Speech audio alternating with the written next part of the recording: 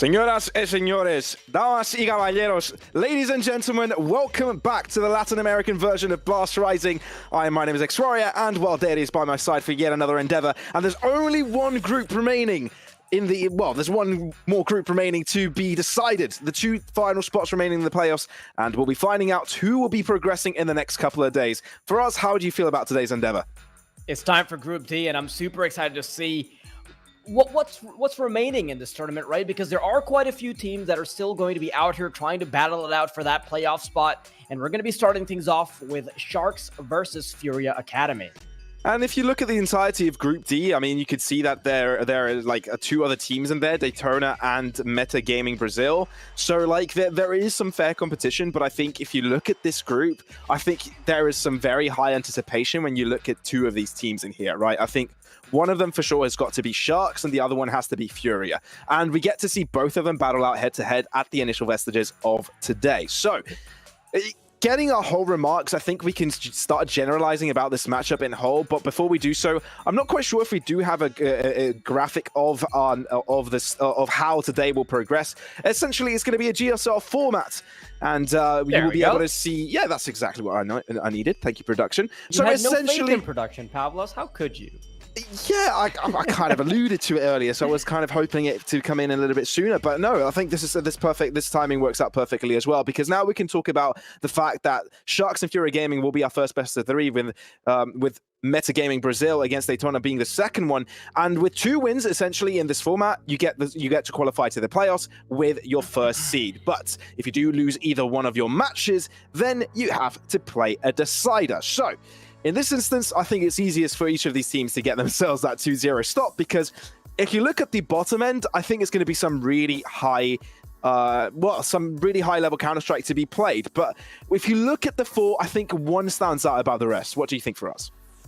Yeah, I think Sharks are definitely a level above everybody else in this group, which is why I'm so worried for the longevity of FURIA Academy. Starting things off, you're already looking at a Sharks that's really been no slouch in the global scene. I mean, they've beaten out the likes of Sinners. They've gone neck and neck with teams like Anonymous. They've given teams like Eternal Fire a difficult time. And in fact, if you look at some of their older results, they've even been very close to beating teams like LDLC. So I'd be super worried if I'm on the roster of FURIA Academy right now, especially with how much they've struggled to really cement themselves. I mean, they're still sitting around that rank 200 on HLTV, 185 to be precise, and the team's actually been around for quite a while, Pavlos. With the exception of their latest recruit, Kawaz, if that's how you pronounce it. I'm so sorry if I'm butchering the pronunciation, but he's only been on the team for 26 days, but everybody else, they've started to get along now. You've got ZMB, Decent, and Periozan, who've been on the team for over 6 months. HBS, yes, he was recruited a couple months ago, but now I think there's enough time on the FURIA Academy core and the fact that there's been a coach for long enough for them to start to materialize some results. Unfortunately, this roster consisting mostly of young players, with the exception of ZMB, who might be the oldest in the group and is still an incredibly young person. I mean, he's only 22 years old. It's really not showing any results yet. I do think that is the case also, and if we do move away from the bracket screen, I think there is something else that you kind of need to talk about in this instance, right? I think when you look at the two teams and you look at their sort of experiences that they have, and you look at FURIA Academy and say, okay, this is an academy team of a very strong organization, right? The main team of FURIA has had some really good results, and when it comes to the general scene, it's yes, maybe not in the recent versions, maybe not so well as of recently. They've definitely had better days. But if you consider that every perk that any other academy team would have, if you consider that being the scrimming position, having the other players in your sister team be there to guide you, or even have the coaching staff there available for it, that wasn't really the case, because FURIA was for a big level of time over in Europe, either scrimming, either playing in tournaments, and not really giving FURIA Academy a chance to grow. But maybe we'll have a chance to see something different about that, because you do say there is that also coach into the mix, and that has been there for quite some time. So maybe we can see some further refinement, and knowing that this org knows how to build teams to a certain caliber, maybe we'll start to see something like that. That's certainly what we're hoping for. Now, I get that Furia have a really respectable CSGO team, right? But if you look at their main roster, it's not like the organization Furia in itself has shown that they're consistently able to pump out team after team or constantly make these new players capable of competing on a high level. Yes, they've had these couple iterations of Furia that have performed on a really high level, but so far they haven't proven that they can produce academy teams like Mouse has, like a lot of other organizations have. Even if you look at Fnatic right now, their Fnatic Rising roster is starting to turn up, but Furia really hasn't shown as much promise, I would say. And also with Furia, the main team not being available to scrim with them, not being available to guide them, I think this is still. I would say having the Furia brand right now on their name is a bit of a shell, honestly. Yeah, I definitely feel that, like, either for the reasons that you just said, even for the reasons that I just said, it feels that Furia Academy isn't quite, having the name Furia isn't exactly reflective of what we can expect from this team today. But overall, though, for us, I think you set the bar really high by mentioning Miles and XC there, because in essence, Yeah. I think according to the HLTV standings, I think there are about 5 or 7 spots of difference between their world rankings, between the main roster and the academy team. So that's quite a reference to make, Yeah. right? I'm not quite sure on the details, but I believe they are very, very close. Yeah, I mean, sure, it's a high bar to set, but I wasn't really pointing towards the teams themselves having the responsibility of performing like their sister teams or like the better teams within their organization. No, I was more pointing towards the organization's ability to at least pump out teams that can reasonably compete with the bigger team in a few years' time. And Furia hasn't really shown that just yet. And Furia Academy, this is one of their projects that they're hoping would succeed in the future. But even with 6 months on the squad, 3 of these players haven't really been able to form an iteration of the roster that has really turned up. And with 2 new players on the rise, I do think that they can still show more refinement. Maybe things can change up. But it is going to come down to some of these matches that they finally get to play in tournaments like Blast Rising. But without further ado, we're going to be heading straight into the veto so we can get a better idea of how this game is going to be played out.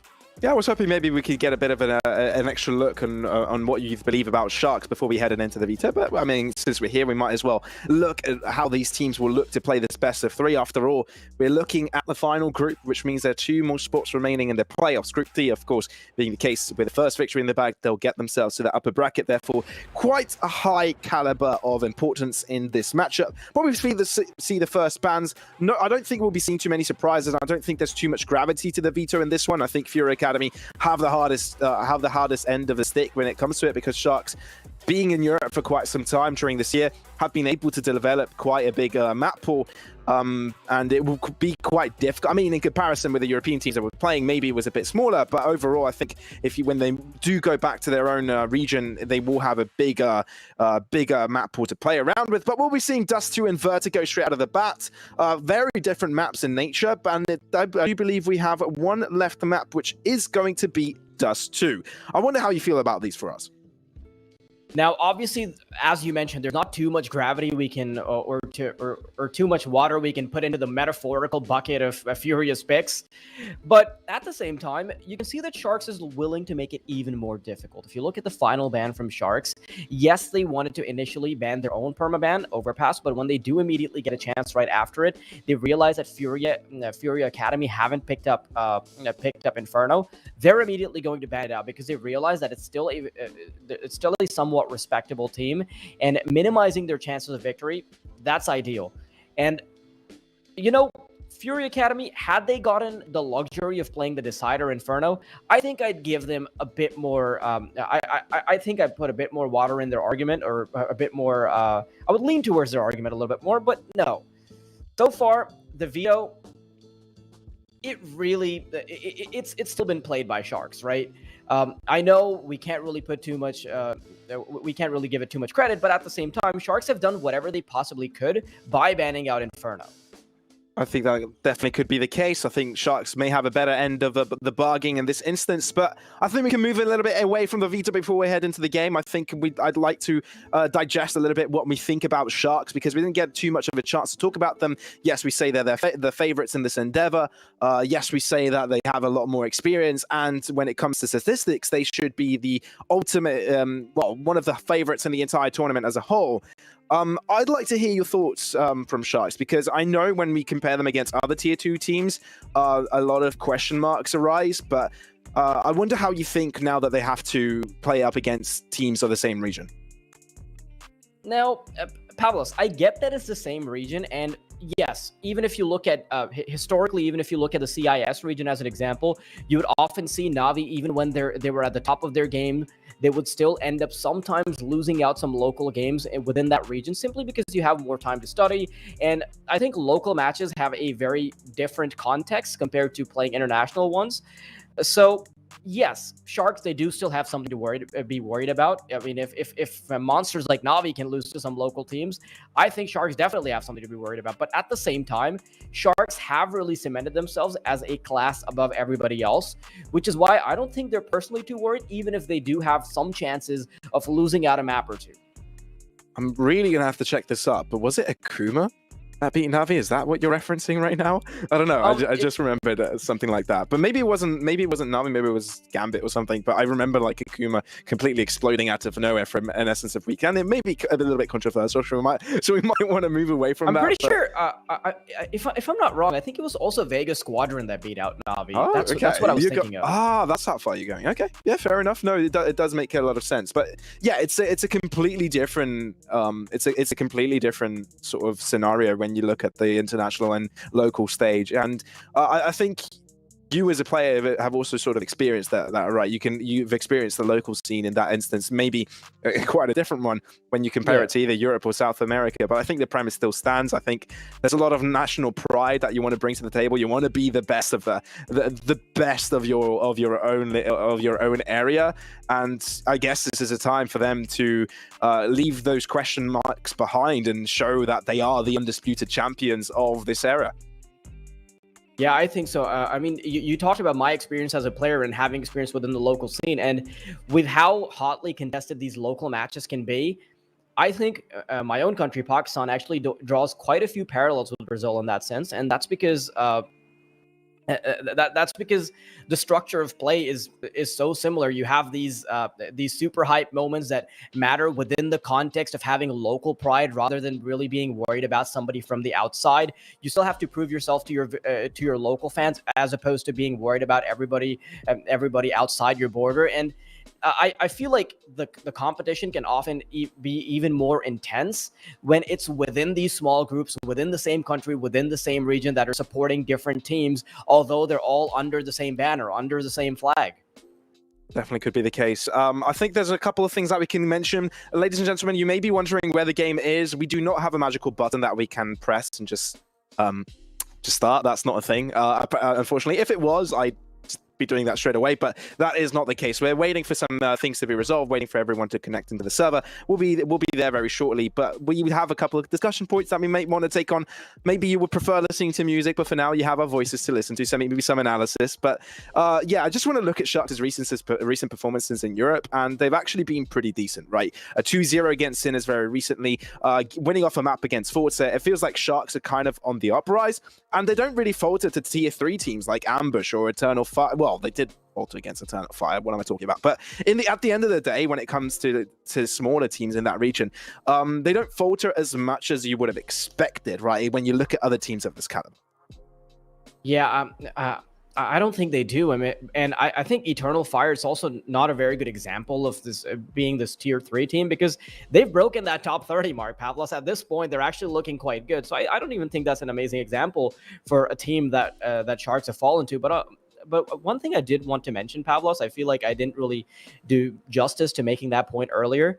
It's that when you have local competition, everybody's divided, as opposed to So the way I like to phrase it is that when you go to an international competition, everybody under your flag is going to be united in supporting you. It's not like you're going to make these small pockets of communities that support different teams from the same region. No. Very sure. If Sharks is going to the major, everybody from Brazil is going to be supporting them. But at the same time, if you want to gain a local fan following, you have to beat out the local competition. So even under the same flag, you're actually still fighting for fans, as opposed to playing an international where you automatically get fans just because you're playing under the flag that is representing those fans. And that's such a massive reason as well, right? That's just a massive point, because for the region of Latin America, I think the fans are one of the most valuable assets the region can be very proud of, right? Such a passionate fan base as well. So having them on your side, having them in your camp rather than your opponents can definitely be a boost in the mix. And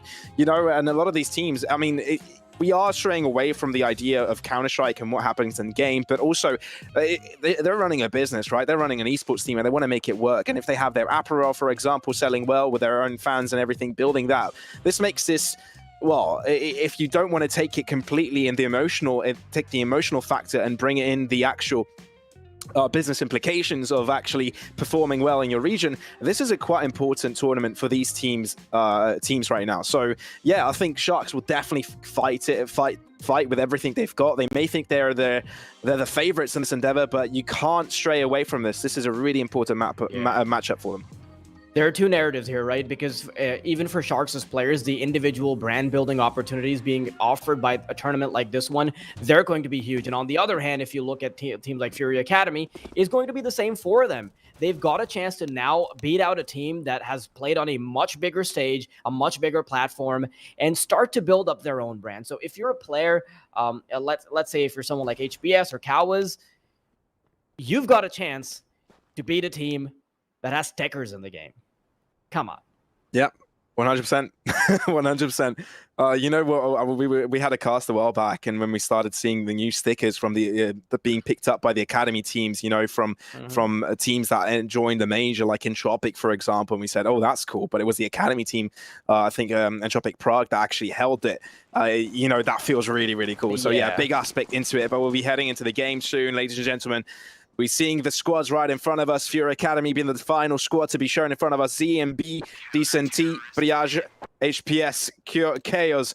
I know we're probably butchering quite a lot of these names. If you do spot us doing just that, do let us know. My DMs are open, but you can also let us know in chat. We'll take a look after the game. But, ladies and gentlemen, I hope you guys are ready for this, because we definitely are. The first matchup of Group D is about to get on the way, with that first spot into the upper bracket that both teams are looking at right now.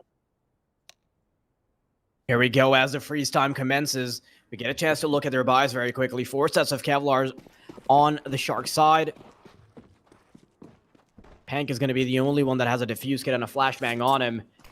But on the T side, it's actually quite a heavy utility setup. They've only got 3 sets of Kevlar, a flash on Peria, decent with a smoke and a flash as well. So they've got quite a few opportunities as far as navigating the map is concerned. But look, here it comes. Zevi gets the first few pot shots off, and now he's got to back off to safety. Ooh, good shot there by Zevi, deleting HBS straight out of the bat. But of course, the Sharks look to hold on. Mid control under the favor of FURIA so far. They still don't really want to aggress in towards mid. They do push without a single flash, unassisted in their way, but they still perform. They still find their kills, and they open up completely the left side of the map. And now we get an opportunity to see if they can bounce right back from it. Decent lands a shot in between the eyes of Rail. And so all down to Zevi. USB in hand, he knows where the bomb is, and they want to pincer him very quickly. There's the first headshot. Now we peek Sal, but Peria will be there to take control of it. FURIA Academy 1-0 in assistance. Good little start for them. This is their own map pick. Getting Dust 2 straight out of the bat. I had the impression that for some reason we'd be seeing Dust 2 as a decider. I have no idea why I thought that was the case. But yeah, overall, good start by them. I'm actually not sure what was going on with the Vito graphic there. So it was the graphic, it wasn't just me. Yeah, it wasn't you. That's the thing. Like we saw the graphic, and I believe it might have been a little bit botched, so friendship ended with production. Oh, well, these things do happen. ZMB, though, make sure that Lukosi cannot happen any longer. Oh, man, it's been so long since I've casted the Sharks, guys. I mean, the start of this year, it was a constant affair. I'd always greet them. It's been a while. Let's see how they perform on the server so far. Dropping a player, spotting out a foot, spotting out an elbow. Multiple players directly in front of JNT. Looks to peek out. That's ahead. Maybe to find another one. Not quite performing in that way. Has to move out. The flames deter him from his position. And Zevi looks to hold. Further damage. Is it the kill, though? That's what they're looking for. Hiding in, weaving in and out of battle. But it's the molly to end his life. And Real's all that is left. Locked behind a smoke as FURIA Academy get the bomb down. Rails pops right out with a Desert Eagle. Had a chance to potentially do more damage, but FURIA Academy, they're actually doing a pretty stellar job at starting things off. And if you're FURIA, I think you're feeling pretty happy about how things started. You've got the first couple of rounds against Sharks.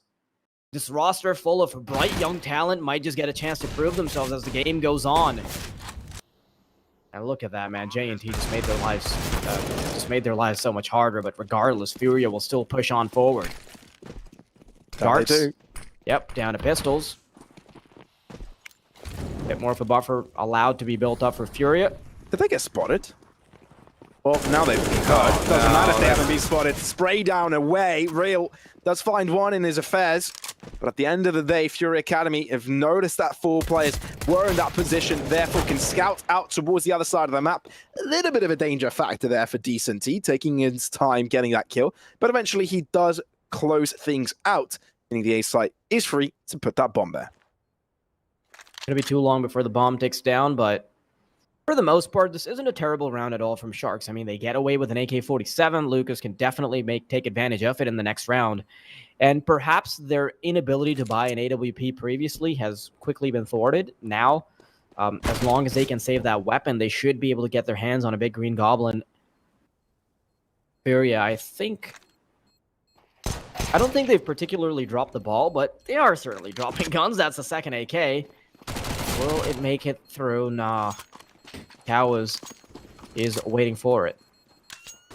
How would you even pronounce that? Cowas? Yeah, I have no clue. I'm just going to call him Cowas. Cowas. Yeah. I mean, if it's wrong, please do correct us. I'm not doing this on purpose, I swear. But yeah, I think at the end there, Lukosi found another kill. So he survives with the AK and buy round away for Sharks.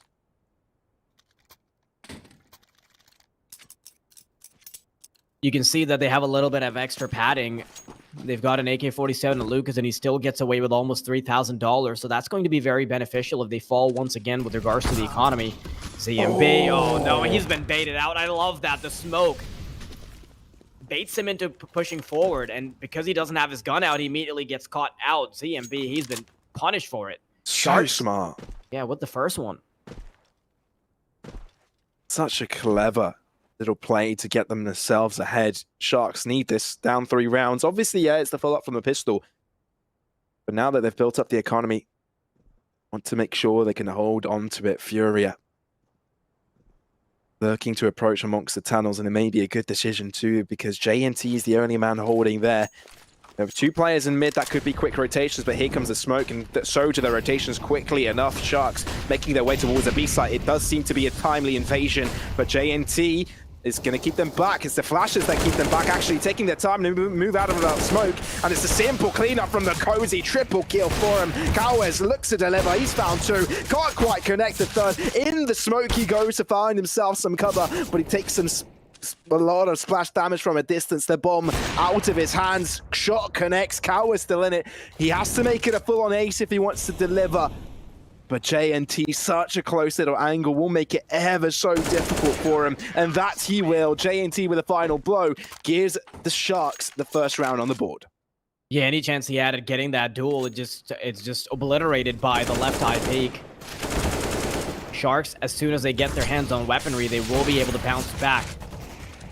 Man, Lukosi really didn't give them any space there, did he? Just mowed them down, made it look super easy. But Cowas, I feel like he got too much of a chance there. He shouldn't have been allowed to get 3 kills in that endeavor. And it really came down to JNT playing that off angle. If he played it, if he didn't play that correctly, it would have very easily been brought down to a 1 versus 1. Do you feel Sharks, and well, FURIA didn't aggress through the smoke quick enough. They kind of lingered a little bit too much with that smoke that they placed. I'm not sure. I would have one foot out the door with regards to an opinion around this, because you also want to have a fair shot at backing off, right? You can't just keep running into a smoke when you're getting mowed down, especially when the players don't have as much info as we do. Devi doesn't quite get a chance to make his mark over towards mid, but here it comes. Pank has got so much on his plate. He's got so much indeed, but they do give them the space. That's the important factor. Bomb will be dropped, but Sharks now on the distance. They've got multiple angles they can work around with, but they've left decent team towards mid to perhaps shut down the push. Real, good little kill goes his way. ZMB, though, looking to backfire. A shoot grenade from a distance, can't find cover, but he can find cover with his own bullets. Reals, that's insane. And now it's ZMB, all to himself. The man with the triple the last round will not be delivering this time. The bomb will be defused and Sharks will get the follow-up.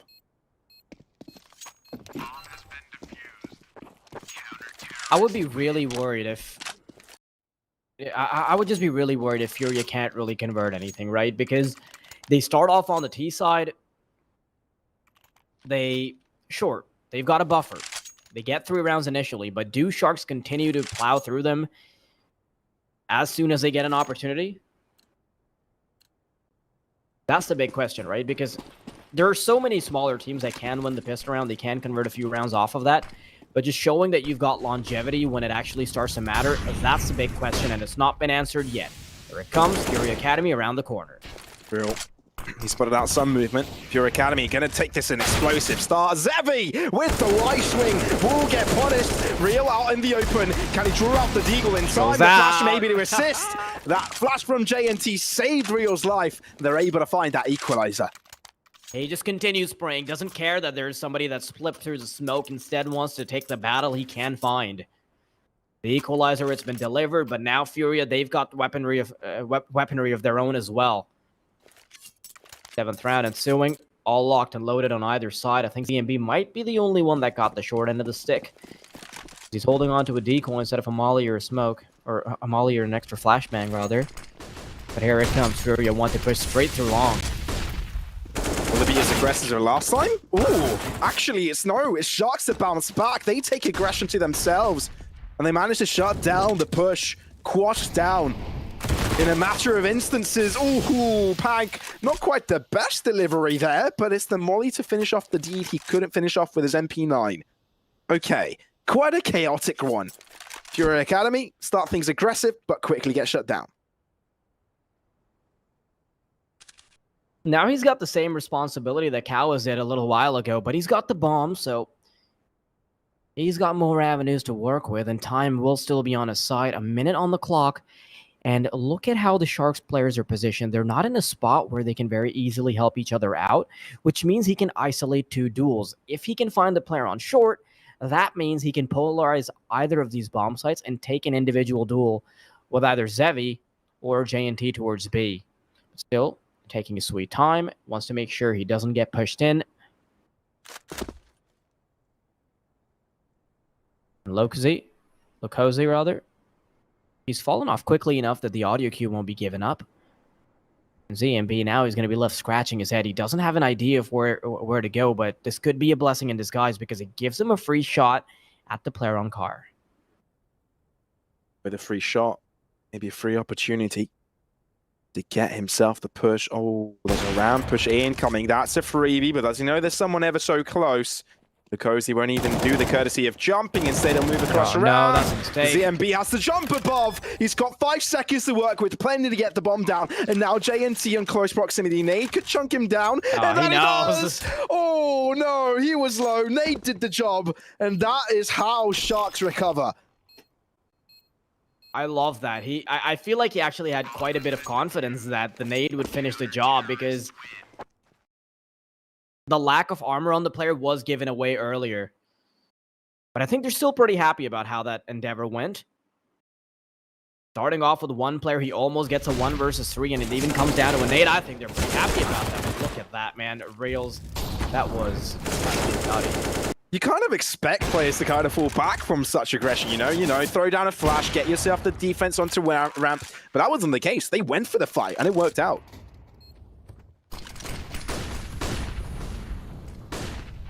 I love the fact that we get to see different cinematics when the death is played once more.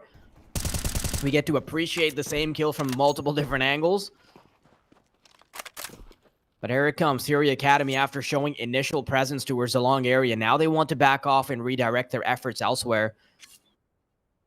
Sharks, they're not aggressing, even as a CT side.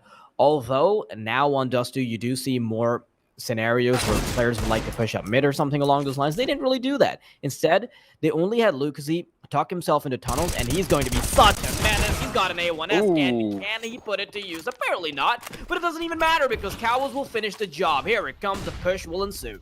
Well, they've got an M4 now. That could be a dangerous aspect. HPS playing for the lurk, but it's cleaned up. It's got reinforcements of Zevi to save for it as well. Young Sharks, keep it going. It's really not been looking like a very difficult affair for Sharks ever since it started to kick things off. Yeah, I talked about how it's nice that we get to appreciate a kill twice or in multiple different angles, but that's not what I meant. Not a team kill, man. Do we really have to do that to the poor man? Yeah, it's a manslaughter over and over again. Ooh, JNT. Can't be too happy about that now. You talked about the stickers on guns from the sister team, and you can see that on FURIA Academy. I believe one of the players had 4 hollow stickers from FURIA. Looked really cool. I love it. And I'm a big fan of the new stickers, honestly. They just... I just bought 4 of the Copenhagen Flames hollow stickers because they are just so goddamn cool. Yeah. They are really cool. This is a really different FURIA Academy we're seeing right now. It's mostly being the A-long conversions, maybe tunnels, quick executes. This is more spread out, more recon focused. Playing with intelligence, biting their time. Perhaps to find an advantage on some front in this game. Yet unsure. They're using a utility to cover each core at first. Do reach the 40-second mark, which means that they slowly need to make this decision. If things too late, could become problematic. Nade onto Quez. Ooh, but instead they move towards mid. The Cozy's there to anticipate. There's movement there, he can swing, but he bites his time. He's patient enough, and he delivers with a triple. Look, Cozy, that was so smart. And now they know where one of the 2 final players remain, but that don't even matter because they've got the bomb under lock and key. They spotted out the other player. They're coming in from tunnels. Probably Cozy can act as gatekeeper. This round is falling into the arms of Sharks. It's over. Nothing they can do about it. They've got to back off because of the time, and that all comes down to Lukosi being that nutty on the A1S. Just sprays them down. Cleverly plays around them, and they did not even see it coming. Previously, we saw that FURIA Academy were able to show a glimpse of a team that they can have clutch potential within them. You saw that, who was it, ZMB with the AWP left at the very end? He showed us that he was capable of a 1v3, even if he didn't get it in the end. But now Lukosi's clutch potential, it's being exhibited on the server. No long approaches will be taken early on as just Flashes trying to sell this idea. And they want to go up short instead. Oh no, Lukosi just knows too much. He's got all the info, and that's 2 kills. And that is dreadful for FURIA Academy right now because they've got no economy to work with, no utility. Nothing is falling into place for them. Falling into the jaws of Sharks. And falling they will, just like that. Sharks look ever so comfortable.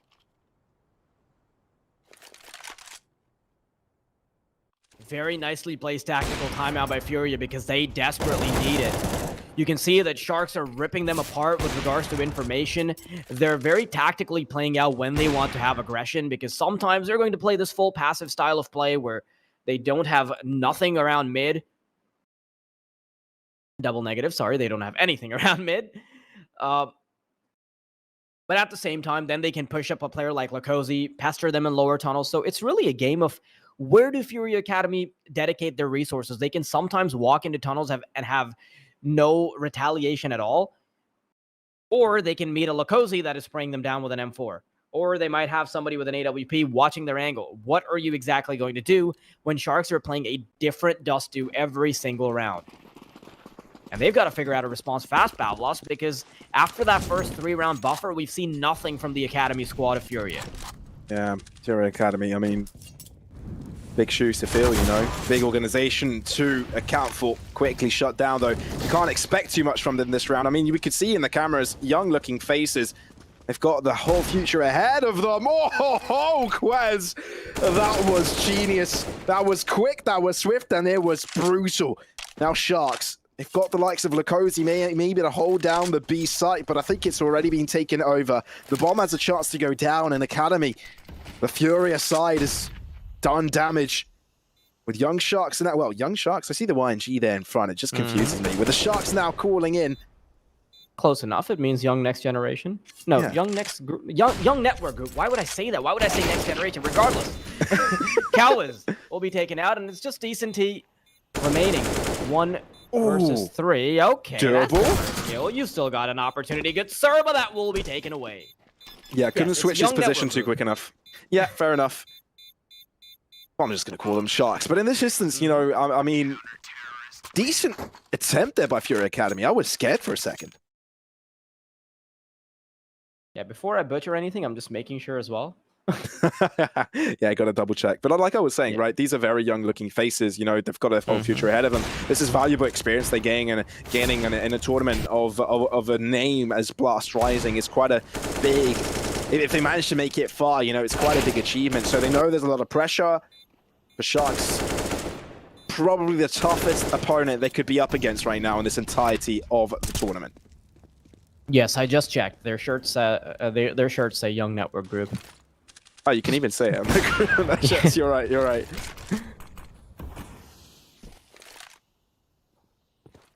I don't think FURIA Academy expected the Sharks to be so well rehearsed around us too this easy. I mean, that little addition towards mid has completely switched up the complexity of this map. A lot of plays can be taken towards vulnerable reels here. Will be quickly shut down to an equilibrium state. But look how fast Sharks have collected this. They're around the smoke, but it seems that FURIA Academy is just going to hold back, allow their opponents to walk into their crosses and retrieve them in this fashion. There's still an opportunity. With a minute remaining, they can even choose to rotate. Double op waiting on the other end. This is still kind of favorable for Sharks because they can very easily engage these long-distance battles. JNT, he wants to peek out. He is salivating over the prospect of getting that early kill, but he has to be worried because ZMB, him on the other hand, he's also wielding a sniper rifle. JNT finally commits to the duel, but he doesn't get anything for his trouble. Zevi getting ready for a boost now. You can see how they're struggling because they both have double ops, but is that going to work out? No, not at all. ZMB quick to the trigger, and now Zevi's got to get the dirty work going. Misses the first shot, and I think that's his call being made. FURIA Academy, as soon as they get the numbers going, the first advantage they get, they will capitalize. Oh, man. I was really surprised by how quickly Sharks converted towards A-Long there, right? I think we saw the entire squad chasing right after FURIA Academy. Yeah, very surprising that FURIA Academy can very quickly convert it into a round.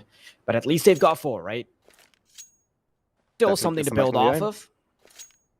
And especially because there's still 3 rounds left, and Sharks don't have an insane economy, which means that FURIA can still potentially eke out a couple 3 rounds if they'd like to, or at least rounds that are economically unfeasible for the side of Sharks.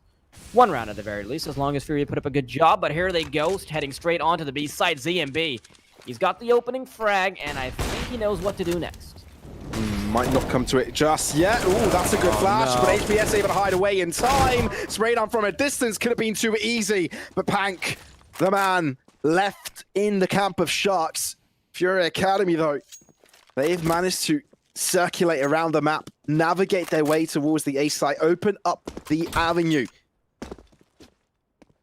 for the bomb to get planted in. Quez would just simply walk in towards A-Long, and every sort of corner that Pan can move into, he's likely to greet an opponent. I think he's taking this the route that is least likely to greet opposition. But we'll be seeing waiting all the way into Spawn. Doesn't want anything to do with this funny business. Bomb finally goes down, and I do believe we get a bit of a chance to talk about this game a little bit, Pavlos. FURIA Academy, they're definitely showing a resurgence, but is this too little too late? That's probably the question on every viewer's mind right now. And to answer that, I don't think so. Because although it took them a little bit longer than you'd expect to finally get back in a grinding gear, it's the prospect of eventually moving to the CT side, which has a pretty significant advantage now on Dust 2, that will keep Furia's hopes alive. This is still something that is very well within reach for Furia, and the economy of Sharks, if they buy down completely here, if they want to max out their resources just to guarantee a round victory, I think it would still be a bit lacking if Furia can wipe out their entire squad in this particular round. I think J&T is the only one that's saving enough money for him to have a comfortable buy in the next one if they end up losing. Still the second last round, so I would have really liked to see them be a bit more conservative, but we'll see if this idea works out for Sharks. They need to win and to keep that ball rolling. Both sides know what they have to do. Sharks perhaps playing a little bit too aggressive on multiple instances, get caught off. FURIA Academy to punish, which means they're back in the game. They need to maintain this tempo. The question is, can they? Sharks not really going for anything aggressive so far, holding back and awaiting for a potential onslaught.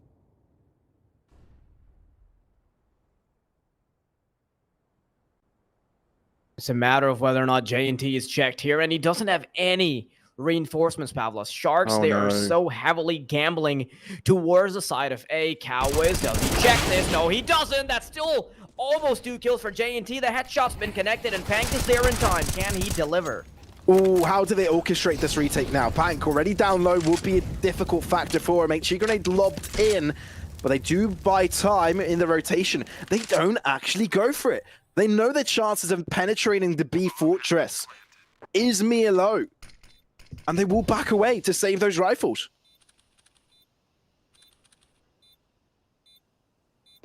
I'm not even sure why they go for the gamble here, Pavlos. We saw that in their previous rounds when they just played very simple 2-1-2 setups, or at worst relied on an AWP to take the duels.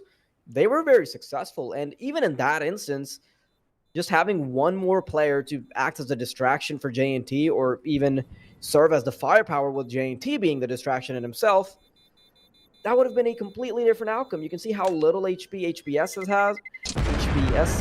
God, that's such a tongue twister to say. But you can see how little HP he has. Everybody else, I think they could have very easily gotten mowed down because they were still struggling to find any footing onto the B bomb site with how chaotic things looked. But no, the gamble ends up costing them. This is the round they need to win. This is why they saved up. This is why they determined that this is the best outcome for them. They didn't quite believe on the retake, so they have to make this happen. Otherwise, FURIA Academy will have a really good advantage. Spray across. My God. Oh, it's going to be a trade. The molly will keep them back for now, and the smoke will do just the same. The initial presence towards the B site, it stopped as we stick to a standstill with FURIA Academy pondering their next move.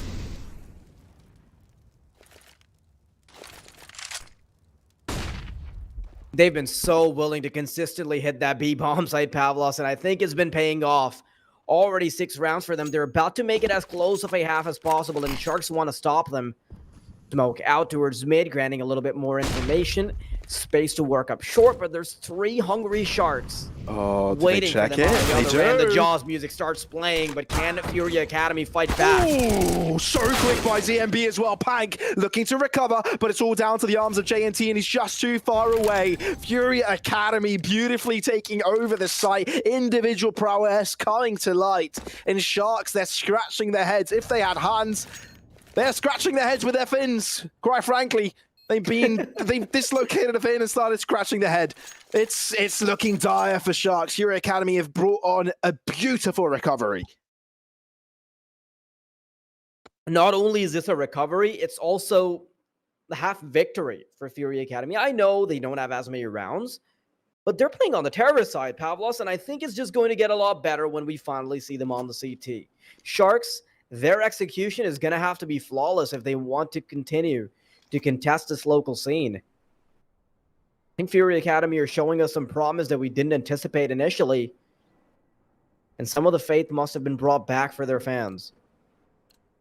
4 sets of Kevlar for Sharks. J&T taking the brunt of the utility, hoarding it in his backpack. Oh no, Furia. Oh, I they love want to this. go for They're mid. so willing. The wraparound. Oh, they're back away. The opportunity's there. They may find contact towards tunnels. They can hear movement. Can they? Now they can towards B. Oh, they can give the information to go towards the A site. But do they? How is Fury Academy playing this? They dedicated 3-4 players in this direction. If they simply just cross, it should be quick enough. But they're taking their time in A long. They don't trust the movements. They think it's all an illusion, an obfuscation of what Fury Academy could potentially be doing. In disbelief.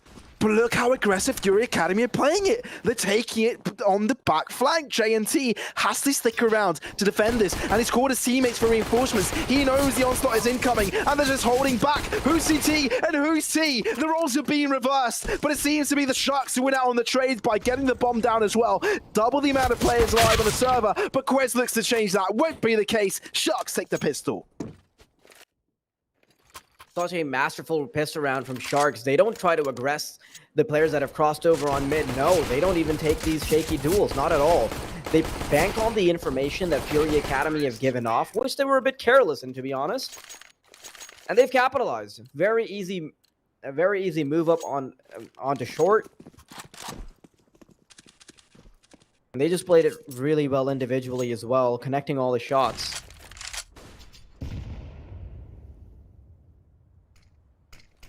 I've never seen a pistol like that in a very long time. The eagerness of Fury Academy to bank all their players in one direction. That was quite a sight. Entertaining. Didn't work out though, which is unfortunate. Yeah, but Sharks aren't really out of the doghouse just yet. They still have the Eagles to play up against. A couple scouts as well.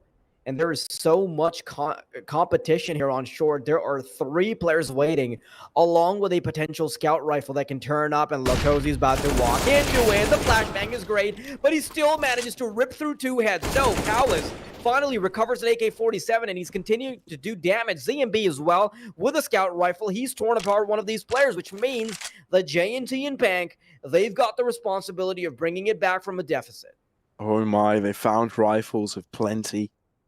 He dropped over to a teammate as well. Pank catches his opponent napping. Too far. Oh, to the B side they may go. Fury Academy left onto the catwalk. You can see Pank relocating his efforts to potentially catch them off guard with an off angle spotted on that distance. Not connecting the first shot. The spray down is immaculate. Pank will be able to salvage the round for Sharks.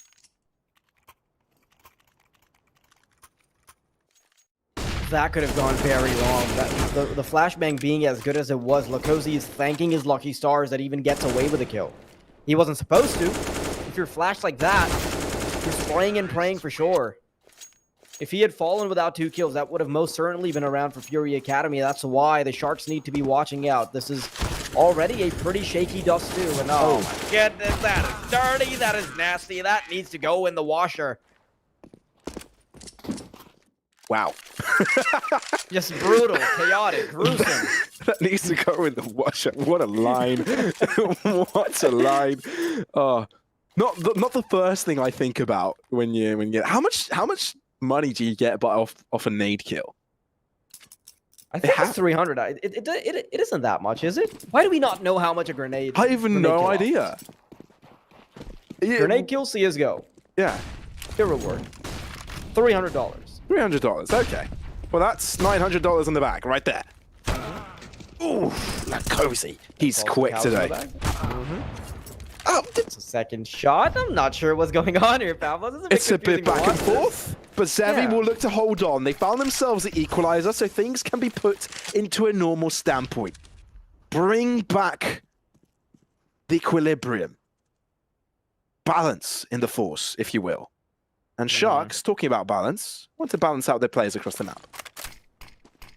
Okay, they've got 2 players onto the A site, more heavily centered around a position that would really benefit them if they're defending against short or long. But right now, Furia is all alone.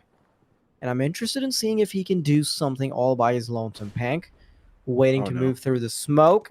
FURIA posturing himself in a way that he can defend. There it is. The first kill has been connected, but no damage onto the second player. The spray down wasn't quick enough. Quite simple. And it's a trade game. The B site taking over. Sharks, that's the advantage you need. Because you have the B site, and FURIA Academy instantly on the disadvantage. They have a couple of flashes to work with. This is not impossible. They definitely have to make it work, though. Because 2 AWPs is quite a big investment to lose on. I think the decision has been made without finding a peak, without seeing Sharks over-aggressing. There's no way they go for this, right? Right? Question mark, CMB. He wants to go for this. He knows they're going to have to go for an equal on 3 other players next round either way. Therefore, he needs to go for the try without a pick, though. Yeah, he looked for it. Double op is too spicy, isn't it? Yeah, I mean, he looked to see if there was an advantage he could take. Maybe if they found 1 kill, they would have gone in, but that's not the case. The win is handed over to the Sharks.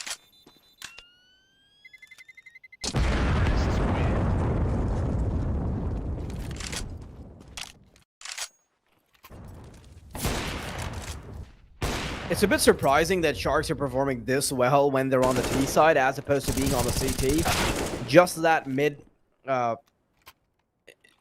just that change in mid, I would expect it to be a bit more of an advantage, but now I think FURIA are out here to play. They've got better weaponry, they've got all the money they'd like, with the exception of maybe HBS. Oh my goodness, Sharks, it doesn't even matter that the doors have been shut on them because Heavy will still get a kill regardless on the mid cross. And it's already an uphill battle before... Oh, no. The big cats start to fight back. Yep. It's not a story of about cat and mouse, CMB! What a monstrous double! The collateral falls into place, and maybe FURIA Academy have some space to breathe. But it's not over. They need to be lucky. It's not all about skill.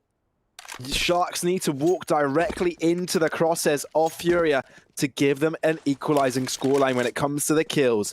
The smoke will keep them out for a little bit, but they don't reroute their efforts. Instead, they're more eager to stick around. Extra utility lobbed over to JNT. That's what I'm talking about. Walking into your crosshairs, and Xavier's done just that. FURIA, you can't miss on the shot. You have to give it a second go. Damage to Reels. HG grenade maybe to finish off the job. No, onto JNT. Reels finds his way onto the side, looking to recover from tunnels. Goodbye, good sir. ZMB is there for the backstab. Reels has to take care of 2 very different angles, but he's dealt with 1. How does it even happen? FURIA does show his ground, does show his mark, and ZMB has to defend this bomb. That's all that is left. FURIA Academy. He needs to hold on here, otherwise Sharks can be able to retrieve it. That's the final flash, final piece of utility. It's the wide swing, it's the pistol. FURIA Academy find their way back into the game. And that all comes off of ZMB just getting that initial double. Even with the double entry that Sharks were able to find, FURIA should have had the door shut on their faces, but no, they re-emerge. Let's see if they continue to devour, though. Oh, we get a chance to look at that nasty kill again.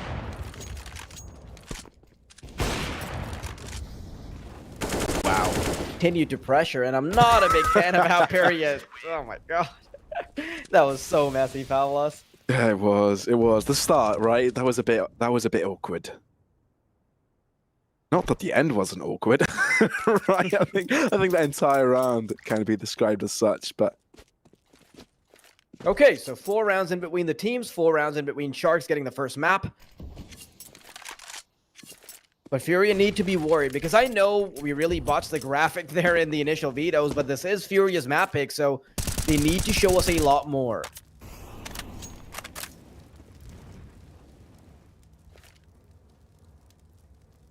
Can they show us mid positioning? Taking over. Smoke. Off bite. Decent T. Some tension in the air. Headed. Yeah. They're still feeling pretty indecisive about whether or not they're going to go up short, but the flash will allow them to start to get a bit more information and a bit more control. But with 45 seconds on the clock, they have gained nothing. They don't have an in on mid. They have to go up against 3 players if they head into A, and this is just going to be too difficult here, Pavlos. Tension building. Smokes across catwalk, but it seems like a fake. 2 players will throw an extra fair pieces of utility, maybe the obfuscate movement, but Decenty finds one onto Lakosi. Now they can entertain the idea of going on towards mid, but they weren't able to smoke it. They're going to swing out wide, and it's going to go unchecked. Kawas, though, you can't miss those shots. 15 Zevin will seconds. punish, but they are running out of time. 2 players on towards the B side, holding through. FURIA, that's 1 kill. Make that 2, but quickly traded over. Do they expect another player? I don't think they do. Decenty, have you been spotted? No, you have not. That is the round in eyes. Sharks barely run away with a win there.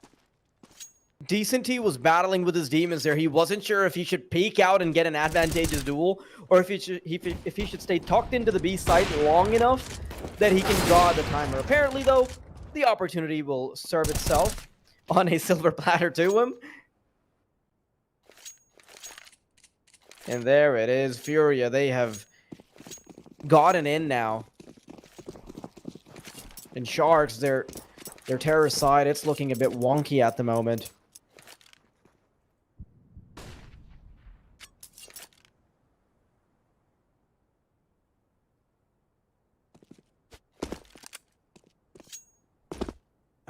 It's an interesting setup by FURIA Academy, isn't it? Having a 2-player angle on catwalk, also taking on control. It's a very in-your-face sort of setup, but Sharks seem to not be kind of taking that. They themselves aren't doing well economically. It's a difficult scenario for them. Look to overwhelm in numbers, perhaps, to be the strategy for them.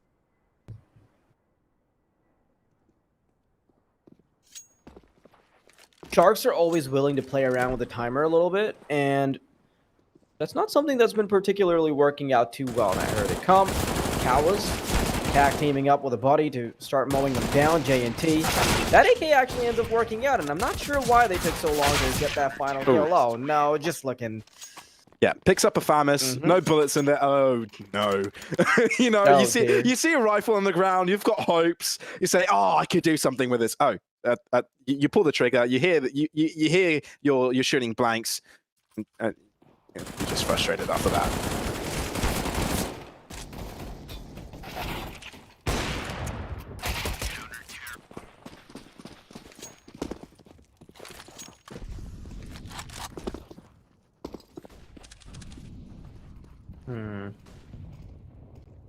Got an in. Not too far in terms of rounds anymore. And FURIA Academy, knowing they can start to bring it back into this game. Pank, he's found one though.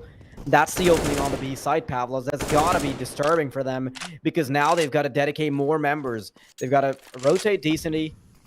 They might have to have HBS. Is it HBS? No, it's actually Cal was playing it close to the B site. Oh, look at this. Kawes.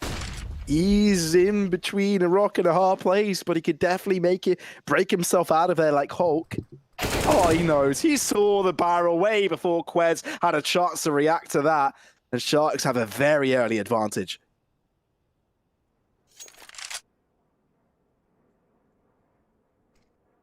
"50 seconds, though. And the prospect of them always running it too close to the timer might still be on the table if Decenty can find a kill in tunnels. But does he, though? Not at all when Pank is ready for it. Couldn't be a problem at all for them to get the bomb down now. And FURIA Academy, they're not budging. On the other side of the map, it's just peaceful music playing because they know they're not going to do anything about it. When you said that, I imagined elevator music playing. Oh. Or the We Me music. Yeah,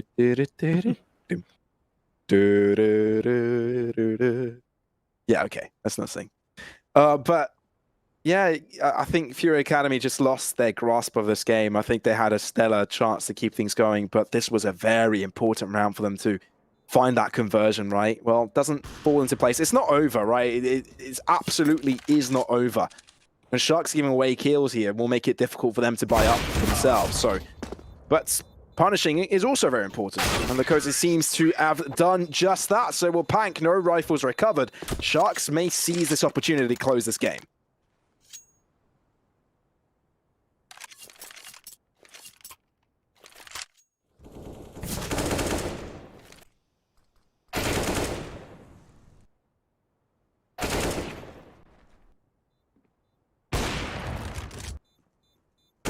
This is probably coming at the worst time for FURIA Academy, all things considered. When it's this late into the game and you're now going to start struggling economically, it cannot be good for your mental.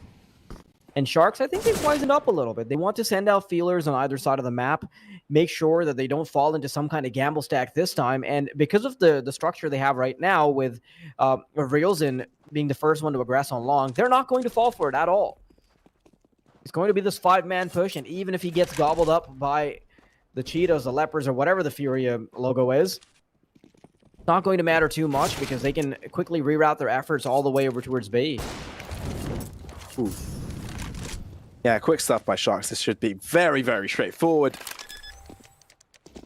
And if it wasn't, then we'd be banging our heads on our desks, right? Because that wouldn't make any sense.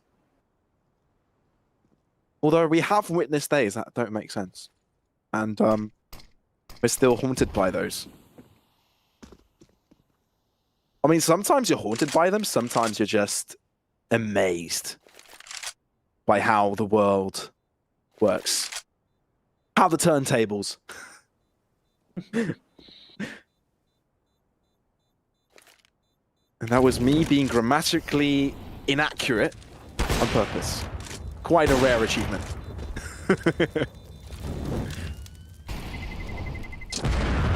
Speaking of rare achievements, FURIA's chances in this game are actually looking quite rare as well. Only 2 rounds for Sharks to pull through. This is FURIA's map pick. These are probably the best conditions they can possibly be in. They were on the come up. The uphill battle had quickly subsided, and they started to punch down on Sharks, actually, but they had consistently been digging far enough into their wallets that just 1 round was able to throw them off their balance. And they've only got 1 more gun round in. I'm just watching words right now. I'm going to have to hold that thought. Ooh. HBS and Cowas, though, they are obliterating the side of Sharks. That's what FURIA Academy needed. 2 kills, get themselves ahead. No wonder why you got tongue-tied. That was surprising. It's been a while since FURIA Academy been able to find such an early advantage, and now Sharks are left in a really difficult position. For Sharks, that's quite a difficult thing, you know, being out of your waters, being out of your depth. I'm really glad that FURIA Academy recover in this round because they're heavily relying on starting to build up a bit of an economy, because before the rounds kept on coming so close, they at some point you saw that Decent was down to the last wire, you saw ZMB get a clutch going, which means that they were threatened continually enough that their economy did not get a chance to build up.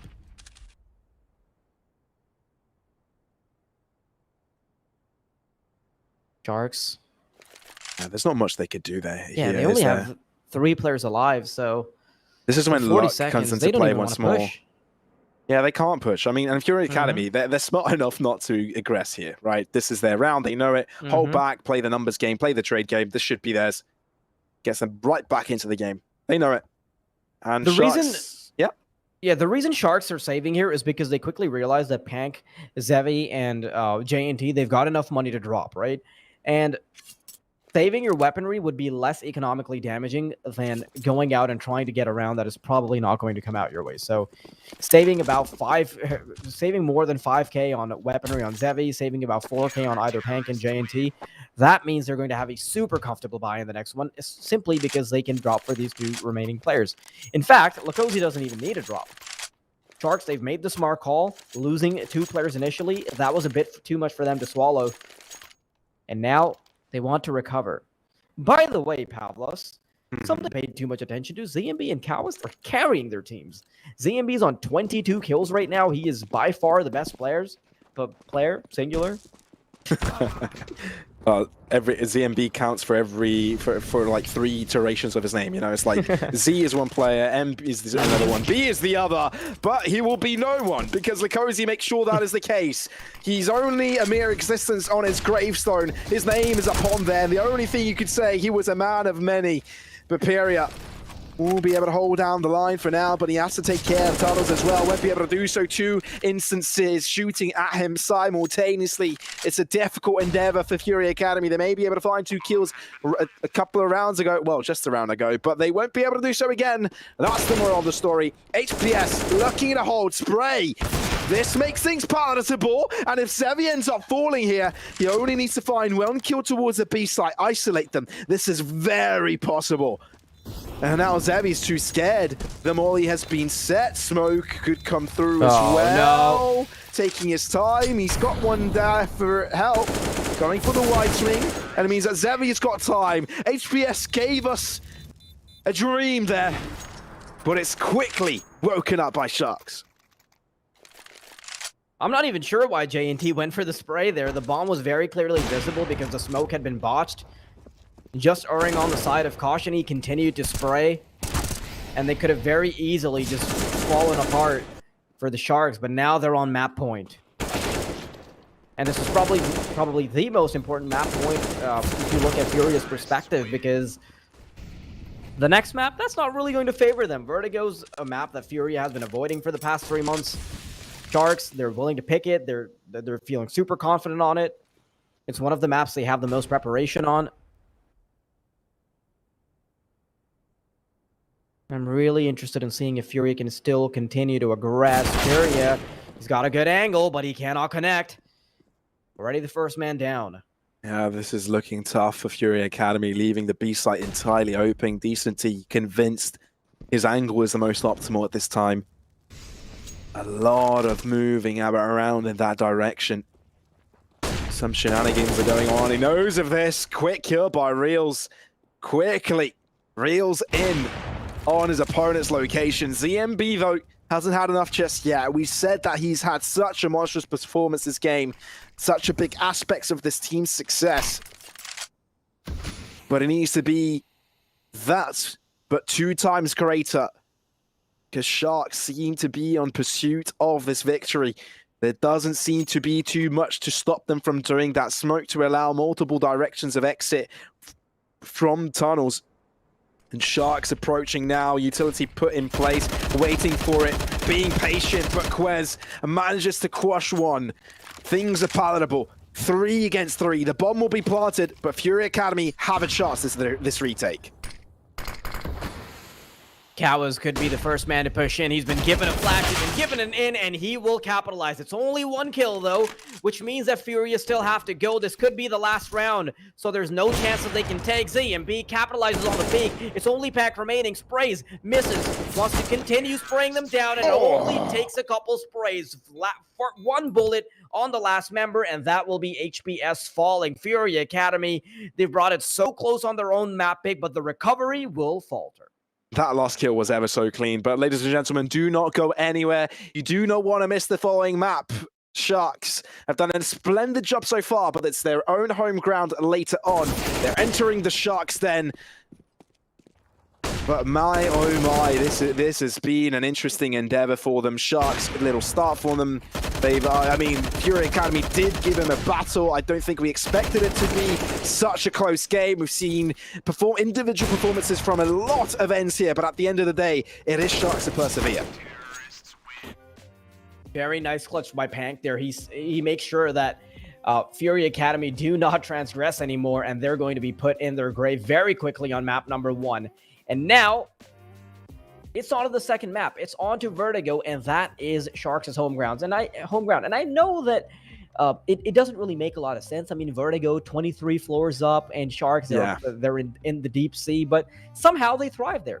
Do you know it's 23 floors up? I'm pretty sure it's 23 floors on Vertigo. Is that part of some lore that I don't know of? No, it's part of the call-outs, I'm pretty sure. Okay. Yeah, fair enough. I probably don't play the game enough, and I just realized, okay, yeah, I would have probably known that call out, but yeah, maybe there's a different name for it as well. But yeah, in that instance, ladies and gentlemen, we'll be entering the Sharks Den. Interesting enough, it's Vertigo. Please do not go anywhere because you don't want to miss it.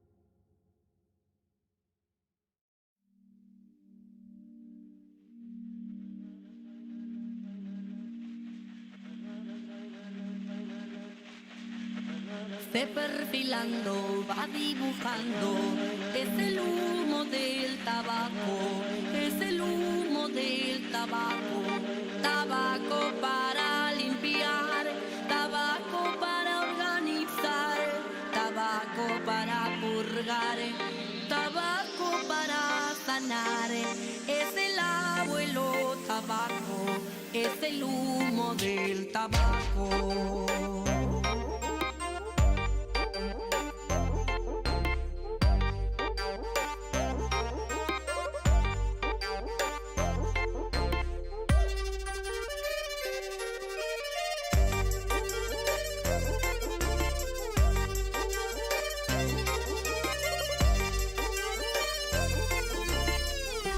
Se perfilando, va dibujando, es el humo del tabaco, es el humo del tabaco, tabaco para limpiar, tabaco para organizar, tabaco para purgar, tabaco para sanar, es el abuelo tabaco, es el humo del tabaco.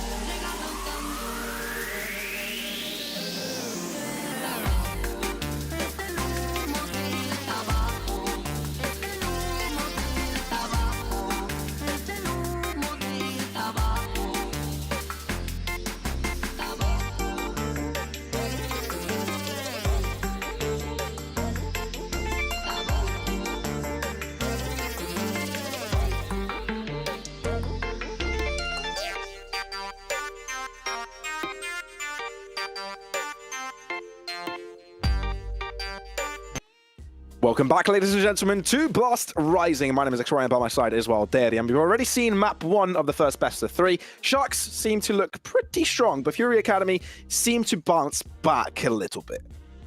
Yeah, I'm not too sure about that, Pavlos. Sure, you can try to window dress it as much as you'd like, but realistically, that was Fury Academy's map pick, and so many of the rounds they actually got were based off of this 1v3, 1v2, sorry, 1v4, something like that, so they really had a lot of stars aligning for themselves. And now heading over to Vertigo, I think the story is going to be super different. It's going to be Sharks' own map pick, and, well, I don't think it's going to be the same story again. No, I don't think so either. You know what they say about if you ever face up a shark in real life in the water, your best chance is to punch it in the nose, because then apparently that kind of like does something to their senses or something, and it kind of like shuts them down for a bit, for a couple of seconds. It just looks like someone punched me on the nose. No, I know that's probably not what happens, but you kind of like blind them for a second or something if you punch them in the nose, but looks like someone punched me in the nose. It's really red today. Yeah, but that's not how the story goes, Pavlos. No? Listen, the story goes, if you ever meet a shark, isn't the eyes? You have to get a shark lawyer, and the shark lawyer, they charge a lot. They come up to you and they go like, well, I can get you out of this trouble. I can make sure the shark doesn't eat you, but it's gonna cost you an arm and a leg.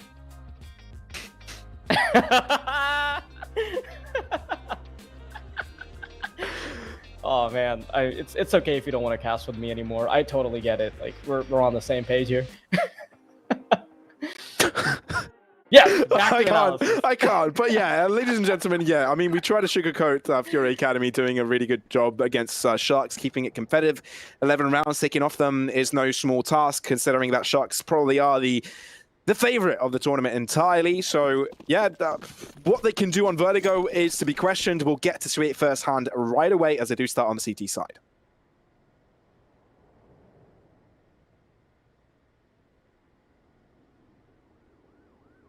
FURIA is about to meet a lot. He's going to have to do a little negotiating off his own as they start to move in. Fires off the first shot, and he has to back off. Reinforcements, they've got to arrive. Onto the side they go. There's 2 players there lying in wait. Decent T on the back side looking for the shot. He does connect 1 headshot, and they do regress further. That's going to be 2 kills bounced back though, but that buys plenty of time for Fury Academy to bring in the rotations. 3 players don't really allow their opponents of Sharks to get themselves a sight. Instead, they take the aggression to their own camp, quickly shutting down the ground, stampeding upon them, and Sharks are taken out of the water. I'm really happy that Fury Academy actually get away with that first round, because something they relied on Dust 2 as well, just having a bit of a buffer to play off of. And once again, they're going to be able to get ahead very early in the game. But knowing Sharks, any lead that Fury Academy are able to get is probably going to be a Pyrrhic victory. At least until we start to see a few more rounds. I know for a fact that Sharks, they're the kind of team, and they're enough of a cut above Fury Academy that they're immediately going to bounce back. But a 2-0, a swift 2-0 would probably be very disappointing to see, so I cannot wait to see Fury Academy show us something we're not ready for. Vertigo is something they've generally avoided in the past 3 months. They don't really have too many officials on it. I think they've played twice, and they've lost both. But maybe things can look up now. Sharks, about $2,000 average. They're only on Glocks this time around. It's going to be a throwaway round. Starting to collect their resources on the bottom of ramp, and they want to eventually move in. Could be a firing range. Nothing too difficult. I love that you call it a throwaway round before we've gotten a chance to see how Sharks get to perform. But on a 10 out of 10, that does seem to be the case. But on the off chance, let's give it the benefit of the doubt. Moving across, Quez spots that one, the smoke between them. It does fade away, damage inflicted. Those are a couple of headshots going to the way of Reels, and that's going to be the kill. Quick rotations will come in though. They won't have free access over the site, but those are two rifles they can work with. That's actually such a reasonable opportunity for them, but decent in these positions. Yeah, it's just too good. He's been spotted, but how the hell does he miss so many shots? And he's been taken up. Lakosi, he gets the first frag, which means that they actually have a numerical deficit on the side of FURIA Academy. Popping up, CMB tries to make it more palatable with the USP, and it only leaves Lakosi in a 1 versus 2, which doesn't work out in his favor. For a moment there, I thought Sharks had it, but no. Academy restoring confidence and finding themselves a W, but that was expensive.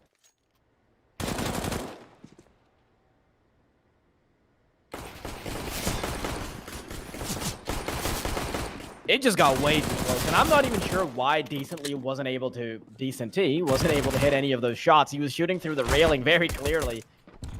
Gets a bit unlucky sometimes, but I think luck eventually balanced itself out with ZMB connecting the shot through the smoke, but here it comes, ZMB. I think he's going to have to deal with this onslaught of players trying to move through the smoke. Ooh, Already he is being taken out by his own teammate. Oh my goodness, Pavlos, this is going to be messy. You can't afford that to happen. Absolutely not. That's just too costly. No one in sandbags will be spotted out. Good little fake of a smoke. That will keep them busy. Nice little microplay. I love that. FURIA Academy are thinking about that. Spray down across, though. They take their own space. Sharks. Ouchie. Oh, J&T. That was just fast. And now they've got side control. They've got ground control. Zevi holding down the skies. FURIA. What can you do? Nade will be lobbed in. Nothing to be found. Zevi has been spotted, but not before he spots himself. FURIA. And that is Sharks finding their way in the game.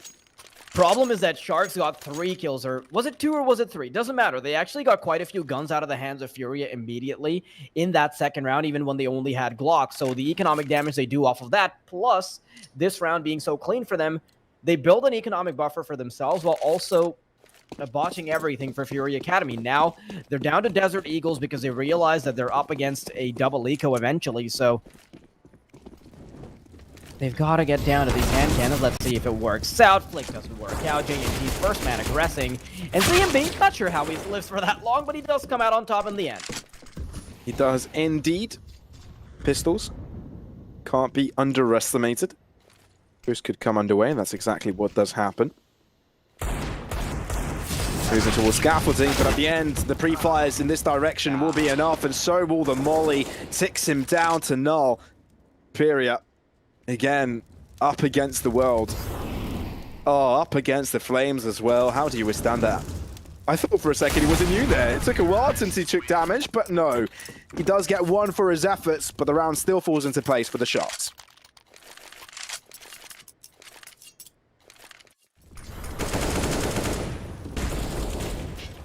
And I want to see how far Sharks can take it. Knowing that it's their own map pick, I do expect them to have a much more consistent and smooth performance when it comes to comparing it to Dust 2. But there will be no guns being brought out just yet from the side of the Brazilians. I said Brazilians as if as if there's only one Brazilian roster right now. No, it's FURIA Academy that have no pistols. Why am I 10 like players, this? 10 Brazilians. That won't change a thing. But look at the Yes. aggression. It looks like FURIA Academy will walk forwards. Plank. Spray down, but just too many angles. But they still want to go for these fights. Damage inflicted, but I think Sharks know of this. They do aggress, gain space. Now to move across the ramp. Zevi is very comfortable to walk forwards. They spotted out so many players in that regard. So the bomb will get planted. Assistance on Lakosi to hold down the rotations. FURIA Academy, they'll just look for some pot shots to get themselves perhaps another kill. AK being recovered, that does help them out significantly, especially because it allows them to have an opportunity of just having a sniper on their squad in the next round. But I want to see if Sharks continue to push for a potential kill. No, they really haven't been try-harding the hunt too much. And I'm interested in seeing when that resurgence will be from FURIA Academy. By the way, correction for anybody that watched the previous map and my terrible assessment of what the floors are called on Vertigo. Apparently, it's not the 23rd floor. It's the 50th and the 51st floor, I believe, and that's in quite some a big cryptic difference. game files. Yeah, it's over 50 floors. It's a skyscraper. It's just massive. 250% more. No, I calculated that wrong. No, it's 150% more. Yeah. I study computer science, yet I can't do maths. I mean, hey, maybe you can fix some of the elevators here. Yeah, but what? That is completely different to what I studied. Well, not completely different. I mean, if you do go into more physical computing. Listen, but, I was thinking of it more along the lines of like a brown household, because, you know, knowing from Pakistan, if you're studying anything related to engineering or like electrical engineering, or even if you're doing computer science, they're like, okay, can you fix my computer? Can you fix my ceiling fan? Yeah. Two very important questions. If you Do can't, you know which phone to buy? I Yes. always get that question. Oh, Yeah, why the hell? You study computer science, right? Which phone should I buy right now? I don't know. I don't know. Do what you want. But look at this. Buy around across the board. Sharks look to hold on, but Fury Academy are locked out. Good shot by ZMB, but it means that Quez needs to move out of location. HPS does show his ground towards scaffolding, and Decenty across the map does his own work. This was a fairly quick round, falling into the place of Fury Academy, and Lakosi is desperately looking to find some ground to salvage, but I think it's all in vain because this round is just fallen into place of the Panthers. Fury Academy take this one strongly. AWP made a big difference there in Sharks. Right now, the responsibility is to keep it as close as possible. I think we would both agree that just by nature of how Vertigo's built, it will benefit Sharks immensely once they do get on the CT side, just because of how much control they can have over places like Ramp. And the AWP potential available for them. It looks like they're actually focusing more on the B side this time around. Something they haven't done before, with the exception of the pistol round, of course. Zevi, however, trying to thread the needle here over towards Ramp. Waiting to find some kind of peak on scaffolding, but it's not something that's coming his way at all. PTSD from Ramp, perhaps. Yeah, just going to be a little while before we see much action. Zevi doesn't spot the player crossing over from Sandbag. Isn't given that luxury, but a smoke has been deployed now to allow them some mobility up scaffolding and Ramp. And there's a gap on the left side, which means that Fury Academy, it does narrow down the angles they have, but at the same time, they cannot really fire back from multiple different angles. And with no mollies remaining, I think JNT is the only one with a Molotov remaining. Kawas shouldn't be flushed out of his position. Into the sandbags right now, as you do say, limited Molotovs. It is going to be JNT. HE Grenade will do it work, though. Down to 52 points of health, maybe a pre-fire. They don't check it. They don't give it the benefit of the doubt. Quez, preemptive smoke to maybe give him some space to walk out of this. But man, that is not one way to go here. Sharks underestimating the opponent's positioning. Fury Academy playing this pretty well, actually. But Quez is locked in, doesn't have a smoke. His team can't assist him with a smoke either. He can't quite cross, and Sharks will look to close him in, but ZMB shows his ground up from above, makes it difficult, swings out, but Sharks retrieve it. JNT quick to react to that. They're down in numbers, but they need to get the bomb down quickly. Spray down across, trying to get themselves some shots through the wall there, through the boxes, but Lakosi aggresses himself, looks to back away though, out into the open. Pank still on site, looking to recover. What a swing! But Decenty and HBS are good to find themselves the recovery. JNT up against 3. The most difficult job you could hand this man, considering he's only got 19 points of health, but he's found one. Maybe to find another. Swing out, that's ahead. JNT, no way. So much pressure onto ZMB right now, but sticks around. That's a pot shot. Backs away. ZMB knows he's up against pressure. JNT, what was that clutch? That was amazing. That was so good from JNT. The most experienced member on the side of Sharks proves exactly why. He manhandles them. He's controlling them. He is living rent-free in their minds in that clutch. That should not have happened. Oh, the touch. That was uncoordinated. Didn't wait for ZMB to walk in. It's those minor differences, right, that just give you the opportunity. It's a minor mistake, but the fact that you can capitalize on it that quickly with little margin of error. 19 point of health, 1 bullet, and it would have done it on any of those weapons. They all had rifles.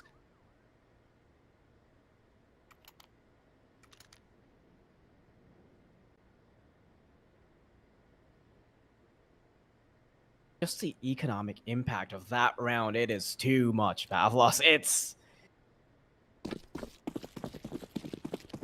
now you're looking at a FURIA Academy that missed out on a very important round, and they also head into the next one with very shoddy weaponry. They don't even have an AWP, they've got a Deagle, they've got an MP9. Just this mixed bag of treats that is honestly treating young Sharks as anything. But here it comes, the Cozy wants to try to find something around the smoke, and the curtains will prevent him from dying there. There is so much damage being exchanged. The aggressors aren't even being seen. HBS falls. And Sharks, they might have found an opening. Might have. They want to use it. I mean, they know that they need to be aware of these ramp positions. FURIA Academy standard boost to perhaps get an oversight of what may happen. But as soon as they get spotted, Quez is low. That's a standard pre-fight position. That could be a quick kill. Lacosi is wary of it, spots ahead, and that's quick. Spray down comes across, and exactly as predicted, they are down 2 men towards the site. Decenty may find his way towards scaffolding, but I think they've already crossed through. Could find a collection there, spray down across. But how can you deal with another 4 players? Zevi simply places his crosshair at the right direction and simply crosses through. Lacosi with a bullet to the head of his opponent there. And it is going to be Sharks to continue steaming onwards. It's just so good from Sharks right now, and they're proving exactly why this is their map pick. But at the same time, I don't think FURIA Academy are doing a terrible job. They're keeping things close, and had that not been a clutch from J&T earlier, we would have actually been seeing a scoreline more favored for the FURIA Academy side. I don't think the big cats are out of it just yet. Or the little cats, since they're the Academy roster. Who knows? Should be a relatively easy round for the Sharks to get past, however. There's only a Desert Eagle and a P250 on Perry and Cowas, respectively. Oh, man. Yeah, Gamble stack onto A. Huddling close together. Yeah, no way Sharks like make the same mistake soldiers again, here.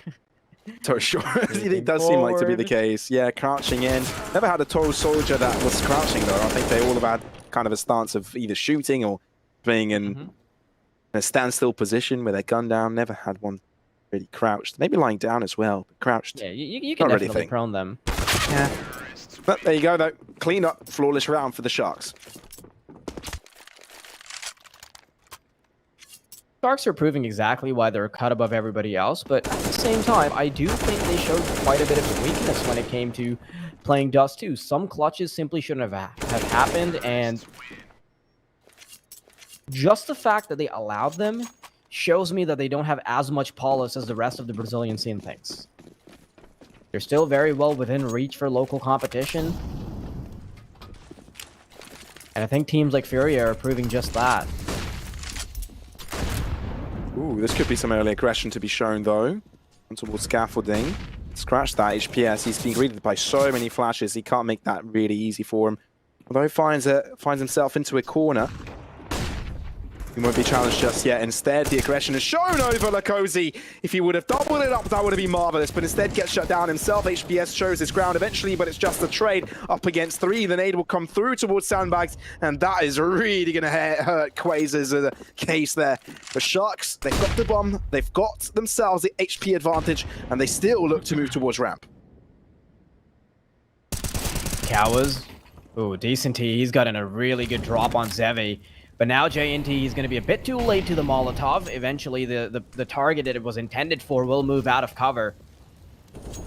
Reels and J&T, now they have to aggress. Reels gets the first kill. Perry has fallen.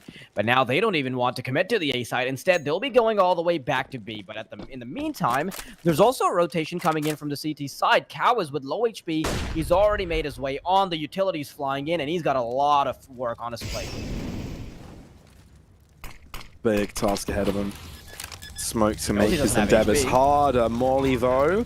Same could be said about Reels. Oh, barely survives with his health. He's made a lot of noise. They know where he is. He's been isolated. Oh, no. Do they? They had no clue. Not even checked. And Cowas will have to fall. Real will end up with a lot. 3 kills to his name this round and gifts this round over to the big fish of Grey. There must have been a lot of communication going on in the camp of FURIA Academy, because Reels, he made such an obvious cue. He hopped out of the smoke. He stomped on the ground as he did it, but the Sharks had no idea. I mean, rather, FURIA Academy, they had no idea. Oh, no. Oh no, this hurts. Furia Academy, this round is starting to fall out of grasp of them. This game is starting to fall out of reach. And maybe out of their depth. I'm starting to make C jokes again for us. Stop me. I can't see a future where you don't make those jokes while we're casting Sharks. Yeah, I mean, it's going to happen with any team that has some sort of... I just think there's an ocean of jokes available, so... Yeah, for Furia, I can say you. things about claws and I've kind of avoided them because, you know, they're a bit overused. Yeah. I mean, I'm sure you won't make ocean jokes after we're done with the Sharks game. Yes, they have to happen. Yeah, but because if you did, you'd be a shell of a caster, right? Oh, you have to go with the tide of And- things, don't you? Yeah, I just hope the viewers aren't getting any sand in their boots. Yeah. They're probably getting pretty seasick of all this. Well, I mean, at this point, they're Oh probably man, on you board, broke right? it. I thought we could have gotten the streak going there. I kept it going. You kept it going? Oh, you still say that again. Say that again. I said, the viewers are probably on board with this. Oh. Please tell me you've got another one. Let's put the plug on it right now. Hmm. Yeah, Okay, you know more- what? more- Let's yeah. just end it here for real. Yeah. Yeah. Kept it going for quite a bit, though. Yeah, but let's see. Buy round here for Furia Academy. Maybe the last chance. Oh, the nades. Oh, the nades. You thought they had a chance. Scratch that. But maybe there's possibility. Traded out, though, by Pank, Cowards, and HPS, taking the aggression. So many players from Furia Academy in that direction at that moment. So much contact found. Sharks may seem to be going towards the B side, but I see them double backing from that position. And maybe for good reason. Lurk going on. Cowards does read it, which means we're down to an equilibrium state. Sharks are way too far ahead now, and Fury Academy need to very quickly nip it in the bud. Hours got the angle. Puts Zevi in the grave as well, but he's not doing too good on HP either.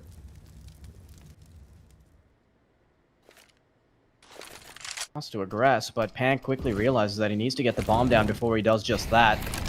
And the smoke and molly combo will allow him to do it. They want to move right in. Has been spotted. Pank gets confused by the target on the left, and instead will be picked up by ZMB.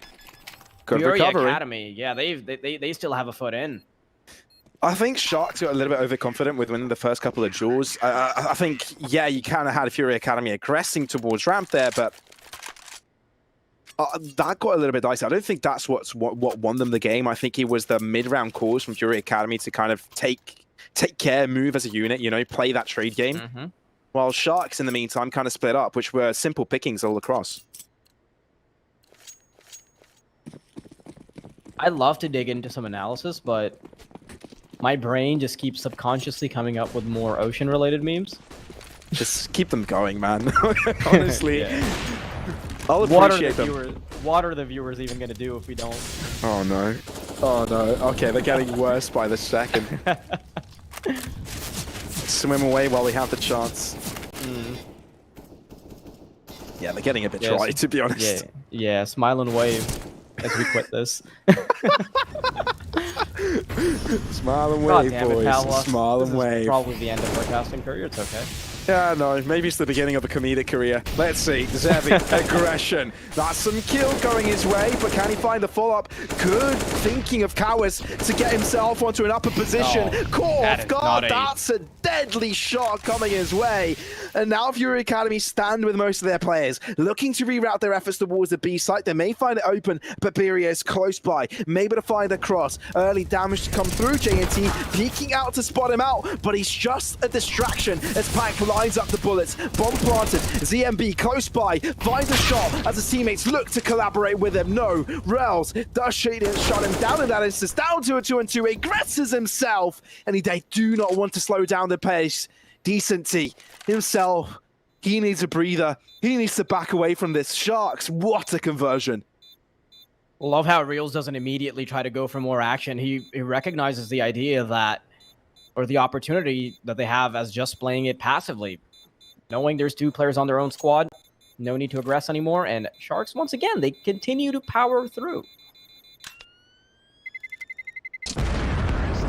Man, the Jaguars on Fury Academy, they are drowning. They've allowed Sharks to get so close to double digits. There isn't even too much money for them to work off of. Utility might be a bit lacking as well. And that's not an outcome that should have happened at all. Cows did so much work on ramp. And you can see that there's a lot of individual brilliance from Fury Academy, but it really doesn't materialize synergistically when it comes to playing as a team. Definitely showing strengths here and there. Resilience is what matters in these instances. But Sharks are definitely being tested here.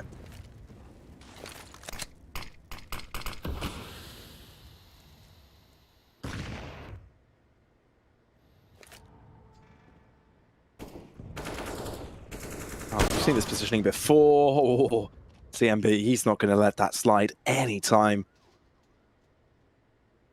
No slippery fishes here.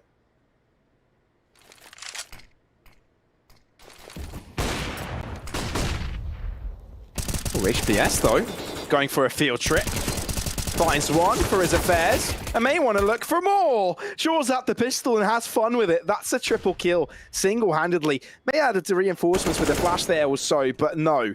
It is going to be real to potentially give Sharks a chance this round, but it's going to have to be an ace for us. Pops one, catches him in the head, and that's only 3 remaining. You can start counting them down because Reals, he's done it before. Bomb starting to go down, and it's down to whether or not Fury Academy will give him opportunities. He spots one, but he just cannot capitalize in time. Decenty picks up that kill and that round. I love how he turned around, had sort of the composure and the thought to look around at that same instance. Yeah, the frag clip just started playing, but it didn't materialize. Yeah, the reels started playing. I'm sorry. For a second there, I didn't You even took a notice while it. to get it. Oh, God. That was pretty bad. I know. What's up with us today, Punts? What's going on? I'm not sure. It's like it's like you're fishing for insults. Yeah.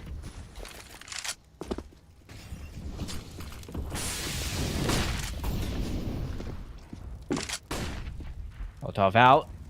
A little bit of ramp control from either side. 3 players aggressing from the terrorist side, and Cowas wants to play in close contention as well. HBS and scaffolding. Oh, that could have been the lineup, but not quite.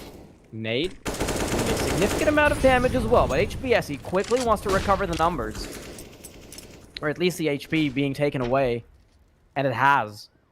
So far, things are pretty even. Sharks, they've gotten very little space on ramp. Fury Academy have had to abandon ramp as well because they realized that sticking around for too long would hurt them. And now the Sharks are playing for double digits. A minute on the clock. Fair bit of space being gained on ramp. But it's a matter of whether or not they know where to go. So much of Furia's attention is on this A site, and the B site will actually be relatively easy to take care of. That could be the case. His position. Ooh, could be vital. Molly, though, will get HPS out of that angle. To do indicate Fury Academy have stacked up sufficiently in this direction. It will come down to the right utility usage by the Sharks. Quez looking at the lower level, won't really account for the top. Oh, but there's just one too many players and he can't collect the pieces quick enough. It's going to be ZMB to quickly trade it through, but Sharks walking in, quickly out. But Furia Decent his holds position. on I want for to a see when he little bit. strikes. Oh, Decenty. How does this smell? It smells like burnt fish. And now can he deliver the masterpiece? That's a big question. Oh, Pike, no, they've gotten past the smoke, Pavlos. that they have, but the bomb's still ticking, and there's nothing decent he can do about it. Sharks recover, and they will be finding themselves on double digits on the first half. Sharks have been putting up such a stellar performance when it comes to their own map pick. It wasn't the same at all from Fury Academy. They relied on too many re-emergences, resurgences, whatever you want to call them. And no recoveries actually materialized when it came to that first map. And now Furia, they're playing off of the deficit. Being knocked into the elimination bracket if they lose this one out. Sharks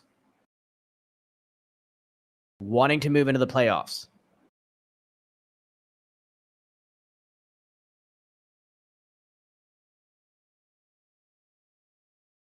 I think they got their size out for something further, you know.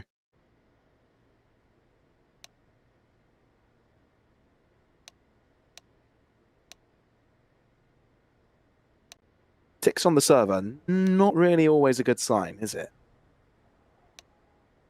Yeah, it does signify that there could be some kind of problem. Okay, technical pause. Showed up for a second. Now it's gone.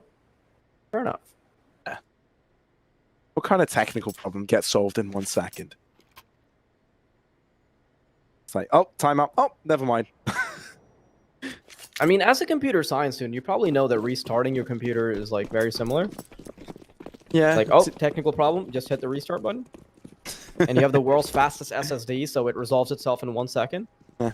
Probably would rely on a lot more things. 1 second is pretty much impossible, but let's see how this one works out. Lakozi, pistol out. The pistol seemed to be working fine for FURIA Academy. They managed to retrieve the first one of this map. Did a pretty standard job on Dust 2 as well. They seem to be doing this again. Thing is that going to be good enough?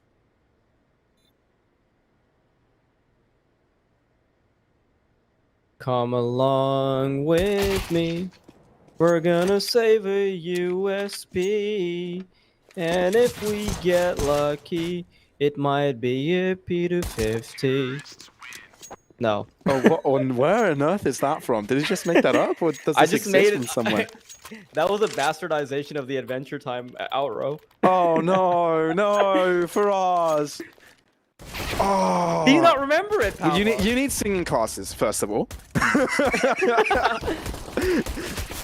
Oh, that was butchered, man. I'm sorry. It's okay. I need to give you some I'm not- singing classes. Okay? I'm not much of a singer, okay? You're a pretty good rapper, though. I mean, you've got some pretty good lines and you're pretty creative with them. But stay away from singing. Just do the world a favor. I just don't want to wake my parents up, okay? I can't dig into that singer voice, but let's see if young Sharks are going to be able to dig into FURIA Academy as they turn up on rap. Yeah, they do look to aggress. Sharks, though, I've got plenty of players in this direction. Nades could be quite fruitful. By fruitful, I mean I saw a few limbs flying out there. They do stick around, though. They've got their own utility. They've got their own guns. They need to stick on to another nade until the bomb does get planted. HBS aggresses. This is where another nade will be lobbed in, supposedly. Taking their time. There we go. HPS is very, very low, and now this is workable. They have been chipped down. ZMB is pretty much a bullet away. Mac 10 to be recovered, but no! Pank and Reels have found themselves a headshot. Oh my goodness. Decency looks to hold on, but it's to no avail. It is all down to Pyria, and the bomb hasn't been planted just yet. Completely denied by the Sharks, and they can just play the time game, looking to balance out, weaving in and out of battle. Now he knows exactly where both of them are because they fired off a shot apiece. But they do know as well. They both know that he's approaching in this direction. He doesn't really have time to go for the wraparound. He needs to go directly in for the push. He doesn't actually realize that both of them are firing from the same angle. He's anticipating there to be a second angle, which is why he keeps checking more. Pyria moving in. He's going to be met with surprise. He sprays one down. He doesn't know there's a second one, but he can turn around in time. Finally converts, and he saves his team from botching the second round after the pistol. Shark should have had that, but they didn't. Oh, it's actually so good for FURIA because they've won the first pistol round in the first half as well. So essentially, 6 of their rounds are just going to be coming off of pistols, and that's not very good if you've got 7 or 8 rounds in total. I mean, to be fair, look at this, right? I mean, FURIA Academy, they came in with better weaponry. So technically, at the start of the round, that shouldn't be their round. But after Sharks finding so many kills, then the tables turned, and then the favored were on a different angle. So yes. Yeah, that's what I'm talking about, Pavlos. If they're relying so much on pistol round conversions that 5 of their rounds right now out of 7 are based off of that, I'm really worried for their longevity. For young Sharks, YNG Sharks rather, I'm not too worried. I'm sorry, I keep pronouncing YNG as young. Yeah, I Like, mean, it's so unnatural, right? It's so natural. It's like you're talking about an academy team as if, but Yeah, no, it's I mean- just Sharks. Yeah, I mean, we've casted like academy teams like that before, you know. But yeah, no, FURIA Academy. When you have academy right there, it's in your face. It's right there. But I think now we can walk into the heavy details of the game, right? I think now this has kind of been a taste of how these teams are going to fare on each side, but we haven't really received a good indication of what a buy round will look like. But now we do, and a fairly important one as well. If Sharks want to have an economy to work with to keep things going and not allow FURIA Academy close out that gap, this is their time.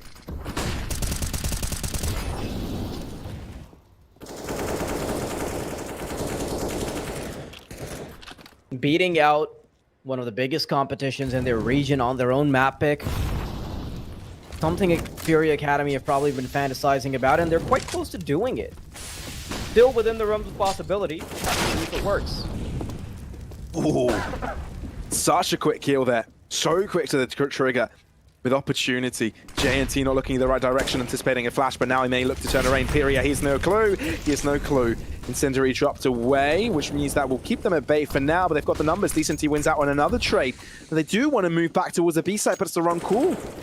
I mean, they may not want to contest this, but I think now that they realize the bomb has gone down, yeah, that was a call. That was a mistaken opportunity taken. And now they back away, look to save their weapons. And it's another round falling into the claws of FURIA. The Sharks have got to be getting a bit worried now.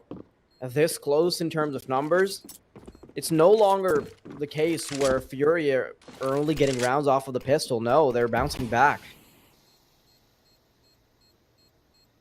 I anticipated that Zevi's presence would be much bigger on the server, much more notable when he got his hands on the AWP, but so far he really hasn't gotten too much of a chance to use it. 9 rounds now secured by the Big Cats. A 1-round deficit until we get to an equalizer. And things are pretty smooth sailing right now.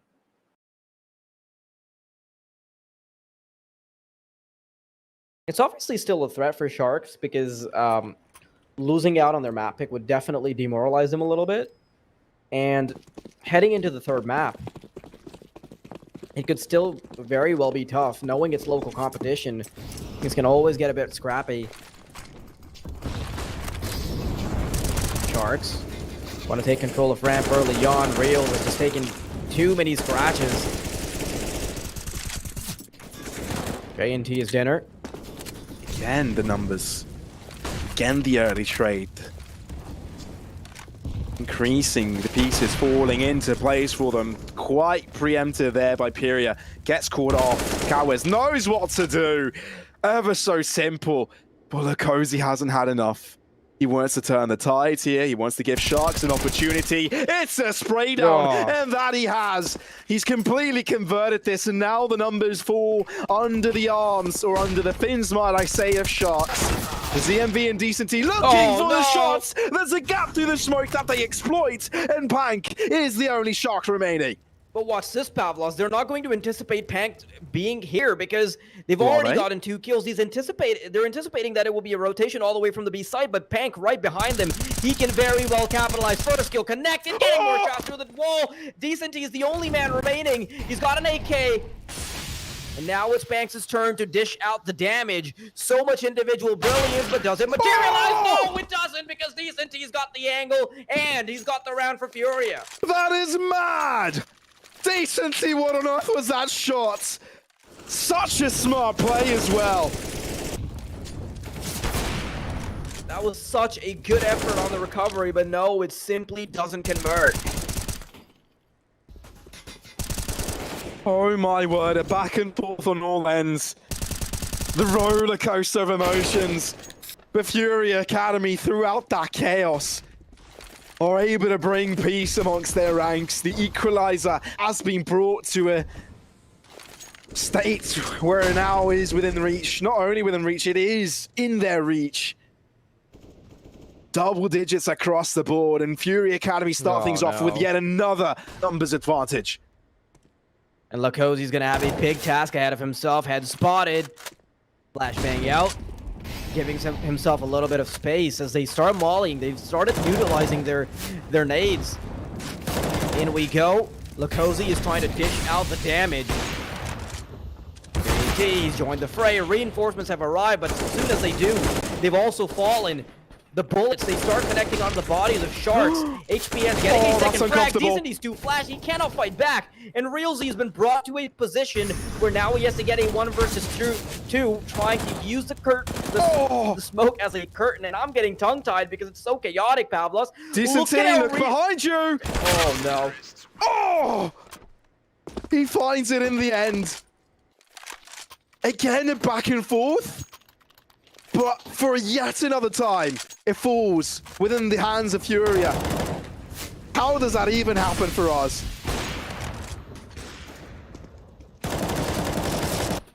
Something that simply shouldn't have been allowed.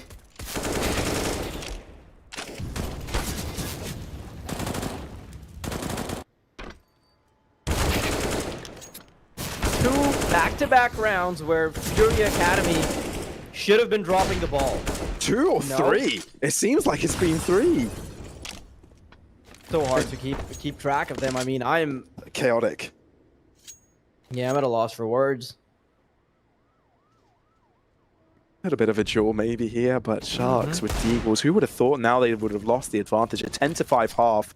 They haven't had a say in the T side at all. Oh Maybe my it's the Deagles to do goodness, it. Pavlos. I was going to say that Maybe. maybe we get a breather.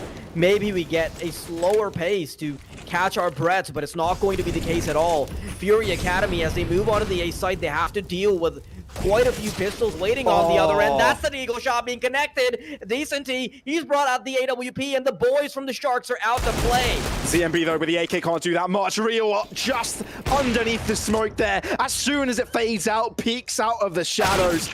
Oh, just like that, Sharks convert. And with Deagles no less. We took 1 foot off of the gas, anticipating that Sharks would allow us to have a breather. But no, the Desert Eagles, they've converted. And Fury Academy, they are sweating once again. They're panting, their tongues are out, they know.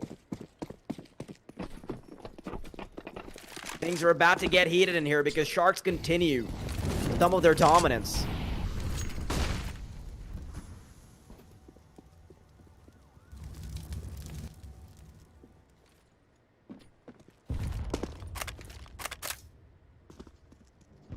Pitiful slow around.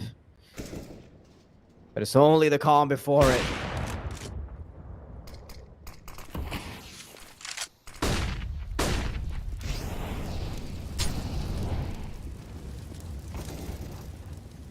Okay, Sharks somehow now get themselves some trades. Zevi can smell some approaching.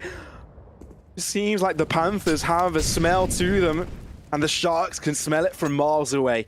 It's about time their senses have been unlocked because they've been hiding for quite a while. Considering it all just began to a 10-5 half with Fury Academy getting them in the lead, and now Sharks converting back up again, restoring what we thought would have been the case from the get-go.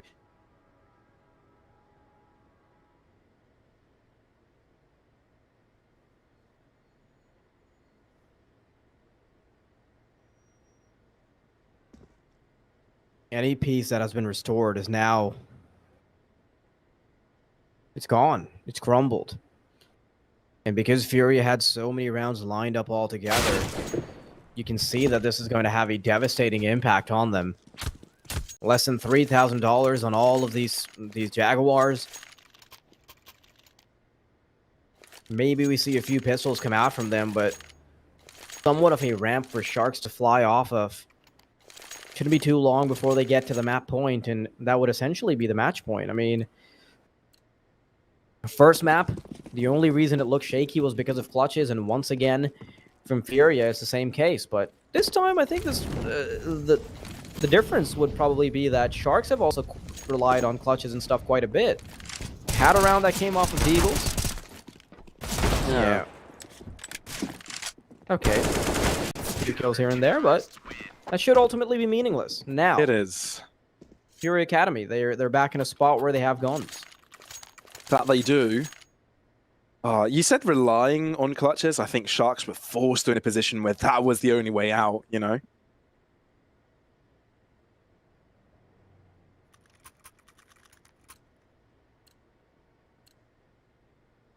FURIA on tempo.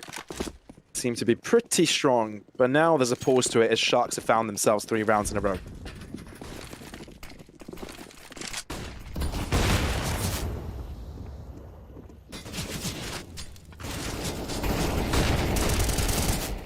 Reelson, yeah, they're Such a being tough spot. funneled into his angle, right?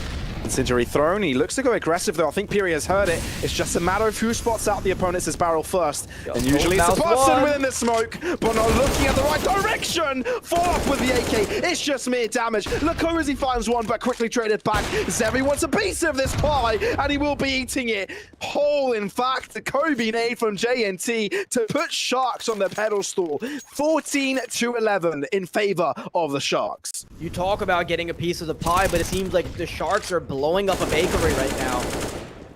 There is so much chaos on the server. And honestly, Pablos, this might actually be one of the most entertaining Vertigo games I've ever seen. There's never been a quiet time. Even when there is, it's only the calm before the storm, usually. I have to agree with that statement for us. The pistols have been brought out. You cannot count anybody out. ZMB, first man in, Tech 9 in hand. And I want to see if these rifles can pull forward. Reels. Oh, the nades. USB because they don't have too much bullets. But this is probably the only round, which is very convincing. Okay. Decency. Really? Oh, I mean, at that point, we started wondering, is this it? Yeah, just got. No, yeah. He just forced us into a couple of voice cracks there, but no, Sharks. No, that's just me going through puberty, but yes. Do go on. We're looking at another scoreline like we saw the previous map, right? 16-11 could be the case, but I think this is a way closer game considering the rounds. Not an easy one by a mile here for Sharks, but final chance for FURIA Academy to hold on. One mistake and they're out.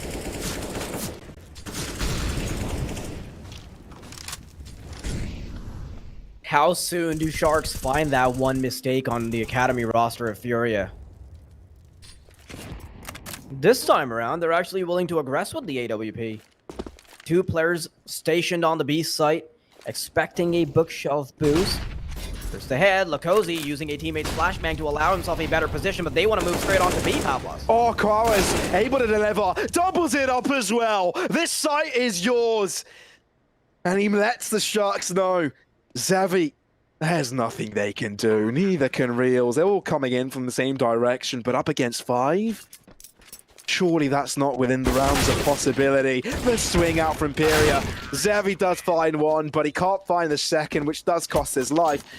They still have money, but the round from Furia is there.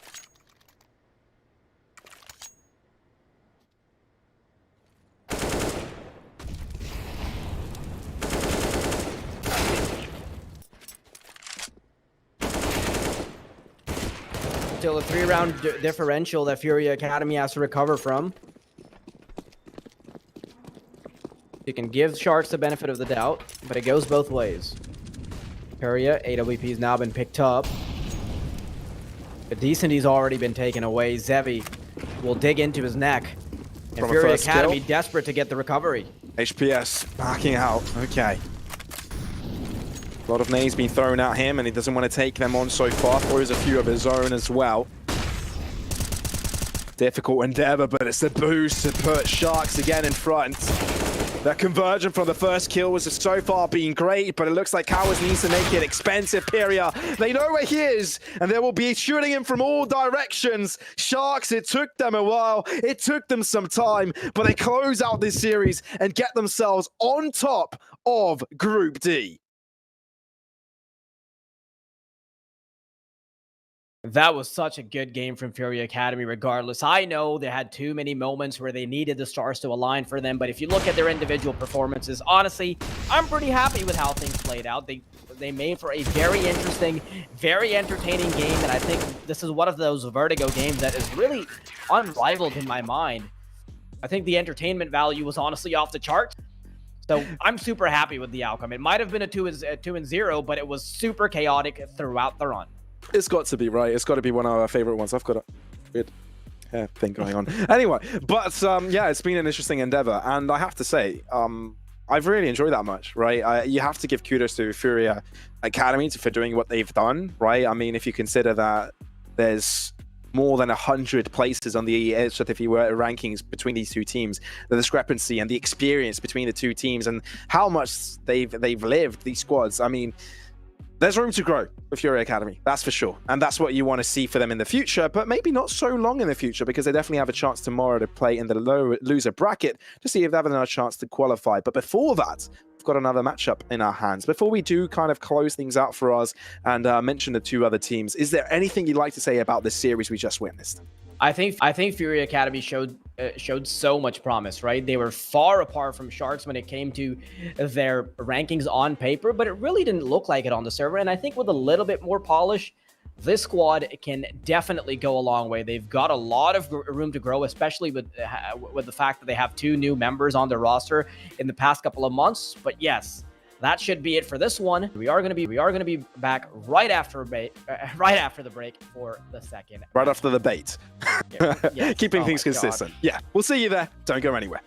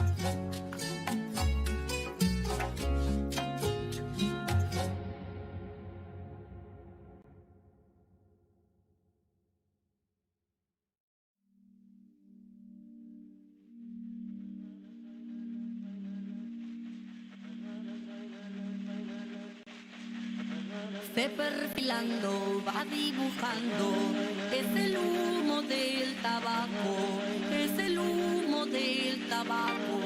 Tabaco para limpiar, tabaco para organizar, tabaco para purgar, tabaco para sanar. Es el abuelo tabaco, es el humo del tabaco.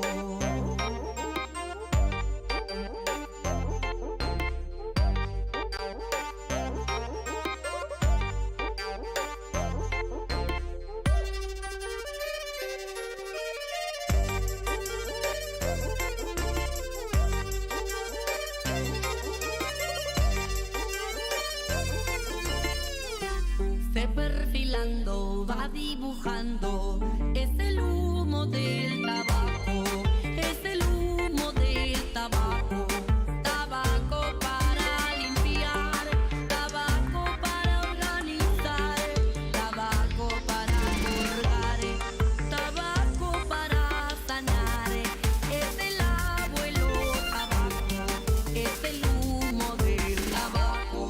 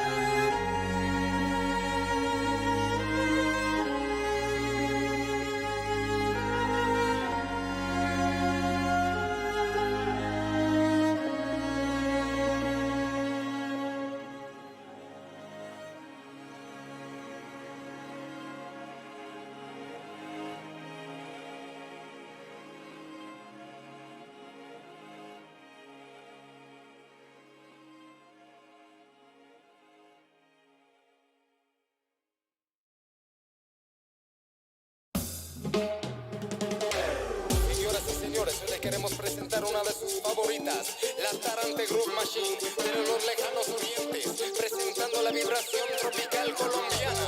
Hoy le queremos dar para el perro, para la perra, para el abuelo, para la abuela, para toda la gente que quiere bailar.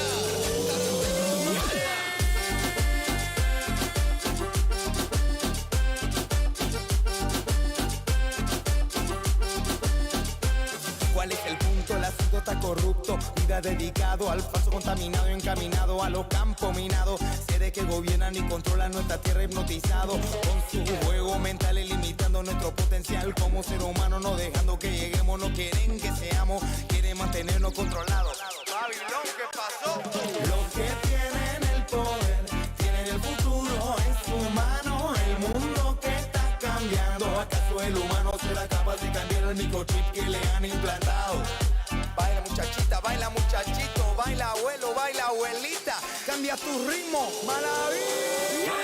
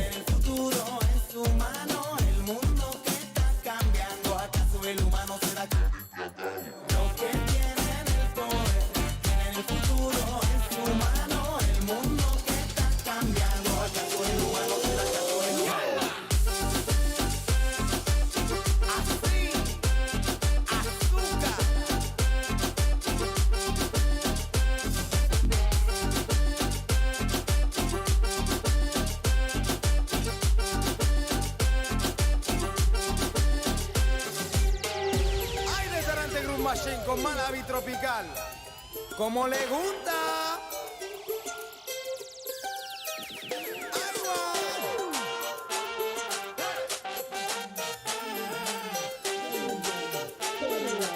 Argentina, boliviana, colombiana, peruana, Argentina, boliviana, puertorriqueña, Costa Rica y de paso israelita.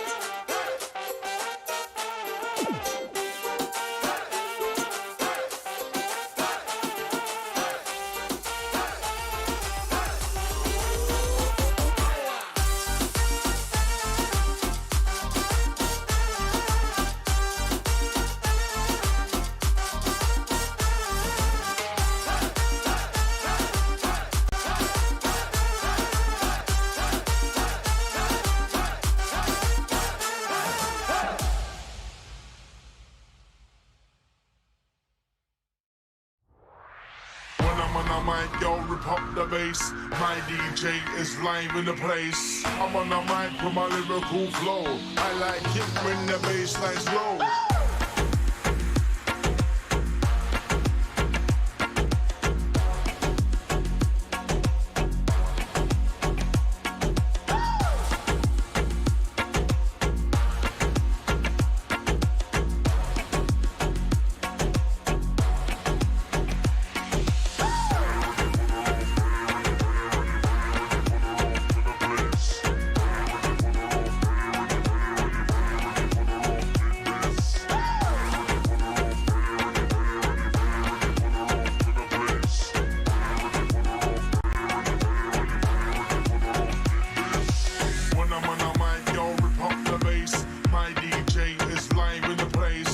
I'm on the mic with my lyrical flow.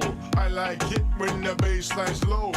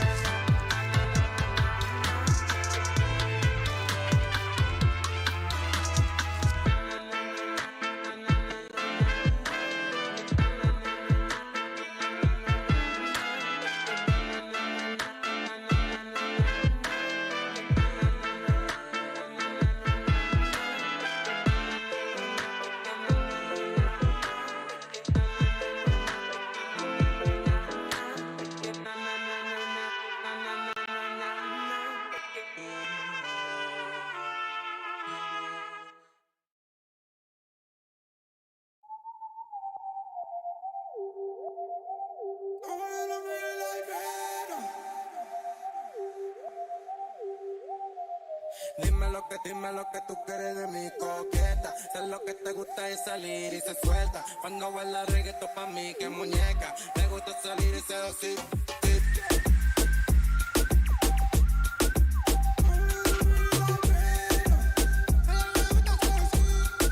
Le gusta seducir.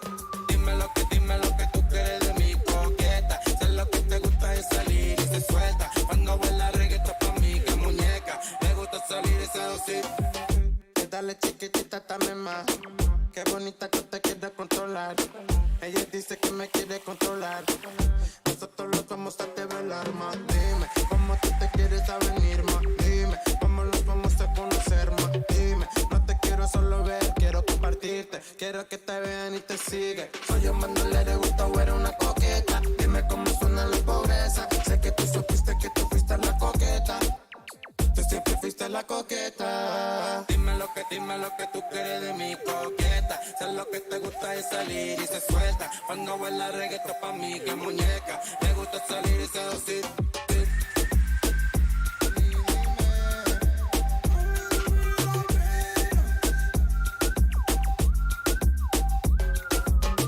Más dime, más dime,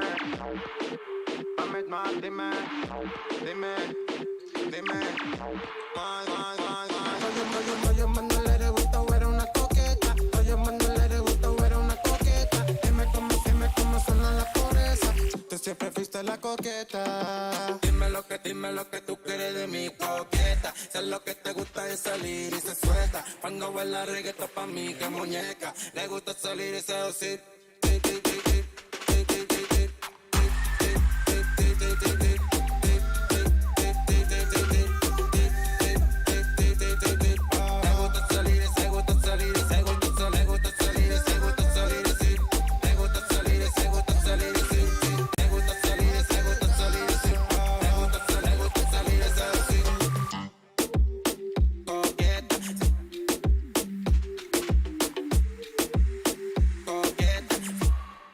Salir y seducir.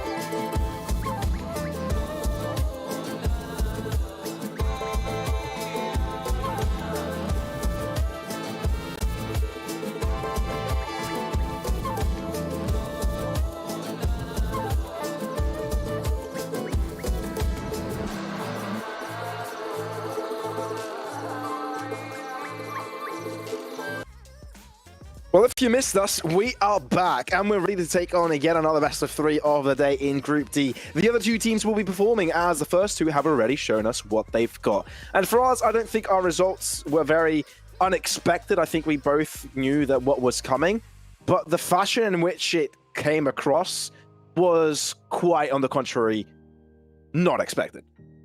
Yeah, I think Sharks versus Furia Gaming, it didn't Furia Academy rather. I don't think it went Furia Gaming, man, what a gamer way to say it. Furia Gaming. Gaming. Yeah, no, just a bunch of gamers. Yeah, they are a bunch of gamers, but Furia Academy, they actually put up a much bigger fight than I previously anticipated, and they had so many clutch moments, so many clutch scenarios. They had a 1v4, they had a 1v3 thrown in there.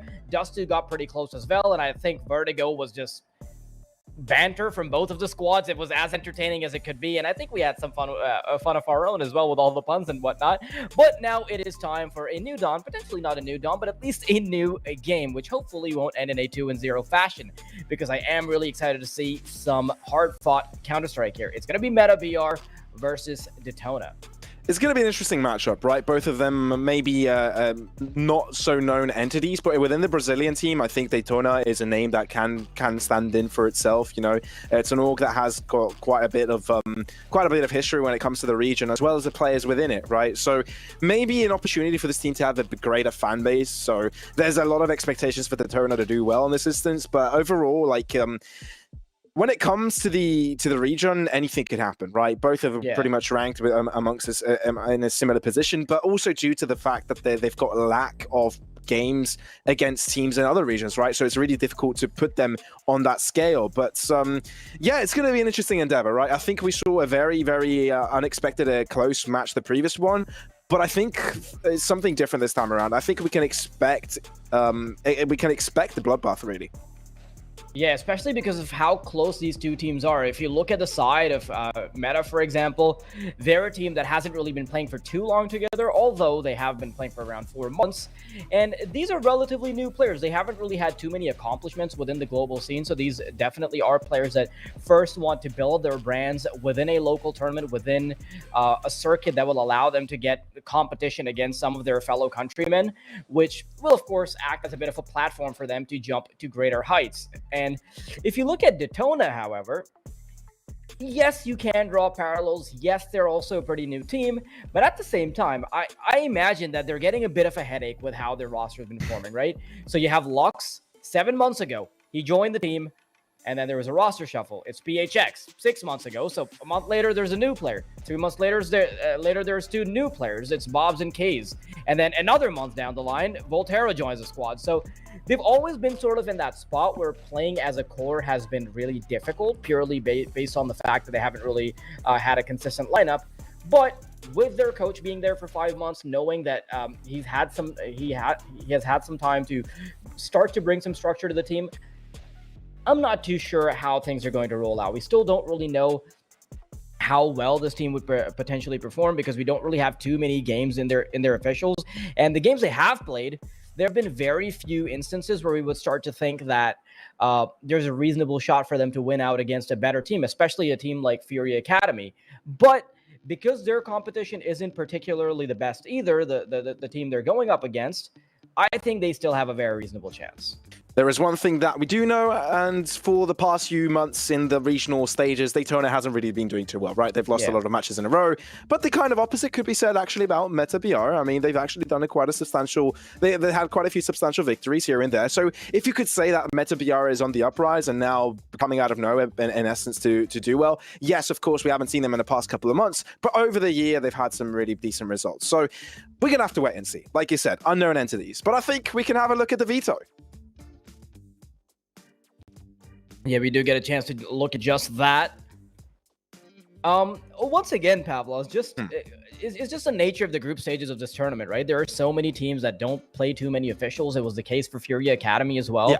Although they showed a lot of promise within their game, they didn't have too much history for us to go off on a tangent about historical analysis and whatnot. So this is also going to be a bit similar. Although Detona does have many more maps under its belt, which give us a clearer picture of what's going to go out. But yes, first two bans, Mirage and Overpass, both teams banning out their permabans. They don't have a single map in the 3 months on this, on these couple of maps.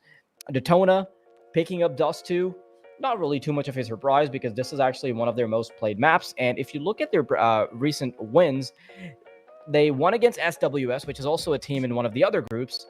They've won against Santos. It was a while ago. But I think their most notable loss actually is them getting pretty close when they played up against Keed. Now that is a team that also sticks out a little bit within these groups, so that's probably where some of their confidence on Dust 2 is going to come from. Inferno being picked up by Metagaming, that's what I want to hear your thoughts on, Pavlos. I mean, overall, I think when you look at the maps, I think it's a good segue into getting things more intricate sort of maps, right? So we start things off from a basic Dust 2, where the teams can get to show us their firepower straight out of the bat. Of course, now being a little bit more CT sided, that will also be a caveat in the mix. So Daytona may have an advantage in that way, especially how they've been performing on Dust 2. They feel comfortable. They feel comfortable in taking those matches. For Inferno as well, I think. I don't think we can expect too many surprises, as anti-stratting won't be too much of a thing. I think both teams will strive to play their own game, right? So it's whoever plays it the most, and that can be a reason why Nuke may be an interesting endeavor, because, I mean, again, not much anti-stratting to be expected, but if you can, I'd love to see some creativity around those plays, maybe to catch your opponents off guard, if we do turn out to see the third map, which for some reason I have a strong feeling we might. Yeah, especially because Dust 2 and Inferno, in the current meta, they are pretty one-dimensional. I wouldn't exactly say that about Dust 2, to be honest, because there still has been a recent change, and players are still trying to figure out how they want to time aggression around middle. Lower tunnels is still a pretty big question mark, even for some of the bigger teams, because figuring out how to approach it is still not something that's been set in stone. But at least the second map, which is Meta's pick, that's gotten pretty one-dimensional, and it's not like Detona has shown us too much promise on it. Neither has Meta. I mean, there's been a total of 4 maps of Inferno being played in between Detona and Meta, and there has not been a single win. Meta, they've played it once, they've lost. Detona, they've played it thrice, they've lost. Not sure where this Inferno pick is coming off of, but then you start to put into put the scene into context, and you realize that, okay, a lot of these games that these players are playing, they're not on official servers. They're playing a lot of scrimmages. They're trying to scrim with the top dogs within their region, and getting historical analysis from these players probably is done on a case-to-case basis better. You can't just you can't just open up a website like HLTV. You can't just look at their official matches and make a form a conclusion about that. But we are going to be heading straight into the game. It's going to be Metagaming versus Detona Gaming, actually. Hello. I was shamed for saying gaming, but both of these teams have gaming as a suffix. That they do. It's really cool to see both of them. being representing the gamers out there. Yes, the gamers. The gamers. Representing gamers on none other than a professional game. Crazy. Yeah, Shocker. A shocker, right? As if other teams don't already do that. But of course, we do get started. Metagaming on the CT side, Detona on the T side, looking to get the action straight out of the bat, heading over to A long. There is going to be Bruninho close by. Two Brazilian sides only just spotting contact to each other. It's a gaming quite lenient towards mid, but look at that obfuscation. So much movement towards the A site. They think it's going to be the take, but now the bomb wants to head in that direction, but they cross across. Now they know the bomb is there. Maybe they can route their efforts towards mid, but the same thing is done by Detona, putting all their chips onto the basket that is Catwalk and dealing quickly with Dash. Bomb dropped over as they do lobby onwards towards the A site. Kurt not even having the courtesy of swinging out to the side. Lux ends up losing on his chase, but Bruninho is the only man standing, and he's got a lot on his plate. 3 players to deal with as he makes his way towards long, or short rather. Where's the A site? One at a time. He's got Kevlar, he's got a smoke, a diffuse kit to work with as well. And he has 3 different members to deal with. First shot doesn't connect, which means that his position's now been given up. He can very easily reposition, and as soon as that triple peek comes in, not a chance he survives. Okay, Crouch makes him live for a little bit longer, but for the most part, it's just going to be around for Detona. Quick little start. Detona getting off to a good start, but you know, it's us two. Like we said, I think we anticipated this matchup to be kind of still at the beginning until we kind of get used to how these two teams perform, especially considering how metagaming was kind of absent from the officials as of the past couple of months. And when they were there, I think we had some pretty solid results, but overall, analysis-wise, I think we'll have to just wait and see, kind of like analyze it as we go, right? Yeah, I think so. We can't really have any premeditated conclusions before we get into the guts of this game. A couple flashes out. Long control seems to be the name of the game to start things off. Detona not really receiving any shots just yet. Will be on the slower side of things. A couple scout rifles for metagaming. They want to slowly have their players move over towards the A site. But I love this from Cuts. He's crouch walked his way all the way over to Car, and if they've previously cleared it out, now it's an angle that they don't have too much information on.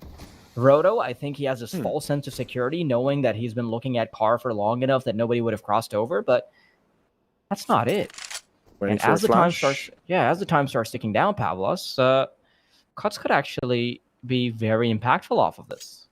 Really important position. Detona may be walking directly into the lines then. They're not checking this at all. This could be a free B for Cuts, maybe a few more than one. They're not going to check it so far. They're just going to start walking forward. Can he just hold on to his position a little bit longer? Looks away. A lot of movement. Goes for the trigger discipline. That's one headshot. Finds a finisher onto another and allows the rest for his teammates to collect. That's some really good wall work being implemented there by the metagaming side. But now with the rifle steel falling into the hands of Meta, they still can recover. PHX taking a lot of damage. Demona's helping out. They need to get themselves a bomb onto the site, and they've done just that. Barely having the time to punch those numbers in, and they keep themselves alive this round. Rotondano with the stab on behind. Does find a chip damage away, but actually it's going to be Demonos that closes out his teammate. Rotondano, the only man surviving. Peter 50 in hand, one to deal with, and one good scout shot could be all that remains for Rotondano. But he finds it, and it is going to be Detona to hold on to their ground. That was so sloppily done from Detona. I know that it was still an excellent play by Cuts to be able to sneak onto the car, but at the same time, how does BHX let that happen? He has his knife out, and when his priority should be to desperately get onto the bomb, rush to the bomb, jump, whatever, you've got half a smoke deployed, you're supposed to get the bomb and make your way straight onto the A site. No, instead, for some reason, he's shift walking with his knife out, and he gets caught for it. This kind of mistake will eventually manifest itself into becoming a much bigger problem. Yeah, you get a chance to look at PHX in that replay there. And he had his knife out for some awkward reason where he got caught out. Bit unfortunate to see, but Detona, they can still hang on because Roto does a good enough job of holding on to things. Such a close endeavor, really, that round. Could have gone either way. I mean, Parts in the par position as well. If you were to run away with one more, it seemed like he was a little bit he was withholding his shots for a little bit too long, I think, there. Maybe not quite certain he want to go for the trade on the guy that already pushed towards ramp because he thought his team would have dealt with him, but that wasn't exactly the case. Instead, his team lost those trades up across, so yeah. The difficult situation for metagaming, of course, forced into an eco now, but I do enjoy seeing glasses through someone's head. Don't know if you noticed that. That was really cool. I mean, the observers actually have pretty cool cinematics, and I would love to see a few more of those while we wait for the technical pause to go through. Oh my god, we haven't seen too many TVs today, Yeah. have we? I haven't seen a TV on Dust 2 at all Yeah, so I haven't far. either. That's so disappointing, Pavlos. They're really letting us down now, aren't they? Yeah. Okay. Where We've would the got, TV show up, do you reckon, at first? What's your guess? What's your bet? Probably behind one of the fences in T-spawn. Yeah. Yeah, it's a bit out of bounds as Ooh. well. Damn, they've really updated the Hunden cam. Now it's flying around doing all sorts of whirls and stuff. Indeed. Oh, okay. Well, technical pause, of course. There seems to be some sort of a tech issue. We'll be back. It will be back very, very quickly. Do not worry. Seems the player needs to maybe restart his computer. So we're looking to walk back into this game. But of course, the two Brazilian sides, it seems to be DETONA to start off well, and they may be able to find themselves a third round in the endeavor. Do you know where I think there will be like a TV? Behind the car wall? I maybe? think on top of this pharmacy here, to the left. I don't know. I feel like they probably didn't put any TVs on Dust 2. Yeah, I would be really disappointed, though. Like, I mean, so far, we've seen so many. They've looked so cool, but... Yeah, we've seen them in spawns. We've seen them in boats, balconies. People that have just tuned in today probably have no idea what we're talking about. But on the opening day of Blast Rising, we saw a lot of TVs. They were Are cool. you sure that was on Blast Rising, Pavlos? Yeah, pretty cool. Pretty sure. I'm starting to doubt myself a little. I know we have like a lot of casts that we go through, and sometimes I'm pretty sure it's Blast eludes Rising. me. But hold that thought, it's going to be Demonos. Yeah, not quite the contact he would have perhaps wanted or expected, but it's the contact he will get. And yeah, no, they're back away from that trade. Interesting, they didn't really go for it. Yeah, by the way, we just got word from the producers. We still have TVs on the map. It's just they're just keeping them for later. Yeah, waiting There for we a good go, time for enough. them to show.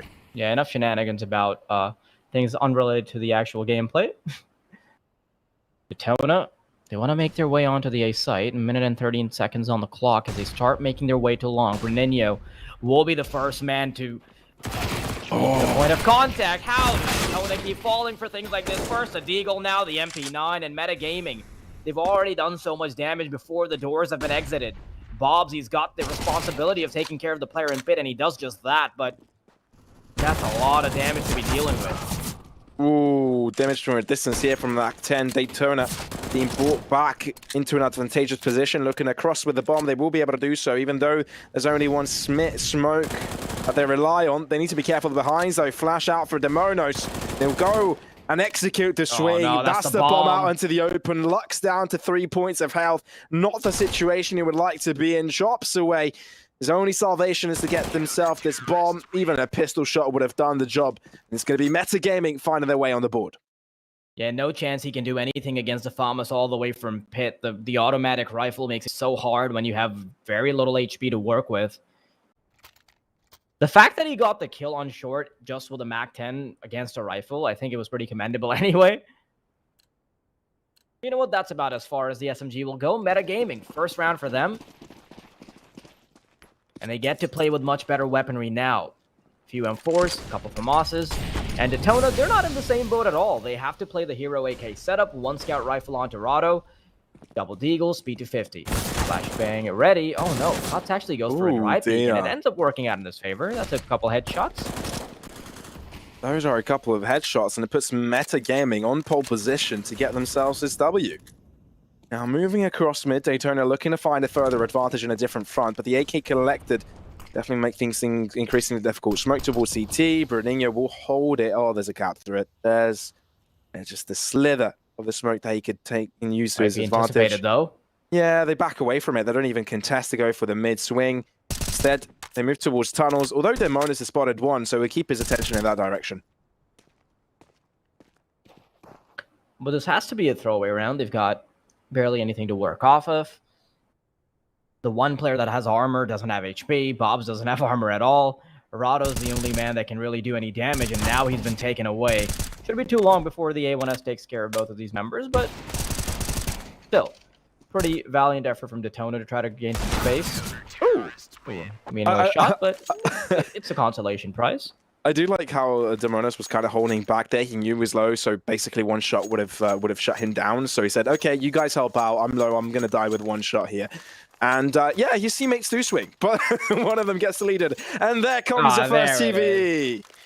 I think we were both wrong. It comes on top of the building. I was closer though. Oh, it's a duck! It's Bob! It's not just a duck, it's Bob. It's a picture of Bob within the TV on Dust 2. History has been made. The first duck in a CSGO match. Bob, you make us proud every day. And this day, it's just a little bit more special. Man, honestly, I'm just so elated. Oh, I can't even focus on the players getting mowed down right now. I mean, it's just a pistol round either way. All the focus goes to Bob. I know what that picture is from, Pavlos. It's the picture I posted on Twitter in the first iteration of Blast Rising. Wow, yeah. I remember that picture. For reference, for the viewers that do not know, Faraz has a pet duck. Her name is Bob, and she's the most loveliest thing ever. Apart from when she quacks and doesn't let Faraz speak. And now the viewers know what she looks like. Yeah, that they do. 4 against 4 now, with the aggression coming forth into Catwalk. Daytona with a buy. Spray down across. Could it be messy? And indeed that it is. Allison, though, holds on. Volterra will bounce back onto Bruninho. Mid-contestion. This is messy. Kills across all fronts. And Bob's... Oh, maybe he's converted. It's a one-on-one. And the bomb out of reach for all of them. But it's the duel on the long distances. Handed over to Demonos, giving Metagaming a big lead. Not only is their lead big in terms of the rounds, it's also a lot of money to fall back on.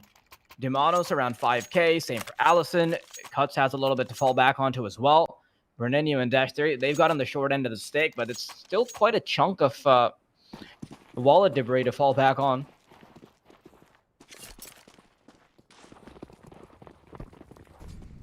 Tunnel seems to be the name of the game. Detona got only one weapon, Rado, holding his bread and butter scout rifle.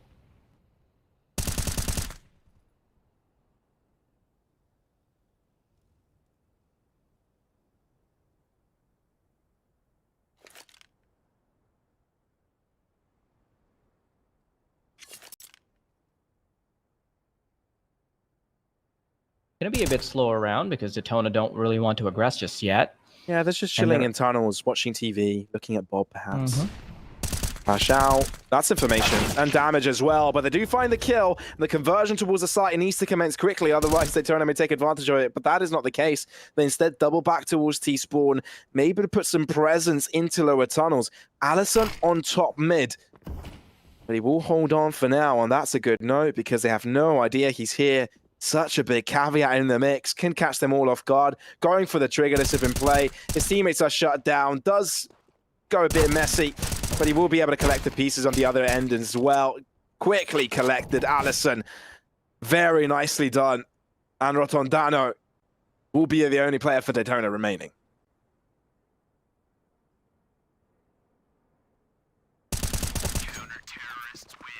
That's the end of that meta. Making it look pretty convincing so far, but what I'm worried for is how do they perform when the sides are switched over? Man, he's got the whole gamer vibe going. This is how I used to play when I was grinding CS 20 hours a day. Like, for the people that don't know me, at some point I wanted to be a pro player, and I was terrible at being it, but terrible at being one. But that's the vibe you have to have in your room when you're just grinding. Lights off, the monitor being the only thing that lights up your face. I'm a bit sad that there's only one camera, though. Yeah, that is a bit From unfortunate. the side of Detona, that is. Yeah, though, I mean, from what we've seen so far, I mean, they're pretty hyped. There's a lot of, like, communication going around, a lot of, like, excitement way, about this. This is a big sorry. opportunity for all of them, like, this tournament in general. Like, they really want to get this win today. Sorry to cut you off. See, I 6 accidentally... cams. Yeah, I accidentally called him Case for some reason. I think it's because I got totally bamboozled by the player title on the left, but no. You called him Case? Yeah, why would I do that? When Why did would you I do do that? that? Because I Why would I totally do missed it. Why would I do? And I bet the viewers did as well. And for some reason, I just brought it up. Yeah, why not? Very talkative, though, in the bottom right. I mean, definitely want to make sure you have the good planning this. But I love how in focus both of these teams are. Like I said, like I was trying to make the point, is that Lost Rising is a big tournament for them to shine, right? Show the region what they're made of. Big opportunity for both teams. Getting a first W here. Definitely give them a chance to qualify later on. But quick fight out on the outsides. Lux is able to fire the first one. Ecaresses even further, but won't be victorious on that trade. 3 players remain from the metagaming side. Across long, PHX with 2. The spray down across the smoke, but it's Bobs to win it. Instantly, Daytona gained ground. Dash being the last man standing. He knows he has an AWP, so he's also got the responsibility of taking control of his economy here, so he wants to back off. Still has one looming threat to worry about because Rado's instead trying to hunt him around that tunnels area, and if he tries to push up upper tunnels, it's not going to be the best of days.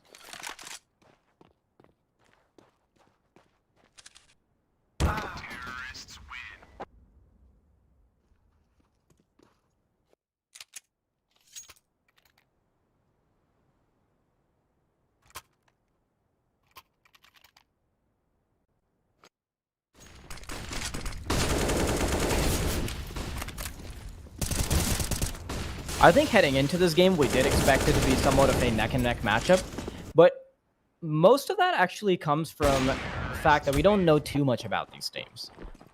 And it is obviously hard from like our perspective to keep tabs on things like their scrims and things like their local matches, especially when they don't register on HLTV. But I feel like we're going to have a much better idea of who these teams are and how they play after this first map. And I think this is probably going to set the bar for expectations, at least for me.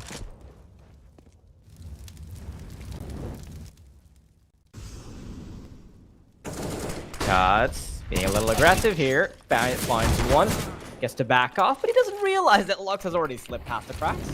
Oh my word, again, my mic was muted twice in a row. Don't know how that happens, but look at that. Moving in towards the B site. They need to collect the bomb, which is going to buy some time for Metagaming to rotate.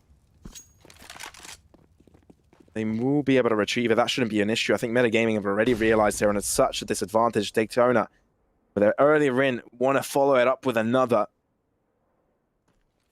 Those early shots, especially the influential potential of the AWP at the start, getting them ahead in numbers, that's what they need, right? And Metagaming, unable to convert it, have to draw back and allow their opponents to gain another ground. Yes, I'll have 1 ground, please. 1 ground. Yes. Would you like any sides with that? I'll have a mountains. Mm-hmm. And a water? An ocean, maybe? 2 pond. Oh, okay. Yes. Sounds about right. Do you want to add some seawaters to that? No. Okay. I'm good with a few salts. Yeah, they just want us to be quiet. They're like, just focus on the bomb, explode already. These guys are making too much noise, making no sense. Let's get to the next round already. I heard from a friend of a friend that if you focus really hard on the bomb, it explodes a second earlier. If all 5 players are looking at it, Yeah, it's with the same logic. I've had a friend try to convince me that pressing the elevator button to a floor multiple times quickly gets the doors closed quicker. Like, that is not the case. I'm so sorry that happened to you. It's the same logic. I believe I believe there was also a friend of yours, or maybe even a co-caster, who tried to convince you that the valves on Nuke actually work, and you can press E on them to trigger a water fountain Oh no, on the other spawn. Yeah, I know I'm who that so person sorry. is. Look at that early aggression though from Cuts. Puts his team on the pedestal here, having the numbers advantage. Daytona though, how do they work around this? Do they make quick movement? Demonis, what a demonic spray down! It's the devil incarnate, and Cuts backstab incoming. Nothing they can do, just some damage, but I think the damage has been done from Metagaming. They find themselves with double the amount of players onto the server, and Daytona Gaming look to reroute their efforts, but I believe it may be in vain.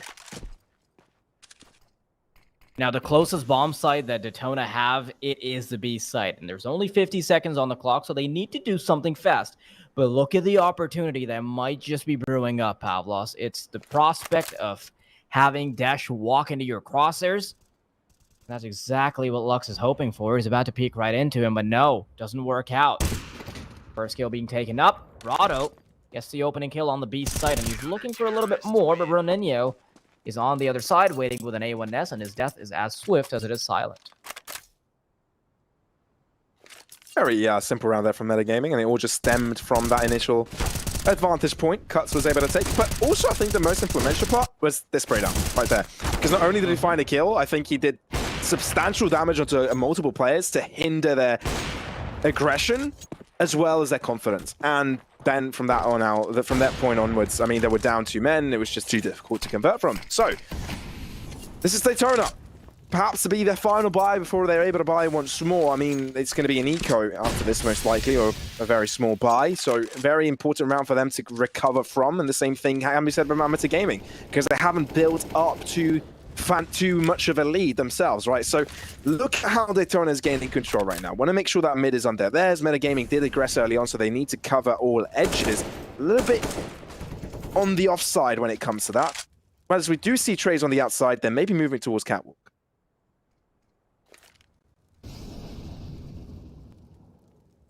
Molotov out.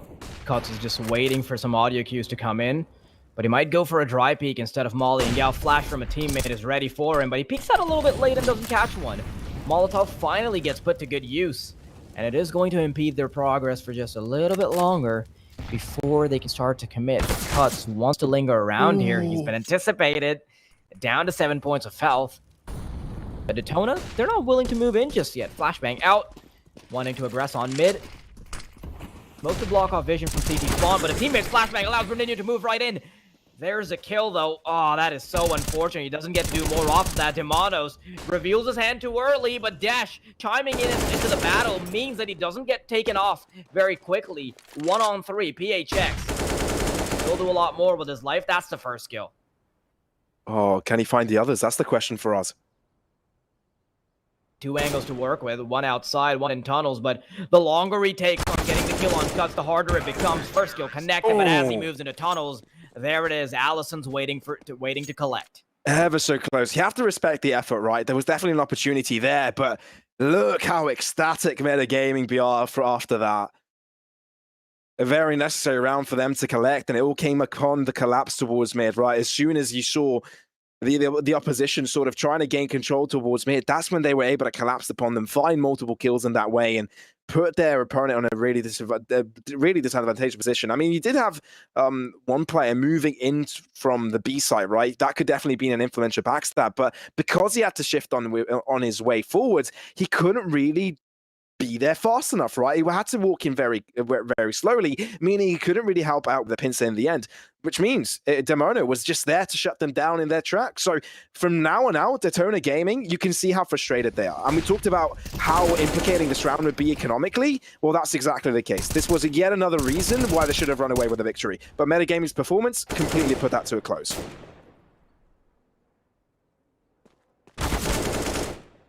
Still, there are signs of individual brilliance brewing from Detona right now. For it to come down to the 1 versus 1 with PHX, how much ground he was able to gain, I think It's definitely a sign of life within that squad. And metagaming, right now, they're on the CT side. They're getting to play the advantage. They're playing it to their comfort zone right now. And the prospect of aggression around mid is what's keeping DETONA at bay. They have to play a slower default.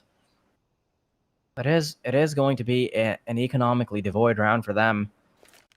For Desert Eagles, Scout Rifle. There they go. Run boost onto shore. There's only one member to receive. Because the other one, Allison, is all the way in pit. Should be a simple round here for Baidesh. Shouldn't be too troubled about all this. Flash coming through. Movement across. No drop towards CT just yet, although Cuts is wary of such a potential. The trade does come out eventually, but Dash has already done substantial damage. It's just a matter of getting that bomb down. And whether Cuts will permit it. Touched in. Damage from a distance. Cuts. He's troubled, but Bruninho is coming in. Spray down. Messy. Opportunity given over. Lurks, that's another shot, but the approach comes in from A-Long, shuts down the T-side angle, and it is going to be metagaming to keep things flowing. Pretty standard stuff from the squad. Meta is actually looking quite solid at the moment. DETONA have very few responses to what's coming forward, and some of the rounds they were able to get were just these desperately put together initial rounds. But after that, it's really been an all-meta game. And to put it into perspective, Pavlos, the reason this is so problematic is because the meta is actually expected, off of just their officials and their official presence on HLTV, they're expected to be the underdogs, and this is DETONA's map pick. So whoever wins Dust 2 is really setting a precedent here, especially so if you're talking about meta, but here it goes. Cuts, gets a little bit of aggression going on in lower tunnels. A 1-for-1 trade. But there is so much information lacking here. You can see that DETONA are looking for the member that was previously spotted. Bruninho sold off such an incredible fake early on that they had to spend about 15 to 20 seconds just looking for the prospect of having a player around mid still lurking from the CT side. Yeah, and now, problematic. DETONA, I think they want to move up long now. Yeah, that does look to be the case, but in the meantime, metagaming don't really seem to want to expend the play in that direction, right? They kind of have that catwalk control, and seeing that there's two players in mid, then maybe it'll be the CT defense. But look how PHX is able to find himself fairly deep into B. He won't be spotted. Like, there is a lot of damage onto the A-long side, a lot of noise, which means that metagaming will continue on that spree, but they're not checking this flank. PHX close by, could be a simple kill, damage inflicted, but he finds the kill instead. The B site is his. He just needs to hold on until the rotations arrive. Look at Bruninho's position. That is going to be vital because now he's probably anticipating that there's going to be a rotation called in. Does he get spotted? Oh, he doesn't spot the pixel in time. And the teammate from the T side. Oh my goodness, PHX. He even came back to clear tunnels, and with no HP, he's somehow able to do that. That was supposed to be the round, or at least the initial kill for Bruninho, but it simply doesn't work out in his favor. And now the bomb should be going down very comfortably. DETONA looking down the barrel of a 5th round. I'm just wondering what happened there with Bruninho. I mean, I think he got a little bit too nervous in that position. That should have been his. Up against PHX with only 22 points of health, that should have been a simple shot, but the pressure got to him. And it is going to be DETONA to find the conversion.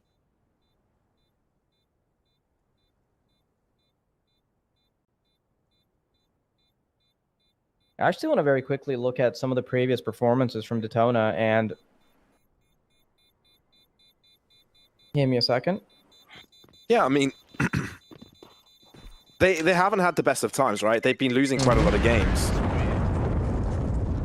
against teams here in the region, right? I mean, 2-0 against Keed, who Keed did make their way into the playoffs already. Like their seed is already creeped in, and they came in second in their own individual group. But Nueva Zeta was the team to kind of come out on top there. So yeah, it's problematic, right? I don't think there are a lot of hopes for DETONA to do well generally in this tournament. I think it's still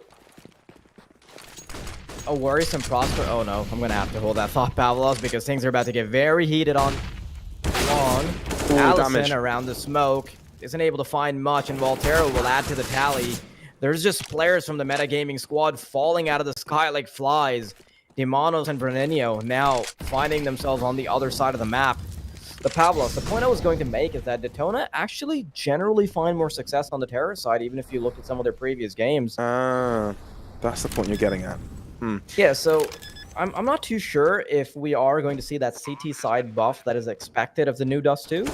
Yeah, perhaps we'll get to see in that way. But for us, I mean, I'm just gonna have a look at what happened just now when when there was heavy dedication from the metagaming side, and it didn't really pay off because they don't have one on literally every single end. Every single trade went their way. That's something we've seen before, right? This is not the first time metagaming went for such approach, and it's not the first time Detona gridded it in a similar fashion. So I've got question marks to metagaming's approach there, being so invested in taking control of the Veilong. And we've actually seen a lot of Latin American team take that approach, right? Put a lot of players into Veilong, try and grab control of it early, knowing that that's potentially what the opposing team will go for. Try and get those trades. But it hasn't been working out for them.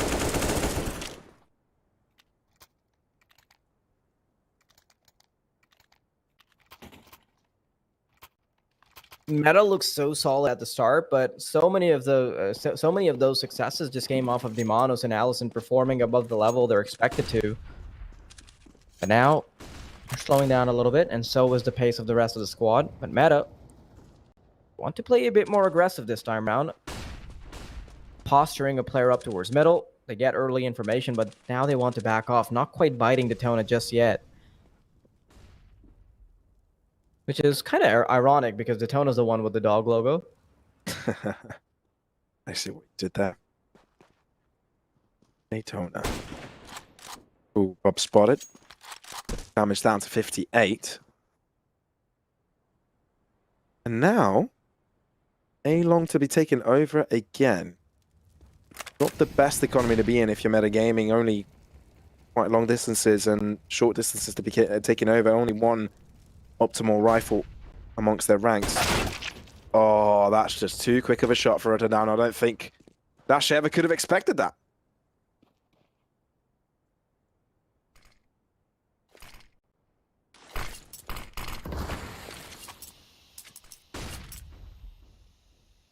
Detona already pushed up very close on long, and there's still not much space being created by Meta to avoid this onslaught of players. As they start moving on to the A site, there is so little information for Brenenio. He can't see around the smoke. They can't even get closer. And with it being the last round, now they've got to commit. They absolutely have to. There's no other resort. Last round. Difficult endeavor. Looking at the riflery that Detona do have. Their arsenal is stacked. But is their gunfire as worthy as what the weapons that they hold? They do push in. First contact to be found. Seems Detona is winning out on all edges, but Brenenio looks to hold on. Not much health remaining to him, and Lux is able to put him to his own grave. Rest in peace. And it's the closest we could have had of halves. 8-7 in favor of Meta.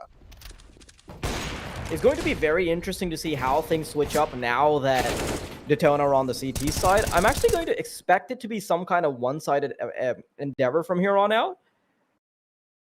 Because Meta were just performing so well initially. Now, whether or not Detona can quickly find their footing on the CT side, I'm not too sure just yet, but it looked quite weak initially.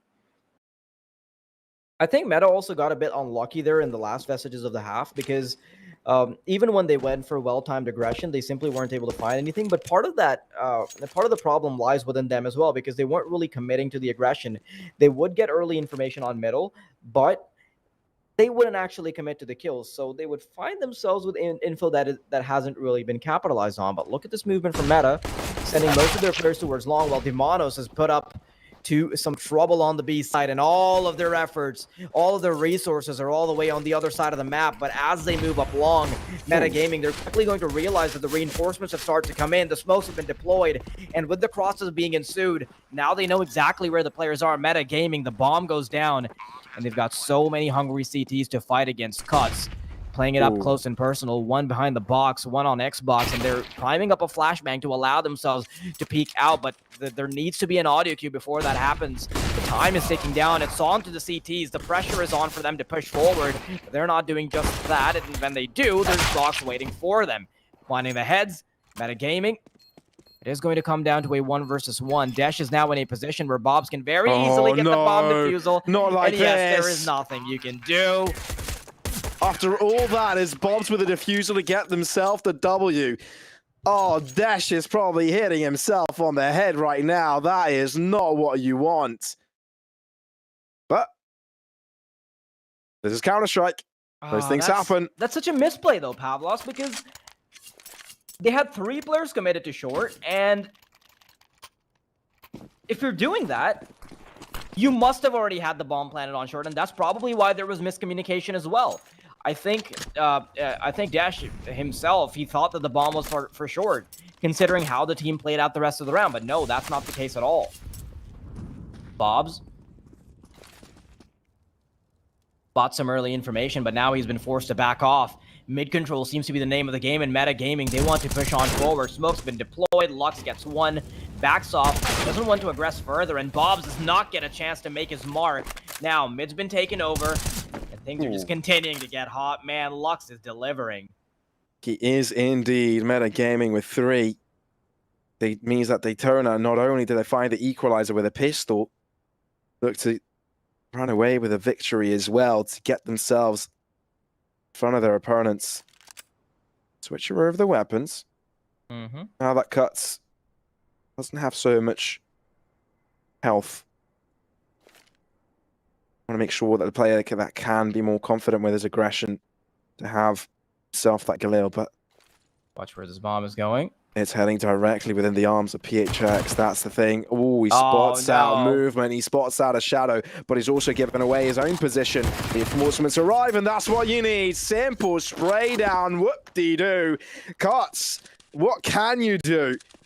Your teammate has completely been annihilated, and so will you. In the grave he goes as DETONA gain a 9th. I'm not even sure how he gets those kills after pre-firing the shadow.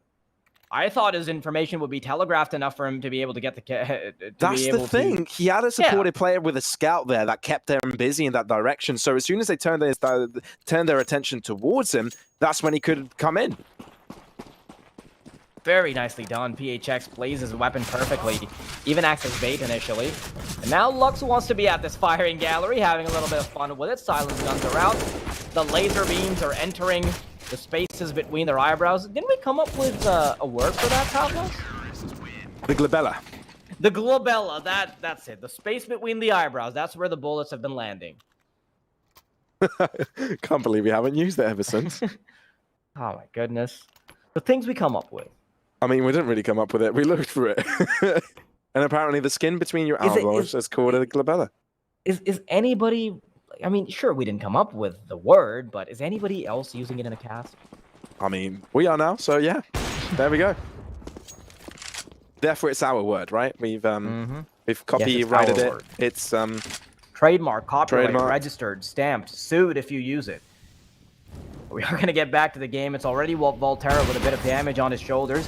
Broto not connecting the first shot. Off angle is actually punished by PHX, so he cannot replicate what he did with the MP9 when he has a different weapon. Rado quickly being a bit more conservative with his position, playing off of the car, so this is actually kind of a bit of a one-and-done deal. This Molotov is definitely going to flush him out. But this redeeming smoke from a teammate means that now they know where he is. ooh. I love how DETONA are playing with fire right now. Dano, smoke, allow him to cross. Oh, not in time. Miscalculated. And Dash finds it ever so quickly to react. Metagaming with a chance to get themselves back into position to recover their rounds. They're ahead at the half time. They want to make sure they are that yet again. Maybe to close out the players in A-Long, keeping the players of DETONA busy in that direction. The bomb will get planted. There's nothing the dogs of DETONA can do. Yeah, feeling locked out. DETONA This is where they're allowing metagaming to have an end. And with how aggressive meta we're playing the CT side, I wouldn't be surprised if they're actually phenomenal on the T. And once they can get the economy rolling for them, they're going to have a much better opportunity to snowball rounds together. And by the way, as I mentioned before, being Detona's map pick, it's very important that the Detona side actually pulls through, because the next map won't be really easy for them. We obviously can't make any direct comparisons about how good the teams are, but at the very least, if Meta can contest Detona on their own map pick this much, I would be worried if I'm in Detona's shoes. And it seems like they are as well. Tactical timeout's been drawn. We're still going to have just enough change remaining to buy up weapons. But I think Lux and PHX should be receiving the short end of the stick. Some utilities lacking on PHX. Same case for Lux.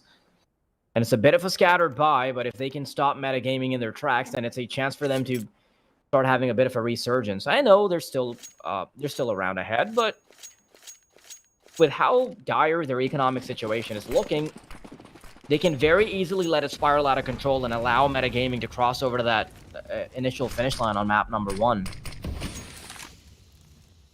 Ooh, Bobs. Sneaky man. Detona. Won't be catching anyone off so far. I thought he could have gone for some further aggression. Thinking of himself as being a bit of an acrobat in mid. Well, suicide. No longer suicidal suicide with that ball. Monos. Quick trades across. But tunnel information. Or me that the Detona can put more chips into this basket. Oh, Bobs, he's heard it. Oh, and he doesn't pull the trigger either. Metagaming have no clue. They won't be looking in this direction anytime soon. And the rest of Detona are easing up towards the A site once more. Allison first to charge, but they need to have Rotterdam on the backstab quick enough. Rotterdam close by. Bobs with a spray down. He doesn't need reinforcements. Flash away to confuse him even further. They know they're stuck in a rock, between a rock and a hard place. Spray down from the site. Assistance coming in for PHX. Pistol in hand. Damage has been inflicted, but cuts it close. Still, a situation where he can recover, but Detona left with 2 definitely have the advantage. They know there's only one place he can go. The bomb needs to be collected right now, and he doesn't quite have the time to go to the B site. 25 seconds. Yeah, he's going to have to do something right away. You can see that he's noticed the timer is ticking down, waiting for some kind of mistake to come out from Detona, but now he's trying to make them second-guess themselves. Waiting for them to think that he might have gone all the way over to the B side, but there it is. First kill collected. Knows that there's not a second player at the ready just yet, and as the AWP waits out for him, Cuts actually goes for the bomb plan immediately. Rado creeping up, uses the USB, and finally does manage to get the kill. But before he gets the bomb defusal, should be collecting utility. Ah, Molly. Close. Ah, cocktail, sorry. He's got a shopping cart out as well. Yeah, he's just got himself a cocktail. Yeah, not the cocktail you expect. Still, there you have it. Detona, make sure they still are ahead, getting themselves onto that 11th round, keeping metagaming at bay.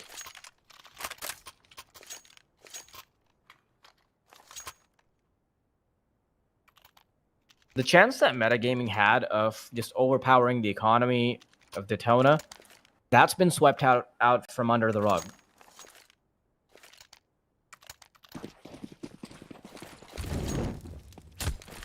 They're not going to have too much money of their own, so they're also looking to make somewhat of a recovery.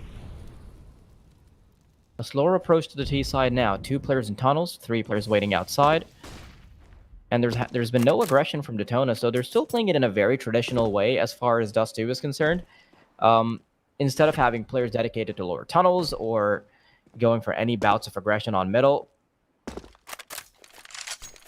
they're still playing this kind of 2-1-2 setup. But it seems like they've entirely abandoned long control, which does make things a lot harder. But at the same time, it keeps all of your eggs in one basket and protects them if you can win out the duels when you're playing it passively and playing from within the site. It's still very unclear to Detona where this aggression is eventually going to come from, and with how the bomb is positioned right now, hold that thought, that's already 2 kills being secured. That's the B site being opened up, and I think they now know if Rado doesn't get a kill here. He has to, and he will be able to perform. But they do head on towards the A site, and that's what matters. Look at the obfuscation. Detona made it. They thought it was going to head towards the B site. They were right for an instance. The smokes will get them across. PHX all by himself here. All to do. Can he do it? That is the big question.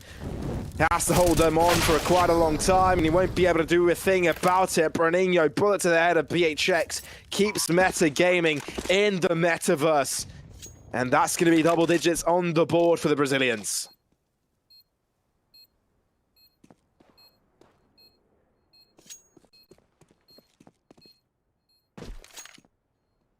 I do love the fact that I said Brazilians as if the others aren't Brazilians either.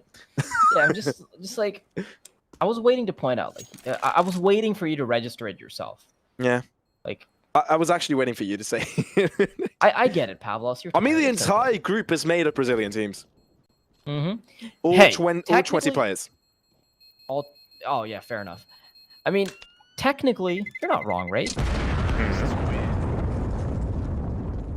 Even if both of them are Brazilian teams, you can still say, oh, the Brazilian team won, or the Brazilian team lost. Well, you're right.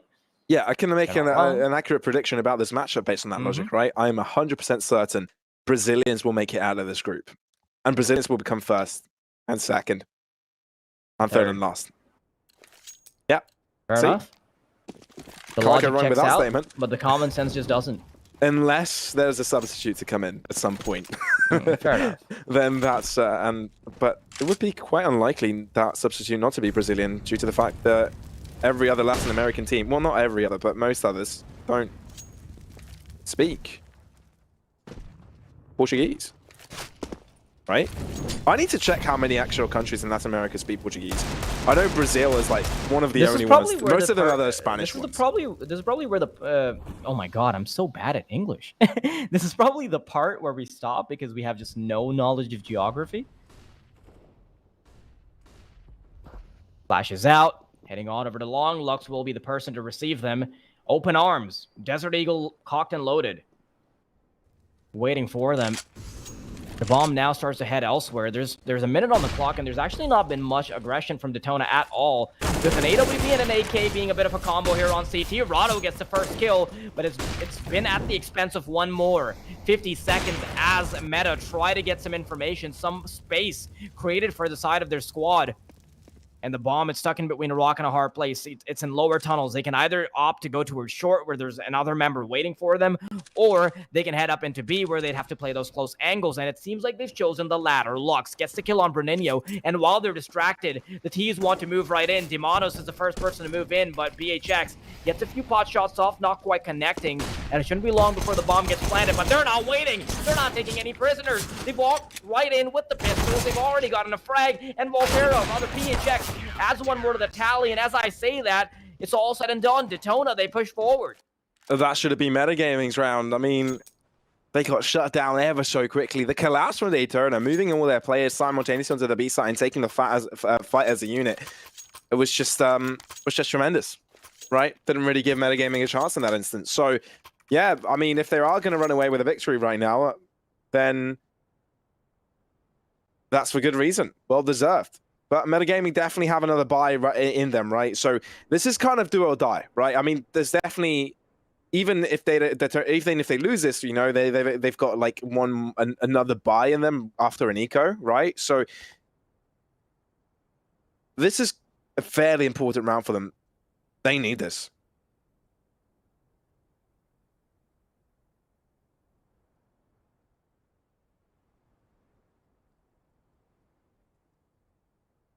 Both teams getting a chance for a breather. Is the TV still there? Did we get a chance to see it? No, they move it every single time. Aw, that's a bit unfortunate. But regardless. It's the magic TV of Blast Rising. Yes, the Blast Rising TV. Bobs, though, tucks out a Molotov, and that's not going to be stopping anyone. The flashbangs from his teammates are actually going to allow him to get one kill.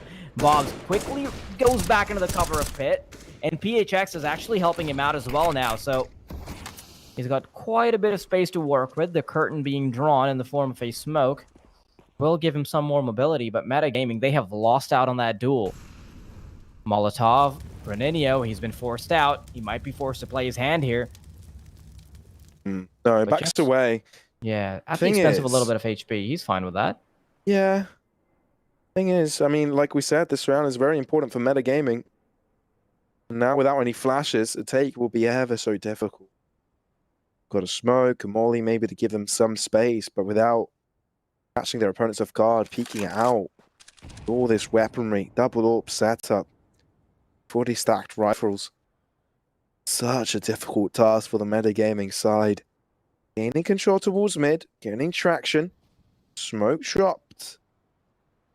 A little bit misplaced, actually. Will they move towards ramp? Maybe. That's what they go for. Catwalk approach. Cuts. Finding himself into a deep corner while the rest of them look to move in from spawn. PHX wary of Catwalk, but they need to be wary of the rotations as well. There comes Cuts. That's going to be a plant. Dash wins out on towards CT, but PHX finds a double kill, and PHX will be able to deliver. Is he patient enough to wait for his team? I mean, it won't really take too long for them to arrive anyway. That is Bobs with a kill and DETONA with a victory. After switching over to the CT side, it's really been super dominant from DETONA. I think Meta only got a couple rounds, and even those were off of the fact that DETONA went for gambles that didn't end up working out. A relatively clean round. PHX, that was a nasty collateral. Now they actually get a fair bit of money being saved up as well. I know it's only about $2,000 on average, but after the loss bonus, they have something to fall back onto. And this round being guaranteed means that they get that loss bonus for sure, unless we see some mad Desert Eagles turning up.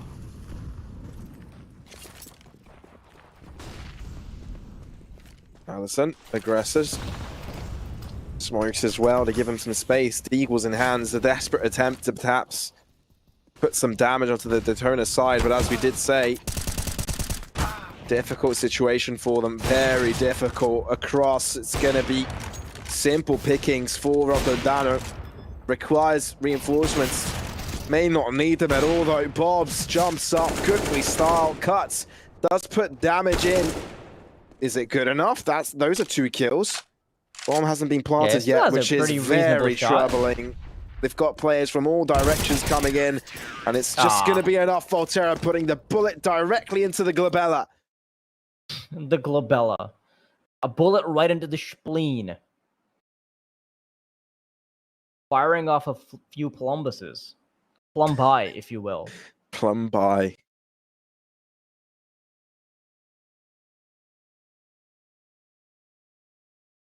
$14-10 now, DETONA Gaming actually pulling forward. And because that was an eco round, they get a bit of a ramp to work off of. 4 rounds in between them. And DETONA's not too far from the finish line, at least guaranteeing map number 1 if they can get this round. Not much of a loss bonus either for the metagaming side.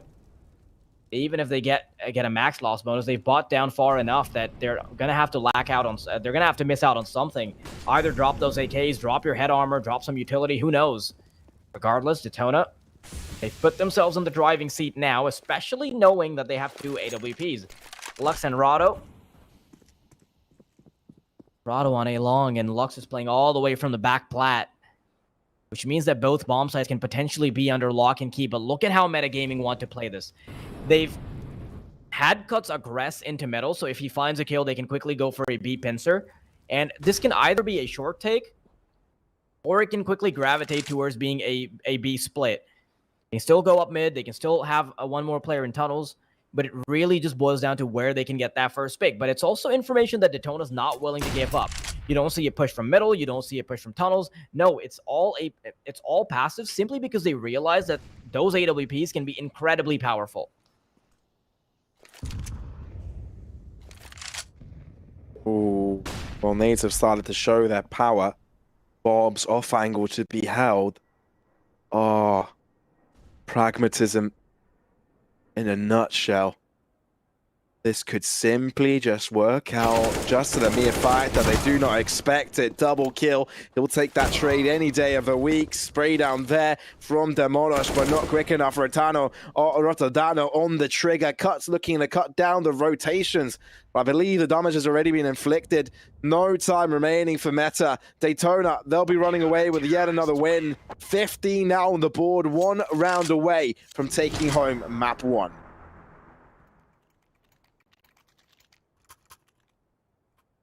Cinematics. Oh, I almost got clotheslined by that power line. Oh, nearly lost my head there. Just a quick remark that I find very amusing. But you know, look on the top right, and you see Sharks. So at the start of the round, at the start of the end, Metagaming's logo was there, but for some reason it just switched towards Sharks because they just wanted to say hi. If you win, you have to play against us anyway. So what even matter? I love that. When graphical glitches actually make sense, it's all about the narrative. It's all story building. Right? Production knows 10 times more than we do.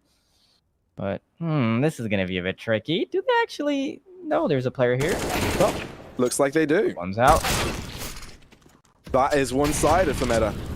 Not willing to give away just that quickly. Want to make sure they have another say in the matter here. On the Dust 2. Here checks. Stranded on the CT side. Can't even rejoice with his teammate. Not given the chance. No partying tonight. Lux drops away. There you go. As clean as it could be. Flawless round by Meta. Okay. Listen, Pavlos. Yes. I need to clear something up. I was a bit confused at the start. Like, obviously, like for context for the viewers, so many of these players are players we haven't ever casted before. In fact, I think for this particular game, we've never seen any of these players before. So it was a bit confusing for us. Like, correct. Why is Rotterdam being called Kays, right? It was a bit confusing for me, but now I realized, okay, Kays, Rotterdam is his real last name. And that's why it's that on the scoreboard, on the UI, but it's not that in game.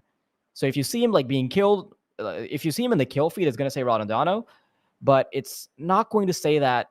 I think he has K's written on his, I think he has K's on Steam, which is why his character still shows up as K's. Like, you know, like right when he was behind that box right there behind Xbox. Right. The name right above him, it said K's. So yes, I was actually right to call him K's, and there's a good reason why the title said K's. So yeah, forgive us if we don't really recognize the players by their player cams. It's because, to be honest, it's a region we're not too familiar with, although we do recognize some of the top players. Well, it's up to them to prove us that we should remember them at this point, right? I mean, yes, of course. This is their chance, right? A global stage, but a regional tournament. Simple pickings from Meta. That's the follow-up, as simple as it could be.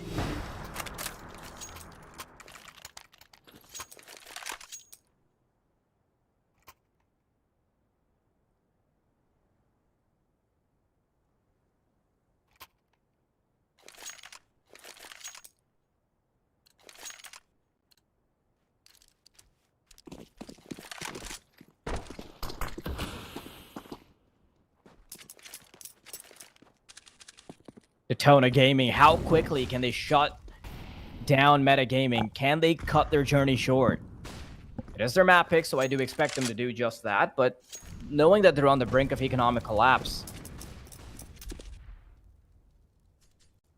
it's got to be something that is looming over their heads.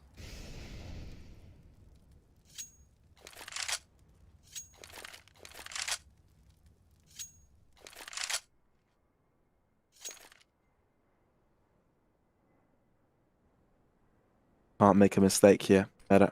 They want a chance with the overtime. A lot is on the line for this team. Both teams, big opportunity to grab it while they have it. So far, DETONA, they've got greater reach. If Vanguard smokes, they want to push right in. I want to see if DETONA can keep their hands on the steering wheel, because Meta are about to turn up the heat. They've actually deployed quite a bit of utility, but they're not pushing in just yet. 40 seconds on the clock, and now they've got to make a move. They still have an opportunity to reroute their efforts, but the time is now ticking down. Rodondano takes a bullet to the head. The AWP's not connecting. He's been overpowered. Allison responds. Cuts finally starts looming in from CT. And now DETONA, the pressure is on them to try to get a retake or make the decision between saving or that. No. Down to Manos, knowing that he's gotten the first kill. Now Lux has got to back off. Second kill. Oh, no, it actually got pretty close, Pavlos, but Metagaming, they push forward. Even though it's close, I think Metagaming got the better end of it, right? Not only did they run away with a win, but they still had a lot of money in the bag to save for it. But DETONA, that's not the case for them. They'll be faced up against a 15-14 scenario, most likely, if anything goes haywire. Then that could be a different case. But no, I mean, logically, we'll either be seeing a 16-14 or an overtime here for us. And I think the latter may be the most plausible. If it goes to overtime, the thing I'm worried about for Metagaming is that the CT side is so heavily reliant on money when it comes to Dust 2. Well, it generally also is, but especially for Dust 2, just having the ability to play more AWPs and knowing that DETONA will head into overtime being on the CT side first, I would be very worried for Meta, who are kind of relying on the economy to be bad for DETONA. He was actually doing some damage. Oh no, that AK actually flew out of reach, and he Volterra hasn't shown his ground just yet. yet. Pistol away. That's a lot of damage. Man, they're not even looking at him. He doesn't need to have an AK. So simple. He's done a lot of damage, but that's not what they wanted. Even though they've done damage, they've got a lot of money in the bag, and the win still falls in the bag of Metagaming. Volterra could have done so much more off of that position, especially if he was able to get that AK. It's a double-edged sword because they might have noticed that he's picking up an AK, but at the same time, dude, just knowing that he had the potential of having an automatic rifle there, that is salt to the wounds. But DETONA Gaming, they head into that final round being fully locked and loaded. An opportunity to bring things to a closer at 16 or continue things in overtime. We did anticipate that this was going to be a super close game, and it continues to deliver. Metagaming, opening kill from Demanos. And Rodondano will now be eliminated on the server. His final round in regulation, and in the meantime, Meta is already all the way up and long. A-long position taken over by 3 players of Metagaming. Make that 4 as it is. Demonis to recuperate with them. Smokes out, looking to aggress. Bobs. He's going to be on the outside looking in, as well as the rest of the team. Metagaming, the conversion may be there. Cuts. He's there for the full-on backstab, but that was a little bit messy, but still delivers. A thorn in the works of DETONA. They cannot be comfortable about this in one single bit. Smoke away. Keep them busy. It's going to be the lineup. They put so much time into this. The bomb only just went down. No. Bob's all by himself. Maybe he's done it. Onto the goose chase, and he's found Allison as well. Demonos. One man and the dream. Molly out, that's 1 kill. In within the flames, he cannot find the remaining bullets, cannot find the remaining players. It is going to be DETONA to salvage the scenario and get themselves ahead in the series by getting the home map pick. That was always going to be a massive threat. Knowing that money is the one thing DETONA are waiting for, they finally thread the needle. And honestly, there was probably never a better time for the individual skills to turn up. You saw there at the end that they relied on these individual frags, sending 2 players down middle, getting that double kill, super important. And at the end of the day, there was only 1 player that was able to creep onto the site and get a double kill, kill a player on the site, kill a player in Goose, and that is all it took for Bobs to deliver. And DETONA, just like that, 16-14. That's the first map. We're saying Metagaming looks strong throughout the entirety of that series on the opponents' map pick, which would have been a troubling scenario, right? If Metagaming run home with their opponents' map pick there, that would put them in a really good spot when it comes to Inferno. So I'm just wondering here what the implications are in the grand scheme of things, right? Because Inferno's up next, and of course, I think it's Nuke is the decider. Correct me if I'm wrong, but overall, it's quite a difficult endeavor for both of these teams. It's a very back and forth game, and Inferno, I still have no clue who can come out on top. Yeah, it's really going to be such a mixed bag, and knowing their history on Inferno, or rather not knowing their history on Inferno, it's really going to be anybody's game. for Dust 2, it was the same scenario, and it ended up being so close that even with all the information, we wouldn't have been able to predict it. I think we did lean slightly in the favor of DETONA, knowing that it is their own map pick, knowing that they do have more officials. But with how close it was it really even a convincing victory? Because just a couple rounds going awry, or even one round going awry, one clutch falling through, it would have possibly led to Meta picking up the game. So really, so far, I don't see a winner just yet. And Meta, they could entirely switch up the scenario when they head on over to map number 2. But that is going to be it for us for now. We are going to be back in just a little bit after a short break to bring you the action on map number 2. So stay tuned.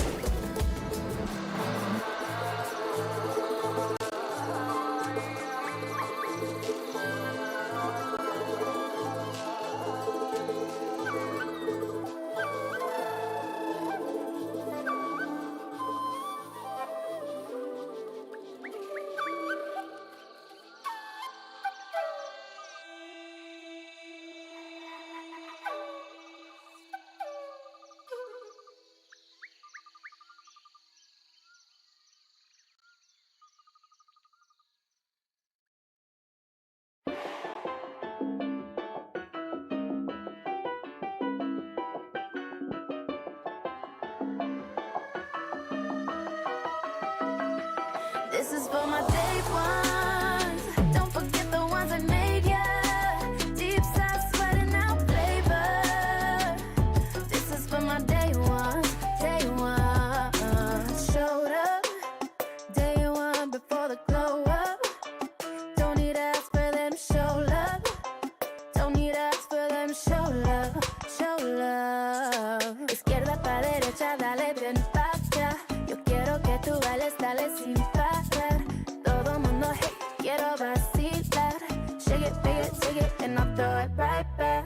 Ooh, take it back to when nobody used to know me. Let's tell them I was just chilling with my homies. Now that we're popping, everybody is talking. This is for my day ones.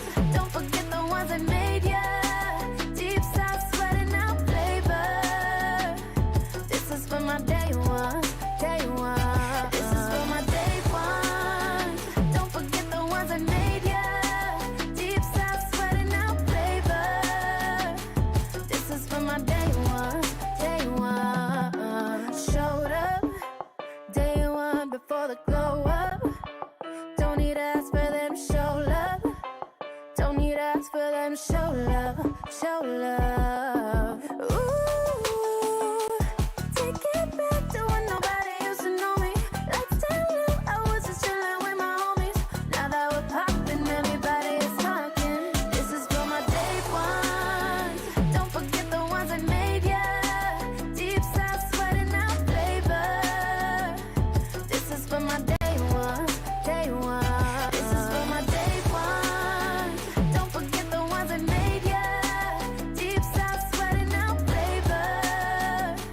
This is for my day ones. Day one.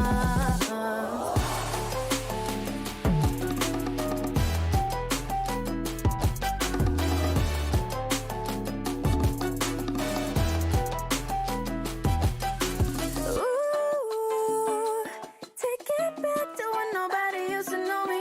Let's tell them I was just chilling with my homies. Now that we're popping, everybody is talking. This is for my day ones. Don't forget the ones that made ya. Deep side sweating out flavor. This is for my day ones. Day one. This is for my day ones. Don't forget the ones that made ya. Deep side sweating out flavor. This is for my day ones. Day one. Izquierda pa' derecha, dale bien pa' acá. Yo quiero que tú bailes, dale sin parar. Todo mundo hey, quiero vacilar. Shake it, and I'll throw it right back.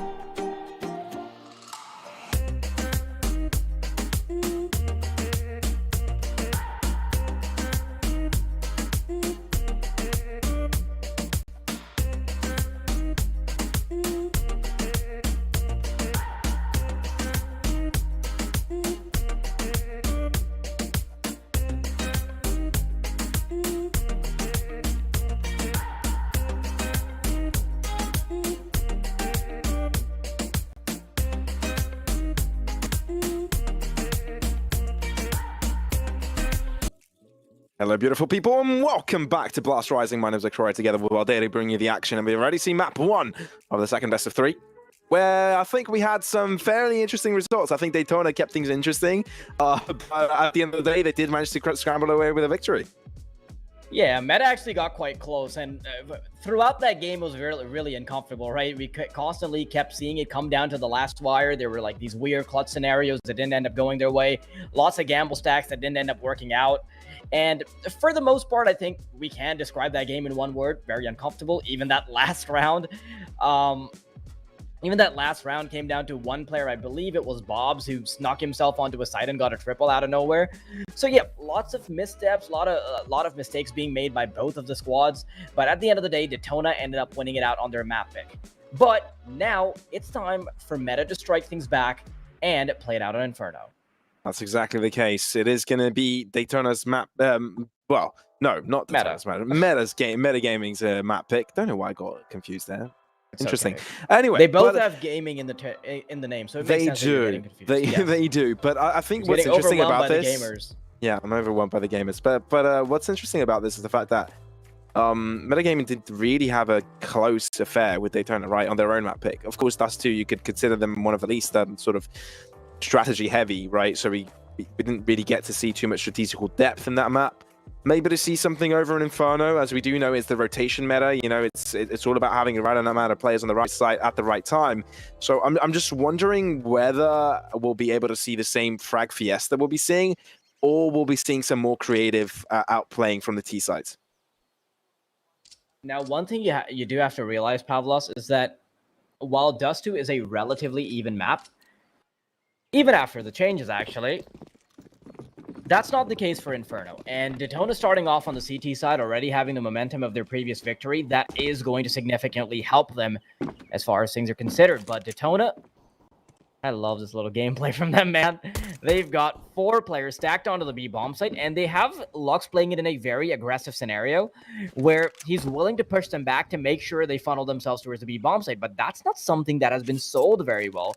He goes for a few pot shots around middle, and then he backs off, which means that Meta Gaming, they feel comfortable making their way onto the A site, while they've only left one feeler, Demanos, trying to find these players. It's not going to be very long before he gets his head ripped off of his shoulders, but in the meantime, Lux is going to be suffering a similar fate as well. That's the first player.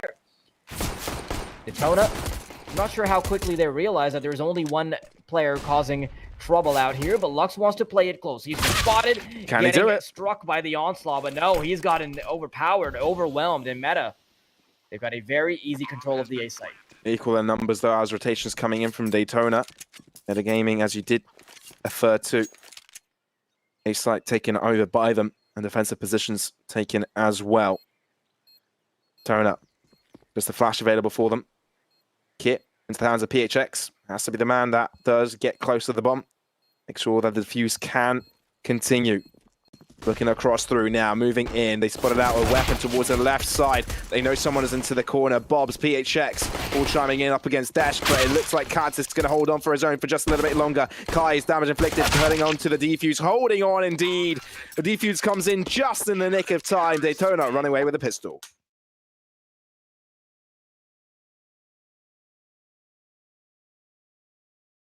Not even sure how they managed to get away with that, Pavlos. I thought I thought A site was under lock and key, but By the way, they haven't fixed the issue on the wall next to Ninja on the site. As they were crossing, did you spot out the pistol? Yeah, You can see the pistol still through. It's a lot more obvious on an AWP, but Yeah. man, it's really annoying when small bugs like that pop up, because you know that they can actually affect the outcome of a game. I think it did so as well. Like, they pre-fired to play in that position, right? So it's we definitely. I don't think we were the only ones to spot it out. At least it matters little in the pistol round. It does matter, obviously, since you get the info, but you can't do as much off of the wall bang. But regardless, Detona, they've given up a rifle to Dash. And he's going to make good use of it. That's the first frag being delivered. PHX, instead of playing on top of the box, he's going to play right next to it. Nice little lineup, and that means that Cuts is the last man standing. How does that work? Oh? Oh no, that is actually doable now. All of a sudden, Palace, he picked up the player on site and one on short. Cuts. Eventually gets taken out by the MP9, but that got way too close. I am struggling to understand what happened there. Attempting to fathom the intricacies of that round. Okay, Palace, At first there was a man onto that site, right? Looking away, scared of a potential flash. Someone was right up against him. He got dinked. And then he swings around and gets the double kill. Then Cuts decides to pop off. That's a two-piece for him. And then it's a one-on-one where Volterra gets a really close angle. Back and forth all across the way.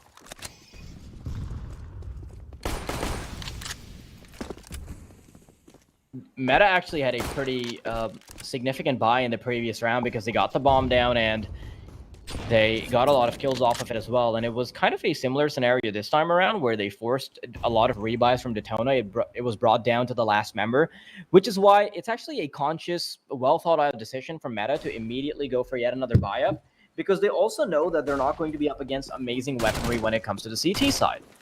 Meta wanted to push up on Banana. They've dedicated 4 players to the staffs while only leaving 6 Cuts as a feeler. Luxo uses his teammate's flashbang. Volterra will be helping him out in getting a freebie.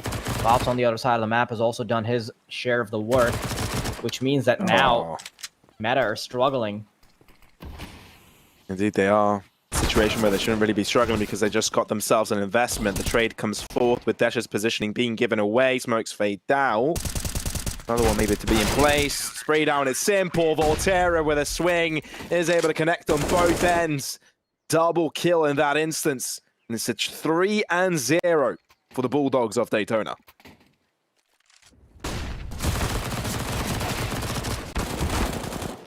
And so far, they've done such a good job of keeping a leash on Meta, which is, once again, ironic because DETONA are the ones with the dog logo. That I'd be very hard-pressed to see Meta have an immediate resurgence. They look incredibly strong on the CT side right now. They've been winning out their aim duels. And Meta sometimes brings it close even with the botched weaponry, but just having the potential of playing more of the CT side initially I think it puts DETONA in a much better spot. They also come off of some hot momentum from the previous map, so that's something to consider. Hayes, who has now been properly renamed, will be able to get 1 kill. Allison, okay, now you've got the party started because that's the 2nd kill.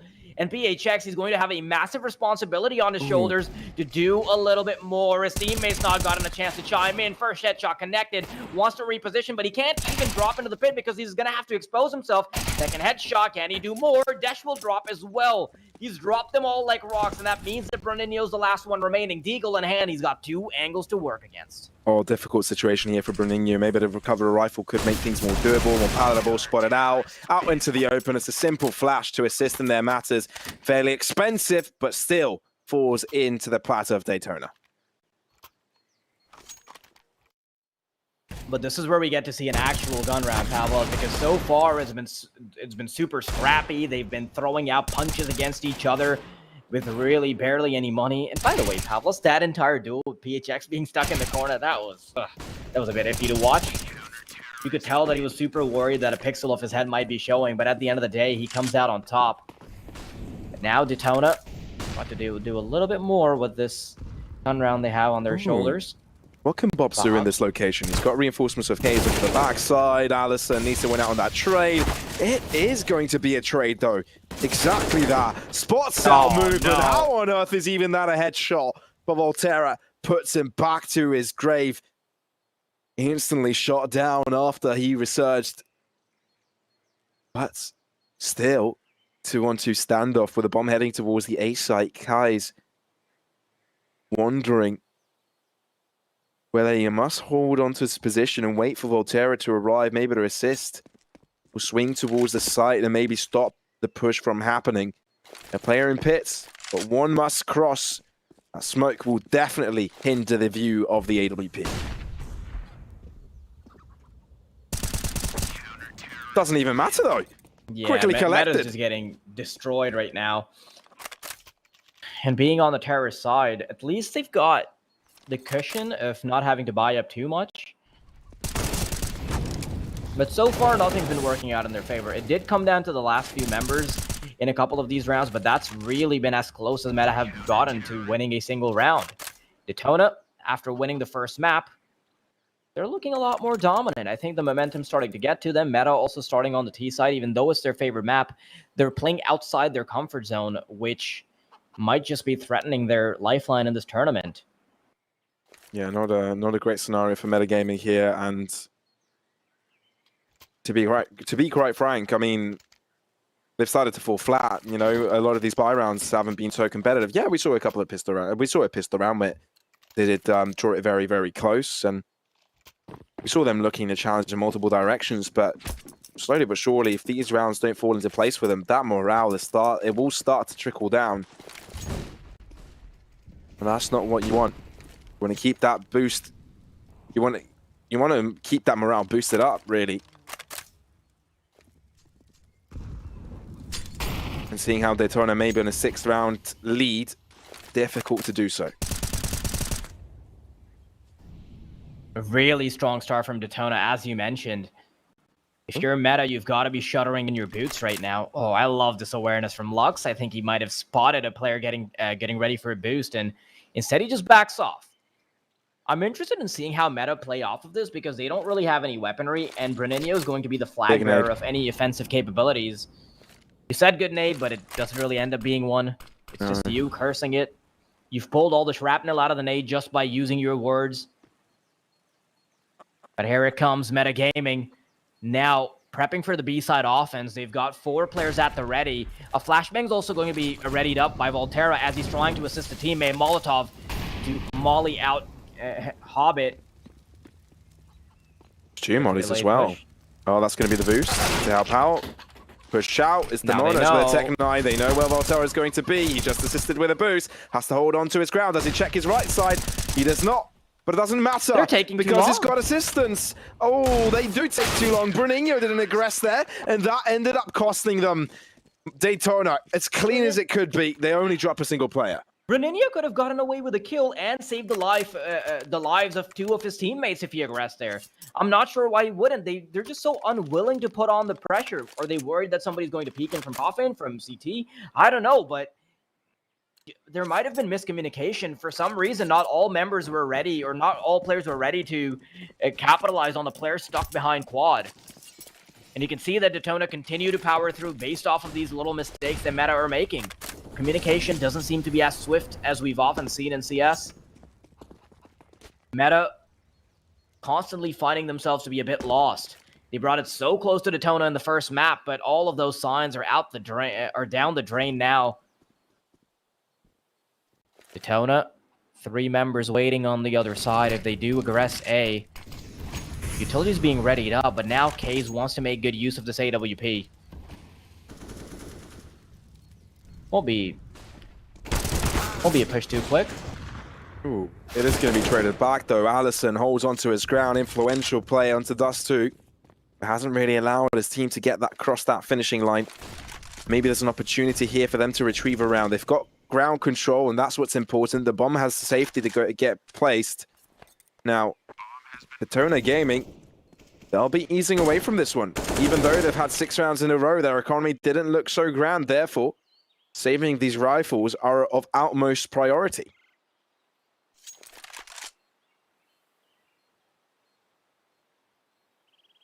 I am happy that DETONA Gaming has the awareness to immediately call for a save, especially knowing that they didn't have very they didn't have very convincing rounds previously, which means that their economy hasn't gotten a chance to build up. That's only going to be 1 round for Metagaming, so they've got a long way to go. Bomb now take down. And honestly, Pavlos, Meta just hasn't shown us that they've got the strategic depth to beat out DETONA just yet. Even in this round, if things hadn't really lined up for them to not get 2 kills, I think, for them to not get 2 relatively easy entries, I think things would have once again fallen apart.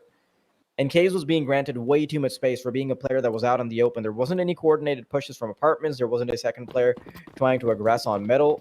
And because Meta are unwilling to play it very aggressively in so many instances, as we've seen on the B site, it's starting to cost them. gives up a lot of space to the AWP player, and it's going to reflect on your scoreboard. Oh my god, Case! You're not supposed to do that. No, you're playing a different version of Counter-Strike.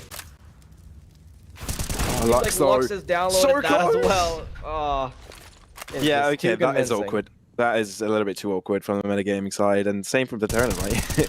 But it does work out in the end. Timing. Yeah, it's not within the ranks of metagaming right now. Zelian is just looking from a distance and saying, okay, I'm just going to hand my clock over to Detona today. Metagaming, unfortunately for you, timing is just not going to be on your side. 2 players from metagaming left after all of those mishaps. And it's the possibilities of them doing anything with his round are very, very slim. Which means that Detona will quickly find their way back into a winning situation.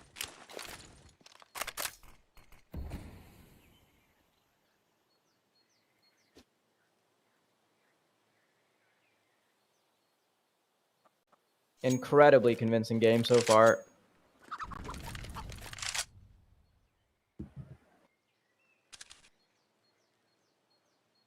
And you can understand why Meta are going for a save. They realize that Cuts and Allison can still drop a couple weapons, especially with Bernino on the case as well. They end up with more money if Dash and Allison save, and they've actually got a very reasonable from the get-go. They had a very good chance at saving without death, so it makes sense why they go for that. With 7-1, I think starting off on the CT side might just be benefiting Detona a little too much. Yeah, that seems to be the case. And I just wonder if they keep this tempo, right? I mean, how far can they keep it going, you know? I mean, metagaming, they haven't had too much of a grasp in this matchup. And unfortunately, it is going to be a technical pause to infringe our day once again. Hopefully one that will shortly pass. But considering this is the map pick of metagaming and their only chance to stay alive in this series, it's troubling. I actually don't mind that there's a technical pause because I'm going to go ahead and get myself a glass of water really quickly. You do that, yep. Because it has been a long day, let's be honest. Okay, the camera is going in with a mission here. Is it? Are we going to find another TV? Is that Another it? TV? Is there a TV? Is there a TV in the boat? Again, Gotta are be we a going to TV see in the the boat? boat. And the There's TV? got to be. We skipped right over it. Oh, there's no boat. Where's the boat? Where's the boat? What did you do to the boat? Oh, maybe it's somewhere else. Okay, let's Somewhere look. else, perhaps. Is it? Oh, the flip! Oh, Whoa. God. Whoa! A roller coaster time. Keep it up. I think I'm gonna throw up. Welcome to the journey of Inferno. Dude, there should be a theme park of Counter-Strike one day. Zoom into the eyes of Keys. Yeah, we'll zoom into the actual eyes of him. But this is the metagaming, and they're on the T side, so no, we won't be doing You that. are gonna have to give me a second though, because I really need Yeah, that do glass that. of water. I'll go on a tangent a little bit on my own. Don't worry. But it's been an interesting affair overall for the people watching. Hope you guys have been enjoying our ride. Obviously, with these technical pauses, there's nothing much we could do about them. But it seems the players are enjoying it, and that's what I really like about this. You know, I mean, we're seeing a lot of hype on both sides of the spectrum, a lot of determination to run away with a victory today, a lot of dreams, right? All of these players looking to get them make a name for themselves, and probably all of them have some sort of a day job going on as well. I mean, fully supporting yourself in Brazil right now. Yeah, I mean, these players are from Brazil, all of them. So there's a TV. But yeah, fully supporting yourself while playing Counter-Strike in a semi-pro professional scene is quite a difficult endeavor. And you came just in time to see the TV, by the way. Yeah, I realized. That's why I hurried back. Yeah. It's a bit unfortunate we don't get to see yet another talk on the TV, but it's okay. No, we'll I'll get a forgive zoom them in for of the chicken close lurking enough. away. Chicken mechanics that's a bit weird too in this game. graphic. Up, yeah, okay. Look Yep. away, look away. Oh, no. Zoom in on the head. Kind of high quality, actually. Damn. That is fairly high quality. For a game as old as Counter-Strike, it's pretty darn good. Definitely better than the chickens in Skyrim. Yeah, I can agree with that. Seems to be a disconnect on the serve as well. I love the pizzazz the chicken has. Like, little head bop. It's just vibing. Do be vibing though. No, I was gonna say like chickens have some weird mechanics this game. Like in this game. In real life as well. In real life as well. Sometimes you feel like their brain is just stuck. Like you may think that you're looking at a chicken that is brain dead. Yes, chickens are pretty brain dead. They are pretty dumb animals, if you ask me. From what I've seen, my personal experiences. I don't know if you've ever met a man that spends 12 hours a day on his computer, mesmerized by moving pixels. Yeah, shouts about them as well. Says a man that is observing a virtual chicken. Counter-Strike, CSGO skins, metagaming, Detona. What are you talking about, dude? Let's go eat some seed. Look at those feet. Look at those legs. Beautiful. Hot mama. Oh. But we do have word from production. Everything should be in order very, very soon. So do not worry, ladies and gentlemen. We'll be heading back into the game in approximately 1 or 2 minutes as players look to rejoin the server. But overall, I'm actually really... this is another chicken, and he's looking at us weird for us. What are we going to do about it? Don't look at me funny like that. You gonna start a fight? You probably need to bring Bob into the picture. We're comparing chickens. I actually don't think Bob would win, like, for the viewers. But production, can I quickly get word on whether or not my mic was muted this whole time? It was. No, what do you mean? Like, if you were muted in game this entire time, like on vMix, you're saying? Yes. Oh no! Please tell me that wasn't the case. No, you were fine. Apparently. Okay. Okay, that's good. Thank God. Good. Cool. You made me panic a little bit there because I might have looked like I was talking to by myself. About chickens here the whole time. Yeah, I'd be talking about chickens the whole time. I'd be saying things, saying yeah, as if someone's talking to me, but no one else can hear him.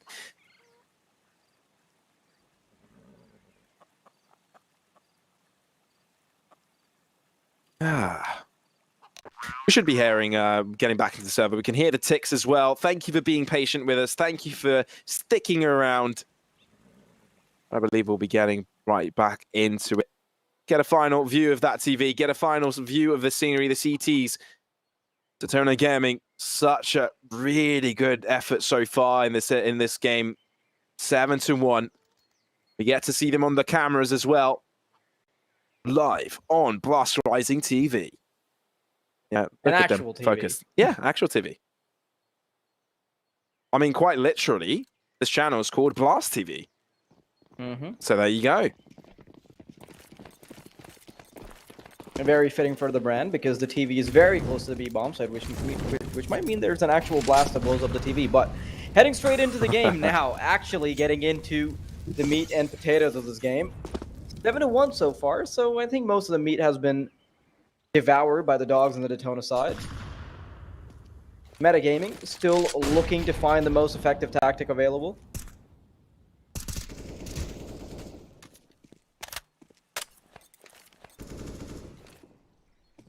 Okay, contact to be found towards Banana. Flashes across. Smoke to deter them away. And Century was a little bit preemptive there. Instead, the aggressors of metagaming make sure the aggression is fairly slow. As a lurk of Allison may be going on towards second meat, keeping the players busy towards that right side of the map. But at the same time, it doesn't seem like metagaming is making a decision right now.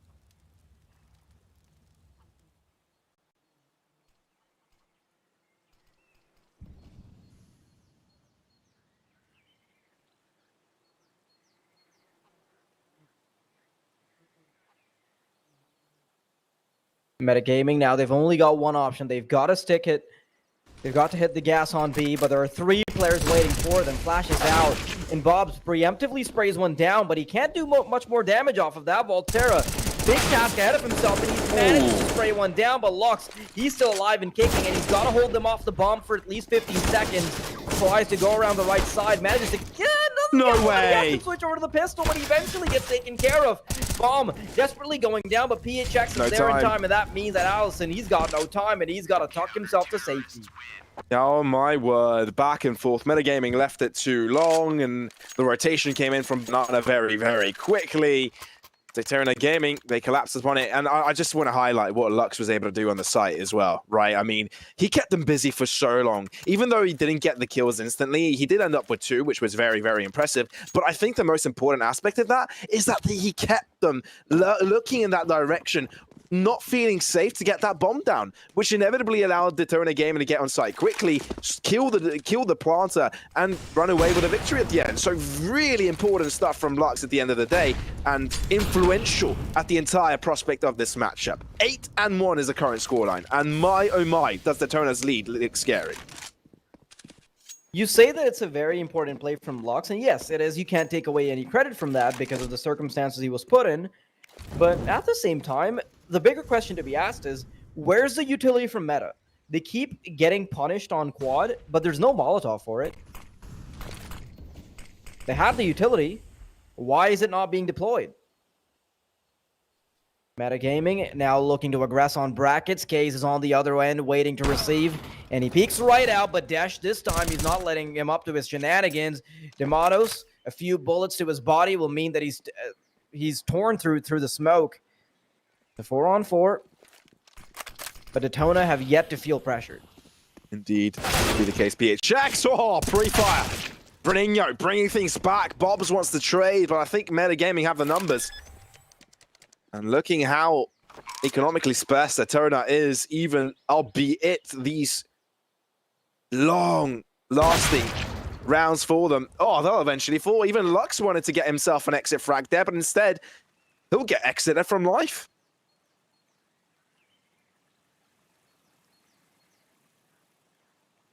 Yeah, Volterra doesn't want any of this.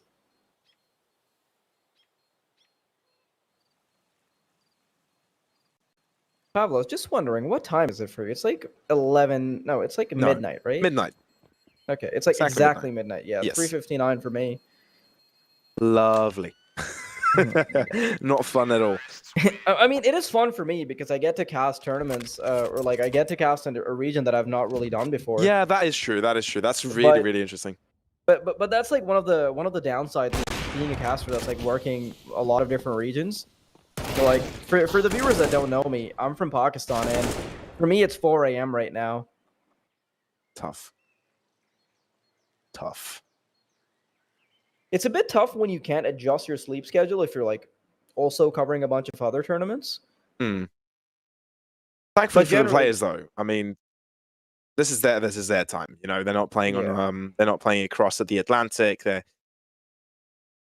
This is a standard time you would expect them to play Counter-Strike. But even though this is being quite a gruesome series, right? We can already see some more tired eyes, right? So could definitely be an aspect. I can really see the idea of DETONA right now going at it. He's been going at it this whole day, and I really like how talkative it is, and it seems to be working out.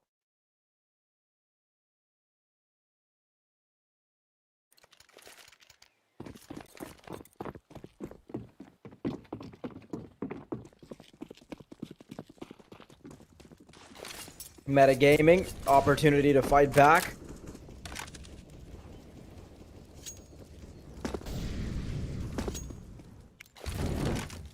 And they do have weapons now. And I'm really interested in seeing whether or not they're going to be able to bounce back, because DETONA, although they have quite a bit of a lead, it's not enough of an economic lead to guarantee that they won't allow Meta to fight back. Brackets control seems to be on the front of their plate, though, and DETONA in the meantime. Big opportunity here for him to find a kill into Cuts, and that is what he does. AK collected as well.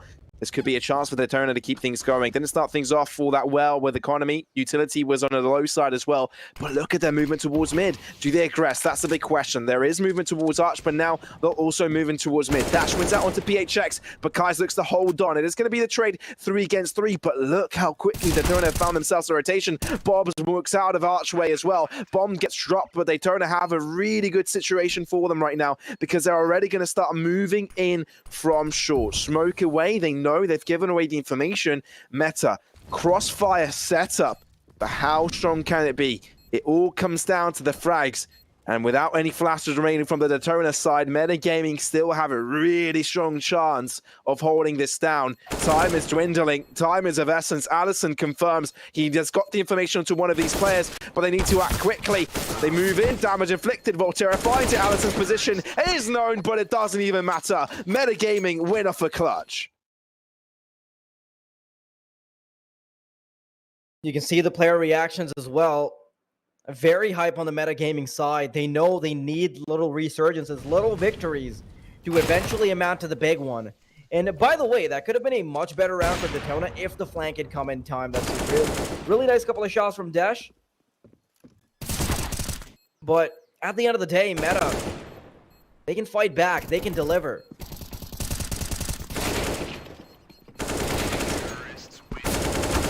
Super nicely done from Allison, but man, are we heading straight into the crux of the second round? Okay, metagaming. That was quick. Yeah, that was. I confused it between that and a replay. Yeah, I was like, are we still on the same? Are we still looking behind? Yeah. Oh well. Yeah, but this is the implication I was talking about earlier, Pavlos. Because DETONA have put space in between them and Meta in terms of rounds, but not in terms of economy. They didn't have any guarantee that they would be able to continue to thwart Meta time and time again. The lid has not been put on them, and that means they can continue to bubble over. Still very reasonable for Meta to get as close to a decent half as possible. Even getting 5 to 6 rounds means that Meta can start to feel a bit comfortable on the CT side, but that's something that DETONA want to desperately avoid. They did a stellar job on Dust 2. And they've got a chance to bring it to double digits here.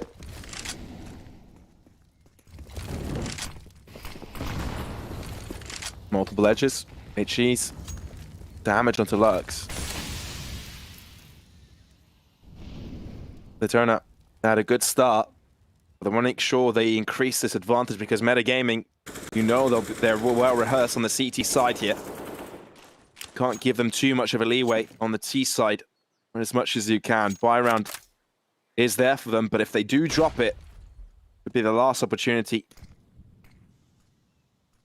to have them a substantial advantage on the CT side. Kai's close by. It seems like he has a read. Slight off. Ooh, information is there, but it's actually Bob's to help him out. Bob's. And now, smokes to be dropped. Lux picked us Adam and Volterra walks out into the open and will cost his life. And so does Lux. They drop a situation here. This shouldn't be the case. Spray down from the smoke. Damage to be done, but no kills found, meaning that DETONA are locked out on the outside.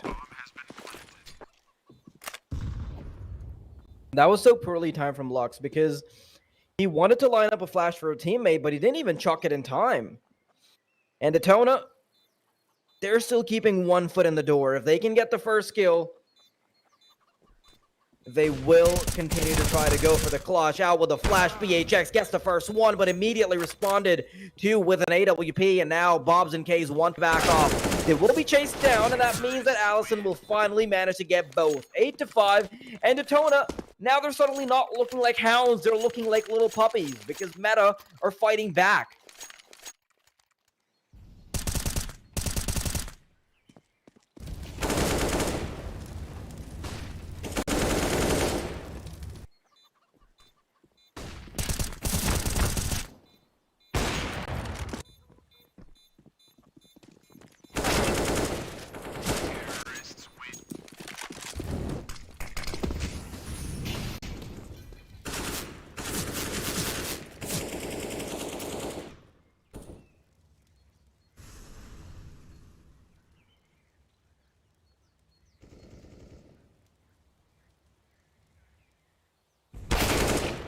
Oh, well, I was muted. I went on a full-on analysis segment about what happened there. Volterra and Lux out and not right playing correctly that round. Ah, Big Vu. Thanks for letting me know. And Big Vu, by the way, is our producer. And yeah, he just said, if someone is talking, he is muted. And that was me. I do apologize, ladies and gentlemen, but we are back. This is why you need to stop muting from your hardware. Yeah, you're right. So I right. actually know what's going on. I mean, Either way, pistols out for Daytona, and it's not looking too grand. I think they'd be spotted by the lurk. The A site is open. Metagaming will make this look simple. It looked really bleak for Meta, but now they're in a spot where you can safely say they've done just enough on the T side. And once that comfort zone starts coming in the form of the CT side, you know that Meta's gameplay is going to be entirely different.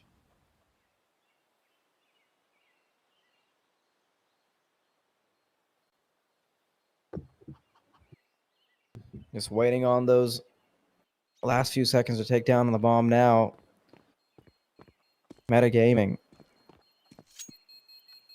The threat of economic collapse was always looming right around the corner, even when it was only 8-2. Just consistently being threatened by as close of a round as possible. You would see it come down to the final player, come down to clutches, come down to these 2 versus 2s, which means they never really got a chance to build up a bank, Pavlos, and they're suffering for it now, down to pistols, down to these shoddy weapons, and I'm not sure why, but DETONA actually looked quite scattered when it comes to their gameplay.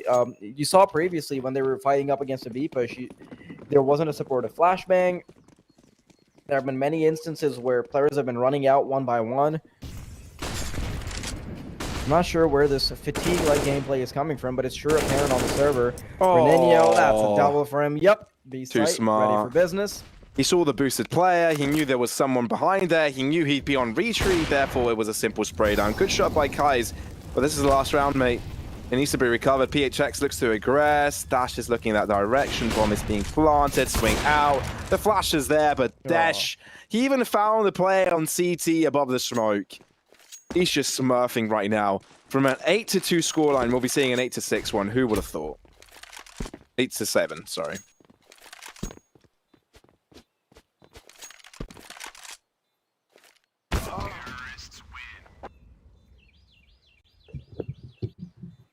As close as it could be. Yeah, Kaze was just not even close to being able to do anything about it. And Pavlos, now, I think Meta have a very solid chance of taking it at map number 3. Initially, we started counting them out because we thought that DETONA had too much of a lead, but the threat of the economy, always looming.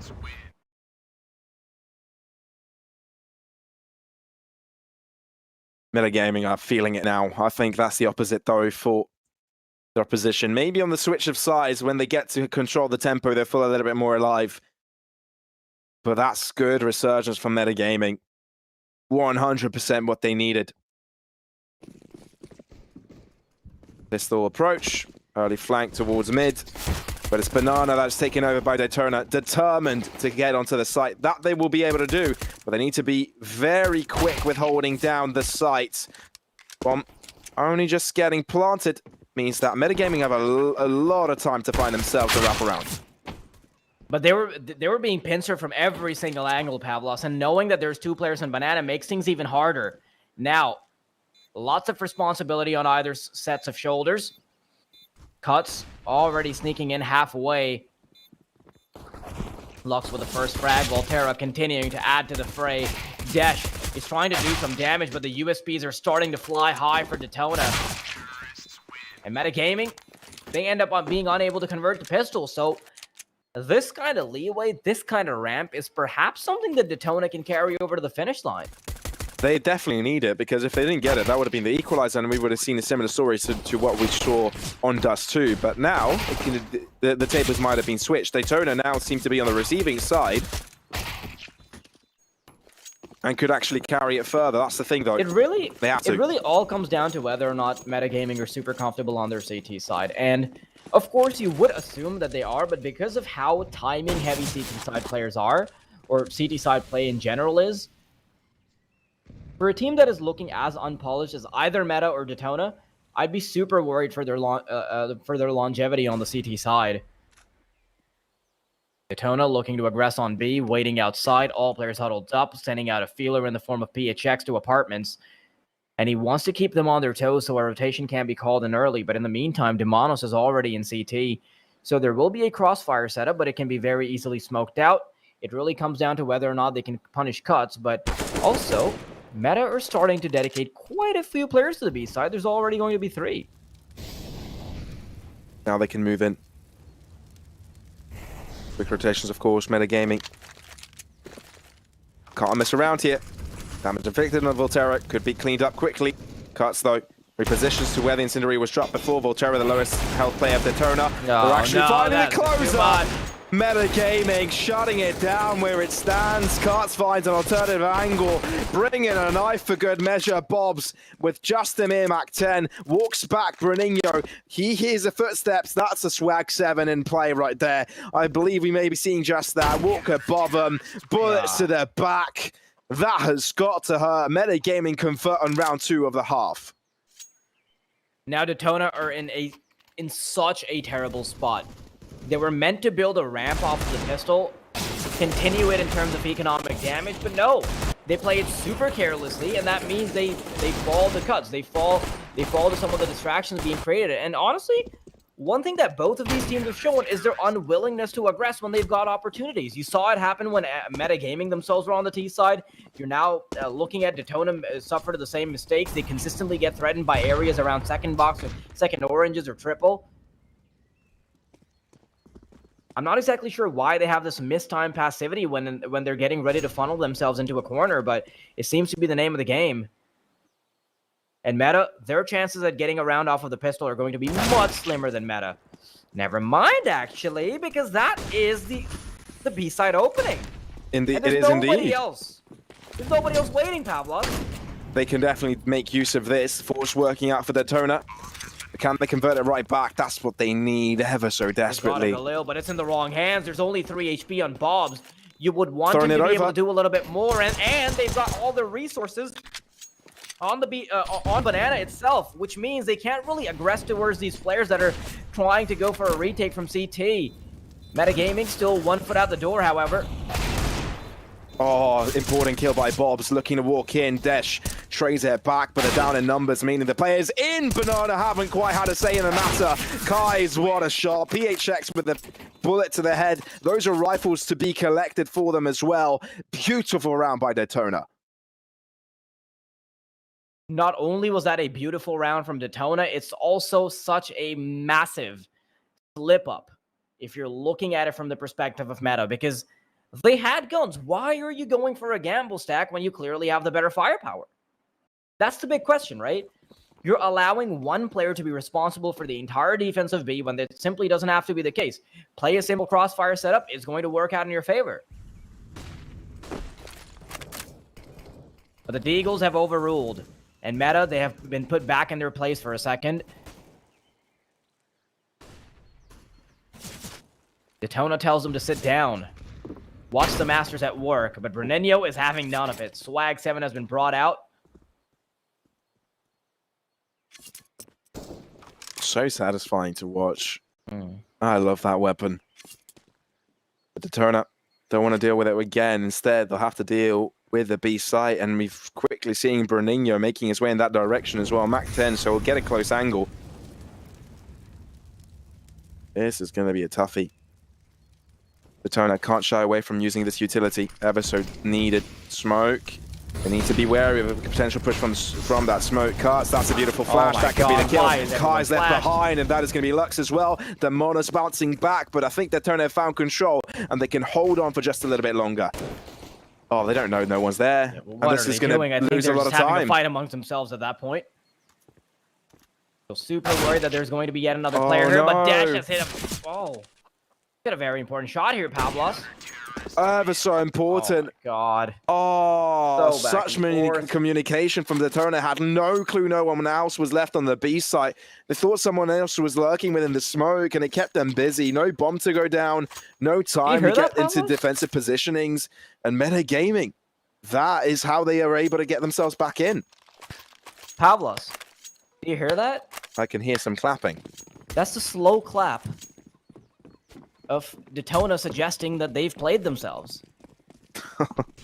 They just had a whole conversation among themselves on the B side. There was no one there. I thought you were going to say Metagaming got... no, Detona got clapped or something like that. That's equally as good. Yeah, well, it wasn't quite a straightforward fashion in the way that it did come forth, but Full spy again from Daytona. No way this works. Oh, they noticed a pistol. They spotted out. HE grenade. Yeah, Meta are not going to for make the sure. same mistake again, right? Question mark. Exclamation point, I mean, parentheses. Metagaming sticking around to the A site still. The spray down across. Volterra will hold on, but they do it crest forwards. Oh, that flush works out perfectly for the CT side, but still, the weapons Okay. are collected. The site is taken over. The bomb needs to get planted. Back on those weapons. All right. They want to keep it interesting. Let's go. K's. AK-47 in hand. He's got the biggest responsibility here. But Lux, why are you out in the open? But allows K's to use you as a distraction, though, and that's huge. good enough because that means he can quickly get 2 kills off of it. But Allison, he's still got potential at a retake. He has to go up against 2 armored players, gets a headshot on the other one, trying to play both angles, trying to keep them busy. Isolates at least one of them. The nade will try to follow K's, but Smart. he's away from the action in time, going all the way around. He's on the Allison defuse. is He's sticking sticking it. K's not trying to Full 10 push seconds. forward. How does Allison have the nads to keep sticking it? He's done it. How on earth did that just happen? You thought that K's would go for it. You thought that he would anticipate them having a kit, but no. Allison, he's got veins of steel. But it's still such a commendable round from Detona. They got that far with just 1 AK.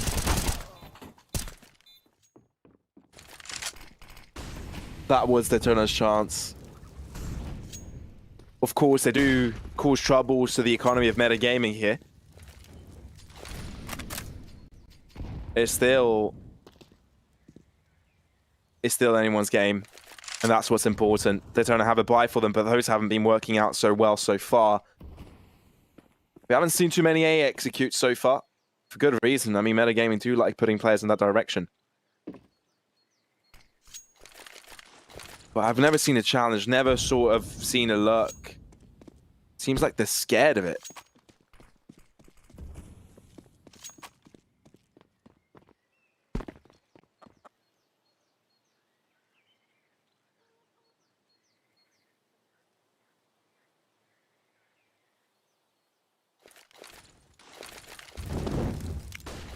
B site, once again, 50th time's a charm, and they want to push right in. There's only one member in the form of Demonos waiting on the other end, and he's only equipped with an MP9, but they're just being shut down over towards... Oh my goodness. Both ends, everywhere. Yep. One on A, one on B. If you're Detona, you're feeling pretty locked out right now. Metagaming, I think the one thing that stands in between them and the finish line is always going to be the economy, but as long as they can keep getting clean rounds like this one, they will have no trouble in the future. Such a story for metagaming, being down 8-2 and now having the lead 11-10. And that was a force by the Detona, meaning that they need to back off now. Give metagaming a substantial lead here, likely to be 2. Heartbreaking for Detona, that is certain.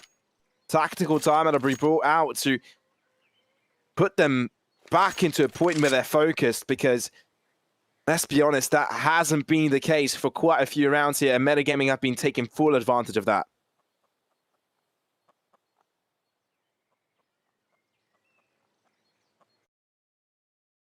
I think we both knew that Inferno was going to be a massive toss-up, but I didn't realize it would be as close as Dust 2 at all. In fact, when Detona started things off, it kind of looked like Dust 2 was a bit of a fluke for meta, but no, not at all. And I'm not sure why, but this is probably the most back and forth we've seen ever in eco rounds and anti-ecos with shoddy weaponry. Both teams lack so much structure, and they're playing off of so many gamble-type setups that there are way more opportunities for, let's say, dumb plays to come to light. That is true. Difficult scenario for Detona. This time to tackle the A site, perhaps. Seeing what setup is in store for them. Slow approach, of course. Lining up utility. Towards long. Keeping out Desh. Suffocating from information in the meantime. And the fact that metagaming haven't really pushed towards Banana either. They don't have that info available. which is fairly surprising that they're already dedicating a fourth player whilst not really seeing if anyone is in deep banana. But nonetheless, this does work out quite a bit for them because it is what DETONA Gaming are going for. Meta Gaming, Falling are able to collect them very cleanly. Dash with 3 kills on that AWP. Or 2, actually. I've overestimated it. Is quickly cleaning things up. Nothing that DETONA can do. Meta, this is going to be the 12th. And they're looking dangerous for us.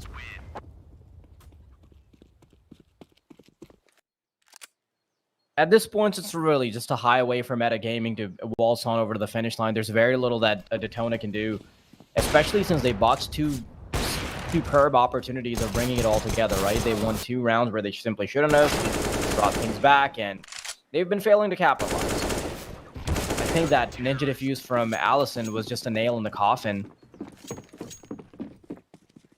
The final one, that is. But AKs have been brought out from DETONA once more. I think it really is a losing battle for DETONA right now, unless they can somehow chain together 2 rounds and put Meta in an economic, in a tough economic spot.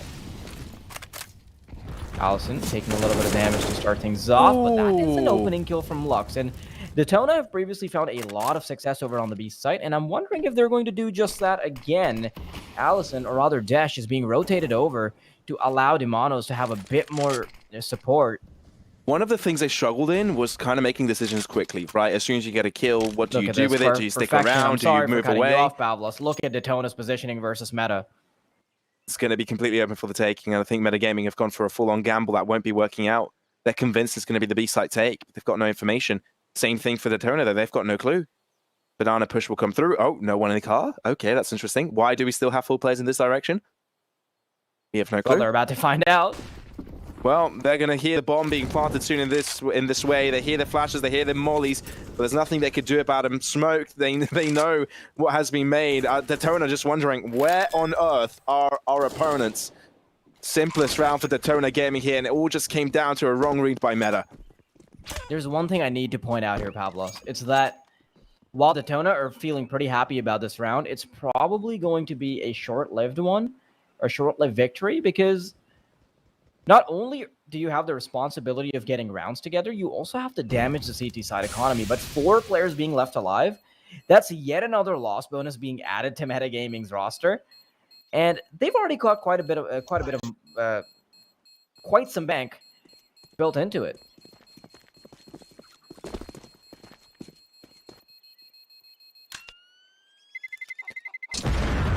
Well, they're definitely keeping things exciting, that's for sure. Considering they already had a map, it would be definitely ideal if they shut things down right here, right now. Not heading to Nuke. I think tactically, they haven't looked the strongest. I mean, let's be fair, tactically, there hasn't been too much of outplaying, right? I think it's all been down to like collection of mistakes, and the last round was a prime example of that, right? Meta Gaming made a wrong perception, and DETONA were able to make it work. Not really down to their own genius. It was the luck of the draw in that instance, in my eyes.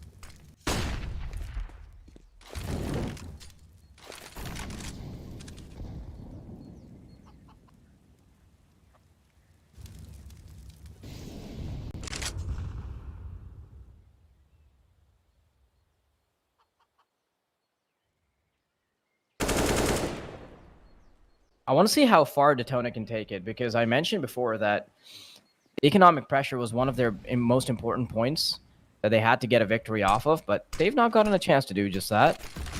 Again, Meta Gaming dedicates so many players in one direction. They've only got a single player into the B site. Usually when you have that, it's because you've got deep control over towards car. So when you spot someone out towards the deep end, you've got enough time to bring in rotation. Other times, it's because you're playing safe when you're playing towards Cathedral. This time, it's neither of that. In essence, if DETONA Gaming are able to read this should be a very simple B-side take for them. But they're not. They've got no clue. The lurk isn't deep enough, and they're going to head directly onto the A site. Not necessarily, because look at where the bomb is headed, Pavlos. They've sold a convincing enough fake on the A site that all of the resources from Meta will be staying here. It's just one player in the form of Cuts. They're going to get caught off. Yeah, they're trying to go for a split, but it's not going to work out. Now the bomb needs to head onto the B site, and they need to do something fast. They don't even have the luxury of having players help them out. Volterra does finally get the kill, but how quickly do the players on the B site manage to get the kill? Cuts needs to be isolated here, but he gets the no scope, which means that the bomb can't go down. Eventually does fall, but there's simply not enough time. I could point out so many mistakes in that regard, but it was a palaver. Metagaming read it. All came down to Alison's push, really. If he didn't move out of apartments there, that would not have been the change. But if you are actually wondering you're going towards the B side, why would you dedicate 3 players in that direction, right? You don't have control towards library, you don't have control towards the T side, you don't even check those corners either. So DETONA Gaming, in many instances, falling flat, an issue we haven't really seen towards on Dust 2, something we didn't see at the early stages of this game, but something must have clicked, something must have unclicked in that way. But then they deliver with shots like that. Frag-wise, they don't lack at all. It's just some decision-making that is fairly questionable. I think DETONA this time around, they want a much... never mind. For some reason, I thought they were huddling around B to go for a much harder and faster take. But with the way the bomb is positioned, I wouldn't be surprised if they do just that. Demonos has a pretty good idea of where Lux might be headed. Dex takes a few bullets. Demonos does quickly nip the problem in the bud. But look at how Metagaming are very quickly dedicating all of their resources to the B site, and DETONA have a very good idea of this. It didn't work out in the previous round, but now it should. But once again, Pavlos, another pitfall, yet again, that Metagaming, or rather DETONA, are going to fall into. It's the fact that even if they get the bomb down, they will allow Meta to run away with so many weapons that it's never going to be that T-side buff. Like, this strategy necessarily isn't wrong, right? If they usually want to do that when you've got 3 players up against 4, or even 3 against 3, right? When things get tough. When you've got 4, that usually shouldn't be what you're doing, right? Because you have an instance of a crossfire setup, and you could also play on backwards positions with even if you have utility, which Metagaming do indeed have, to delay and wait for the rotation to come in without losing too many players, right? Maybe you lose 1, and then you get a trade in if you find yourself some energy on that way. Having 4 players go to one side of the map is a really questionable decision, especially considering they still have money to buy up the next one. So I'm very confused here for us. I think they've got strong ideas of how this game is supposed to be played. It's just that they're making these tiny mistakes and tiny misinterpretations of when they should be making these decisions.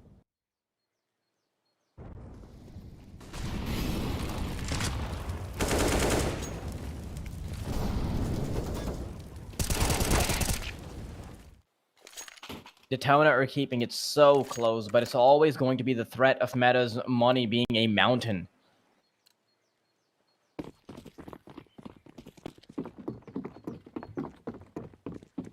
I'm not exactly sure why Meta would never play it in a traditional way. They're always playing a gamble stack, so their entire strategy really is centered around either getting the right gamble or going for a save, which isn't necessarily the worst when you're in the lead, especially since it allows you to build up an economy and deny the T-side economy advantage.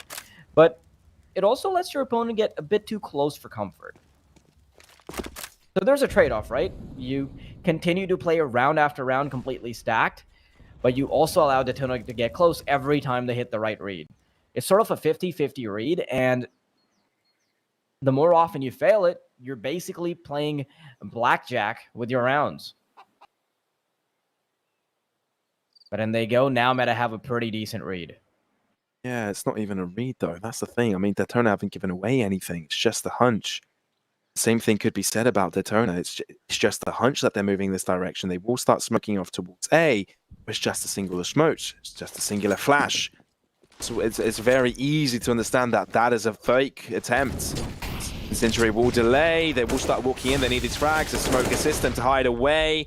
They're eager to get these kills, but there's crossfire setup. This is a really bad scenario for DETONA, and it shows. They walk right in the Lions' den, and the Lions will eat them alive. Metagaming on 14.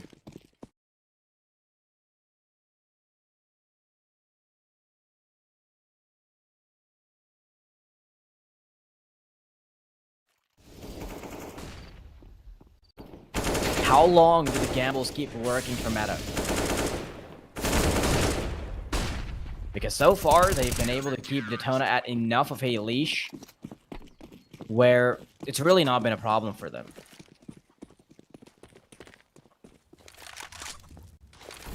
Honestly, this has been such a puggy style of CS. Like, I rarely ever see the style Meta are going for some very unorthodox, questionable plays. DETONA often having super mistimed aggression. And it's a bit unfortunate to see, but seems to be working out for Meta right now. And I don't really blame the teams because obviously when you are playing in a region that has had very little exposure to the top level, you're sort of relying on some of the top teams from your region to set the standard, but they're still not available to practice often, which means that a lot of the teams are going to be far away from what the top level of the Brazilian community can offer. Definitely Here it can be comes. the case. DETONA, once again, want to overwhelm with pistols. Cuts here with an AWP by himself. DETONA can definitely make this work. And it looks like they're taking over. It's not even with pistols. Look at riflery Demonos. all around. The bomb will get planted. Metagaming, they're going to save, man. DETONA, this is going to be a guaranteed 13. Just backs off. Holds S. You immediately know what the strategy is for Meta. So you either get the right read or you save. I'll be honest, Pavlos, it's genius. Like, it works so well when you've got such a massive lead, right? Like, it was working super well, but it's also allowing DETONA to get pretty close, and they're consistently getting to play gun rounds. Like, how many gun rounds have you seen? Have you ever seen Meta on pistols? You haven't. You simply haven't been given the opportunity to. The irony in their name. Their playstyle is 100% not Meta. Like, there's nothing like it. It's weird. I kind of want to commend them for how they're playing it. It's kind of like, okay, they went B this round. They'll definitely come A this time. Let's just stack 4 players in that direction this time. The thing is, Meta's entire strategy probably centered around just cheesing. Just look at the cheesing selfie enough stick rounds when screen. they're close. Sorry to interrupt you, but Yeah, we get to look at the selfie lovely. stick screen. Yeah, if a selfie stick has been struck through your heart and it's lodging out of your chest. Yeah, something like that. Sounds legit. Mm-hmm. Doable. But man, this is such a strange way of playing the CT side. Gotta give it to him. It's worked on the most part. They've never played without guns, at least. That is true. I am getting a headache casting this, but You're trying to fathom that if those plays are 0 IQ or 300 IQ, you know? You're trying to figure it out. yeah, just sometimes. an average of 150. Just an average of 150. Still pretty smart. Smarter than I could ever be. But DETONA Gaming. Kaze has taken quite a bit of damage when it comes to the nades. No trickle down mentality for Metagaming. Gain car control. Will another big flash be used? Demonos locked out. Lux is going to check it. He spotted him. Finds the kill. First kill goes to DETONA, but Metagaming look to rotate quick. Still a couple of players sticking around towards mid. Last time they did something like that, it kind of costed them. Do back away instantly. They want to go directly in for the push. They're running out of time. 30 seconds for us, with 2 players onto the A site defending. I think DETONA very quickly realized what Meta are going for. They constantly want to go for these little fakes, but they spent a lot of time. But Bruninho, it was his responsibility to make sure that they can't get the bomb down. But Allison, he's keeping things difficult. He's staying within pit, and he's making things a lot harder. Now the bomb's gone down. Allison, you've been spotted. How quickly do you get punished for your actions? 14 points of health on the man, which means that one stray bullet is going to be very quickly able to shut him down. 3 points of pincering. Kaze manages to find one, quickly threads the needle on Allison as well, which means that Dash is the only man standing. Oh, far away from the action. How on earth did that happen? I mean, usually when you have a player in pit, you expect him to have a lot of pressure, right? Usually when you have sort of a take on the site and you still have a player in pit, that usually is the retake, right? More often than not, that is just too much pressure inflicted. But Allison didn't switch up his position. He didn't try going off for the swing to help out his teammates and gain some extra ground on towards the site. And that allowed DETONA to scrap up the rest of the players rotating onto the site and ignore him until Kai's decided to swing and kill him off. So that is how DETONA are able to find their way back into the game. There's one thing I do need to point out though, Pavlos. Allison did not have the luxury of moving out towards the left because he was worried there would be a play in apartments. Similarly, if he tried to swing towards site, he would still potentially get punished because he only have 14 points of health. So really, he was just trying to be a threat in spirit. Yeah. But now, this is where metagaming, they stop saving. They know that Dash and Allison have quite a lot of money. They can drop in the next round. So regardless of what the outcome is, they're not going to go for their old gamble stack strategy.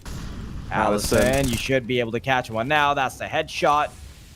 That's the opening kill for Meta.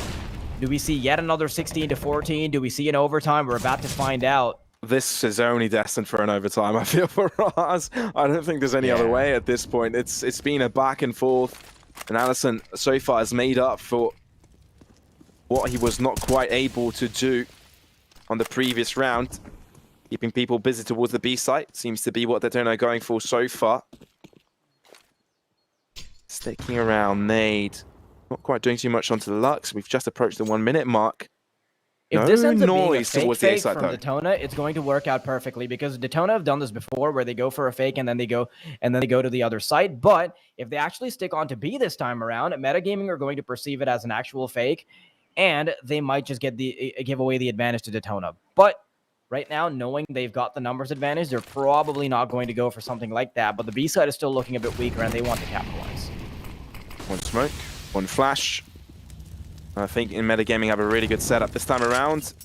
It's not looking so strong to the side. Instead, it's all towards the C side. Bobs will look to aggress. Hello! No. Demono steals with him quickly, and now 3 players left onto the DETONA gaming side. Things are becoming desperate. There comes the boost. A really strong boost as well. PHX shutting it down. But Cuts is able to deliver. Kai's can't do anything about it as Desh puts a bullet directly through his heart. Metagaming on their own map pick now are on map points.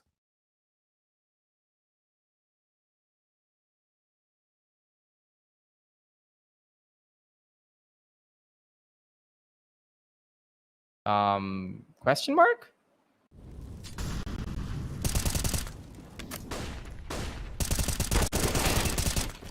What was that on the player cams?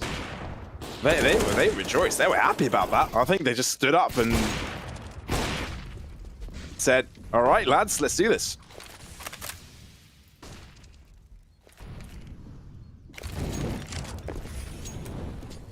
Oh, Dash. Good kill there.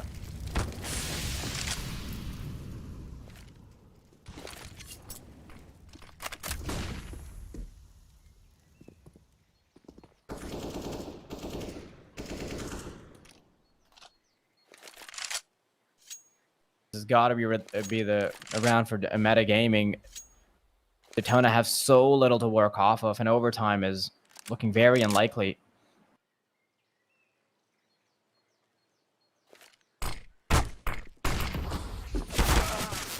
And there you go, metagaming. They've just continued to dominate. Nothing that Bobs and Case can do about it. That's it. That is over. There it is. We'll be seeing Nuke as our third map. Ladies and gentlemen, we come to a close. Everybody's so happy about their victory here, their comeback. It all started with an 8-2 in favor of the DETONA Gaming, but quickly metagaming bring it back themselves, triumphantly taking the lead. Dash starts things off with a pick. The reads were a little bit off. The calls were a little bit sideways. But at the end of the day, metagaming show us another 16-14, meaning we have one more map to decide this series.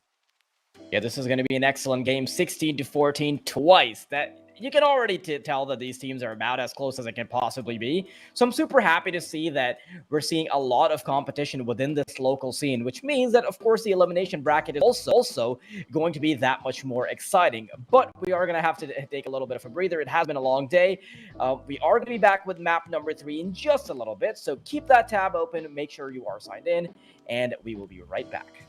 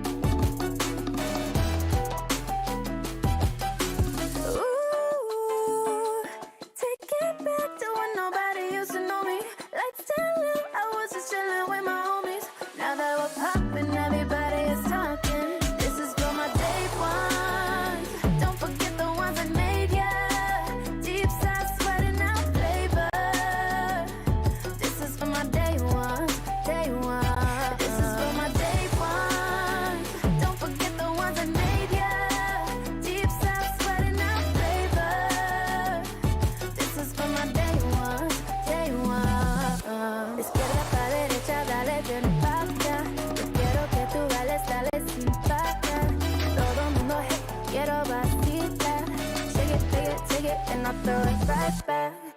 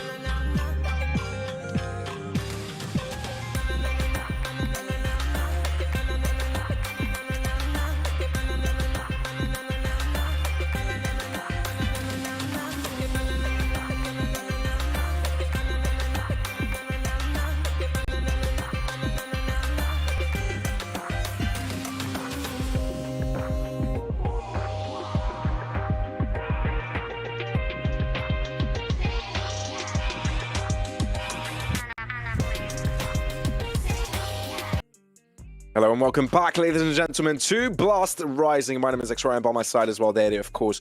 What is the third and final map of this series? My word, both of the first maps 16-14, and each team winning on their own map pick. But now there's a decider. Things are at a neutral point. How do you feel about this whole endeavor for us?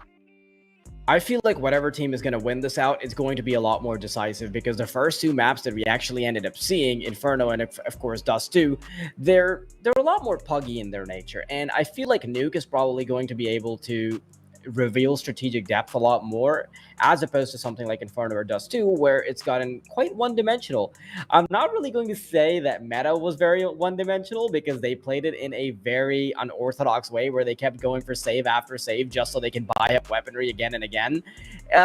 I like that. I like that they throw a little bit of pizzazz into the mix, and they actually ended up beating out DETONA because of that on map number 2. But this is where their mettle is really going to be tested. Heading on to map number 3, as hotly contested as a game as it can be, we are going to see both teams start to crumble.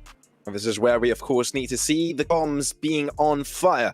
Because Nuke, you need a lot of coordination. You need to have all elements of your team online and in line with each other. And I'm wondering how will that happen, because we saw various situations from both teams today that weren't solid, but we also saw moments that were very cleanly read from both ends. So we want to see the best of each side. We want to see the best sort of Counter-Strike to be played out today. Metagaming starting off on the T side, while DETONA on the CT side, the final map of the series that will decide which of the two will get to play in the upper bracket. DETONA once again get the benefit of playing out on the more advantageous side. A few shots being exchanged around ramp, but nothing's actually going to connect. Into ramp we go. Dash first man to go in. Double doors have been exposed. Lots of pressure from either side. Nobody's really connecting any shots just yet, though, but the CTs, they're on the case. Full control of Metagaming onto the site, of course, but as you do say, DETONA Gaming looking to circulate around them. Volterra, first shot to be delivered.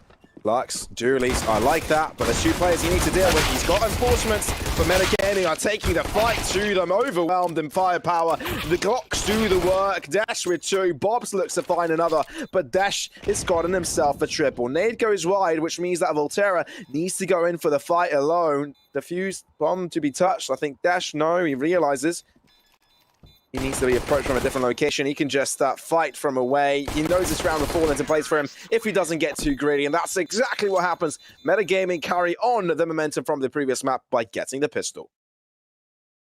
You can see there are a lot of smiles on the Metagaming roster, and that is for good reason, because they kicked off map number 3 with a blast. Nice pistol round to be securing, and on DETONA Gaming, they're starting to look a little blue. They know they're giving up crucial momentum going into this game.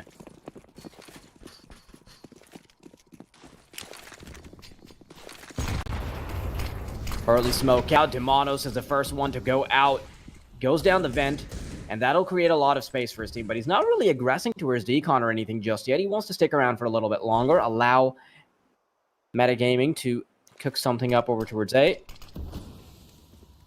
That smoke on door is going to be keeping them at bay for a little bit longer, but Lux, you're burning up. You've got to back off.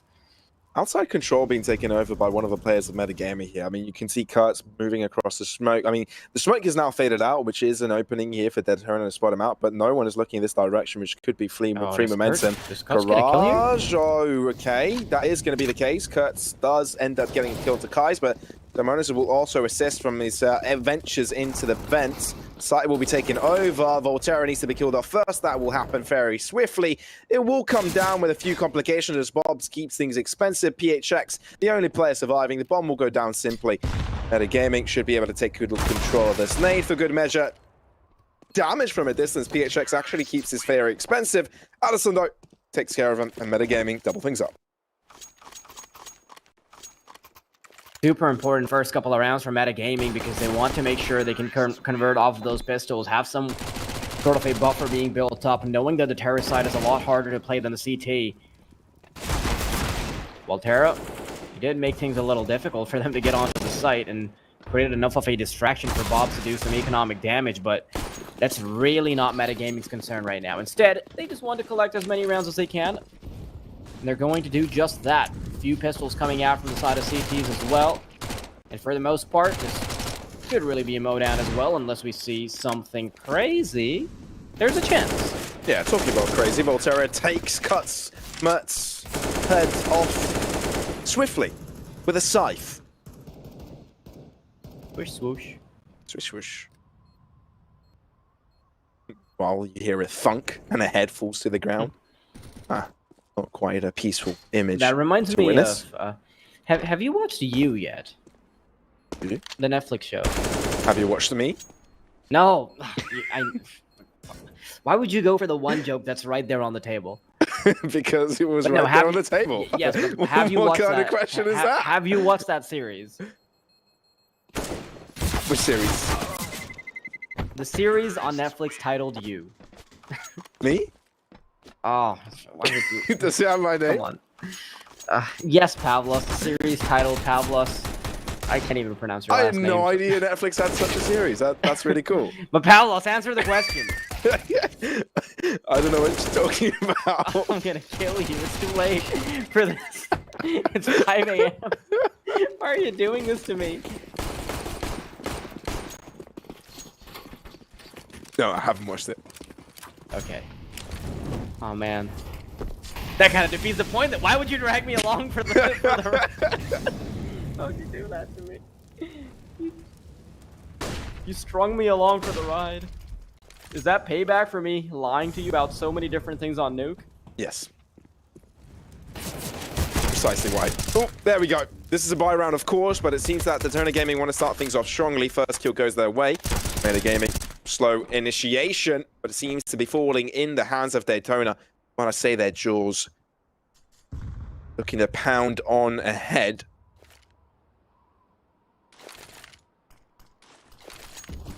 But Meta Gaming want to pull their way back in. Cuts. This could be a situation where they can find themselves a W. Oh, Cuts, this is marvelous.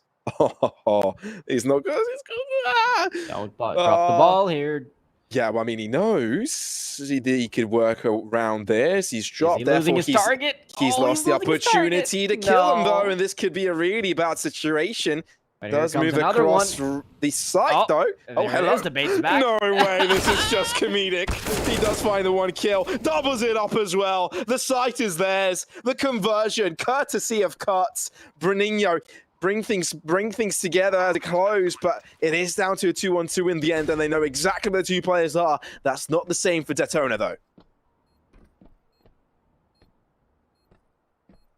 Metagaming, it's so difficult for DETONA to get past their defenses because Cuts is waiting for them to come up the ladder, not even looking at the right direction, but he still managed to connect it. K's far away from them. He's trying to isolate every single duel, but no, he's had to back off. Down the vents he goes, flushed down. And Metagaming run away with yet another round, leaving DETONA at the mercy of the economy.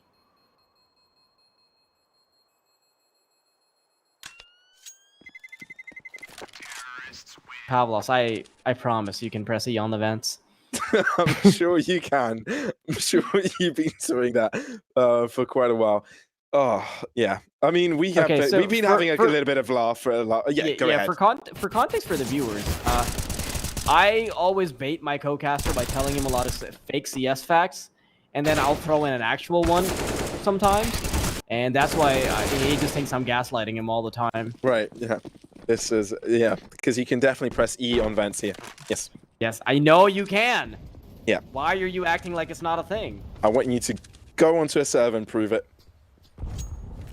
Pavlov, right after this cast, we are going to go on a server, okay? No, we're going back to bed, mate.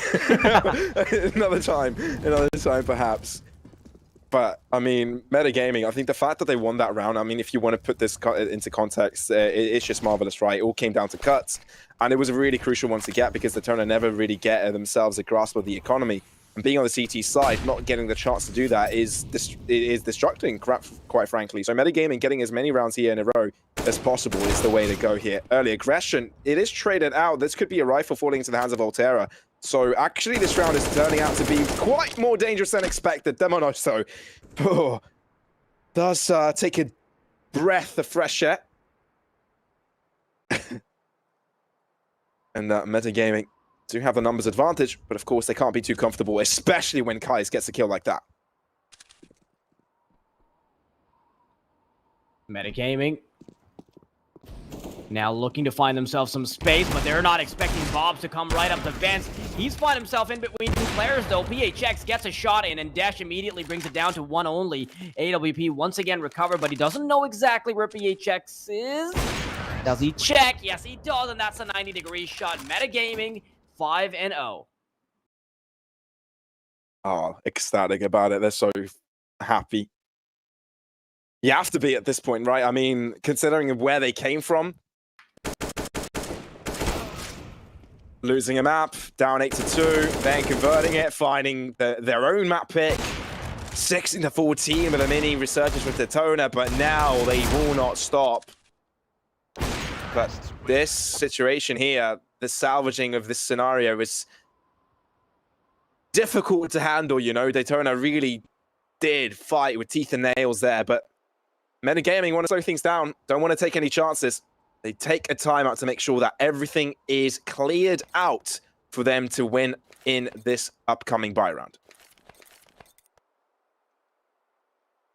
This initial start from Metagaming actually looks very similar to how DETONA started things off on the on Inferno earlier, but you also have to consider that DETONA were on the CT side; they were on the advantageous side.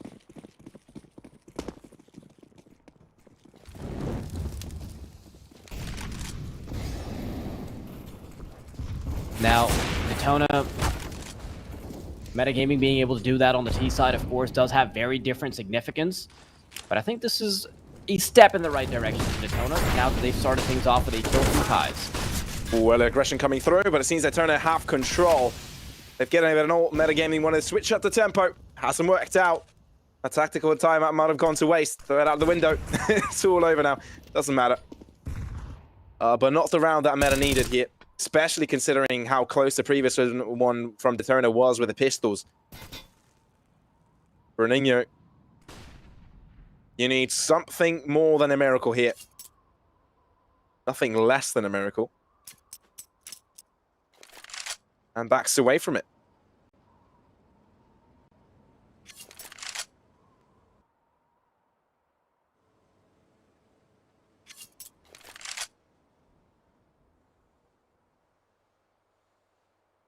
Yeah, it's just going to be a save. Bruninho wants to stay as far away from the action as possible.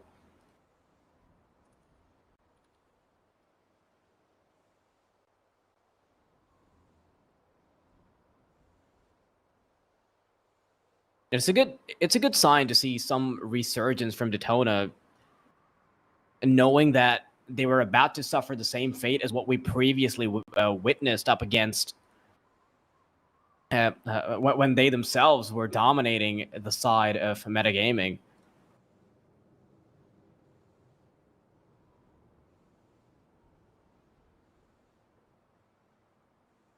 Counter-terrorists win.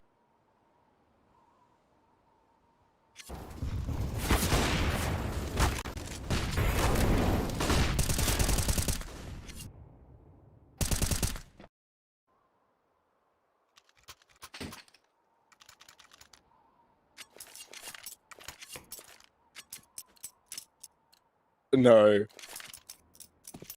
If you're wondering what the random sound was, it was me proving to Pavlos that you can press E on vents and nuke. I'm not gaslighting you.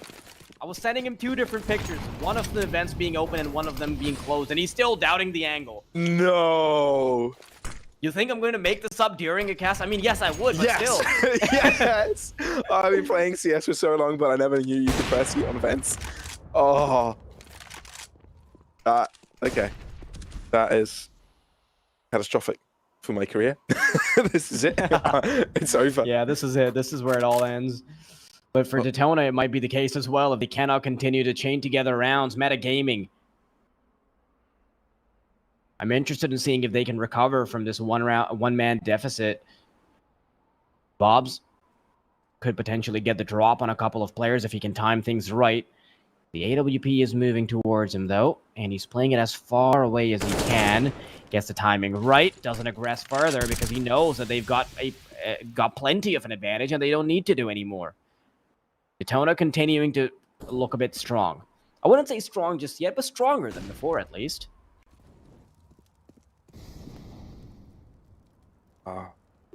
Yeah, no, this is a point of resurgence here. Metagaming couldn't hold on for too long without DETONA having a say about it. This is as flawless as it could be. Throughout the 5 players, they've only lost 2 points of health onto Lux. So, pretty determined victory here by them. There's a chance for them to keep it going. And as we do say on the CT side of Nuke, when economy is flourishing, rounds will follow. The same can't really be said about Meta, though, because they have absolutely nothing in their wallets.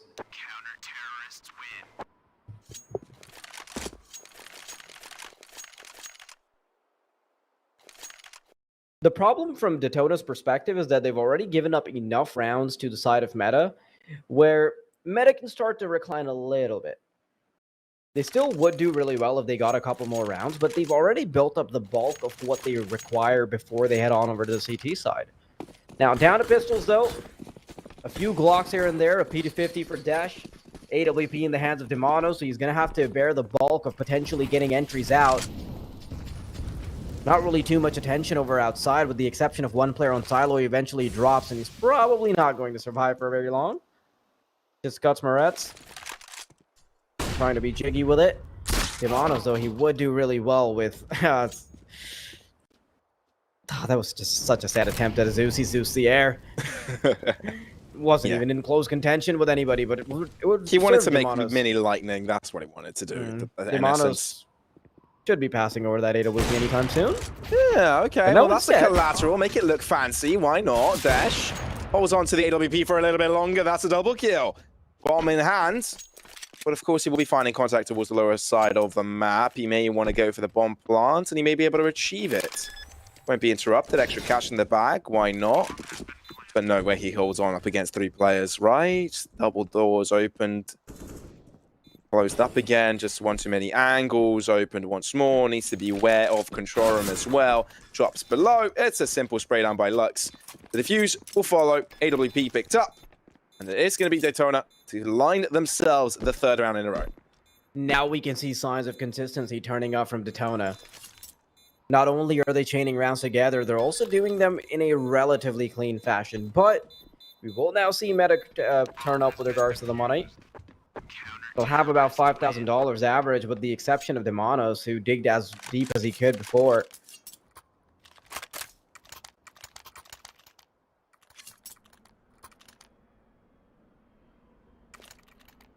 Right, so the big question is, will we be seeing another 16-14? No matter which team wins. No matter which team wins, are we going to see a 16-14? I think this game is definitely a contender for it. Yeah.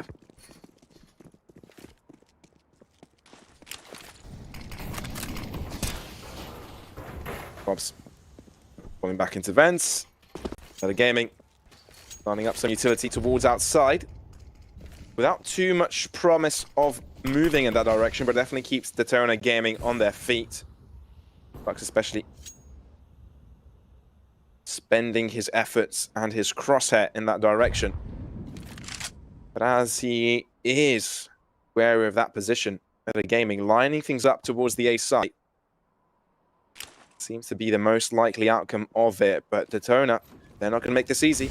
Going injuries, they will be able to stop it. Spray across, Lux able to find one, spray down. Quickly trade it back up from Desh. Looking to aggress further. Flash out will permit him to do exactly that. Spray down, wide swing from Desh, working out once again. Spotting out the movement. But Bobs, he appears out of nowhere. He appears out of thin air. Looks to shut it down, but no, recovered. 2 against 1. Meta Gaming have control over the site.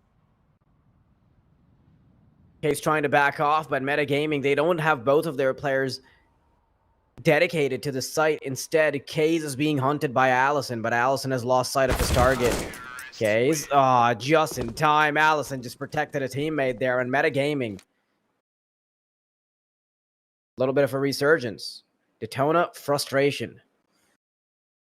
Still locked in with regards to focus, but Meta Gaming have somewhat quieted down as well.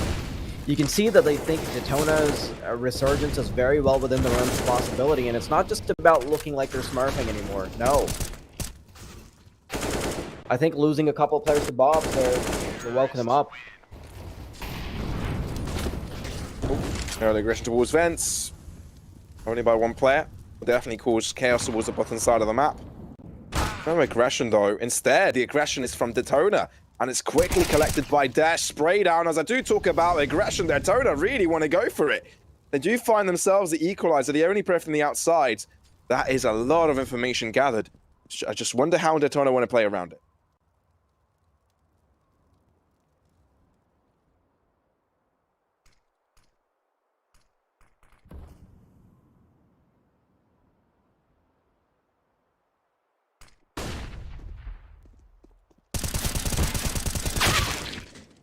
In they go. PHX, he takes a little bit too long to finally connect that kill, which allows Meta an in.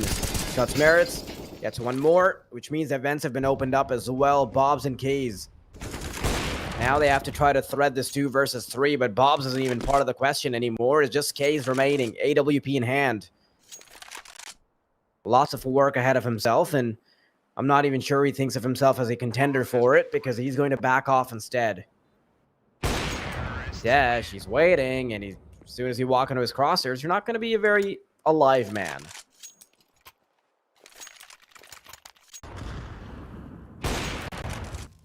Yeah, interesting attack there by Detona to take a very aggressive positioning. And, I mean, at the start it worked out, but at the end of the day, they lost a lot of ground control, right? A lot of space was given over to their opponents as freely. And it was quickly used back. So even though Detona had a short resurgence of 3-round-long victories, Metagaming will find back the pace. Potential to extend this lead further.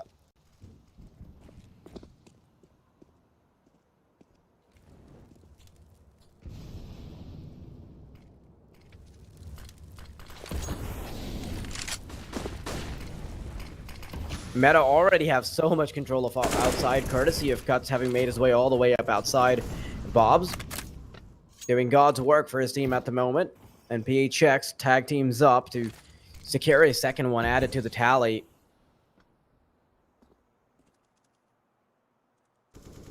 And Meta seem a bit lost. Allison outside, Desh joining him, waiting for one mistake to be made, but there's a lot of responsibility on Allison to get an initial kill. Also has to avoid the potential of a player in CT, and Kaze is locked in with an AWP, making it so much harder for Allison to aggress. PHX, he's going to hold on to his horses. He knows that there's a player watching for him. Ugh, gets a bit sneaky. Gets out of the window. Is eventually punished for it, but it's not really going to matter. Detona, they're getting away with a relatively clean round. That seems to be the case. The Monos looks to hold on and be a bit of a nuisance further. One kill goes into his bag. Fairly absent in the kill industry. Demonos has been in this game. Although you can easily highlight a couple of plays he did on Boss 2. But now, spray down across, knows where to put his crosshair for the next. But just a crouch will mean his fall.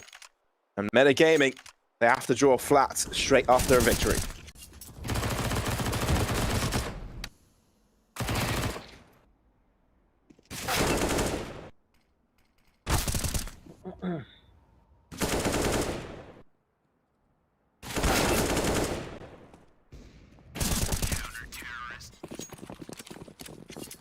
Interesting how the turntables, right, for us?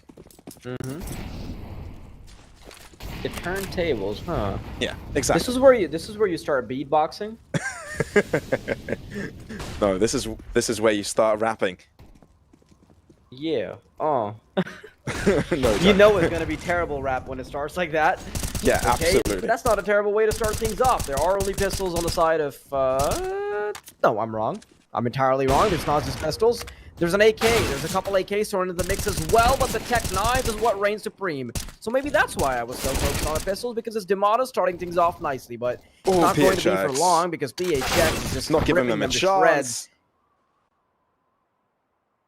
And There now you have it. Yeah, ow indeed. I think that was a very quick collapse. Detona had the read there, Metagaming looked to aggress, and now it was just simple pickings, right? PHX had a nice little corner that he could work off of. I don't think Metagaming expected to be greeted by so many players in that in the early B push, right? So definitely caught off guard in that way. Definitely didn't expect so many angles to be challenged, and they fall victims to it, right? And simply enough, Dash won't be able to survive, didn't have too much health, so one bullet did it to his behinds.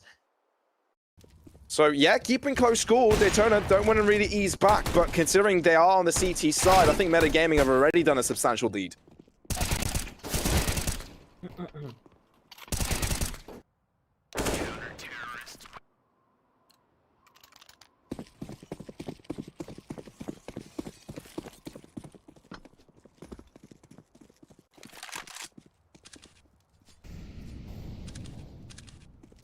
Metagaming. Back down to the pistols. It's really just been Metagaming losing rounds when they're carrying around pistols in their backpack, isn't it? VHX. He keeps being forced to take the brunt of all of these duels around ramp, but when they find... that's uncomfortable. The AWP's been passed over. And very quickly put to good use by Bruninho. Can he continue to deliver, though? I talked about it just being pistols and them running into their death, but no. Oh, man. Bruninho wants to do a little bit more, Pavlos. Such a topsy-turvy. The space controlled here by Metagaming can't be turned into ground control towards a site. Not just yet. Not with the utility they have in store. Not quite the flash situation they would have liked to have. But they're looking to turn their attention towards the higher ground. Bruninho first to go in. Man with the AWP, the man to control the skies. And the rest around to support him. They need to be acting quickly. 30 seconds. Have to move in fast.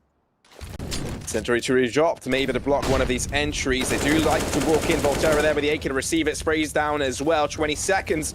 And this is where Detona can find the conversion. Volterra holding it down. The Metagaming taking their time. That's not going to work out great for them. Allison has to fall back. AWP in hand, but nothing to do about this. Detona finding this victory, all with the courtesy of Volterra holding down the site there.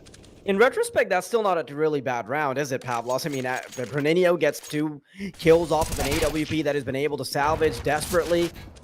But Detona, now they're making their presence a lot more known when it comes to the CT side. Initially, it started off with Meta just wiping the floor with them. But now the Hounds are finally out. Somebody has put steroids in the dog food, and now Detona are out for the hunt.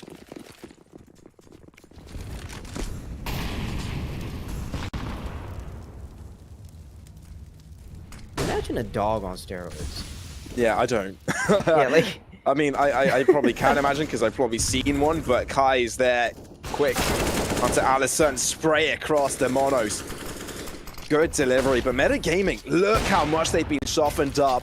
Quickly could be closed out with an HE. That's exactly what happens to Demonos. Not a fate you would want to wish upon your worst enemy.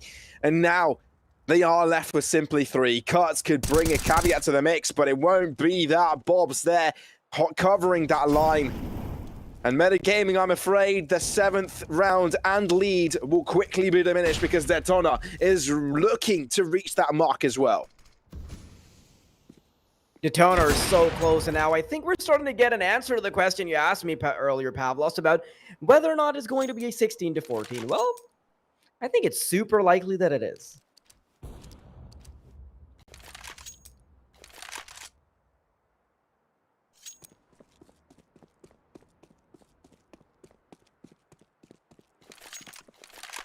Down to 7 now guaranteed. Yep. This is one of the situations where you tell me, okay, you see those gears there? You could probably press E on them and you'd be seeing water sprayed across the map from a fountain in the CT spawn, right? Yeah. Do those words remind you of anything? No, I don't know what you're talking about. Oh, okay. Okay. Oh, I'm not gaslighting you or anything, by the way. Yeah, absolutely not. No. I love would that they're never going do for this. I love that they're trying to deny this. They know how big a potential this AWP can have. But yeah, they can't afford losing too many players, and I don't think they will. Through the That's a smoke, leg. too. That's a jump. Keeping Bobs alive. One of the most important jumps of his life. Oh my god, that is so bad for Dash because heading into the final round, he's got no money. That was such an accidental shot. Don't act like that was ever skill-based. Never. Never. He wasn't even aiming in the general direction.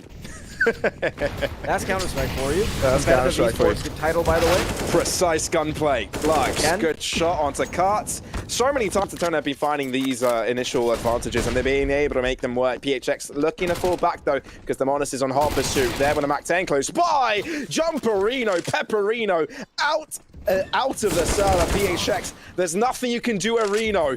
Brino, though, looking to bring things back. Metagaming having the advantage in numbers, and they've got full B-side control. Dash holds down his ground, Volterra, nothing he could do.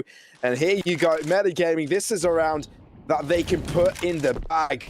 Put it in your back pocket, because I think Metagaming will be running away with the advantage here at the halftime. 8-7 to be solidified, but not if DETONA Gaming have anything else to say about it. Crossfire setup, 1-for-1 trade. Kai's all to do up against 3. An absolutely difficult endeavor him to endeavor in.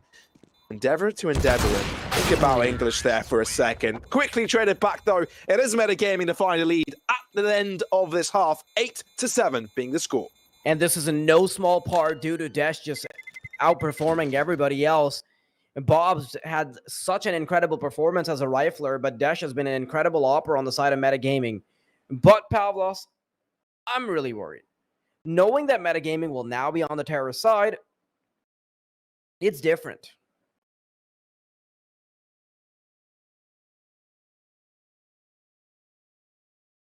Oh, tired faces from DETONA.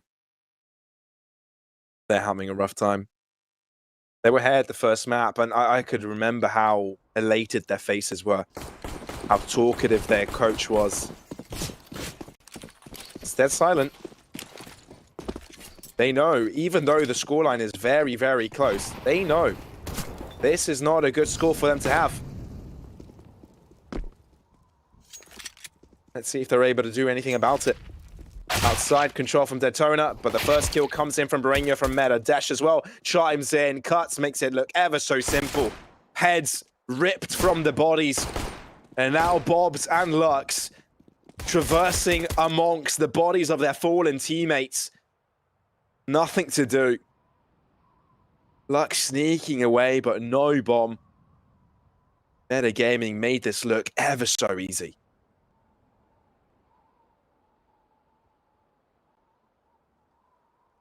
That side switch buff is definitely going to come in handy, and as I talked about it in the earlier message of the half, Pavlos, Metagaming were mostly responsible for building themselves a buffer on the terrorist side, and they've done just that. 8 rounds for them, that was good enough. I think even at that 6 to 7 round mark, they were pretty happy with their performance, but now they get to pile onto it even a little bit more. Both pistol rounds have been secured by the squad of Meta. If they can play the CT side to perfection, they might just be in a scenario where they've gotten away with 6 free rounds.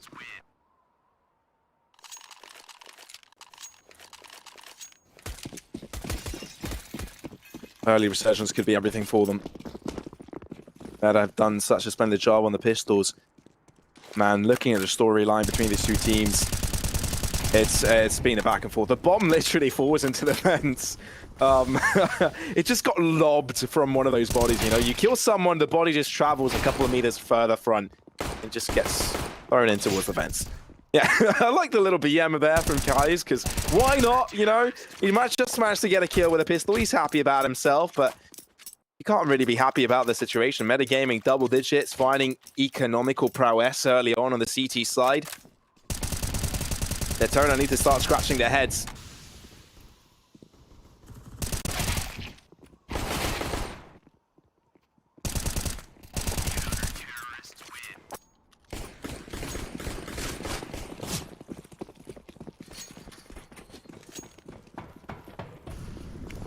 Metagaming, double digits secured, and DETONA, they're really going to be playing off of a bit of a deficit, aren't they? Few AKs in the bag. That's all they've got to fight off with. It's going to be a really difficult fight, actually. Awkward. Some angles they've got to play around. Bob and PHX, each a kill apiece, and PHX is just ripping apart the side of Meta. DETONA really needed this. Onto the site they go now. They've got full control. Bomb will be planted. While Desh and Demonos are locked out of it. Nothing they can do about the situation. They know their chances are ever so slim. We're talking about nuke here, man. And both sites are pretty difficult to take, especially on a numbers discrepancy. I mean, yeah, okay, it's not the B site. I'd consider B the most difficult than the two, but still. They know their chances are slim. Back away nonetheless. And DETONA, they had to take this victory, and that they do. Very important to stay in this game.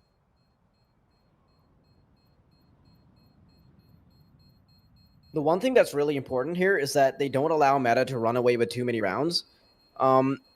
Because normally you would expect Meta to convert with 3 rounds right off of the pistol, especially because they've shown us a lot of promise. And being their... I think this is actually one of the maps that kind of stylistically favors them, especially when they're willing to go for like a lot of aggression, a lot of gambles, playing as exhibited on on Inferno especially. Those kinds of plays really benefit you on Nuke, especially because it's harder to go for defaults. But right now, DETONA have interrupted this. They've thrown a wrench in the works, and it's really anybody's game. Meta, the only advantage they really have is playing on the CT side, and that can quickly be quashed by just turning the economy around a little bit. Looking at the side of Meta, though, money is not exactly their best friend already. We've got a couple Deagles, an MP9, a couple M4s in the mix as well, and it's really a matter of whether or not they can put this limited weaponry to good use. Dash already making his mark on the server, but this aggression from Allison very quickly gives him a massive opportunity. It's also Demonos getting the drop on Lux, which means that Metagaming are now significantly ahead, and they've got a chance to thwart and threaten the economy. Yeah, early aggression perfectly works out for them, but DETONA found their way all the way behind. It seems like Demonos is sort of wary of it. Bob's will find his way up onto rafters right now. Oh, Demonos, though, as I said, wary of it. Finds it simple enough. Metagaming, albeit dropping the previous round. The recovery may look marvelous. Bob spotted, damage down substantially. Flash away the potential, elude the idea of a drop, but no, it's an aid to stylistically? Stylistically, is that a word? I think it is. Yes, it is. Yeah, stylistically end his life. At this point, at 2 a.m., I'm struggling to figure out what is true and what isn't. But we'll be fine. I mean, this game is keeping us alive.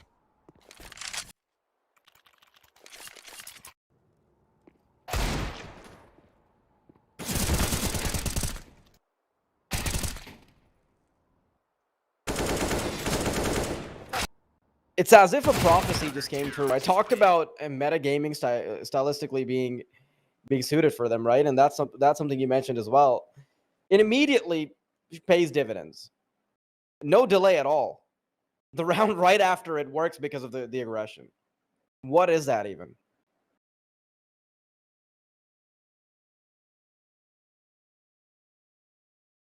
Silent faces on the Bottom right camera, hands folded. Just that's the face if I don't get paid enough for this. Oh no. I just think about a flashback on the first 2 maps, right?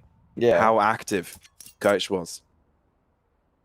How talkative and how enthusiastic. The ideas aren't reflecting on the server right now. They didn't. Now he's hoping they don't fall flat, allowing his players to do what they know how to do best. Play this game called Counter-Strike Global Offensive. Metagaming absolutely going to make it difficult for them, but the aggression pursues. Allison ends up falling straight out of the battle. Volterra with 2. DETONA looking to take charge here. The site is given over. Perfect situation. Tech9 through the smoke. What a read there by PHX. And as soon as we counted DETONA out, they show us who are the real dogs. they get and bite this victory. That's the thing, though, Pavlos. I'm not even surprised that we see this result. Because if we had anything to go off of when we looked at Dust 2, when we looked at Inferno, it said it was always going to be a back and forth affair, and there was nothing you can do about it. Every single time, it's been these anti-ecos coming out on top. It's been freebies being given up. Lots of botch plays from either side of the spectrum.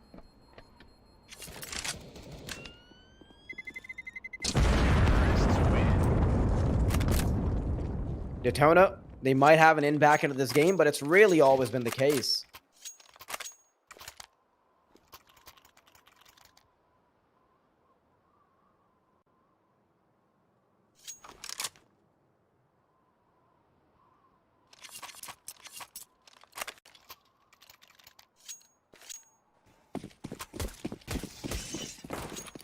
I feel we've seen the 11-9 scoreline quite a few times today. I think history is repeating itself on every single map. 16-14 twice, and I would be... Honestly, I would be a bit disappointed if it doesn't go to 16-14. Right? Like, come on, they've got to fulfill the prophecy. You can't just let it go like that. No. It's so fitting. Well, that thought, though, Pavlos, because DETONA are setting up for a hard and fast push. Here comes the cavalry. Volterra first man out, but he ignores the player entirely. Through the vents, though, it's Customer Rest continuing to chime in. Off of the rafter, he's already gotten 2 frags, but he immediately gets put in the grave, tucked into bed. But now, Desh and Dematis, it's their responsibility to wake up the side of DETONA. Oh, Kai's he's just shut it down. If Metagaming found a kill there, that would have been their opportunity, but that is not the case. Such an important kill from Kai's there now. Look how safe DETONA played it, right? I mean, they didn't go for the plant directly. Yes, they kind of had it in their command. Yes, they kind of had the site locked in, but they wanted to make sure that all corners were covered, so they didn't get multi-fried by any sort of way. So I love how methodically they're playing it, meaning that they don't want to make too many mistakes. I mean, you can just reference Inferno, for example. I think for a Daytona, I think that was a very unfortunate map. I think they know that a lot of the mistakes they made came down to quite frankly, being a little bit careless and underestimating their opponents and where they could have been positioned. But this time around, the fact that they're covering all edges is a good sign to come, especially if they close up this gap and not let Metagaming get comfortable on the CT side.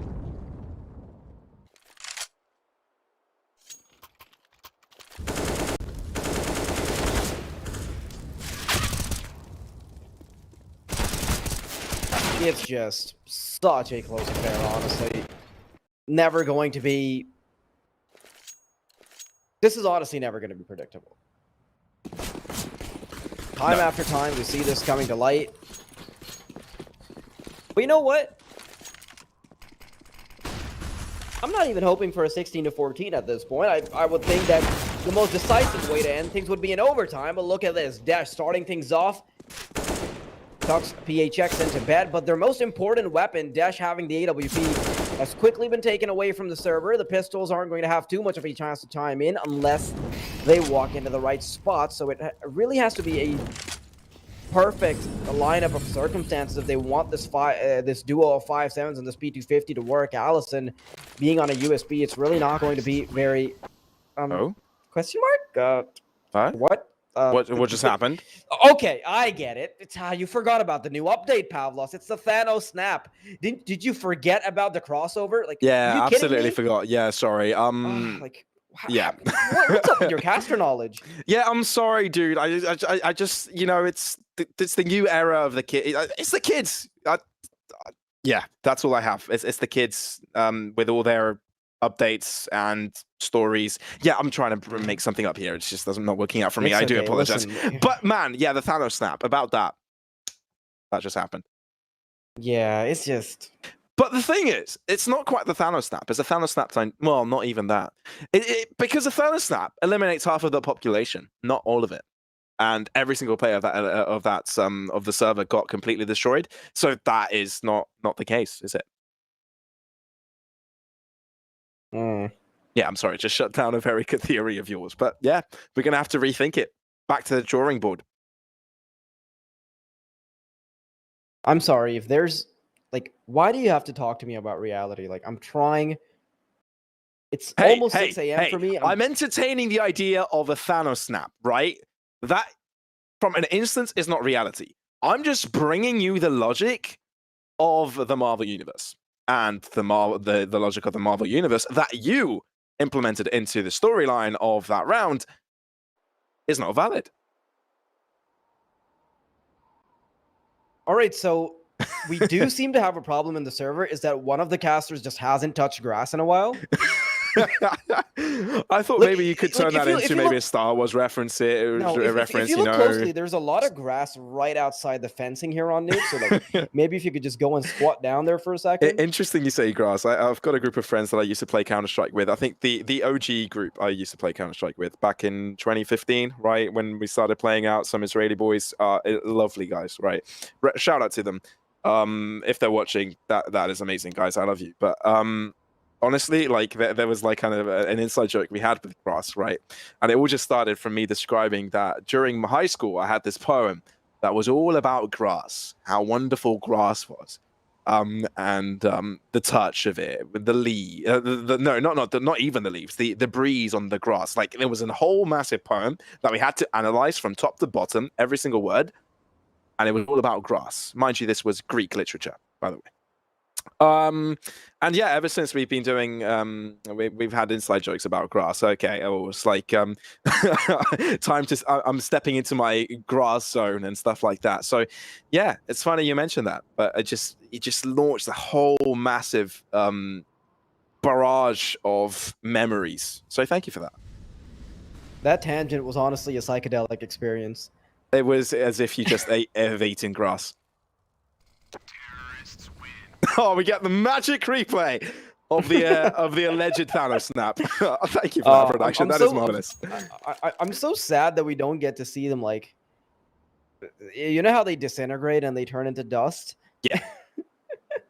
I'm so sad we don't get to see that. Yeah, so wish that's we had some another kind of, reason. That's another reason why that's not a Thanos snap. That is something else. They just got warped out of there. No, it's as if what's that Harry Potter spell where you can just TP away? What's that called? I don't remember. It's eluding me. Yeah, don't remember it. Any other disappearing factors? Until you think about it, I might as well let everybody know in chat or everybody else watching. We'll be back very, very soon. Like as you can see, everyone is on the server. The unpause will come through.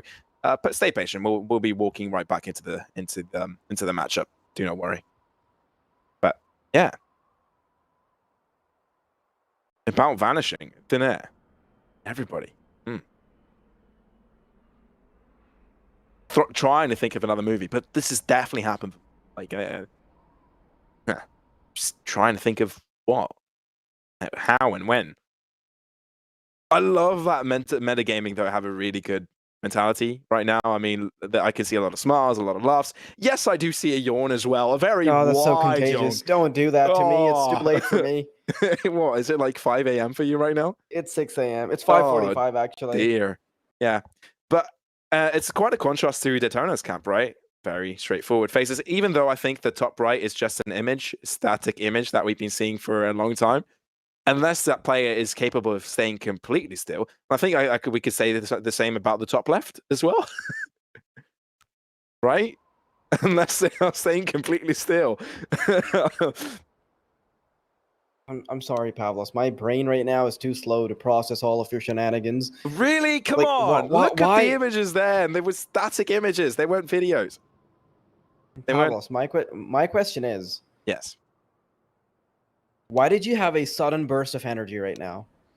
Why are you doing this to me? Someone has to have energy. Okay, fair enough. Yeah, it's better than not having energy. But I will ask you to hold me after the broadcast because I really need it. Oh, I'll always hold you, man. All right, I'm really looking forward to our LAN encounter. Holding hands while casting. Yeah, danger. We're getting into the bromance. Just stay away from that. And the production letting us know. Yeah, we're getting on too big of a tangent here. Like that's the rule of broadcast, all right? The longer a technical pause is, the more personal things get. 11 hours down the line, I'm going to be telling you my deepest, darkest secrets. Yeah, we've never gotten to that point, have we? Yeah, we really haven't. It has to happen. Do you know what reminded me? You ever killed a man? We're traversing outside right now. What? Nothing. What? Nothing. Okay, I'm just gonna walk past that. You know, we're walking as we are traversing the outsides of this map. Just reminded me from the major. You know, that one team that missed the smoke over and over again. It was like a very interesting one. A sideways run yeah. jump. Who was it? Who again? was it? I saw it yesterday. How could I forget? Yeah, I also saw it yesterday for some reason. Probably the same thing circulating again. Yeah. Oh, okay. We're having a race. Well, let's time production. See how fast they can get from one spawn to the other. Oh, All right, slow down. I've got my timer out. Yeah. Okay. Oh, we're gonna explore the outsides, the outskirts a little bit. Oh, we're gonna see another TV. Is that it? Oh, that's a flip. I nearly bumped my head on the thing there. Yeah. Yeah, we're going to look for another TV here. I'm pretty sure they're going to take some time to put it somewhere, but... Yeah, okay. So, we got a word that the Spectators race is scheduled for tomorrow, so we won't be able to have a race right now. Right now, we're racing for the stars. The stars. The scars? It's like sky and stars combined. Racing for the scars, like who can get hurt first? Is this a boxing match? Racing for the scars. Such a good title for it.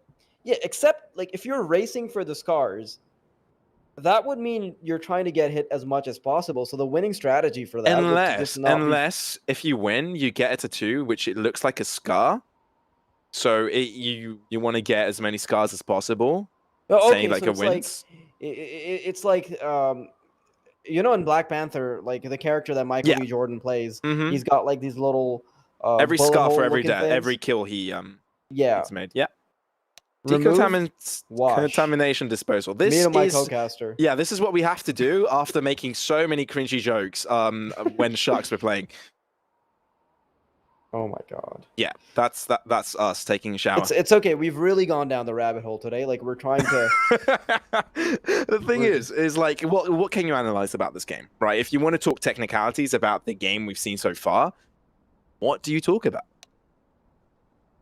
Yeah, there's honestly really a limit to how much you can analyze this. Of course, sure, we've already gone into a lot of detail about how Meta are willing to play a lot more passively, especially as they exhibited on Inferno, and they also have this stylistic tendency to switch up the pace all of a sudden and be more willing to take risks, especially in the form of gamble stacks and gamble aggressions. But that's really been about it for the pace of the game. Detona, what they've shown stylistically is that they're willing to go for defaults, and then they're also having a lot of reliance on these individual bouts of excellence while also trying to go for fakes. So it's really not very depth-heavy CS being played. It has often come down to individual shining, and that's being shown on the server right now. There's a good reason why this game is so back and forth. If you're playing a super structured form of Counter-Strike, you're not going to see that many anti-ecos, that many deagle rounds go the way of either of these teams. You're not going to be able to recover from an economic deficit as many times as we've already witnessed. Okay. Well, I know we're not the admin team, but I'm asking production here if we could see another replay of the standing of what happened before everything reset. Because I know a lot of damage has already been inflicted. I think Detona had a good closer onto the site. So basically, the admin team right now has to make a decision of what's going to happen with this game, right? Because do you reset this round entirely? Do you give the advantage to the team that had most players alive? Obviously, I can't make that decision. Obviously, I don't know the rules. I just trying to put myself in their place right now because it's a very difficult decision to make. Oh, we got a TV. Oh, flat screen. Flat screen TV. We've upgraded, baby. And we're even seeing the replay through here. wait. Can we see a picture of my duck on the flat screen? Is it possible, production? They turn the sound on the screen. That is amazing. Okay, this one's got speakers. It's got Dolby Surround. Dolby Surround sound.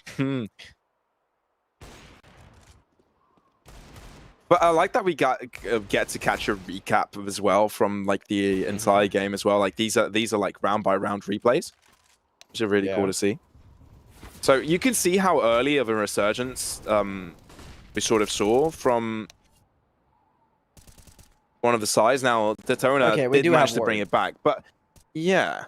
Aw, they overlaid a picture of my duck on the TV and it fades away. Oh, So that's wait. where the Thanos I map didn't went. see it. So is it Bob that is controlling the game? And is it Bob that Maybe. snapped her wings? Is that a thing? Flapped her wings, yes. Flapped her probably. wings. Snapped. Is there a way she can snap her wings? Probably not. It's apart from baking them, obviously. It's like snapping your fingers, you know. Anyway. Apparently, we'll be getting right back into the game. So, due to the game delay, I think that means that the game has already started on the server. But obviously, us being on a 2-minute delay, we won't be able to see that as of now, if I understand correctly from what is readed upon us from production. And we should be having the verdict of the admin team as well to go along with it. As soon as it is ready to be revealed to the world what has been decided. But overall, very close game, and the gravity on that round was quite substantial, given that it was a buy round for both ends and economy was fairly low. So yeah, no wonder it took a while for the teams to decide what was the best course of action.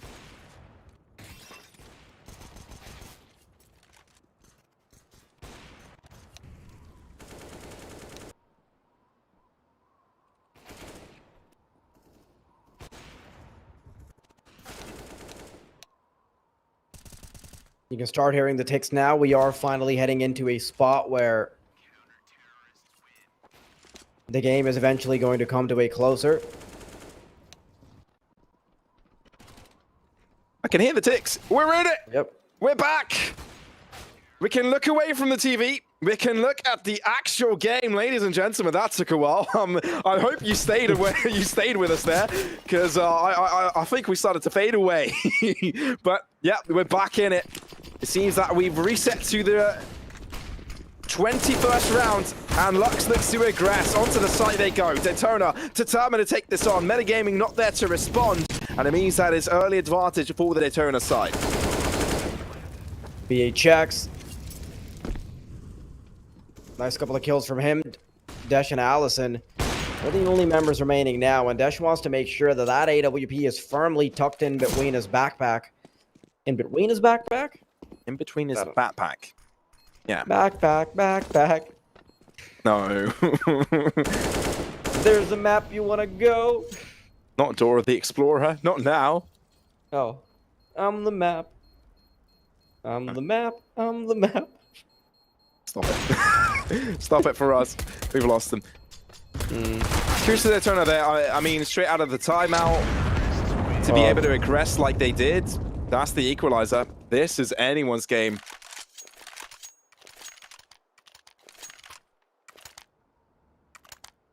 And I'm really sorry for anybody that thinks that I'm starting to sound a bit demented now.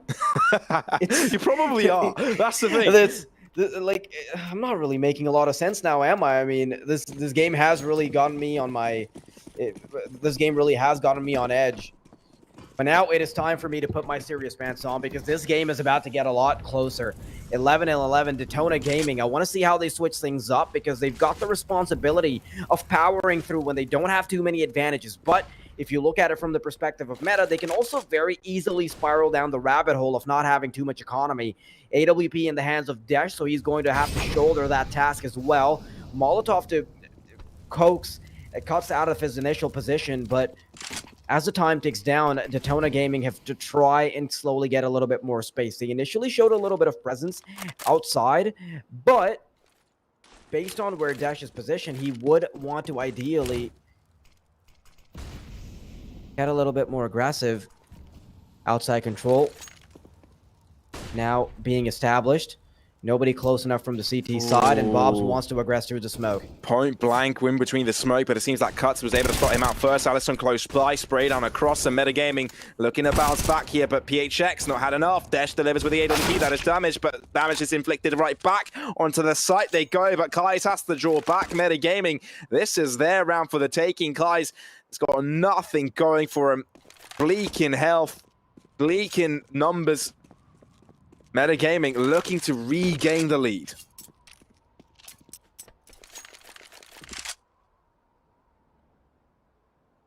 Pretty decisive way of doing just that as well. And By the way, Pavlos, we need to point out that the economic standing for metagaming was probably the most important element of that round.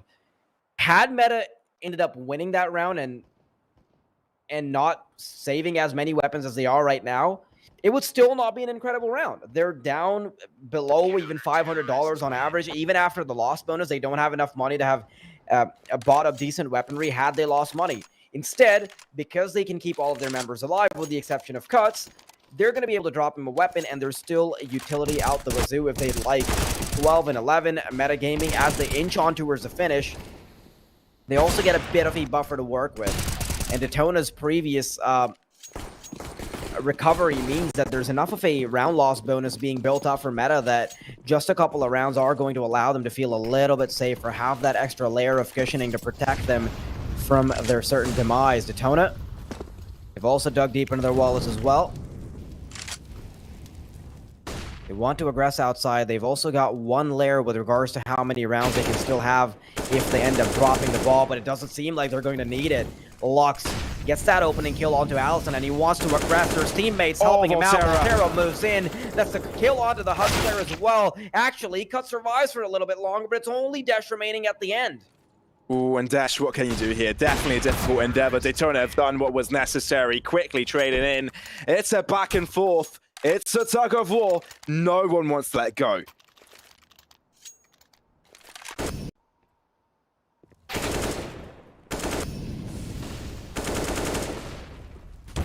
Volterra's impact there was undeniable.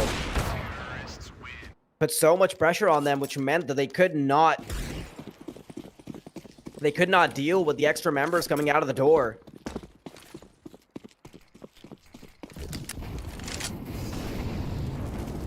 The DETONA now have got a good rivalry advantage.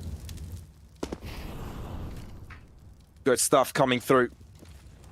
Now, outside control given over, but not so much aggression. Look who is close by, though. Of course, with pistols, you can't expect too much from Meta.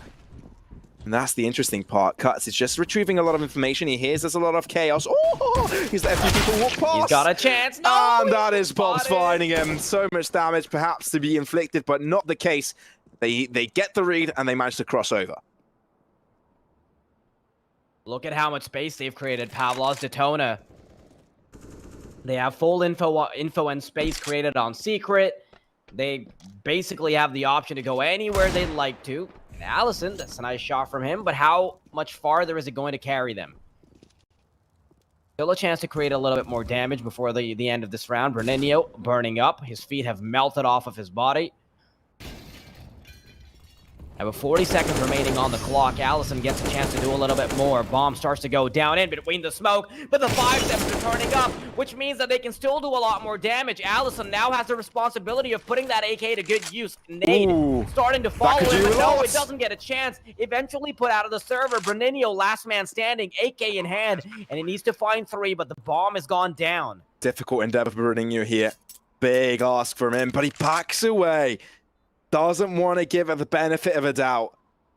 Wonders if someone might be hiding around the shadows, but no. The deed has been done. DETONA have been able to execute.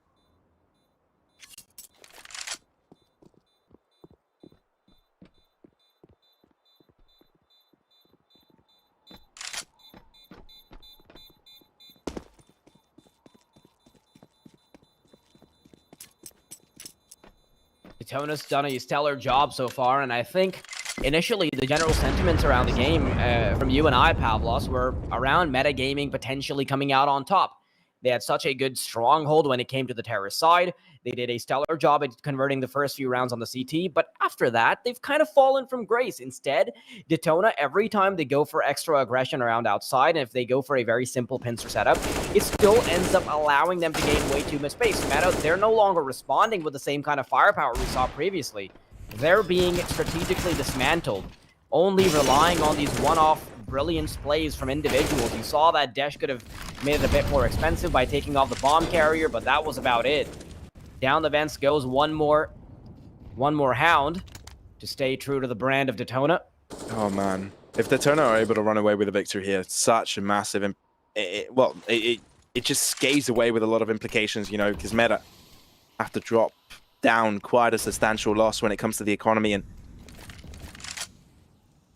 what do you honestly do here if you're metagaming? First shot does deliver, though. Dash finds it. That definitely hinders Detona's approach.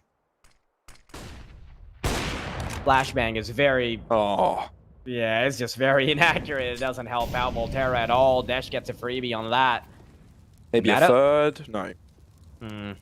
Yeah, they're trying to keep it close. At He's least they've actually got the money. aggressing, though. Look at Dash. He's actually going for more.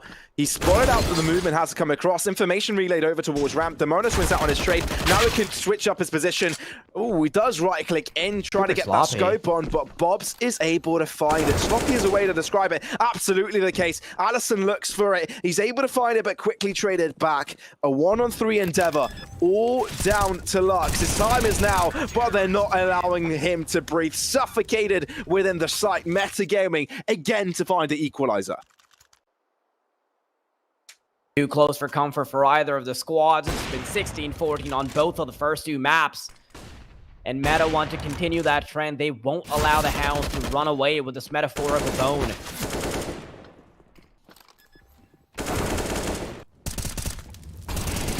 Every single moment for these two squads has been ultra chaotic. Nothing compares.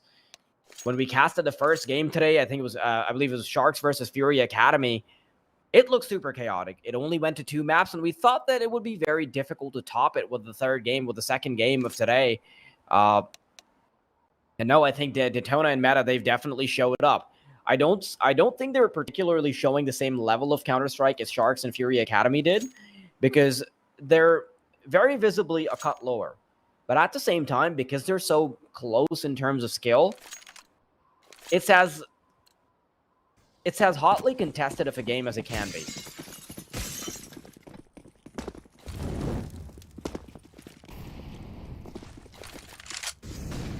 Interested to see how Detona approach this now.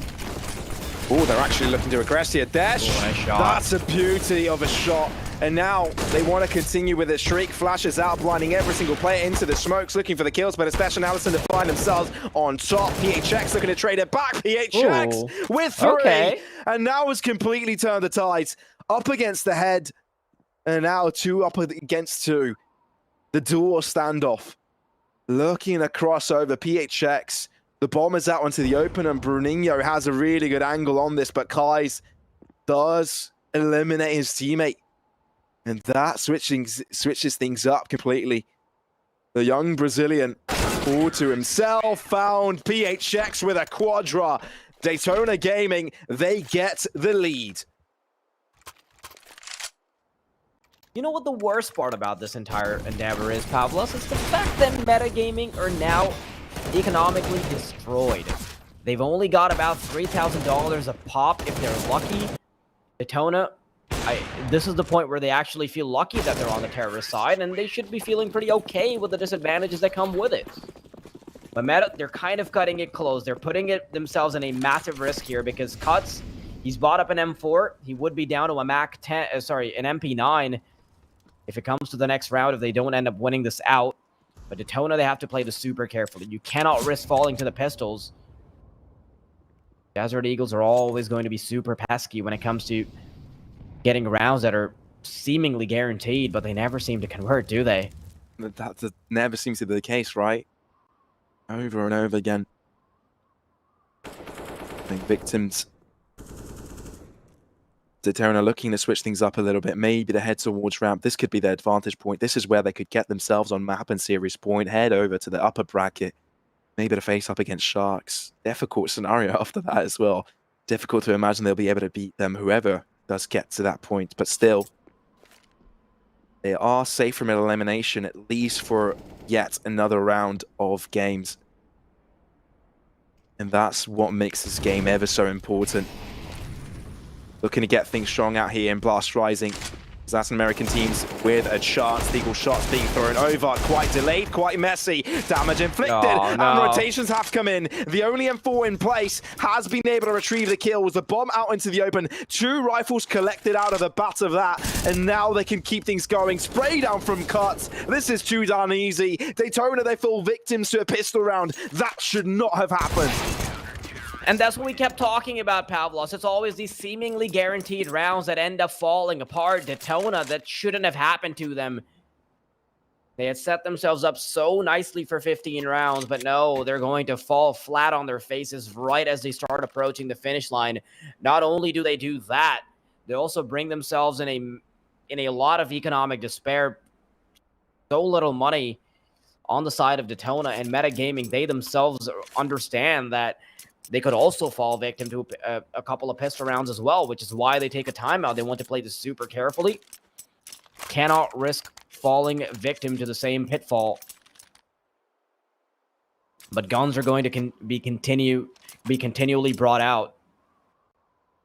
K's on an AK, Bob's following suit with a Galil, Deagles to follow. The Hounds may have bitten off more than they can chew with that previous round. And they themselves have to pull off a marvelous play like Metagaming did in the previous one. Difficult endeavor, but at least now with a 14-14 scoreline, the stars may align for yet another 16-14. Perhaps, wink wink, could happen. Quick movement now towards Vents, dropping to the bottom level of this map. Could be a quick backstab on the player towards ramp. Could be very influential to the outcome of it. It seems Demonos may be wary of it. Look how his attention is spanned in this direction. He needs help from his teammates, though, to move in towards ramp. He needs help, but he won't be able to find it. Demonos quickly to retrieve it. Crisis averted. Will hold on for a little bit more. HG grenade had softened them up substantially. And now DETONA limited. Smoke to block them. This is now or never. Final piece of flash dropped over, but Demonos is doing it. He's able to shut them down one by one. And now we've got reinforcements to call for as well. Bomb out into the open. Desh delivers with his own big gun of green. This big hobgoblin has completely obliterated them. Altera, all to himself. He may be able to find a couple of beautiful Juan Deeks, but that is all she wrote. Ladies and gentlemen, Metagamma. What? Metagamma. What was that, I was going to say Metagaming on map point and serious points, but Metagamma came out. So I'm going to go with that and call Metagaming Metagamma. That's it, Metagamma. That's it, new name. The king has decided.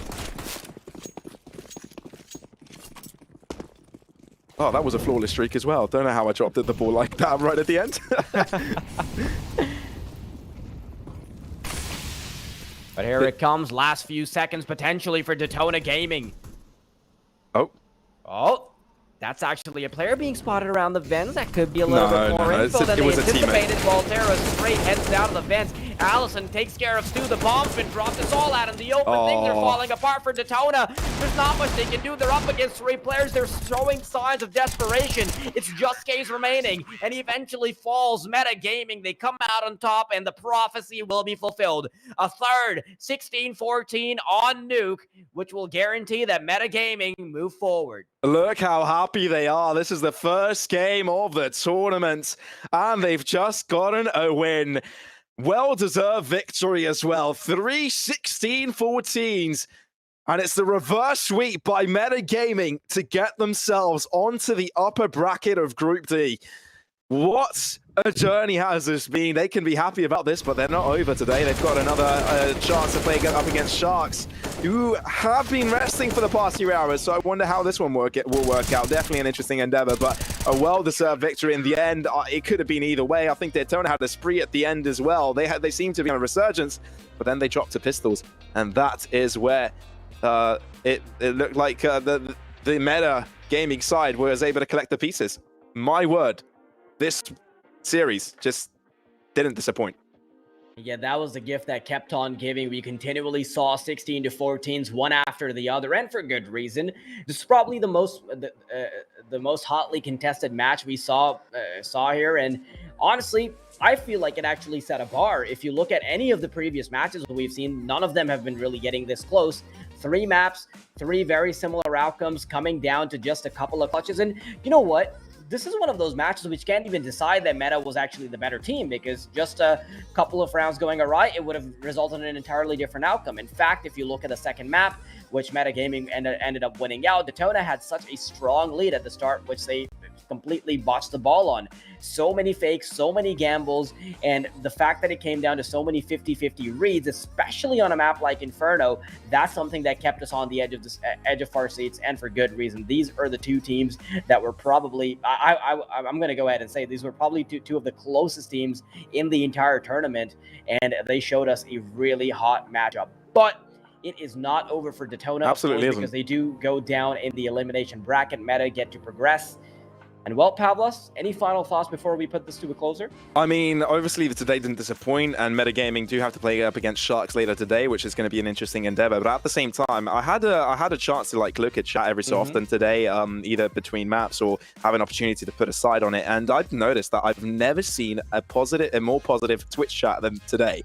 Like all the comments, the discussions that we saw early on, maybe not now that we've got more viewers, but like earlier on, like there was some actual discussions going on, which I've never seen in games like these. So it's really cool to see the community coming together for matches like these in the Latin American side, as they are now in the spotlight in tournaments such as Blast Rising. But thank you everyone for joining. It'll be Ted and Zerfa to bring you the action in the following matchup, so make sure you stay tuned because they will not disappoint you, let me assure you. And neither will the matchup. Going to be an interesting one. Well, you guys will be seeing that shortly, so make sure you stay tuned.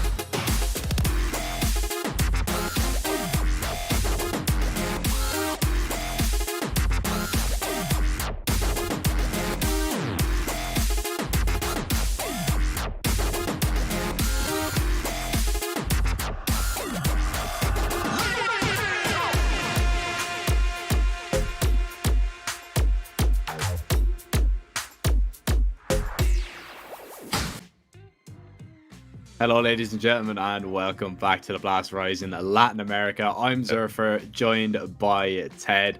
Ted, mate, it's very early in the morning for both of us. For you, a little bit more than me. But how are you feeling going into this winners match? You know, I kind of feel because for those of you that didn't know, me and Jack are based in Europe. He's in Ireland, I'm in Bulgaria. It's 20 minutes to 4 a.m. here. I feel like now I'm getting that extra rush of energy. You know, when you're so tired, when you want to go to bed that much, that at one point you're not even tired anymore. You get that extra energy flowing. So yeah, I feel like I'm in this state. So I'm ready for some CS, brother. I even have a coffee next to me. Drinking the coffee nice and early in the morning. Well, yeah, no, I don't think, man, you won't be able to sleep if you keep drinking that. You know, after this cast, you'll be awake all night again, and you know that's just not a good sign whatsoever. But man, this is going to be interesting, to be honest, because I had a quick look at the games. You know, I was glancing at the last one there. That second game between Metagaming and DETONA, I thought that game was going to go on for absolutely ever. 3-16-14. So, you know, people were getting their money's worth, you know, for actually watching it. Every single round played, no overtimes needed. This one, however, I don't know if it's going to be the exact same case. No, right? Because you get a look at that matchup and you're like, whoa, this was an extremely close one. But then we look at the team on the other side. And we have Sharks. Of course, Sharks, they win their first game against FURIA Academy. I don't think that was a surprise. Sharks, of course, one of the two teams, or rather the the three teams to represent Brazil at the major, of course, with Godsend and with Pain. And you know, when I say major, I mean major. Like, this is a team that's going into this tournament for me as the other favorite, maybe after 9Z. And you know, Sharks going in this one, I feel like they realize it. Okay, if we lose here and we win our match tomorrow, we're going to be faced up against 9Z in our first game in the playoffs. We don't want to do that. We want to be on the other side of the bracket, get that victory, and potentially face off 9Z in the finals. Yeah, exactly. You know, this is really a lot for grabs here, because you know you want that position in the playoffs. We're gonna have a quick look at the veto now, and we'll just get straight down to it, and we'll see you know what maps we are going to be seeing. Of course, you know, Sharks, their permaban will be overpass, so I wouldn't be surprised if we get rid of that. Meta, they're going to get rid of Dust 2 to start things off. Overpass from Sharks. And well, what are you feeling, Ted? What do you think? What would you like to see from this best of three? I'd like to see an Inferno. Oh, okay. My wish has been granted. I wanted to see an Inferno.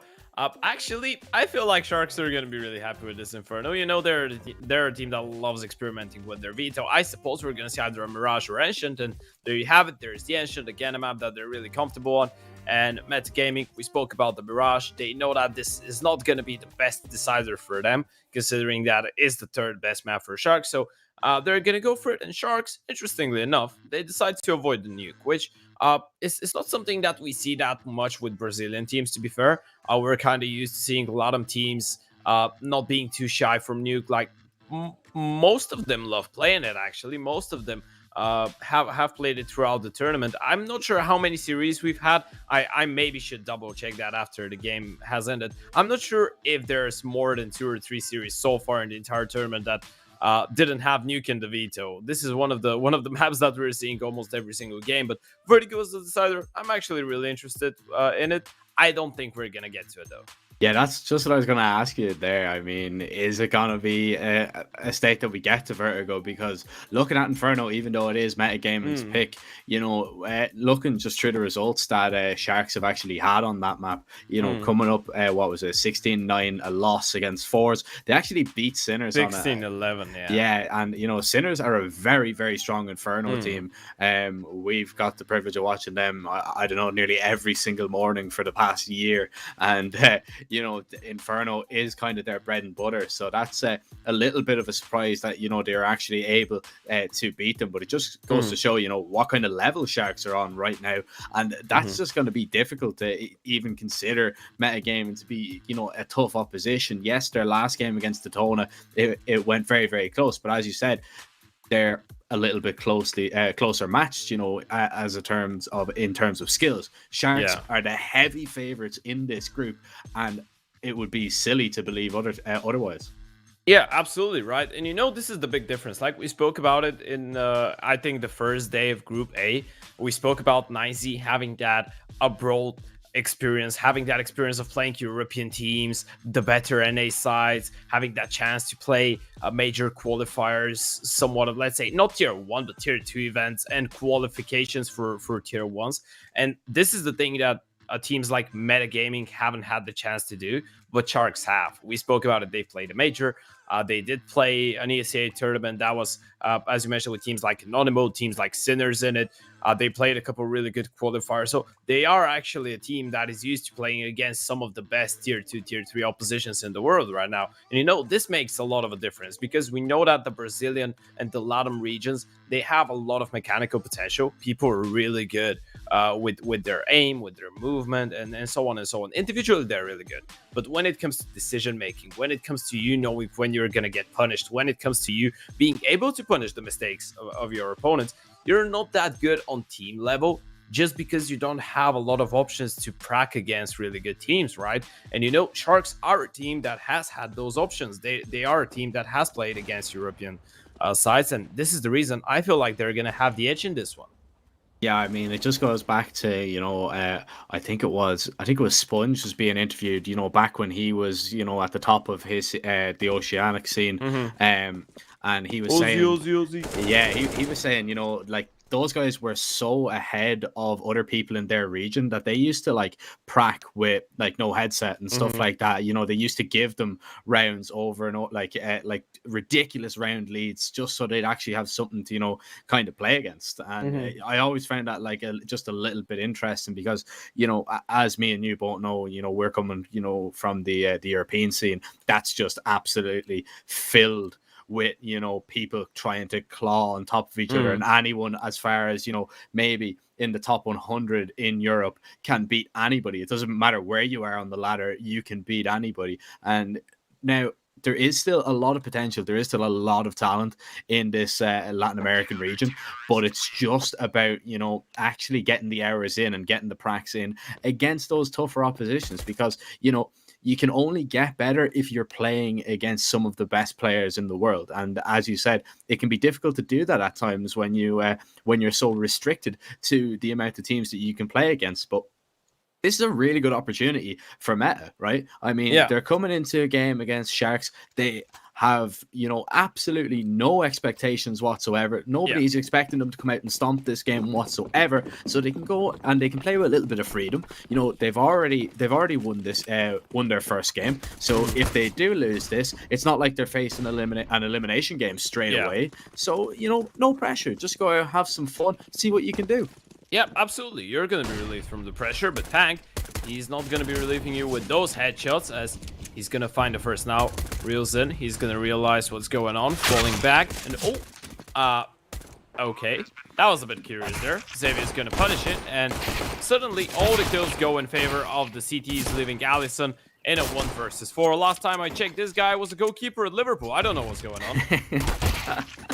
I had that exact same thought, but well, he's going to be keeping Sharks off the defuse for the minute, but he will fall eventually and JNC will take him down. So young Sharks, they're going to start it off. They're going to take the pistol. And well, Lukosi is going to be getting that defuse in just about. But I mean, a little bit of confidence there for Allison, maybe, you know, picks up a few kills with the pistol. So we'll have to wait now. I mean, why? Please. Man, that's violation. And you know, it's not like he just insta hits it, just flicks on it and it's whatever. He puts so much effort into killing the poor chicken. So much effort. You could see it. You always feel sad, man, when you see that, you know, it's just, leave the chickens alone, man. This is their home, you know, you're the guest here. Leave the chickens, man. Yeah. I would understand if you were hungry and you needed something to eat, all right.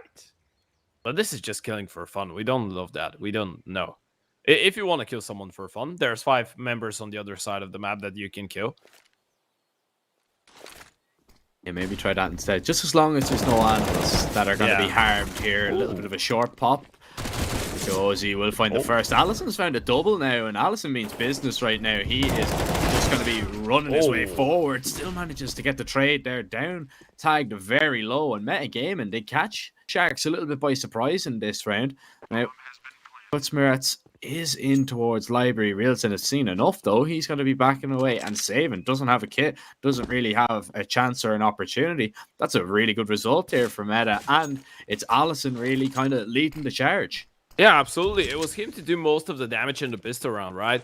And now because of that damage, he manages to go for an AK, gets a triple kill with it. This is absolutely insane. And well, in the end of the day, this is a round where Metagaming, yes, they invest everything that they did have. But the thing is, you get it in a pretty easy way. Like, that's a pretty dominant one. You know, you lose only 2 players. It was a buy round on the side of Sharks. Now, to be a force, and taking a look at the money, it's not going to be a good one. They're not going to have a single rifle to work with. Metagaming, that's a lovely recovery there.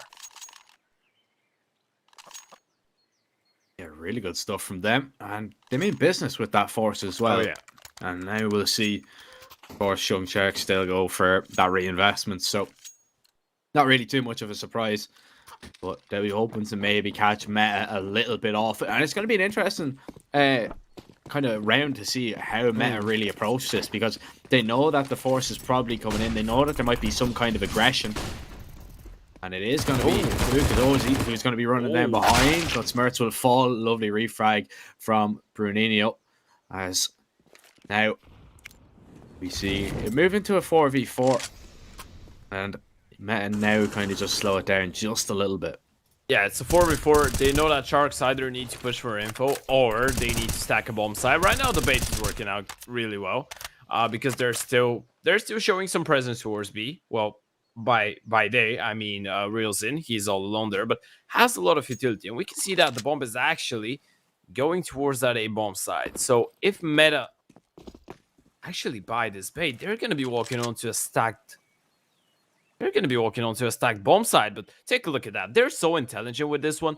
They don't want to commit to anything. And right now, I feel like they've realized it. They know that this was just the bait. And well, there's going to be just a single MP9. Reelson, yes, you have a molly to work with, but you're all alone.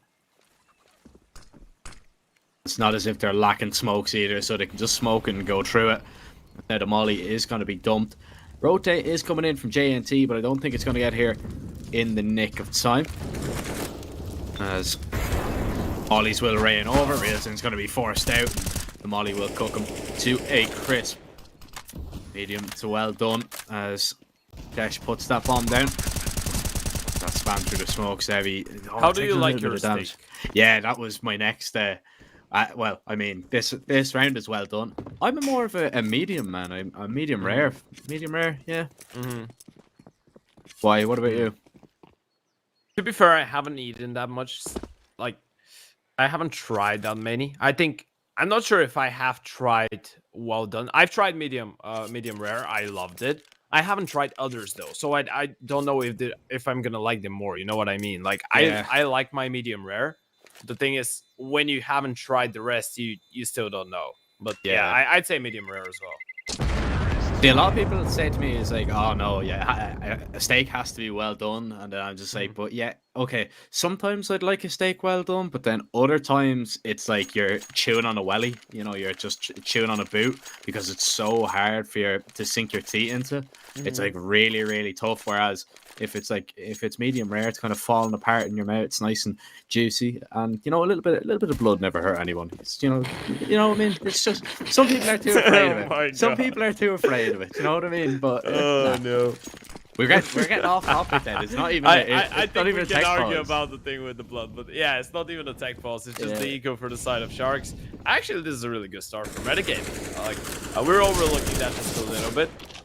They've actually done a pretty decent job, and you know, they've done a pretty decent job not only at winning the rounds, but doing it in a really convincing fashion, which now allows them to build up that economy, that nice and easy cash. You know, no one is against that. Right now, you're going to be looking forward to holding on to as many guns as you can in this round as well. Maybe don't drop anyone, or just drop one player maximum. Money is going to be looking really, really well, and you're going to have a 3-1 lead.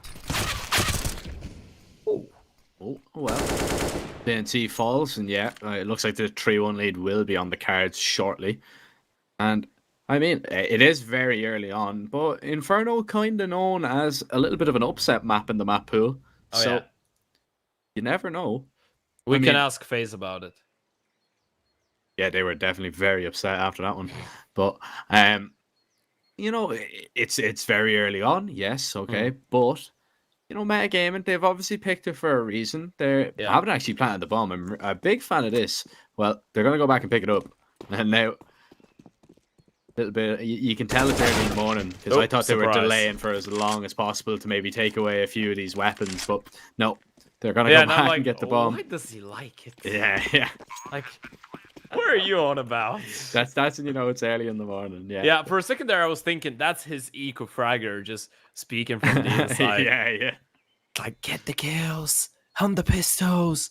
Even if you lose a couple AKs, it's all right. Go for the KD.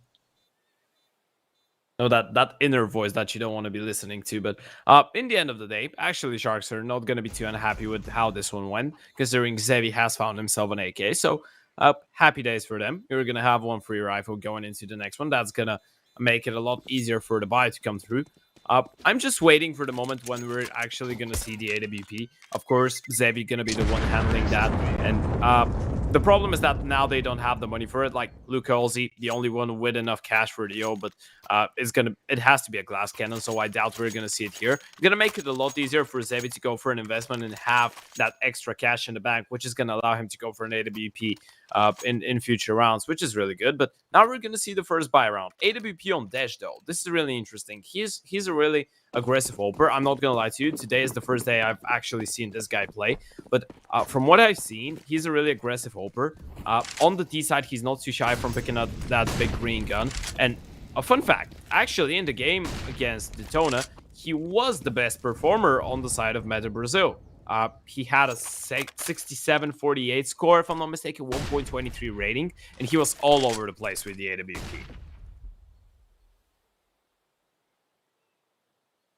That's what you're going to kind of need from him as well in a game like this, is your opera to be as mobile as possible, but you need him actually to be finding these kills and finding these opening picks. But for the most part, it seems to be Allison that's kind of leading the charge. Well, here it is, leaving us to find JNC, and Young Sharks now put on the back foot from the very beginning of round number 5. So this is a little bit of a disaster so far. Now, Kutzmertz has gotten very close up towards the hay bale. That's just going to be wrapping around. Nice kill found.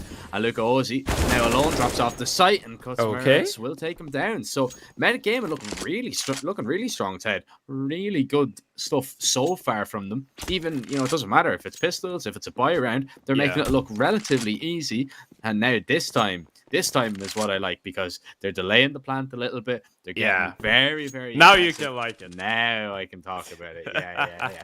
See, my mind is just so advanced. It's just, you know, a round ahead. It's a step ahead at all times. So, but you know, I actually want to speak about the aggression from the OP. Like, even if they get the guns, even if they don't, in the end of the day, you know how ballsy it is to send the AWP. First of all, he was the first one to go for the hunt. By the way, they're going for a second round boost. This is insane. In the end of the day, now you're not going to be happy because you're giving up on an AWP for free. The CTs are going to be delighted to pick that one up. But, you know, did you notice how actually Dash was the one to be sent over towards long to cut off the rotations and kind of try and backstab the CTs once the execute was going through? Normally, you don't send your AWP there, right? Normally, you send an AK. The Oper is just a little bit more passive, maybe going in second, third, playing on the refrag towards short. In this scenario, this is quite an unorthodox thing to go for. And I'm actually loving it. You know, for me, this is the definition of Brazilian CS. This is just people going for crazy plays all over. Look at that. He's all alone with an AWP. Doesn't really care whatsoever. Just goes for a peek, gets a kill, not thinking about rotates, not thinking about going down. A lovely read. And this is the thing that makes it so interesting to watch these teams, right? Because they're going for these little insignificant changes that a lot of people might not notice, but if you look deeply into it, it's actually an entirely different approach. Yeah, something just a little bit different from metagaming, and it works out that time, but this round, it's just a plain old one player getting aggressive towards Banana, and it does not work out because JNC is going to be able to find that kill. Now, Metagaming are a man down, and Young Sharks have this advantage. Now, what will they do with this man disadvantage? Where will they go is the main question. And they're going to make their way out brackets, maybe to look for a kill. Oh, Zevi. Okay, Desh. That's a massive misplay from him there, as the off shot will rattle. He doesn't react whatsoever. Still peeks with a nade in his hand. Zevi looking to try and peer past these smokes. The bomb is going to be picked up. And Zevi, well, he's going to find that kill right through the smoke. I mean, he can see apparently. And just goes for a random shot. Finds that kill. Cuts Moretz. Now going to try and get out of the apartments. Pank spamming. Cuts Moretz could find 2 here. Oh, but he won't even get 1. Pank will take him down. And Sharks, well, they're going to pick up their second round. They only lose 1 player there as well.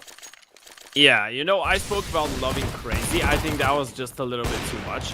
Overall, really good round from the CTs. Don't misunderstand me. I'm still just a little bit confused with that peak onto the AWP towards long. But in the end of the day, Sharks, they get banana control. They get another kill from the AWP towards long. Short player gets his kill on the off angle. So that's pretty much just Sharks being aggressive in a really good way. Really measured aggression as well. Not over peaking too much. Well, maybe the peak from the upper towards long was a bit optimistic, but you know, when you have a player just with a nade in his hand on the other side, it's never gonna go wrong. And now Sharks, they pick up their first buy round. They're going for the double AWP though. This is really interesting. They're already breaking that out. You know, we're only a few rounds in. They're gonna go for that double up, and I don't know. Maybe that's what they think is the best plan of action. Just a double up to break them off. Have it either side of the map, one towards B, one towards A. You never know. Might be it. Might be the way that Young Sharks are going to actually take this first half. And Metagaming are hoping, of course, that is not going to be the case whatsoever. They're going to make their way out brackets. They are going to take control. 55 seconds, so a little bit of time for Metagaming still to work with.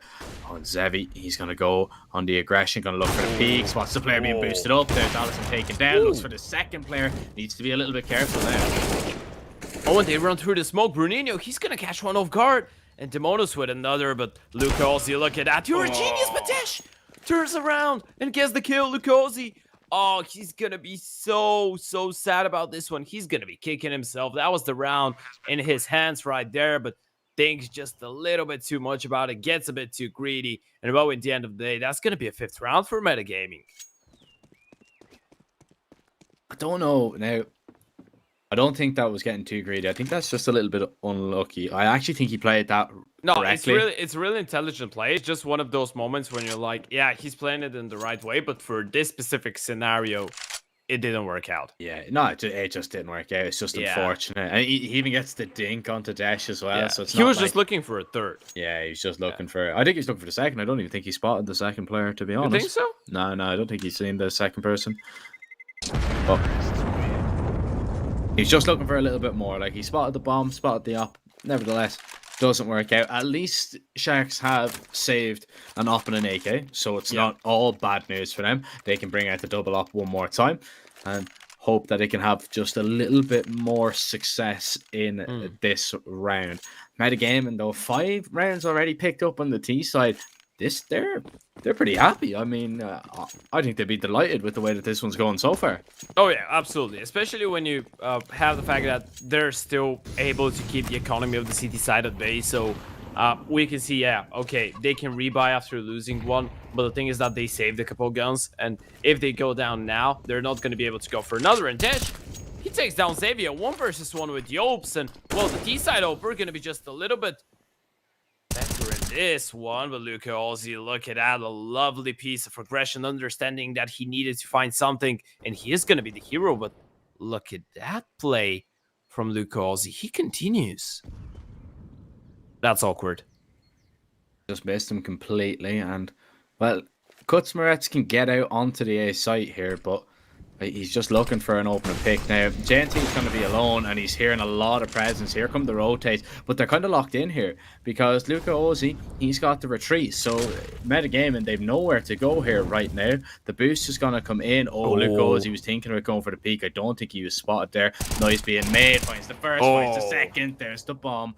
And now He has got it in complete control, bites off a little bit too much there. He can chew there as he over-aggresses. He will fall. JNT needed to get that kill onto Cuts Moretz. And Bernino trying to get up onto the site. JNT will find another.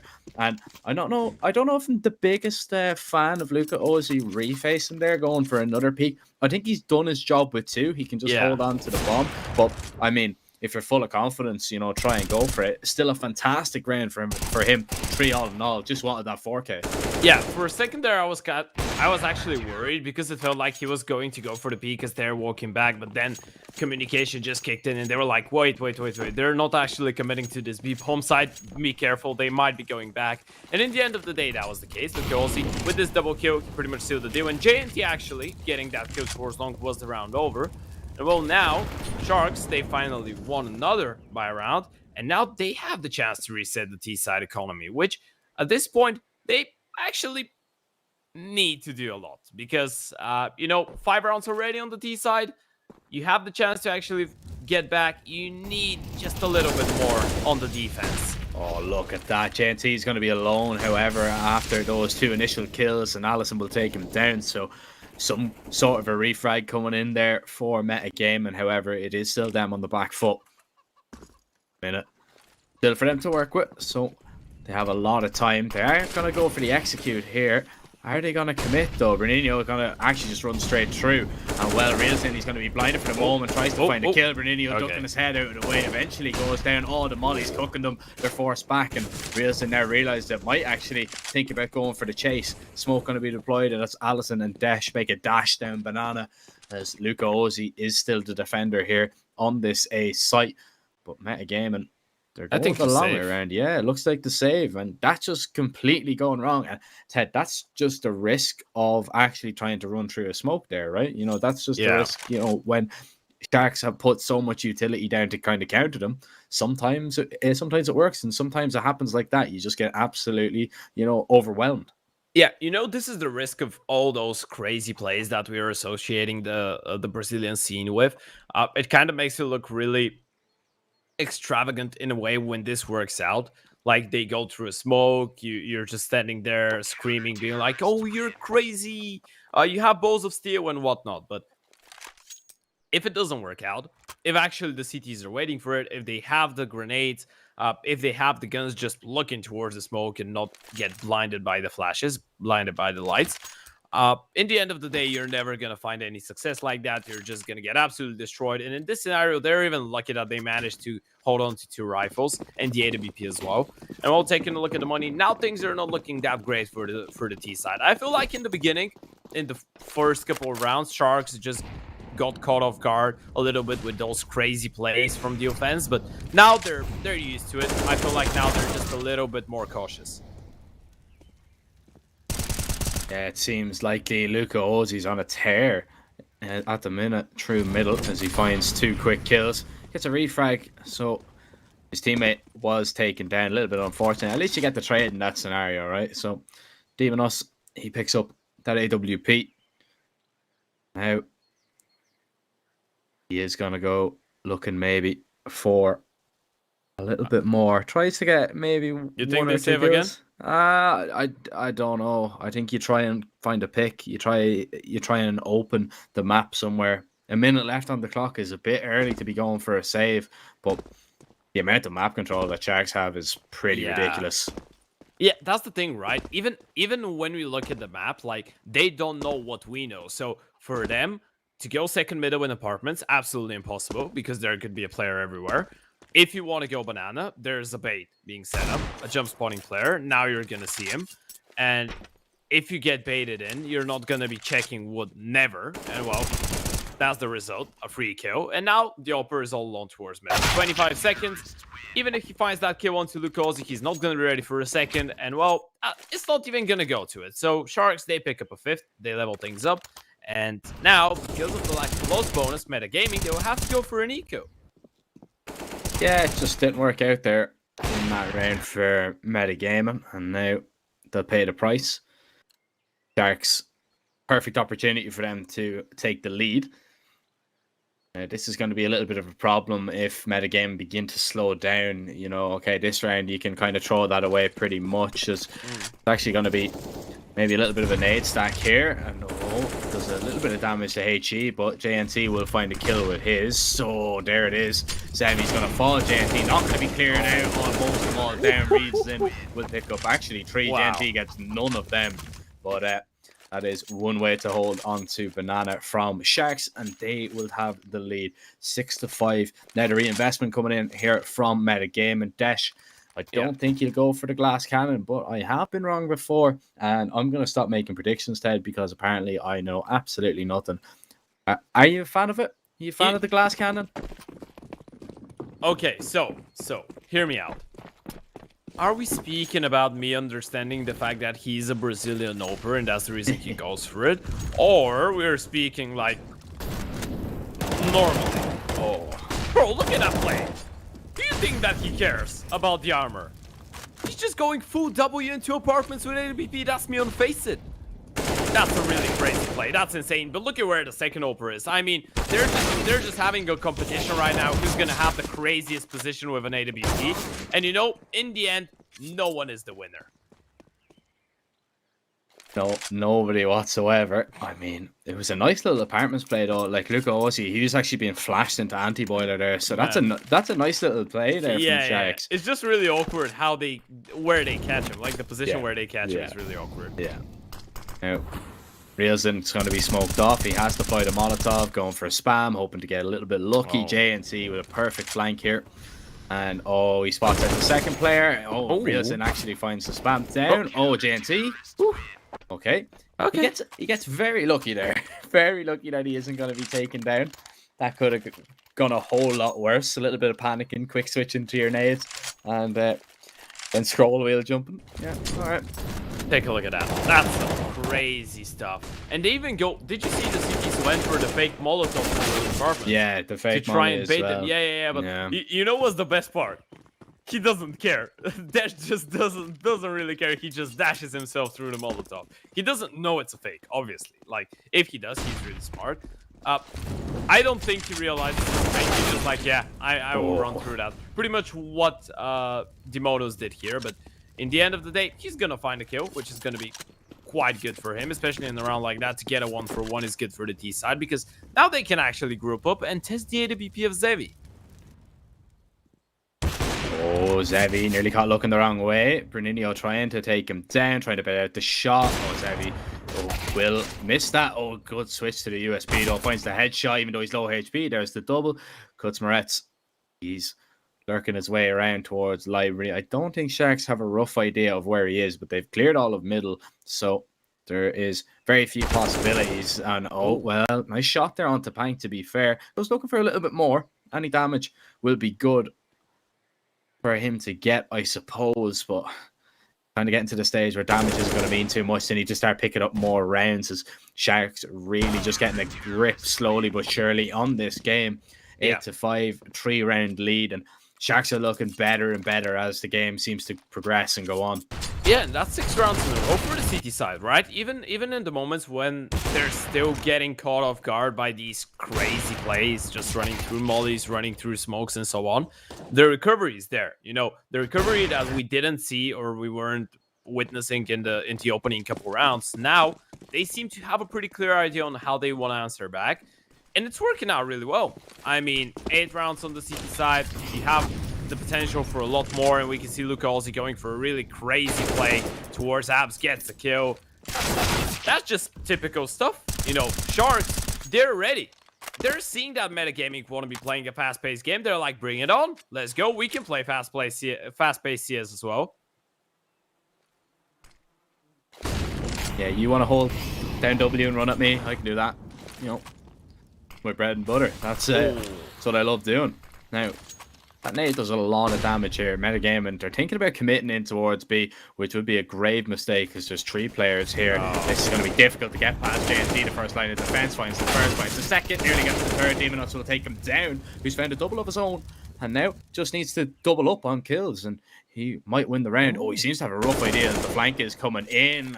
But look at the tuck in here towards logs from Luca Ozzy. This could be detrimental to Demonus as Reelson goes looking. Luke goes, he's going to peek out now and see nothing, and Reelson will take him down no matter what. But 9-5 now, Young Sharks possibly getting a 10-5 half. We're looking at the money situation for the T side. It isn't fantastic. They'll have a few AKs, but they'll have a few Galils in the ranks as well. And I mean, Demonus does well there to find that double refrag, but the round was pretty much over from the very beginning. I would like to see him at a game and maybe just slow it down just a tad little bit, because they're trying to play so quick into Sharks. They're just running at them, and well, Sharks are just gobbling up the chance to get all the kills. Okay. From that point on, this is my favorite solo play with an AWP on CT side Inferno. I'm not gonna lie. Just toss a right-click flash into the middle smoke, run out of it, go towards second mid with a knife in your hand, and then try to go for a quick scope. Sounds perfect. I actually think that this is gonna work on Face It. Not sure if it's gonna work in an official like that, or maybe it could. Maybe it could. I mean, Meta were just very heavily stacked towards middle there. You know, they had a few players towards bottom mid. It made it difficult. Kutzmaretz is going to take down Reelson as a refrag comes in. I mean, it nearly worked. You could just imagine if there's so many people running up second mid that he actually might have found some joy with that. Now, 55 seconds metagame and do have a little bit of time to work with. They can go really wherever. Sharks have a crossfire set up here towards brackets, but it is going to be JNT. You would expect to be tested. He doesn't have any utility to delay here for Sharks, so this could be a big issue for him. I feel like at this point, though, JNT, you're relying on them going for a contact play, and this is exactly what they will go for. You find one, you're looking for a second. Oh, the second kill would have been it, but now he's gonna fall, and they need to play the retake. This is last round, but the bomb site is gonna be secured at any moment now. Luka Ozzy and Pank on the rotations. Luka Ozzy is really quick towards CT, but he has to wait for his teammate over towards Banana. He's already used that Molotov now. It is gonna force the bomb planter off plant position. Pank is going to be walking in. He's going to be able to find Allison, looking for maybe a little bit more. Big nade, maybe. Dash, he's down to half HP. And Pank now will go looking. Two players both coming from CT as well. Luke Ozzy will find the next, and the Opera falls as well. Beautiful retake there from Sharks. They didn't even need the Molotov. Well, I suppose the Molotov forced them onto the back of the site, which just made it difficult, really, for Metagame to kind of hang on. But once Pank finds that first kill, they're pretty much trapped. And there's your favorite play that we're going to see once again as Young Sharks. I mean, a 10-5 half, that's a fantastic recovery considering what they were 5-1, 5-2 down. Yeah, 2-5. It was a 2-5 at one point. That's 8 consecutive rounds on the CT side. And you mentioned it, right? This retake, even though it's a 2 versus 3, even though it feels really unfavorable for the side of Sharks because they don't have any information whatsoever, the quick rotation denies any presence towards Ruins. I would almost love to see a player from the D's to actually push into Ruins for some kind of information. Hey, happy chickens family. Okay. Oh. Okay. That was quick. We couldn't even enjoy the chickens, you know? No. Reelson just gets up a 4K. No, we couldn't. Easily as well, yeah. He gets all 4 now. Kutzmaretz, he's going to be trying to deny him that ace, and Reelson's hungry. He hasn't even taken any damage, so Kutzmaretz, he might be able to give it to him. JNT is running away. He's going to try and tuck and hide and bait out the shots. He's actually allowing Reelson the chance. Give him the ace. Go get it, and Reelson will find it. You love that team play. You don't see that too much. You don't see that very often, but that's some good team play there from the Sharks, allowing the ace to come in. And that's a pistol round straight out of a bird from sky, Strapbook. What do you think? Oh, brother, will you believe me? That's the player I thought of. Like, I was looking at him. I'm like, this is Bird from Sky. Yeah, that's ecstatic. That's Ecstatics IGL. That's a play from their book. Oh yeah, a crazy guy with a pistol just jumping around, and he's gonna do it again. Even though he's AK first spawn, which is kind of unorthodox in the second round, but he doesn't really care. Oh, nearly the Zeus. You know, I respect that. I respect the attempt. Yeah, we do respect the Zeus. Sadly, it isn't gonna come off. I feel like they're just letting him boost his KD right now. He's just like, yeah, I don't really care. You have the Mac 10s. Let me go in first with the AK. I want to farm the kills. I mean, Luke Ozzy might go farm a little bit of cash. You can see that Sharks are looking very comfortable, right? Though, I mean, they once they kind of got a foothold in the game, it's been very difficult for Metagaming to kind of get back into it. Yes, it's only been an eco on this round, but even the last few rounds of that first half, you can kind of see Sharks turning the screw a little bit, going for some aggressive style plays that maybe they wouldn't go for against somebody that they might consider a little bit tougher of opposition. Somebody or maybe a similar skill level. But right now, Metagaming, this next round, this is their chance. This is their chance to kind of put up the Sharks. Oh, Allison, that's so unlucky. He actually gets caught on the wall there. But yeah. This next round, this is Metagame's chance to, maybe kind of catch Sharks just a little bit off guard. Try and make them work for this because, let's not forget, this is Metagaming's map pick. They now are on the CT side. They have a pretty decent buy. I say pretty decent buy, but man, I'm looking at that utility. No, that's not good. I'm not a big fan. You would love to see an extra MP9 or a FAMAS in Yeah. the mix, right? Just to get that extra molly, that extra smoke or an HE. Even a defuse kit, they don't have a kit. If this goes to a full execute towards B, which it feels like it, if the B bomb side falls here, this is a save. They're not even going to play the retake because it's impossible to retake without less utility and without a kit. Oh, and Gutsmaretz goes down. Round over. It's all gone wrong for Metagaming in this round. And yeah, the save has to come in there. Allison does manage to find one kill at least, but that was pretty much a bonus round as well for Sharks, right? They have two Mac 10s in their ranks, if I'm not mistaken. And they still have one of them up and mobile. He's on 3 HP, JNT. He is a little bit too far away to maybe find a kill. Oh, Allison ripped off that angle. It's a heavy, beautiful headshot. Bernino, you have to hope that you can hang on to this M4, mate. You really do, as the mollies will rain in. He's actually going to stay and try and fight here. No idea where Young Sharks are going to be coming from. He's going to try and back away. Might actually get to safety here. Bomb goes off. He actually jumps out of the apartments. Does he jump right into Pank? No, he just about survives. So 13-5. Sharks 3 rounds away from taking away Metagaming's map pick. And yeah, that's just one of those rounds that sadly it doesn't go your way. Sharks being so aggressive on this T side, and if Metagaming don't have any utility to stop them, you're not going to do it. You need the utility to just keep Sharks at bay from going for them really kind of, I don't want to call them psychotic, but lunatic plays if you know what I'm saying. Yeah, absolutely, right? Especially when they... Oh, that's a beautiful lovely dash. shot. Yeah. Really nice. Quick scope on the scout. But in the end of the day, going back to that utility thing that we were speaking about, in the end of the day, if you're metagaming, this is a really big chance that you're taking to go for this buy with the M4. Now you can see, even though you don't have that great of weaponry, when you have those extra grenades, you're making it so awkward, right? You go with those sneaky, like little gimmicky plays with the flashes, the peaks towards middle. Then you have the crossfire set in. You can peek on the back of each other's contact. So this is how you win rounds on this side. Like, it's not you just go for a couple M4s, and especially not on this map. Like, if we were watching, I don't know, Dust 2, let's say Dust 2 Mirage, something like that. You go for this kind of a buy. I'm gonna be like, yeah, more reasonable. I guess you can find, I guess you can actually try and compensate the lack of grenades with something else. But on a map like Inferno, on the CT side, you need those nades. You need this utility. And right now we're seeing, even though they don't have the best buy of their lives, this is the closest they've been to winning around, simply because they were just like, you know what? We're going to use the flashes. We're going to use the contact plays. So we're actually going to be communicating this time. We're actually going to be trying to play on the contact of each other, and we're going to make it work.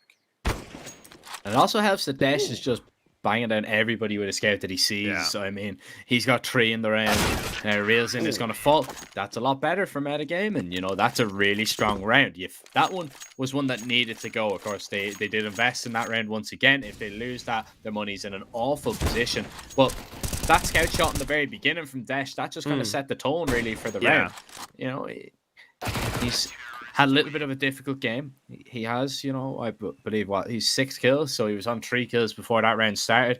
Finds 3. Hopefully that gives him the confidence now. He's got an AK in his hands to work with. Sharks do have a rebuy, and we will see what they're going to go for. Luke Odes, he goes for an aggressive peek towards mid.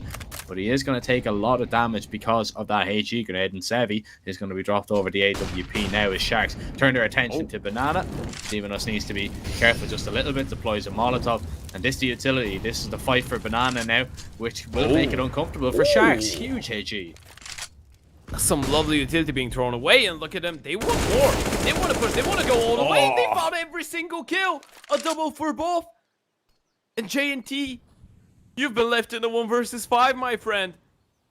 Oh, they just didn't realize what hit him. That was a lovely play from Metagaming. It couldn't. It simply can't go in a better way. You know, this is the perfect case scenario you're gonna get. This is absolutely the best. And J&T, you can see by his reaction, he's realized it. He's like, yeah, okay, fair enough. This round is already in the bin. That's what you wanted to see. That's why you sacrifice for the utility. Yes, okay, you have the M4s and the AKs now, but that's why utility is so important on this map. And I mean, okay, I have a question now. Chicken stuck? Is this chicken actually... Is it a house chicken or is it an outdoor chicken? I was about to ask, why is the chicken in the kitchen?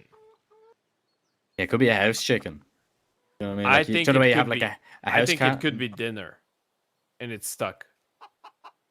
stuck in a bottle of something. I don't know what bottle it is. It looks like a bottle of bleach. So Yeah, it looks yeah. like bleach. yeah, that's probably not where you want to be stuck, chicken. I'm afraid. Isn't the main character of the anime dressed in black as well? Maybe this is him.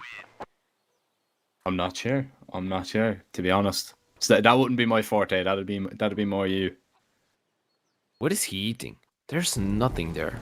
He's probably picking up crumbs, man. You know, I there's a see the kitchen. chicken. There's lots of crumbs on the ground. Maybe if you haven't heard of it in a while, you know, maybe somebody's already made dinner. and- Maybe it's a Hoover chicken. Yeah, exactly. What are they called? Do you know those little automated Hoover things? Yeah, that's your robot. Yeah, but it's just a chicken, one of them. Yeah, Cheaper alternative, I suppose. And you I know, if use you my ever- cat for that purpose. Yeah, but you know, if you ever get sick of your cat, you can't eat it. With a chicken, dinner. So Well, yeah, I guess I couldn't. Yeah, I was thinking about it, but I was like, nah. Oh man. No, I don't think I can. No, I don't think so. Definitely not. It's like, I guess you could eat a duck easily, but a cat no. Okay, right. Whereas, better not hear you say that. Bob better not be listening, okay? He didn't mean it, Bob. He didn't mean it. The chicken. Oh, it's trying to run. We need to free that chicken. Somebody needs to free that chicken. Oh, give me a frying pan and I will free it. I will set it free. It's in the perfect position as well. It's in the kitchen, ready to go. Yeah. Whoa, another reinvestment from Sharks. They're going for the contact outfit. Oh, okay. That's a way to pick up an opener. And well, Kuzmarez, nothing you can do there, buddy. I'm afraid. You just get spammed through a smoke perfectly. With perfect accuracy, and that's gonna drag a rotation. Actually, in the moment that they go for this B play, Desh, he's gonna be all alone with that AWP. Gonna miss the first shot. He's being put under pressure here. He's gonna be ran down by I don't know how many T's as the bomb is gonna be planted. Decides not to go for the fight. Zevi trying to peer through the smoke, and Demonos with his spam is going to be perfect to take him down. That's one of the rifles now dropped. Luca Ozzy might try and recover it if he can find it, and yeah, he's picked up that Khalil. Now he can work with at least something as the bomb is ticking. Again, and they need to kind of get a move on here. Demonos, I believe he's calling out that player towards Banana. Plank will find that shot. Des misses, and now he is in trouble. Allison strikes next, running out of time. It is going to be Metagame that really need to go. They need to try and find these kills. Allison with one, the nade might take them reels than it has done. And all of a sudden, it's Pank alone, 2 HP. He's done enough as time will just be running out. He will go down to the bomb, I feel. And yes, he will. Allison, the only man surviving. But Young Sharks will win the round nevertheless. Money on the side of Sharks isn't going to be looking too good because they lose every single man. So it's not terrible for metagaming. Yeah. But they're running out of chances. Yeah, you know, this is the thing. Like, you're going to be happy with the damage that you do in this round if you're metagaming, especially considering that this maybe had to be a had to be a safe at one point. So you commit to it. You try to go for the retake. You know that you can't afford to lose any more rounds. You're doing golden damage. Now there is reset potential. The problem is that with every single round that you're getting, it doesn't really matter how much damage you're doing.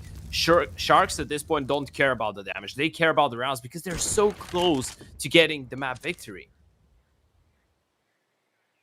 Oh, look at this. Oh, no. Oh, no. Oh, that's no such way. a miscommunication. Reelson finds 2. That's Dash. awful. Oh, the flash doesn't matter. He's still blind, still peeks, and still finds the kill. Dash looking for a little bit more. And Dash Okay. putting on a show as he finds 4 kills. Nearly single-handedly shuts down the round from Shark. Zevi finds himself in a 1 versus 3 situation. And he's going to go for a little bit of a reposition here. Makes his way towards the apartments, might try and walk out towards balcony. Dash is going to be holding it with an AWP, and he might be able to find this kill. No, he won't. No ace. It is going to be denied, and now it's the 1v2. Zevi has a good bit of time to work with, but he just needs to find these last 2 players. Yeah, the task here, isolate 2 1 versus 1s. This is going to give you such a big chance. And actually, if Zebi peeks from second middle towards mid, now, because Moretz is going to realize it. Now he knows, okay, wait a second. He has the time to go for a little bit of a gimmicky play. And this is exactly what Zevi is looking for. If Moretz misses his chance here, he's going to have exactly 1. This is going to be disaster, but he doesn't. Gets the kill, gets the round. But this round, though, even though Moretz finds the last, it's all on the AWP towards that A bomb side. That was an absolutely phenomenal round from Dash. Even though they tried their best to just give it up. Yeah, that one, Dash needed to perform there. They needed that little bit of individual brilliance there to just kind of keep themselves afloat here on Inferno. And yeah, just a little bit of a miscommunication there, realizing that the angle wasn't really covered. They were expecting maybe the second player in apartments, of course, the silent boost there, maybe caught them off guard as well, maybe waiting for a little bit of a sound cue. But here in this round, Sharks, they have a little bit invested. They have 1 flash and 1 smoke, so they can chuck these over. And Kutsmaretz, he could be cut off here. Legs the first player. He's going to be taken down. Zelos now up on first oranges, and he's going to be refragged and taken out. All picked up for Reelson. He can now just scope up on runes and make it difficult for metagaming to get close. Make sure that the plant isn't going to be contested. There goes the flash. The molly is going to force Allison back. I think he's safe. And yeah, it looks like it might be a save, but I mean, what good is a save here, Ted? You know, you're giving away 50 and 8, 7 rounds in a row. You have to go for it, and Bruninho will get the spam through the smoke. Yeah, but they're running low on time as well, and the AWP is not gonna miss. Zev even gets the tack onto the second player. And now the retake looking tougher and tougher, and they continue missing shots. They just tag him down, but they don't frag him. Double peek towards CT is gonna take down Allison, and well, that it doesn't really matter how hot on your heels you are, my friend. You're not gonna be given a chance in this one. 15-8 for Sharks. Well, double AWP on the T side. I just hope we're not going to see them use that throughout the entire map or the entire round. But, you know, this round is really painful. It's really painful that it happens against the Pistols because metagaming, we're just starting to get a little bit more comfortable. You know what this proves, though? It proves that at this point, they're just in the game thanks to their individual brilliance, thanks to their individual plays. Yeah, they have been actually pretty solid with some of the plays, but in this round, now, it could be the last one of Inferno, especially with the way that things have started. Zevi's found the opening pick, and he goes looking for a little bit more. As Kutsmaretz is going to try and play around the smoke exchange. They need to find Dash, and the double up's been working wonders. Luke Ozzy with the next. Allison is alone, and it looks like Sharks are going to tie this one up, or rather tie this one up, tie this one off, as it's going to be maybe a quick 16-8 on Inferno, as Allison, unless we see an ace from him. Allison 1v5. My man's playing in the Premier League, so let's not write him off. Definitely not. But okay, he's not going to be ready. Yeah, he's not going to be ready for JNT there, and that is going to be a 16-8 scoreline on Inferno. The map pick and metagaming just not going the way that they maybe would have wanted whatsoever. You know, they picked maybe Inferno hoping that it was going to be a little bit of an upset map, but Ted, this one was always going to be a tall order. It was always going to be a tough game. It didn't matter what they picked. They were going to have a tough time. And Sharks took a little bit of a while to get into it, you know, especially early on. The way that metagaming were playing, I thought they were playing pretty well at the beginning, but once Sharks kind of hit their stride, man, they're a tough team to get go or get really off it. Yeah, Sharks, they were a bit of a slow starter in this one. Let's put that out of the way. But I feel like metagaming individually were on point. I feel like the players just in their individual fights were actually hitting their shots. Of course, we saw a couple nice things from the AWP. When it came down to that, when it didn't come down to communication, team play that much, and they had like 1 or 2 good rounds on the CT side. Speaking about communication, just understanding how to peek on the contact of each other, and yeah. But we as well had these really confusing moments like this one in apartments where both players are looking towards the same direction. In the end of the day, you win the round, but that's just because your all perk goes insane and gets a really cool 4K. But you know, you can't be relying on these things. Me and you, Jack, we've been speaking about this for I don't know how many months now. Individual brilliance is good. It can win you some rounds. It can sometimes dig you out of a hole. But if you rely only on individual stuff, only on individual brilliance to win you the entire game, you're rarely to never gonna get any relative success. Yeah, especially when you're coming up against a team that, you know, is a little bit more well-drilled, a little bit more experienced, and that's what it kind of came down to. Map number 1, it was just Sharks were a lot more experienced on Inferno. Now, they're not down and out just yet, so metagaming, they're going to have one more chance at this winner's game. Sharks, though, they're only 1 map away from getting that top seed in Group D in the playoffs. I believe the second map is going to be Ancient. I believe we're going to send it to a short little break before then, so make sure you stick around. Second map will be coming up shortly.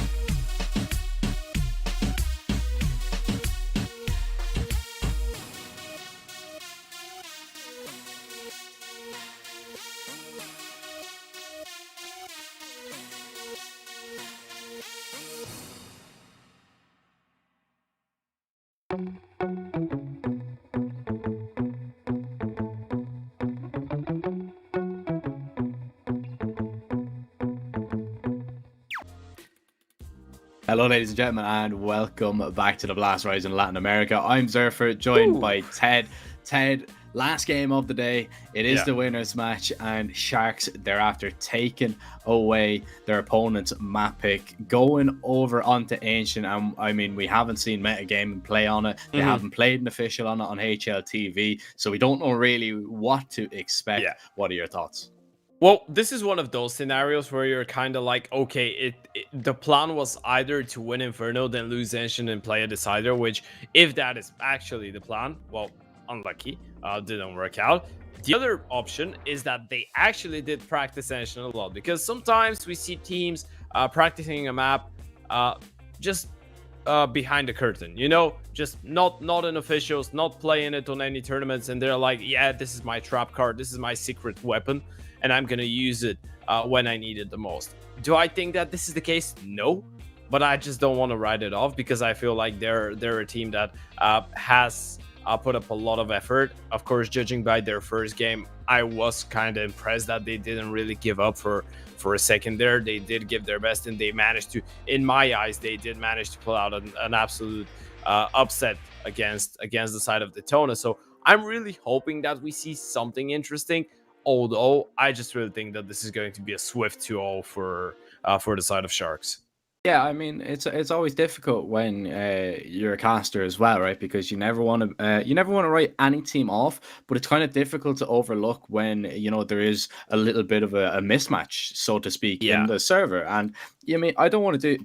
Put any disrespect on metagaming whatsoever. Oh, no. I mean, no, they did a really good job of actually winning their first game to get into this winners match. But Sharks is one of the favorites for the whole entire event, I and feel that's it's like key to taking on 9Z in Group A. It's like you have a really good team, but on the other side you have one of the favorites to win the entire thing. So you're like, you're not criticizing them. It's just like it's not a fair matchup. No, not whatsoever. Now, metagaming, they could show us something here, and the perfect place to start would be on the pistol of Young Sharks. They're going to take the B site eventually. Two players are going to be flanking here from Chia. Demonus is going to be one of them, tapping away at the USB, trying to connect. Allison will pick up the pieces where Demonus had to go for that quick reload. And Pank and JNT now, they can just try and fend off this retake. The flash is going to be perfect for Demonos to find that kill, and JNT is going to be alone. Smoke on the bomb, and it is just going to be stuck here with the kit. JNT, he finds that kill, needs to take the diffuser off it, but won't be able to do so. Metagaming, they're going to start things off on Ancient with a bang. They take the pistol. Young Sharks still with that bomb plant. There's a big fat force buy coming in from them as well.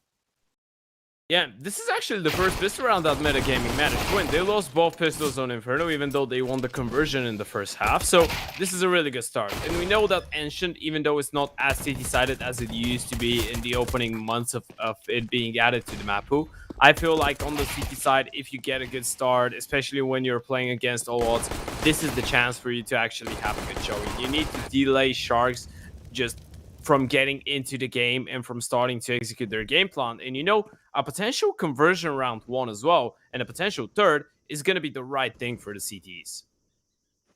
Get these one-for-one trades, so are not going to be helping the situation whatsoever, but that will. Oh, beautiful double peek from Dash and cuts Moretz, leaves Zevi. No 1 versus 3. He's going to walk out. Oh, nearly controls the spray onto the second, but can only get 1 in that scenario. There's the conversion round. A lot of fatalities, though. A lot of casualties for metagaming in that one. So it's going to be a little bit expensive. However, it was that full investment from Sharks, right? It was them buying up absolutely everything. So it's just about winning that round. Now, we are just going to see a few deagles bought from the Sharks side once again. I mean, this is what we did see on Inferno, right? It was metagaming start things off. They win 5 out of the first 6 rounds or 5 out of the first 7 rounds. And then they slowed down completely. Then only winning 3 after that for the rest of the whole entire game. Heavy. What a headshot that is, to be found. Bernino goes looking for a little bit of cash here. Yeah, and he's gonna find it, fair enough. Now decides that he doesn't actually want to go down. Going back in history just a little bit, Ancient is one of those maps that actually Sharks, they've tried to play it wide. They've tried playing it a couple times, and it's a map that actually Brazilian teams are not too shy to play on. 3 of their games on this map out of their last 6 have been against LATAM sides, 2 of them against Spain and Bravos, of course. Against Spain, they lost in overtime, 20-22, double OT. They did win against Bravos and 9Z in a 16-14 fashion. Their most recent 2 games were victories against Ambush and Force, though. The Force won an overtime, but again, Force is a really, really good tier 2 side. And this is just things that just need to make metagaming be aware that they need to win as many rounds as possible before even allowing Sharks on the scoreboard, because they're a team that's experienced. They know how to play against really good sides. This is really unfortunate. That was awkward. Would have been a lot worse if Demonus went down. Oh, Dash, man. He's been very good with the flicks. Out, up, he can do it all. If it has a scope on it, he's your man. Zevi, he's going to be trying to have some kind of impact with his big green. Pank walking towards Cheetah now as well. And, is he going to walk through the smoke? He's going to be sitting in it and waiting. And, well, he has to guess correctly. And, lovely reaction onto the head there of Allison. 50 seconds, so a little bit of time for Sharks to kind of work with here. Meta, they are not moving whatsoever. But Who's going to get a little bit antsy? It looks like it's going to be Desh. He's going to walk right into the upper. Zevi will find that kill. Not ready for Bernino. He's going to be baited right in. Pank now walking up. Spots him around the pillar. He's going to be dancing. Buying time for the rotate, but he's found that kill. Demonus is so low. 30 seconds. Pank has no idea where he is. The bomb is only going to be tapped. Does Demonus react? Oh, he's not going to see him. Oh, he spotted him. Bank, he knows. This is such a smart play. And Demonus, he just shoots through the smoke. I feel like he... I think he panicked. He panicked just a little bit. I think he spotted a dead body. He just shot a dead body, but Pank winning that 1 versus 2, this is huge. And throughout this entire round, Meta, it felt like they had the right idea, right? This push towards A, the information that you get, this double from Dash, it feels like there is nothing more that he can do. It's a 2 versus 4, but this play here from Dash is something I don't like. I'm not a fan of this. You should realize you just need to commit. You can push into cave. You can go for this play and just tell Demonos, okay, they can be everywhere. Just make sure that you have a position where you get the first kill. You need to be aggressive as well. But you going back like that, that's never going to work out in such a late stage of the round as well, when the T's have had the chance to get into really good positions. Just a really good bit of discipline as well from, from Pank as well. Just holding that angle, waiting for him to peek right in. Or, excuse me, it was Zevi with the up. Just holding the angle, waiting for Metagame and to give him an opportunity. And Dash, he was the one, sadly, that gave it over to him. So, Sharks, they're going to pick up that first round for their T side. Kutzmaretz is going to get a little bit aggressive out here towards mid, and he's going to go in and clear mid house. Is Realism going to be ready? Nope, not looking the right way. And Kutzmaretz will take him down. Advantage here to Metagame, and this would be a little bit of a shock to the Sharks economy if Metagame could win it, and if they could keep players alive as well while doing so. I mean, best case scenario. Yeah, absolutely right, but with 40 seconds on the clock, they're making their way towards the A-bomb side. Kutzmaretz has rotated the M4 of Demonos as well, but the timing is actually going to catch him off guard. Demonos manages to find one, but that's not going to be enough. Luka Ozzy on the refrag, and Tesh picks up another. Once again, the AWP striking them down, but it's another 2 versus 3 clutch for the Sharks players. Luka Ozzy has picked up that AWP, and now he needs to be careful because he's on a little bit of a timer here. Allison is gone for the flank, and he's going to walk right into Dash. Now it's JNT alone. 1 versus 3. He's very cautious about maybe somebody peeking him. Peeks right into the operative. No way. There's the double. Oh my God. Gets away. JNT. He's somehow alive. Needs to just play the time here. Allison's going to try and run him down. He's hearing the steps dancing around Dona, and he's going to try and get out of there. He's done it. He's won it. Allison realizes it. What a clutch from JNT as Young Sharks pick up their second C round. Oh my goodness, that was such a masterpiece and such a misplay again, Metagaming. You're gonna be kicking yourselves after this one. That one was going so well. For a second there, you were speaking about them picking up the round and being a fairly clean one, right? At the end of the day, it's a 1 versus 3. It should be an unwinnable one. They even hear him. They know where he is. He made a step. The AWP, it was holding for it. There's the missed shot. There's the kill. JNT is just on Bruninho here. He needs to find that refrag. He needs to find that refrag. Allison, nothing that you can do, mate. Nothing you can do. You're left in a 1 versus 1 you just shouldn't be in. Sharks, they win such a detrimental round, and now look at Metagaming's economy. It's just gone. Yeah, man, it's in the bin. It really is. Allison has that AK, yes, but you need that hero rifle to kind of have impact here. And you've given away an opening pick as Kutzmaretz just getting a little bit too aggressive, and Sharks are going to be as passive as possible. They know that the CTs are going to try and catch them off guard. They know that they're going to get aggressive somewhere. Let's just wait and hold. And that's exactly what Sharks are doing. You see them so spread out right in the default, just waiting for this. Now, pistols can still catch you off guard. JNT maybe just a little bit fortunate in that one. There was a world where he doesn't clear out that angle and he gets taken down. He looked to just kind of overlook it a little bit there, didn't he? Yeah. Just unfortunate in the end, but it's going to be really fortunate for Sharks because they're going to find themselves on a clear B-bomb side. No one to contest, no one to protect that second letter of the alphabet. And by the looks of it, Allison, he's just going to be looking forward to saving that AK. That's going to be 3 in a row for the T's. Now looking better and better for the Sharks. And this really good start that Metagaming had, it just all goes down to the bin. thanks to those clutches from Sharks. That was a 1 versus 2 from Pank, and then the 1 versus 3 from JNT. I feel like these 2 rounds, Jack, they've broken their economy. I really hope that this is the only thing that they did break. I really hope that it didn't break their mentality, because metagaming, it could really be devastating to lose rounds like that.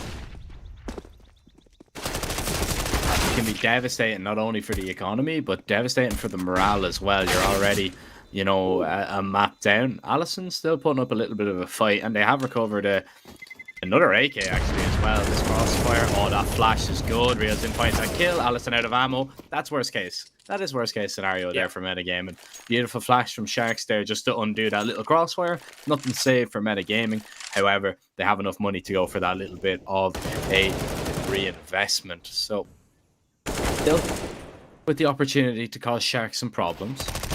But now, since Sharks have kind of got the rifles out, they look pretty strong, Ted. They look like they mean business. I'll have another look at that once again.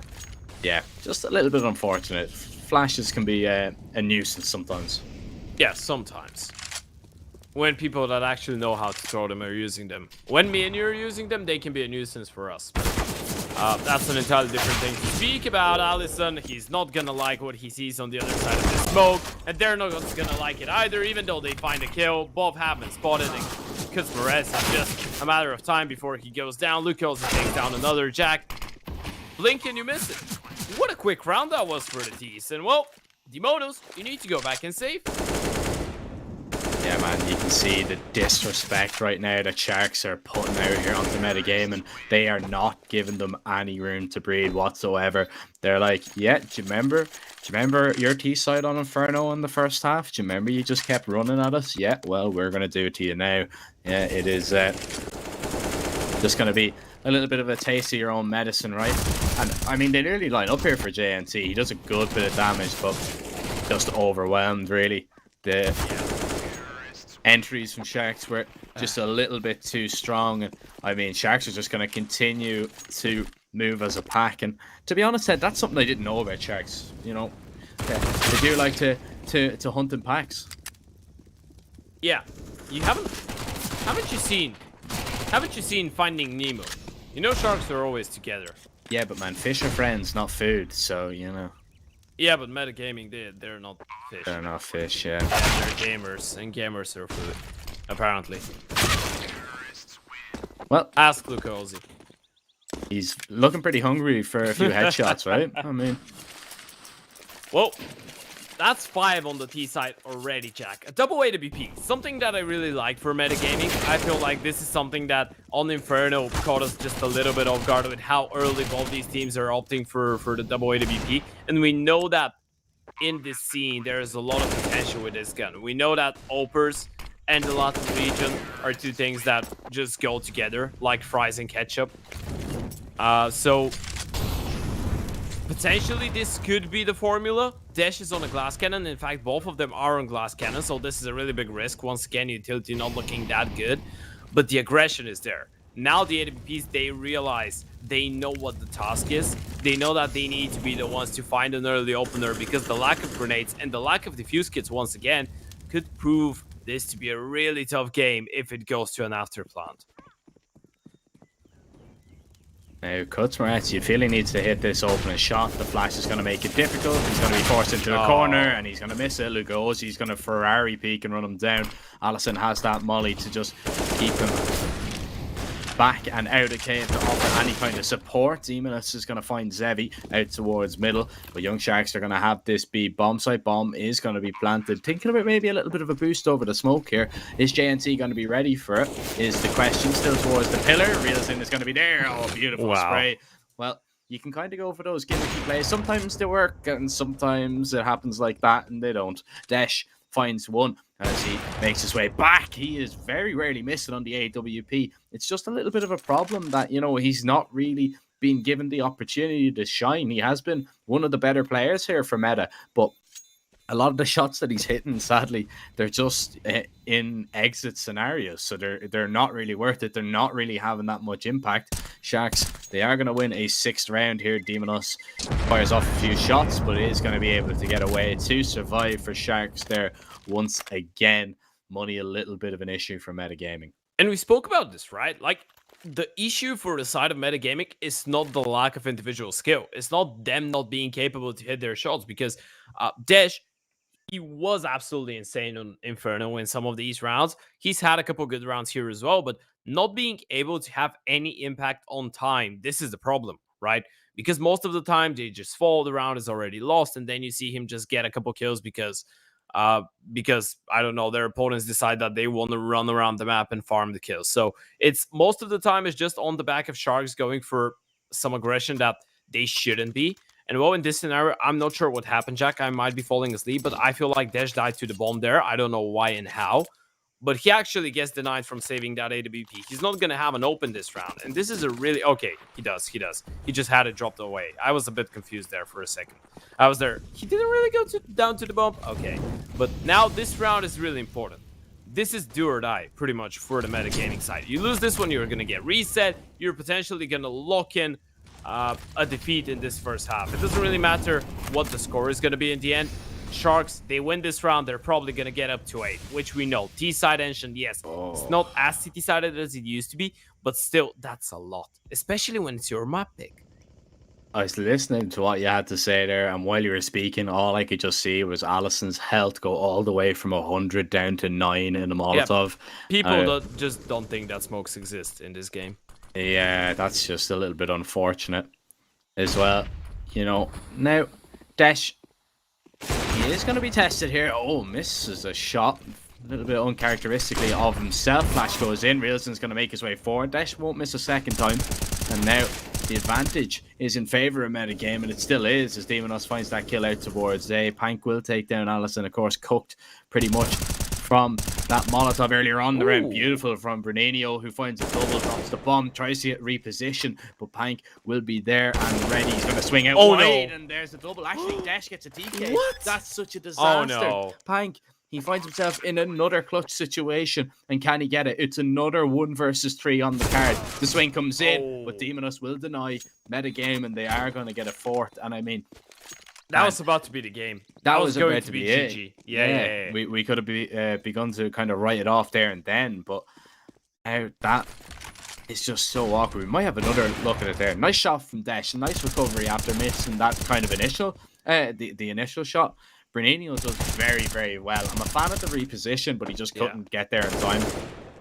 And look at this. Oh, man. Oh, you know, these are the moments that make us wonder. These are the moments that make us be like, yeah, okay, Metagaming don't have a chance in the game because of that. Because this is not the first time we've seen this really awkward communication and positioning from them, right? It kind of feels like they're lost in some scenario. This is pretty much the same thing that we saw on Inferno in Apartments. Is the same situation. Just 2 players walking into each other, not knowing what they want to do, not having a clear idea on where they want to go.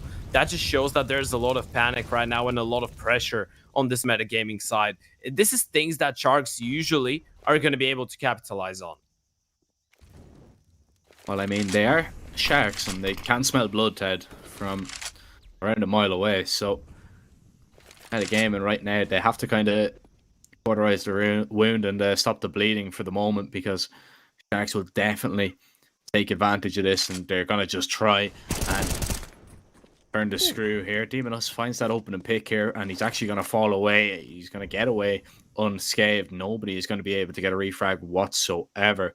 But Sharks have a decent bit of map control here towards mid and metagame, and they are just being very cautious with what's going on. Bernino might catch Reels in with a molly in his hand. It will just force them back, but still, metagaming, they keep that man advantage intact. Yeah, they do. And look at that aggression from Kutzmareds there towards Donut. He gets a lot of info. I feel like he's going to hear them going back in towards A. This is a lot of info now for the CDs. You could see Allison, he's thinking about middle, and Kutzmareds, he's going to continue. He's going to go for the backstab. Sharks, 30 seconds. You need to make up your mind. By the looks of it, JNT, he's going to be setting up the fake. If he finds the kill onto Dash, though, if he finds that peak and he's not, that's the AWP getting a frag, and he can actually confirm there is nothing happening, which means that Bruninho, he has no reason to move from here. Oh, Bruninho needs to find this kill. He does. He drops the bomb. Now needs to buy time and wait for his teammates to arrive. Who goes? He finds that first kill. There's the second. way. Tries to go pick up the bomb. Needs to get it down. Needs to get the plant off. Does he have enough time? He might just. Desh tries to rush the planter down. Won't be able to do so. Luckily holds his nerve and hits the shot as Metagaming. They will survive there. That one should not have been as close as it was. Young Sharks, they do get to within touching distance of another round once again, but this time Metagaming come out on top. And most of these rounds have been just a little bit too close, right? I feel like if Metagaming were not to lose so many members, as the round is already won, like in all of these 1 versus 3, 1 versus 4 scenarios that they managed to put themselves in, they lose at least 2 players, which is not going to do any good for your economy, because even though you're putting on some numbers on the scoreboard, Sharks are going to have no troubles reinvesting whatsoever because of the bomb plants and because of the damage that they're doing. Even if you win 2 rounds in a row, like in this case scenario, you lose 1, you're going to be absolutely wasted for money.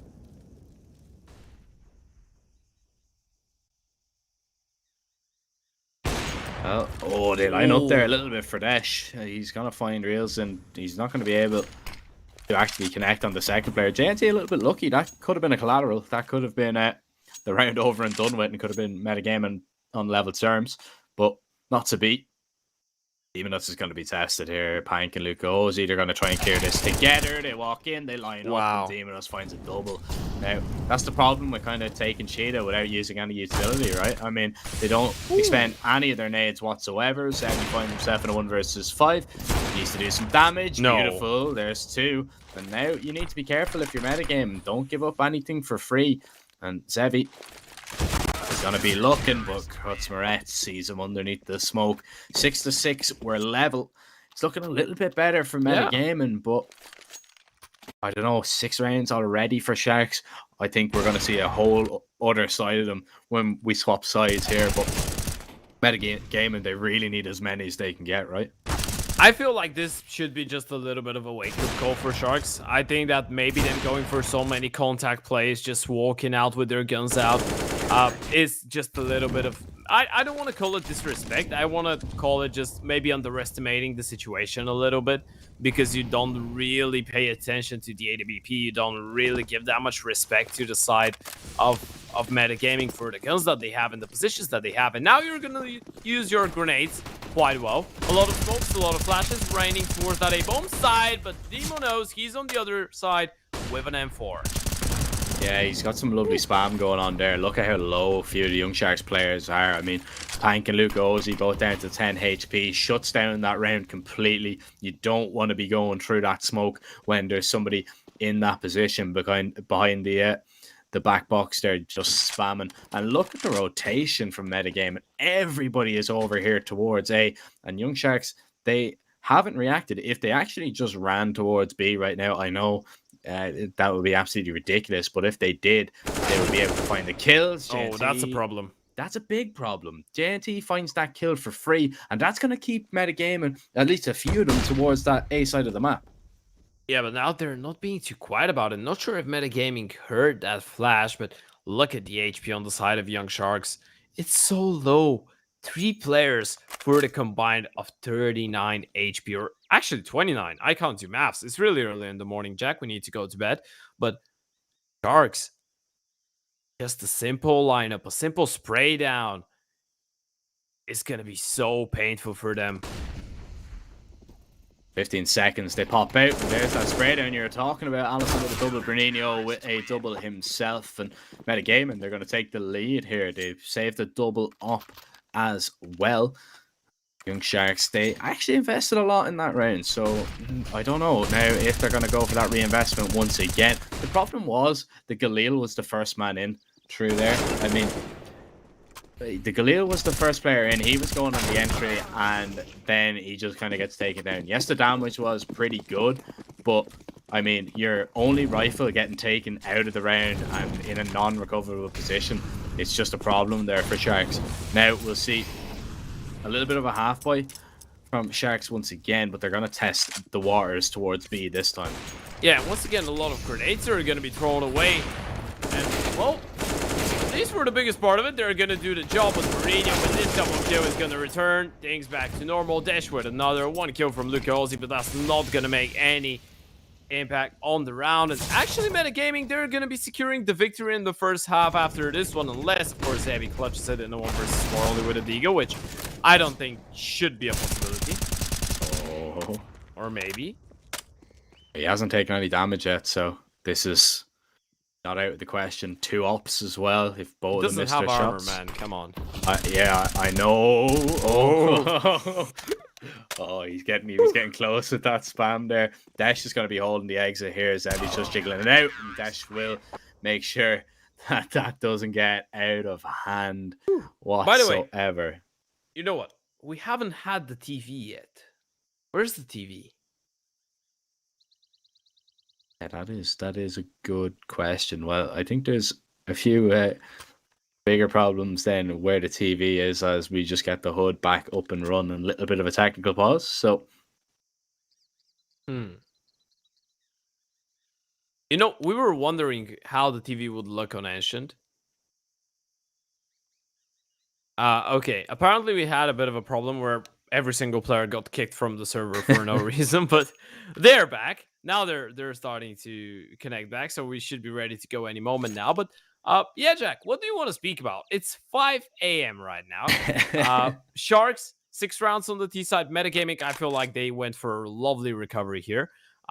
More than what they could have bargained for, I feel like. I think considering how things started, considering how many weird clutches Sharks managed to win, we were thinking that this one was going to be a really one-sided affair. But in the end of the day, Metagaming recovering just a couple of those clutches. And, you know, in the grand scheme of things, I feel like they've had a really stellar CT side so far. I feel like the double AWP has been finding a lot of impact. They've been really sneaky and really curious with all those information and aggression plays. And I think this is the main reason that we've seen so many rounds go their way. yeah, I mean, the double up has really caused a lot of people problems. Can we actually say on the stream why there's no TV? Can we actually say that? Can I get a confirmation from production if we can say that? Okay, so apparently there is this certain really well-looking gentleman by the name of Otos who is responsible for the TV. The thing is, as we said, it's 5 a.m. right now, and apparently Otos just fell asleep on the couch in the studio. So there's no TV right now. The TV is asleep. Oh, F for a fallen soldier. our fallen brother Otis. Very early in the morning, man. You know, if me and Ted weren't full of caffeine right now, we'd definitely be asleep. But, you know, me and you people are gonna think that we're crazy, right? Or I'm crazy right now. I was actually speaking to Jack in the break. I was like, my gym opens up at 6 a.m. or 6:30. By the time we're done with this game, if I go and take breakfast, like get breakfast, get dressed and go to the gym, I might actually be on time. Do I go to the gym straight after the game? And he called me crazy. I called him a lunatic. Definitely not. Definitely not. You need your sleep, bro. You need it, or else it's just not worth it. Oh, cuts from Reds. So is he going to be tested here? Oh, look at what he sees. And that's so awkward. There's the flash showed. Demonos will find a double. And somehow manages to get back away. He can reload off, but cannot pull the trigger in time. Can't get the clip in the mag. And well, Dash finds JNT as well. So a little bit of a recovery here for Metagame. They are actually going to get this into a 2v2. But Young Sharks, they get onto that A bomb site. So he's going to walk right through a smoke, right into the waiting arms of Bernino. Now, Pike, you've seen him in the clutch situation before. 11 bullets in the mag. Now, has to find the offer, swings into Dash, spots him out, shoots the lot, needs to get the reload off, and now he's looking for the player from CT. He hears the steps in. Oh, he's going to walk in behind him. Oh, what a play. Oh, they realized it. Oh. Wow. Sneaky Pank. Sneaky Pank. Ooh, that was a really nice play. That was really smart from him. That was just him showing us that he can actually think straight under pressure. not a lot of players would have the nerve to go for such a shift play and just push into tempo behind them. But in the end of the day, the CT did realize it. And that was a really good recovery, considering the fast 3K that they managed to get over towards Meadow Sharks. Metagaming getting 9 rounds in that first half. This actually gives them a chance here, Jack. You know, they're not out of the game. No, they're not. They're not. Well, it is. Round. It is going to be, or back into this half, rather, should I say. 9-6. Pistol. Sharks, they've been pretty good with the pistol so far. They've only lost one metagame, and now they're going to be making their way through cheated. They're going to be hurt an awful lot, as a lot of util being expended here. Some counter utility is going to be good here from Sharks, but they have to forfeit the site. It's going to be Pank put under pressure. Flash goes in, goes to the peak, won't be able to find the kill. Zevi now has spotted out Allison. He has him trapped, and Allison still puts up a fight, finds that next kill. Zevi needs to get this one. Bomb's going to be dropped out in the open as metagame. They go for a little bit of a wrap here towards A. I'm not quite sure. Zevi finds himself into a 1v1. Ted, please, what is happening in this pistol? I've absolutely no idea what's going on. I don't know, but Zevi is being really smart with this. Look at him. He's already rotated on the A-bomb side, but he's maybe just a little bit too smart for it. By the looks of it, Demon knows he has no intentions of going towards A.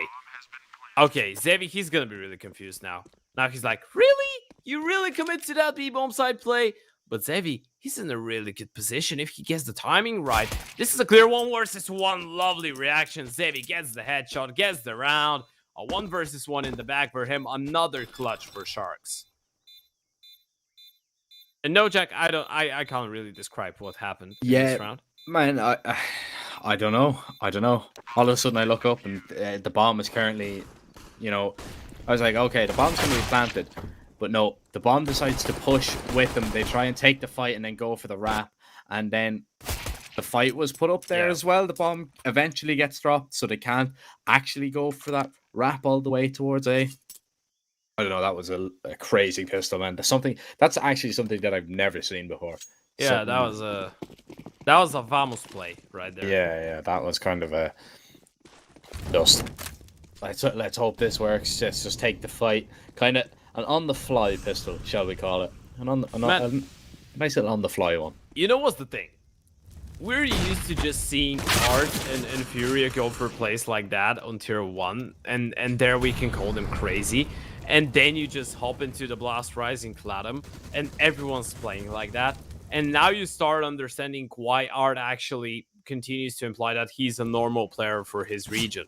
People just tell him, okay, can you stop with, like, not stop, but why are you going for these plays? Like, who told you that? Why are you playing like that? Can you comment on your crazy playstyle? And he's like, yeah, in my region, that's normal. I wouldn't say that I'm hyper-aggressive. I think that I'm actually a pretty defensive player. And well, now you understand what he means. Now you get to actually realize that Art is a really passive player compared to these guys. Or at least some of them. Oh, Dash. Lovely headshot onto Luca Ozzy. As now Demonus is going to be locking off that rotate from Realzone towards middle. Who finds himself in a 1 versus 3 situation. Metagaming, looking to pick up a 10th. This is a really good force here. Oh, not ready for the angle. Realzone is going to fall. Demonus will find that kill. Double figures for Metagaming. They're only 6 away now from taking this map and forcing a decider of Vertigo. As we see this aggression. Metagaming just ready for it. I mean, just ready for Sharks to go for those opening picks. JNT does put up a nice little bit of a fight here with that MP9, but it was a lovely reaction from Cusmarettes to walk out towards A. Yeah, absolutely. At this point, Sharks, they pick up the CT side pistol. We're like, okay, they're going to get a good start here, but they lose the conversion. Now Metagaming, they're answering back. 10 rounds on the board already. And going for that A-bomb side play, this is something I love. Right now, you know you have the rifles. You know that if you go towards cave or towards lane when there's pistols on the other side, you're kind of testing the waters. You're kind of taking a bit of a risk. So going against the Deagle, long range with the AKs and the Galeo might be the right decision. Look at this rotation. Look at this reaction here for Sharks. They've already got everybody here. A metagame, and they realize they don't have to commit, so they're going to fall back and fall away. So it's pretty good result so far for Metagame. And yes, they expend a little bit of utility, but you know, they have forced Sharks to really kind of be guessing here of what is going on, whereas they don't really have a lot of information whatsoever. Metagame, and they walk out towards mid. They're going to try and take these jewels. There's the first fight found, but it's not going to be one just yet. Desh will do it. Rattling off shots with that deagle. Pank can't connect. They get into a little bit of a crossfire. Lugosi could strike, but Allison will take him down. And Metagame, and they get over that hurdle relatively easily. Real Sin could be the thorn in their side, but not on 3 HP. Yeah, and all the tags go their way, but in the end of the day, the tags aren't going to be enough. You could see Cosmoretz, Demonos, Dash, Allison, every single one of them is around the 50 HP mark or below that. Allison actually really low as well, but Sharks damage isn't going to be enough, at least in this round. And, well, I don't know if you can call that economical damage as well. That's just damage. It doesn't really give you any kills as well, so no real benefit from it. Maybe JNT can pick up a couple exits here. Maybe try and harm the T-side economy just a little bit. He's not going to be able to recover a rifle by any means. But yeah, that's going to be 11 on the board. Potentially 12. Jack, do you believe in the Decipher? For the love of my sleeping pattern. No. No. Be objective. All jokes aside. No, I honestly do. I honestly do think Metagame have a chance. They're playing really well, but it's just about getting Sharks on a bye. That's really it. You know, it's very hard to tell right now because we need to see Sharks with rifles. Something that we haven't really seen too much of. And you know, okay, maybe the first little bit of a buy round didn't kind of go Sharks or Sharks' way. Actually, no, sure, we haven't seen one whatsoever because it was Sharks won the pistol, and then the force buy was lost. So, yeah, this is a little bit of a weird one. We're kind of just in a little half buy, eco kind of purgatory force buy, and we're not getting out of it anytime soon. The next round we will finally, but then it's 12-7. Yeah, absolutely. And this is maybe the kind of a not devastating, but just a little bit unnerving part. Oh, JNT. Okay. Brunino is gonna be furious. He's furious. You know, JNT is not winning that round by any means. He's not gonna do anything. It's just gonna tilt Brunino a little bit. He's like, guys. You didn't check backside, did you? You didn't check last box. Yep, he's there. Yeah, it's just one of those things, man. It's just one of those things that, okay. It's just annoying, right? Yeah, it's not going to affect the round too much. It's just, you're a little bit tilted about it, maybe. And the mental game of CS. That's what it is. Just playing a little bit of a mental game. Now we'll see the first buy here for Sharks. This is what I'm excited for. This is what I want to see. Now, is it going to be just a little bit different here in terms of the way things have been going so far in this second half? And what kind of aggressions are we going to see out here from Sharks as Metagame, and they'll make their way through towards the alley? An aggressive position here for Luca Ozzy. The problem is he's kind of alone. So if Metagame and try and take this fight towards him, if there is a nice little refrag, Metagame and will take control of Cheated, and they'll also have themselves in quite a favourable position. There goes the flash. It's not going to blind him. Lugosi gets one, but there is that refrag. Yeah, there is, and you can see Reelson hoping to get a peek towards middle, but gets denied. Kutzmaret's not going to give him the fight that he wanted. It is still a 1-for-1, so the T's are going to be happy with it. That's the reason that you see the CT side hoping for another one, and Panky's found one through the smoke. That's a lovely opener for him. Now needs to make sure that he stays alive. If he goes down through the smoke here, that's going to be a big problem. Well, in a 4 versus 3 now, Sharks, they can actually be a little bit happier, especially with Rusing holding such a powerful Fango. Gets the kill, Kutzmaret's doesn't even realize what's hit him, and now it's 2 versus 4. 30 seconds on the clock, Jack. I feel like this is just maximum damage right now for Metagaming, or maybe even just holding on to the AWP and the AK. Yeah, I think it's just a save here. It's a big weapon they opt to have brought forward. It's such a big expense, and you know, so many times we've kind of looked at games and we've seen these positions, you know, all right, you run into a bomb site, you might get 1 kill Yeah. and do some kind of damage to the CT's economy, yes, but you know, you lose 2-3 rounds in a row, all of a sudden you find yourself on an eco. So yeah, it's worth probably just bringing the op into the next round, and the AK as well. That's just a bonus, but definitely that AWP didn't really work out well. I mean, the 1-for-1 trade is all right, but once Pang finds that kill and the off angle from Reelson, I mean, that's just unfortunate metagaming. Now, we were speaking about Sharks. Once they get onto the rifles, metagaming they might begin to struggle. That round is a sign of things to come, because Sharks, bar that little trade frag, they look pretty comfortable. Yeah, they did, right? The only problem, or maybe the only silver lining right now for the T's, is that Sharks don't have the AWP yet. So, AWP on Ancient, we know how dangerous this could be, but look at how proactive they are around the map. They've already gotten lane control, middle as well, and there's nothing happening towards A, which actually means that metagaming have nothing to work with. They have only A main and some control in front of B, but that's just B main. That's not even lane. So right now the T's, they're hoping to go for a late retake here, but with this crossfire and with the re-smoke, this is such a big problem.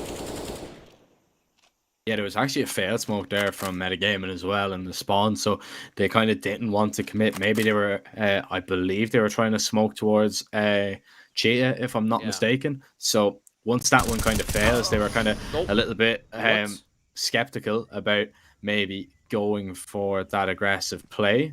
Desh finds that kill, takes a good chunk of damage though, so it is a little bit of a fair trade. There comes the flash peek in, that's just going to be waiting, anti-flash, and he does damage. Luca Ozzy lucky to get out of there alive. 35 seconds as Zevi now gets in position. He is going to be hearing a lot of presence towards the alley. He can call for the rotates to come on over, and he might be rewarded if he peeks onto the bomb carrier. He's hearing him making his way in towards Cheetah as well. This is going to be the perfect flank here for Zevi. Bernino's ready for it, but now Young Sharks, they have everybody here.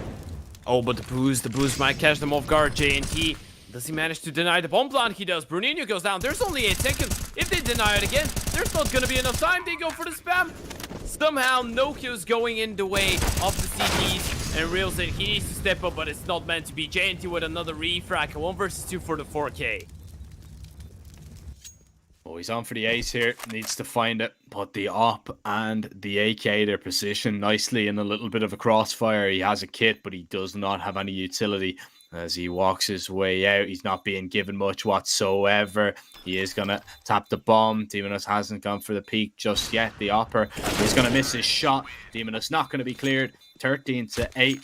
And metagaming now only 3 rounds away from taking this map pick away from Young Sharks. And that would mean a decider. That would mean a vertigo. Oh, look at this. Oh, Dash, he got a little bit lucky with that one, didn't he?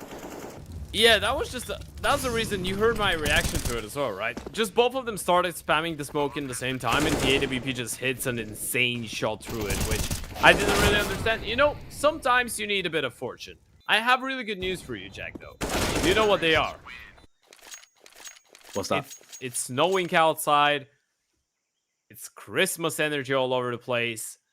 And to be fair, I really enjoy the fact that I'm here watching CS with you and casting those guys. You know, I'm feeling the Christmas energy now. I just looked out of the window. It's snowing.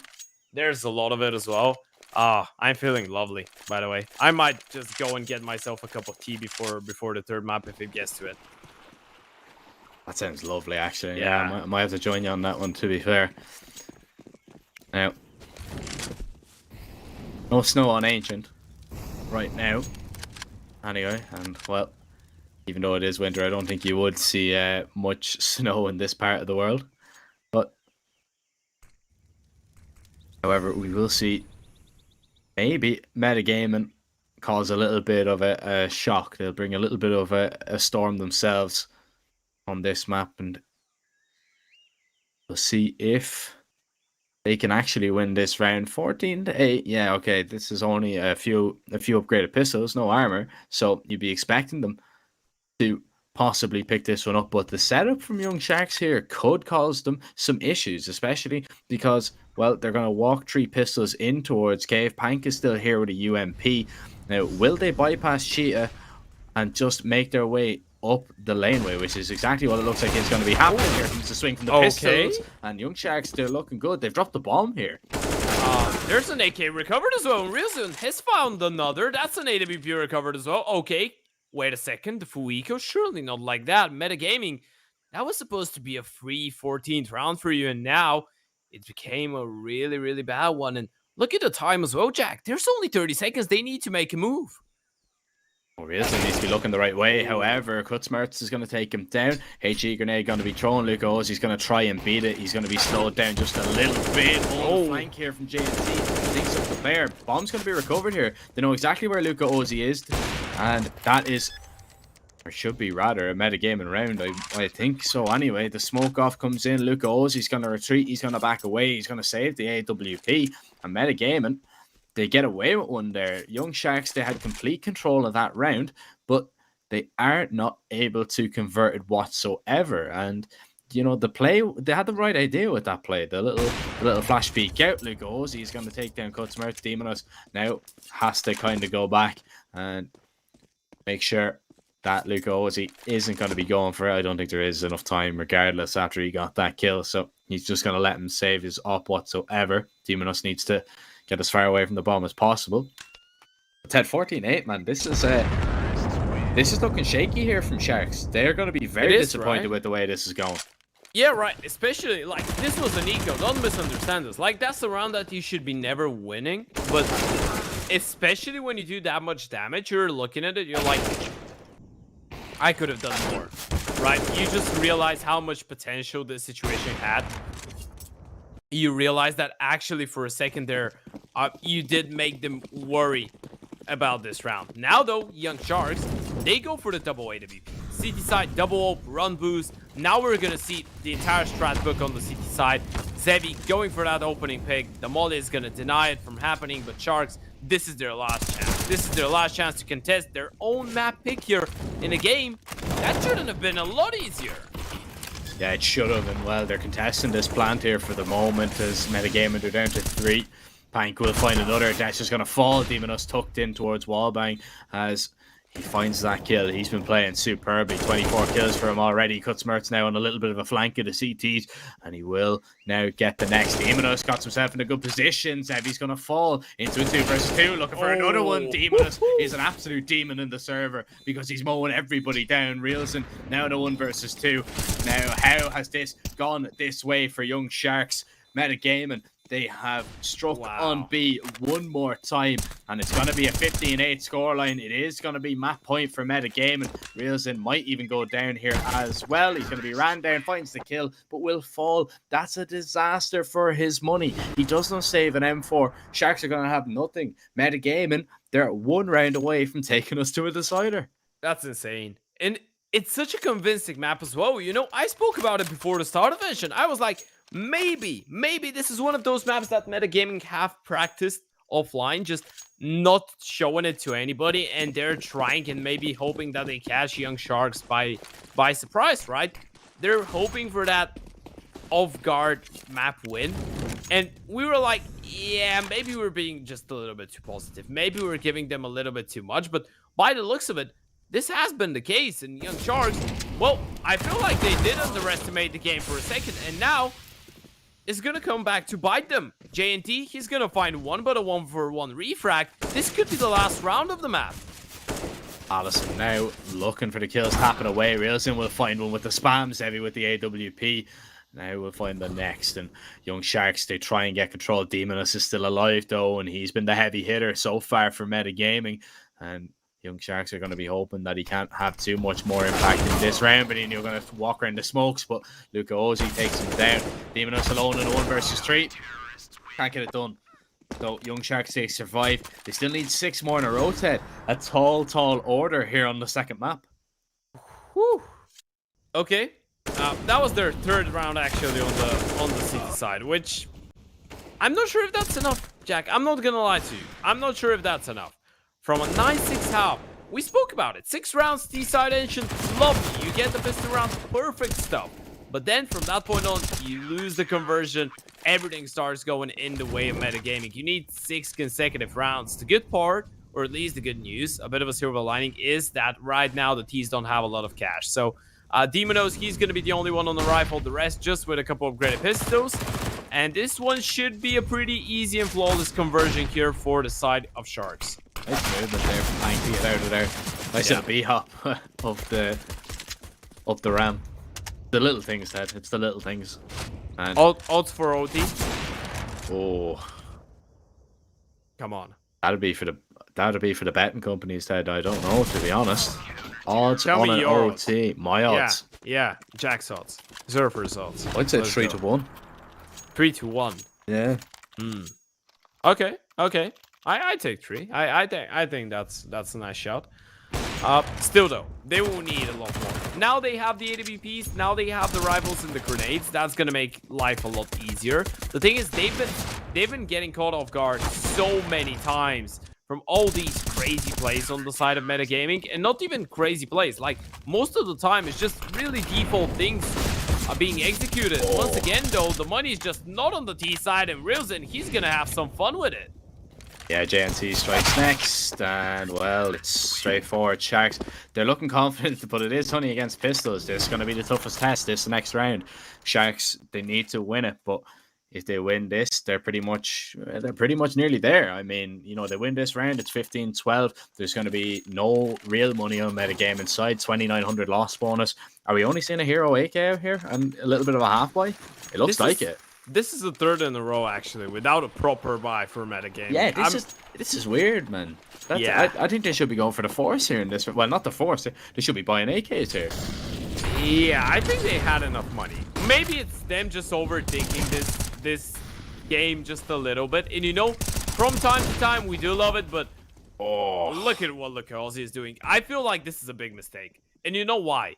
Rounds like that are just building the confidence on the side of Sharks, right? Because they're getting them so easily as well. It's a flawless round. They don't lose anyone. Look at the economy on the CT side. Well, of course it doesn't matter, because if they lose a round, they're going to be wasted. It does matter it matters on a mental point of view, right? Like, when you think about it, Sharks have won, what, 3 rounds in a row? No, 4 rounds in a row. Really easily. Like, 3 of them were extremely dominant. They lost 1 player in the last 3 rounds. That's a big problem. Now, metagaming, you were up 15-8. Now you're up 15-12. You've lost 4 in a row. And there is a chance. Because Sharks, they've been winning these ones so flawlessly. Yeah, that's the confidence building right now for Sharks. And, well, Lucaozi going for an aggressive peek down alley. Hasn't seen too much. He's seeing some utility. Yes, going to try and nade in towards the cubby to do some damage to Demonos. He's going to be holding. Needs to find the headshot. Lucaozi doesn't clear the angle now.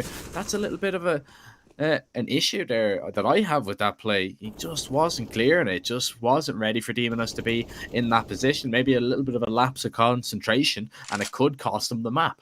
Now, Hank, he's going to get aggressive. Flash peek goes in, but nothing going to be found. And Sharks, they're going to find themselves on the back foot. That's just not where they want to be whatsoever.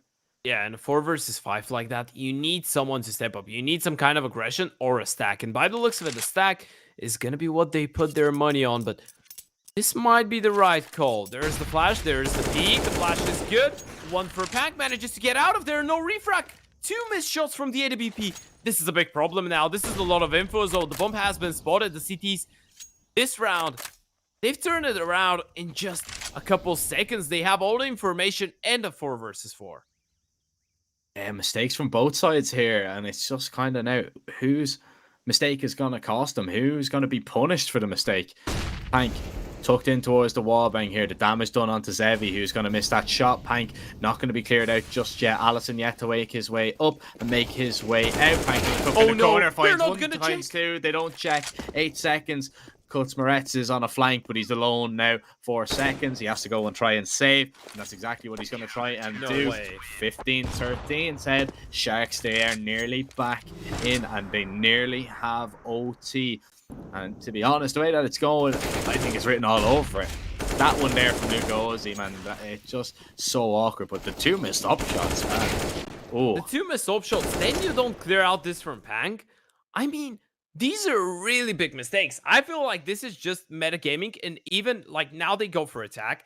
these couple rounds where we were like, yeah, aren't they gonna go for an investment now? Like, what's going on? They went for a triple half buy, like half buy with a hero AK, then you go only for the pistols, then another one with only a hero AK, then you go for the buy. The buy doesn't work out. You waste so many rounds, and your initially massive lead of 15-8 is now down to 2 rounds, and you've had 1 buy round in this period, Jack. Only 1 chance at a buy round. This is insane. And now you get another, like, from 15-8 to 15-15 potentially.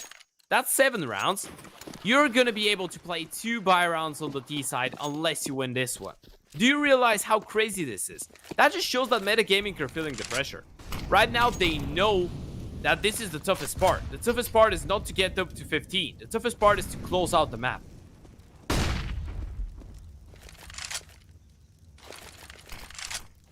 Again, I mean, we're going to see a half buy from metagame, and again, we're going to see just the Deagles, man. This is... Well, now you understand it. The problem is that you shouldn't be in this situation. Like, you shouldn't be in this position. This is the right thing to go for in these circumstances. Yeah, but, you know, it's just kind of going back to see, I mean, the last, 5 rounds? We've seen him on a buy once? Yeah. Yeah.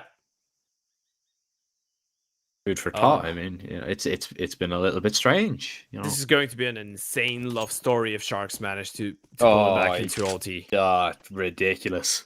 But 7 in a row. But not over just yet. Now, Pankin's hearing a lot of information. He's hearing a lot of steps there as the flash comes out there for metagame and as they take control. I would like to see them maybe change up their approach here. They show a little bit of presence here towards Cave, and they're actually just going to run down. They have an op to work with now. This is going to get dangerous here for Sharks, especially the position that Pank's in. Needs to find the kills. There's the first, there's the second. Nearly gets a third, but Bernino will take him down. Okay. And now it is going to be the advantage. Bernino, he's found 2 with a P250. JNT alone in a 1 versus 3. Is this how metagame and close it out in spectacular fashion? JNT spotted the second player as well as he finds that kill. He's going to clear the flank. Oh, and he hits the shot. Bernino, he's already got 2 kills, needs the hat trick, and so does JNT. Who's going to get it? Oh, and JNT tabs the bomb, and he's going to take it. Bernino jumps out, and JNT switches to the Tech 9, but doesn't convert. Bernino is going to get the kill. We're going to a 3rd map. Oh my! You know what? Do you know what? I mean, oh man, hold on a second. Yeah, I was about to say, man, not even a reaction there for a minute. But the game hadn't finished yet. We were waiting for that to come in. The joy there on all of the faces of metagame, and I mean, you can understand why. Man, they're after taking away Sharks map pick. It took them a while to close it out, man, but they get it done. I'd love to just see a replay of what went on with that P250, man, because I even missed it there a little bit. Hank found the double, and then all of a sudden Bernino was just like, yeah, hold on one sec, let me just find 2 quick kills there. And when JNT got this, right, I thought when JNT clears the flank, I was like, surely he has this. Let's see what HP Bernino was actually on. 3 HP. 3 HP, Ted. Oh my god. I'm speechless. You know, I'm speechless. What a game. That was supposed to be over. Meta Brazil, we wrote them off. We were like, okay, Inferno is your map pick. Show us what you've got. We saw a couple individual really good plays, right? But we were like, no way this is going to be enough for the victory on Answer, right? No way. They managed to win the game on the back of this. But they managed to come back stronger than ever, individually. Team-wise, I feel like Sharks, did they underestimate it? 100%. Yes, they did. The problem is, in the end, even when they were serious, even when we criticized Meta Brazil for being so indecisive in the closing rounds, they managed to make it work with the pistols, a 3 versus 1 that just doesn't go in JNT's favor. And Jack, I don't believe I'm gonna say that, but we're watching a 3rd map here. Yeah, I mean, you know, Ted, I feel bad for you, man. It's a lot earlier for you than it is for me. Yeah, it's 6 a.m. Yeah, 6 a.m. for you, 4 a.m. for me. Production, we're sorry, but there's another map to be played. And, oh, man, you don't want to miss it. We're going to send it to a short break. We'll be right back with Vertigo.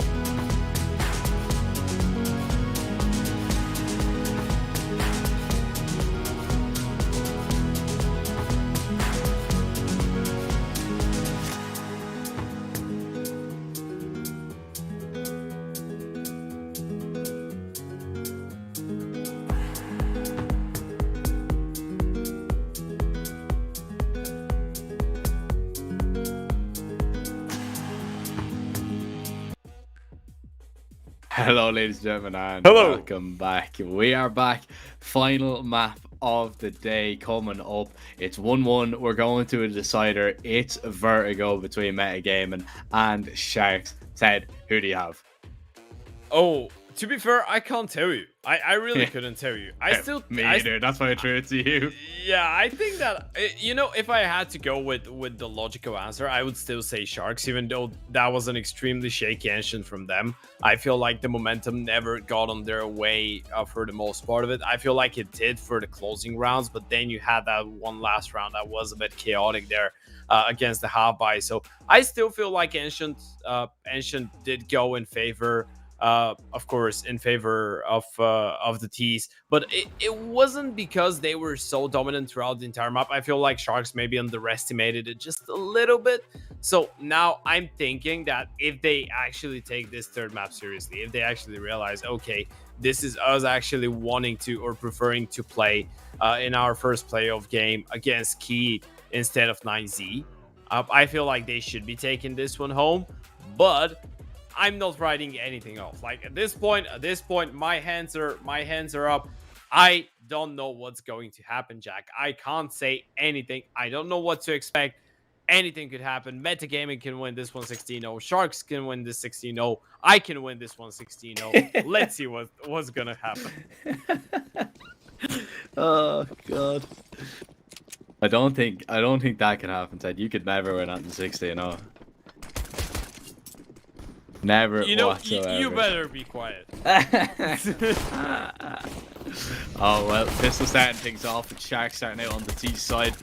Well, they're going to try and get up and get a bomb plant down. No HGs really to kind of contest this bomb plant, but it will be Allison to find the kill onto Zevi. That will go down. He's going to push in. He'll find one, find two, and now he might be able to find a little bit more. Reelson helps him out, and he will be able to back away. Advantage. Two young Sharks. Look at Ozzy. Oh well, he's had enough. Yeah, he's kind of taking matters into his own hands there. Fine, I'll do it myself as Luke Ozzy steps up and gets a 3K. Yeah, you can see who's the most infuriated one after Ancient. And I feel like the entire Shark squad should be just a little bit infuriated after letting this one slip. But, you know, looking at Vertigo, we didn't really think that we would even have to speak about it. But I've taken a look at it. Again, a map that Meta hasn't played that much on HLTV. They've played 2 games. One of them, actually, against another team that did participate here in the Last Rising, Red Dragon, as they managed to beat them 16-6 on this map. They played 2 officials on it, but they are a team that hasn't played a lot of their games on HLTV, so we kind of never know what to expect. And I think that Ancient was a really good example of that. But Vertigo is a really good map for Sharks, I'd say. It's kind of a 50-50, again, a map that they played against a lot of these European teams. They've lost to Eternal Fire and Anonymo. They've won against EC Bruges, Pain, India Ray. They did play it earlier today against FURIA Academy as well, so they've warmed up on it. Yeah, well, Metagaming, they were unbeaten on this. They played it twice and they've won it twice, so that's something to go off. Dash lines them up. Zevi will find 2 himself, though, and restore a little bit of order into the round. And there's an AK to be recovered as well, if he can get his hands on that. Young Sharks are just trying to stabilize really control of the site. They have done so. It's been absolute chaos so far on Vertigo. Demonos goes through the smoke, finds a double, nearly gets a third. Oh, Demonos, what is happening so far on this game of Vertigo? Man, it's even hard to keep up with. It's a madness contest right now. I bet you're delighted, man. I bet you're delighted that you're color and not play-by-play, trying to keep up with the majority of this stuff, man. Because it is literally like 200 miles a minute. Look at this, like. What? Okay, alright. What? I can tell you what, Jack. Round number 3. Reninu, he's picked up a double entry on an MP9. I have no idea, no clue what's going on, Pack. I literally am speechless. Jack. Was there a gentleman's agreement that, okay, everybody just hold down W for this game? Jack, what's going on? It's really early in the morning for the casters. Let's just, you know, have a little bit of fun with them. Let's just everybody hold down W and just Let's see if they can keep up with the play. Man, this is one of the most exciting games I've watched so far. Cuts Moretz, he will take down Pank, but not before Pank will find that kill. Now it slows down just a little bit, but it might just speed right back up and ramp right back up here, as it's actually going to be Sharks playing a little bit further back on the ramp and towards short. Well, Cuts, Moretz, and Demonos, they're going to be walking onto the site. They don't have a kit to work with just yet. I don't believe there's one dropped on the site either. Time is ticking. They're looking for the kills, and Sharks are not giving them anything whatsoever. Bomb's going to be stuck. Demonos needs to find the kills, won't be able to do so. And Realison will get 3. Young Sharks with 3. Oh. And, well, the M4 is going to be recovered as well. Yeah, 3 in a row for Sharks. Now that's a little bit better, even though the Chaos is just reigning superior right now on Vertigo. Most of these rounds have been extremely quick. Look at that from Bruninho. You don't clear that one out, you're gonna get punished. This play though from Desh, this is just a little bit questionable, but you know, to be fair, this game so far has been just a little bit questionable. Speaking about Vertigo, at least on how things were going on in the first couple of rounds. So we do understand it. He's just going with the flow, I think, at this point. But now, finally, Sharks might be able to catch a breather, and we're going to see that actually they're going to slow things down. Now they realize there's just a broken buy on the other side, a bit of a half buy, a couple of upgraded pistols, maybe an MP9. Oh. Okay, let me take that one back.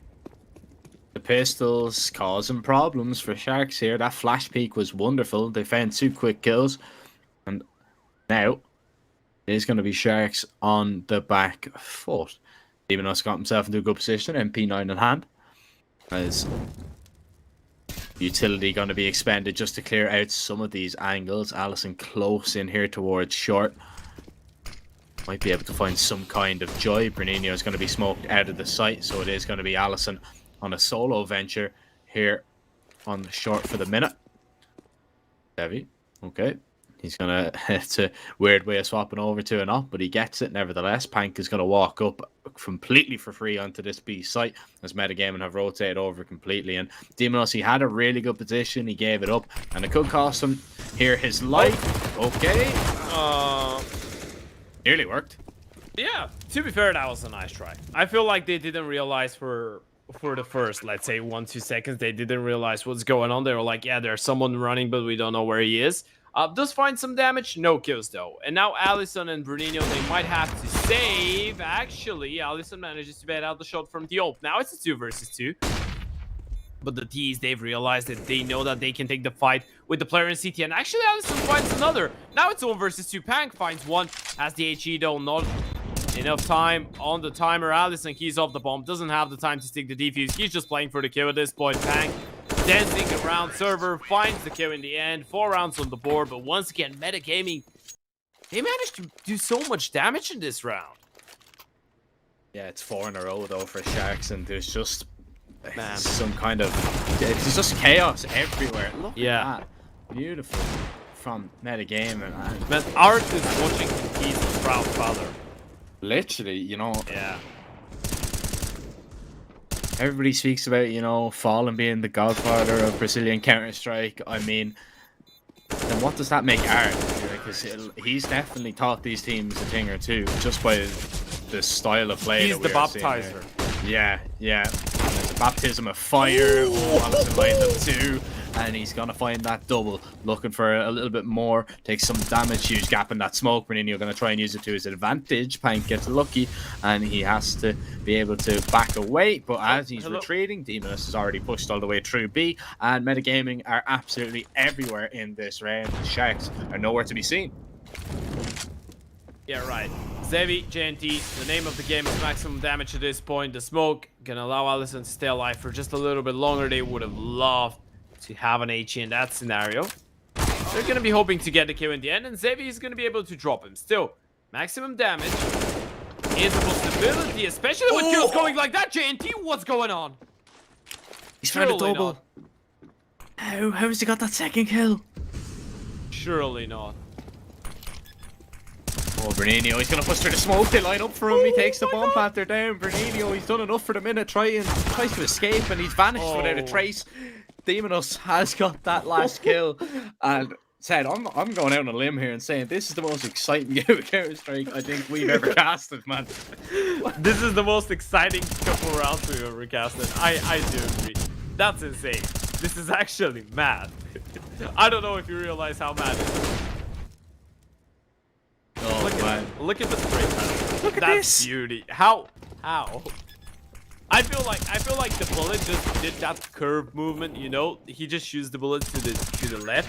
It goes for that. The bullet just commits to a turn, you know?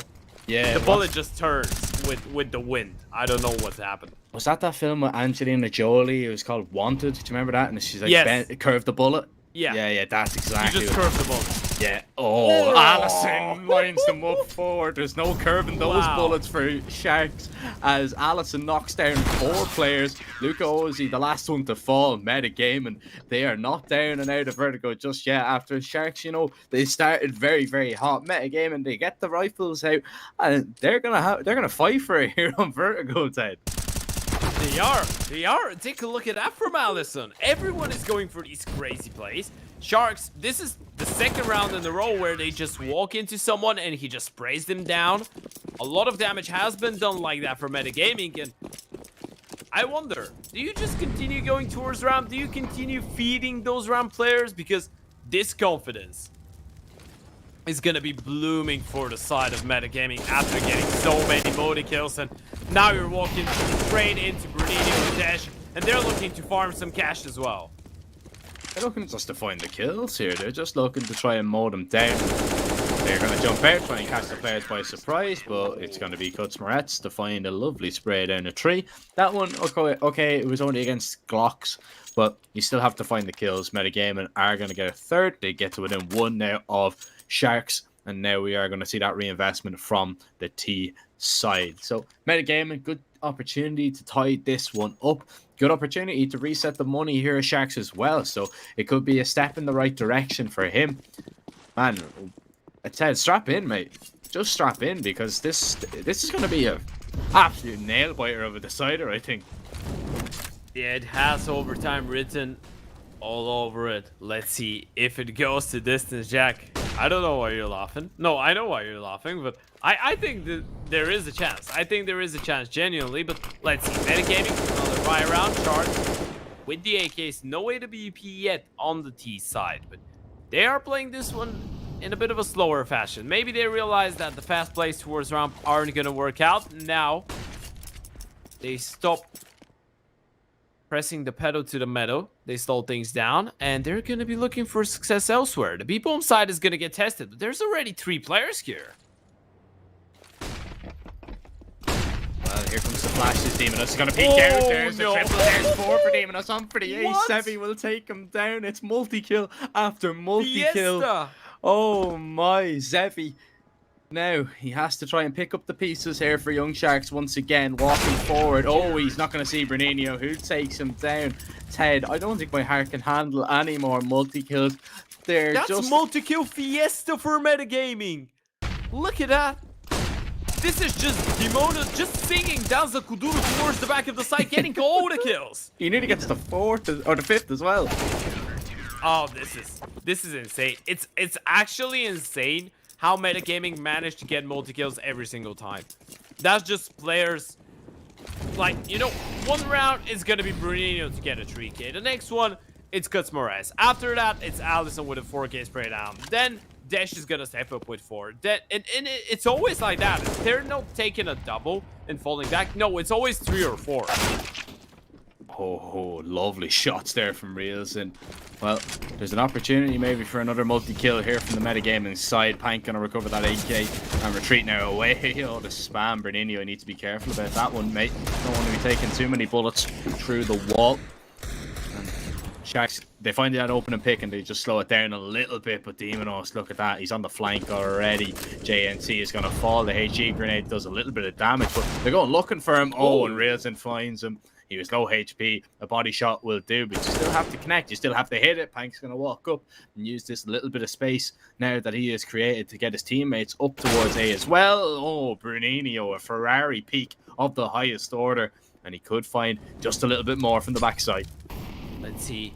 The Molly not gonna force him out of position. Xavi has recovered an M4. He's gonna be looking to be the initiator of this fight, but Bruninho not going for a peek. The flash is good, but Bruninho doesn't catch him. Gets one, turns around for the second, but Xavi is gonna find the refrag, and now it's Moretz in the clutch. Spots one, knows where the second is. The HE gonna do a lot of damage to Lukosi. Actually gets the kill, and now he knows. He knows exactly where Xavi is. He has a molly as well, man. He can molly Xavi out of position. Now, 2 flashes, doesn't have a smoke on the bomb. He's going to tap it. Xavi peeks, and Xavi finds the kill. Maybe he wasn't too sure on Xavi's position there. I'm not too sure. I thought he knew that the player was towards... Maybe he just saw him go. He just saw him going back towards Ram, but he wasn't sure if he was actually on... What? Did you see how he did get that kill? What's happening in this game? Did you see how he got that kill, Jack? He was running with a deagle through a wall. That's actually insane. That's actually insane. I'm sorry. This is insane. This is insanity in its purest form, right there in the show. The aggression once again. What's going on? Oh, the offer just jumping, hoping for the best. What's going on? Yes, how are you still alive? How does he get a second? He's found 2. JNT eventually takes him down. How has Desh survived for so long? I'm not sure. Lukosi, I'm feeling a little bit delirious right now, Ted, to be honest, with the way that this game has gone on so far. I mean, a 3 versus 4 now for young Sharks as they look to maybe get a 6. Better game, and they could tie this one up right here and now. 3 players are here defending the A bomb site. Sharks, they're going to slow it down. Once again, a lot of damage done to the T side. A minute on the clock, so they have a bit of time to work with. Now, what do they do? Do they go back? Meta game, and you can see them kind of second guessing themselves a little bit. Bruninho, he has to go back and pick up middle. So they're being very, very cautious with the approach. But Luka Ozzy, he's going to go looking for the entry with the op. Yeah, the only problem for Sharks right now, they don't have any information elsewhere on the map. So they kind of need to commit to that A-bomb side play. There's the smoke. Pang needs to get the kill, and he does get the kill. That's really important. Now, though, are they going to be ready for Allison? The answer is no. That's Pank off the bomb. Now he's going to tap it a second time. They don't have any grenades to deal with him, though. Only the flash and the smoke, but Pank low on HP. Just relies on Lukosi with that AWP to step up in this scenario. Pank, if he finds one, that's going to be more than enough, and there you have it. Now it's all to Lukosi. Now Pank, he can fall down, and Lukosi, he needs to win it. Well, he's going to fall away. He's not actually going to be rushed just yet, but he looks for the kill, and Allison will take him down meta game, and they're going to get a 5th. They tie it up, and I'm just looking forward to going back and seeing what has gone on in that replay with Desh. Like, okay, he's actually legged him there as well, so he's hit Railston twice there in that scenario. Why isn't he dead? He was being spammed by so many people, and he stays alive and gets 2. They just forgot about him. No, I don't think they forgot about him, right? I think what happened was they were like, okay, so surely somebody's gonna kill him. Like, yeah, and no one kills him. Yeah, and then nobody kills him, and it comes back to bite you. That's not forgetting about him. That's just having a little bit too much. Not even having too much faith in your teammates. Just having the right amount of faith in your teammates, but your teammates just it's a default thing for him to go down, right? Yeah, it's just a normal thing. But Ted, expect the unexpected in this game, man, because this has been anything but a normal Vertigo. No. This is just a roller coaster of emotions, I would describe it as. I think that suits it best. But, you know, we're back into action. 11th round on the board. A full buy for both sides. The money on the CT side slowly dwindling because of all the damage that Sharks actually do inflict every single round. And Allison, he's going to get pre-fired, completely isolated. Desh misses his chance to at least get a refrag. And now, for the first time in a while, actually, Sharks are in a really good spot. Now, they have the man advantage. Make that a 2-man advantage, as Pank is going to pick up another towards middle. And that's going to throw just a little bit of a spanner into the works of metagaming.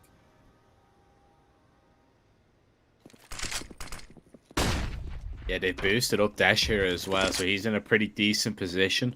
But not going to be able to use this this elevated height, really, is he? I mean, Sharks are making their way up towards short. Zevi finds that kill onto Demonos. Desh has to get down. Zevi up on top of the site as he makes a lot of step running away, trying to bait in a player, and he has done so. Bernino will find that kill, but it is just going to be the save from metagaming regardless. And Sharks, they will take the lead once again. So 6-5. You know, they will take the lead. A lot of damage done. Pank trying to get a little bit over aggressive there with the flank. He's going to lose his life. And now, all right, you've already lost 2 players going for the hunt. Don't send anyone more. You know, the money isn't fantastic for Sharks. Yeah. So, you know, you have a massive economy. Let's not, you know, get too ahead of yourselves. Yes, it'd be fantastic to take the op and the AK away of metagaming, but you have to. It's risk versus reward there, and you know it could come back to bite you just a little bit. So you know what I'm loving? I'm loving the energy in the chat. I'm loving how people are still awake in this time. Even watching from Brazil, guys, you're absolute heroes because right now it's like 1:30 in Brazil. People are so energetic to support their favorite teams. Guys, you're lovely. You're the MVPs here. Man, that's just the Latin American scene in the nutshell. Like these guys, they just support the love that they have for all these teams, and it's one of the nicest. It's one of the nicest chats that I've ever actually seen. You know, the respect. You know, for the opposition is always so high, and you know it is really fantastic to see. But I mean, not only that, the energy shown by the people in the chat, man. We were pretty dead going into this one. You know, we were pretty tired. We were talking during the break. You know, it's very early in the morning. All of a sudden, some absolute crazy plays, and we're brought back to life. Yeah, it's ridiculous. Dash, you're burning. Put maybe a bit more. Oh, look, see. It stinks. Reelsin will actually take down Dash. He burnt just a little bit too much, and the HE will take him out of the round. So advantage to Sharks here. They're going for the boost. Well, they made a step there. They made a sound. So Zevi's going to be ready and holding for it. They decide against it. Probably a good decision. Yeah. Up versus 4 now. Those Sharks, they continue just spamming. They want to provoke the aggression from the CTs. And, well, there's the reaction. There's what you wanted. You wanted the peak. Reelsin gets it. Gets the kill. Zevi with a double. This is exactly what Sharks were waiting for. They tried to lure them in. They tried to bait them in. And now Demonos, he's going to be left in the 1 versus 3. But might actually catch a bit of a timing. Zevi spots him in. Gets another. Lukos is actually going to help him out with this. 1.7 on the board. The T's slowly but surely now starting to establish themselves as the leaders here and the dominant force on Vertigo. Resetting the money. And you know, that's a really good round. You take down the Oper. Then you slow down. Even though Metagaming has all 4 players towards that A-bomb side, when Sharks don't really commit, they're just staying anti-flash. They're waiting towards the back of the round. They're like, yeah, surely they're going to push into us. Sooner or later, they will need something to work with. We just wait for it. We punish it. Easy 7 rounds, potentially 8, because now there's only a couple USBs on the other side. Oh, Demonus taking a little bit of damage there. Yeah, the USB is on the other side. It should be a walk in the park for Sharks, right? Yeah? Yeah. Okay. You know, just to swim in the pool. Just to swim in the pool, but you don't want to swim in Shark's Head. You really don't. I mean you can, but you have to be in a cage, right? You know? Actually, I there's actually like there's places where you can actually swim with sharks. I don't know how big of a weirdo you need to be to actually go for this. I would be scared as hell. I would never do something like that. But there's actually people that do that. It looks really cool. Like, don't misunderstand me. I respect the people that have the bravery to go for it. I don't have it though. I'm a coward. Yeah, no. I'd rather stay on land. To be fair, you know, just not really a big fan. To be fair, I would like to do that. You know, the cage diving where you like go into a cage and like that's okay. It's the kind of the open one. I've seen some people swim with sharks and it's literally they're all just holding onto a rope and like the sharks are in the open water and they're like literally putting like the I don't know what you call it, like the chum, like the like the blood and the guts or whatever to draw the fish over, and they're like, yeah, okay, just don't swim near the chum. Like that's, you know, just don't swim near that because it could go wrong. It's like, well, maybe if there's a chance of a shark biting me, I'll probably be like, yeah, okay, I'll stay in the boat, thanks.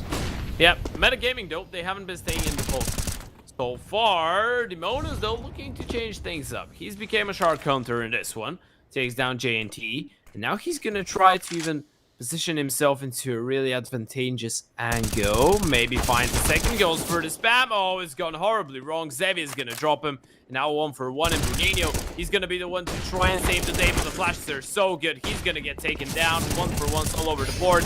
Kills going left, right, and center. But in the end of the day, it's just the CTs to pick up the pieces. Metagaming, they win their 6th round. They're not going to allow Sharks double digits in the first half. Yeah, Team Ace there as well, metagame, and everybody pulling their weight. Beautiful from them. And, well, we spoke about them not staying in the boat's head. They're not going to capsize just yet, not in this first half. So, metagaming, somewhat steadying the ship. But they need to just make sure that they steer clear of this this iceberg. I'm going to stop with all the ship references now, but... Yeah, I think it's enough. I can keep going, but... I know. Aye, Captain. Right. Anyway, last round of the half. Demonus opens things up. Pank. He's going to be the first man to fall. And it is going to be metagaming, hoping to get it as close as possible to Sharks in this first half. Oh, Luca Oz, he's walked up and he's found a double. He has been not spotted whatsoever. Allison with a refrag, but it might be just a little bit too late, as it's into a 3 versus 3. A minute and 5 seconds left on the clock. Sharks, they can commit to the site if they want, but everybody from metagaming is now here. And they still have an HE. I mean, in the moment that they try to go for the plant, DETONA is going to tag down the planter just a little bit more, and Sharks, by the looks of it, they're waiting, they're hoping that they get something, but now the plant is going to come through. The HE should fly in. There you have it. Xavi gets tagged down to 50. It's going to be a miracle if he manages to get out of the site, and he does for real. He's going to throw 1 HE in return.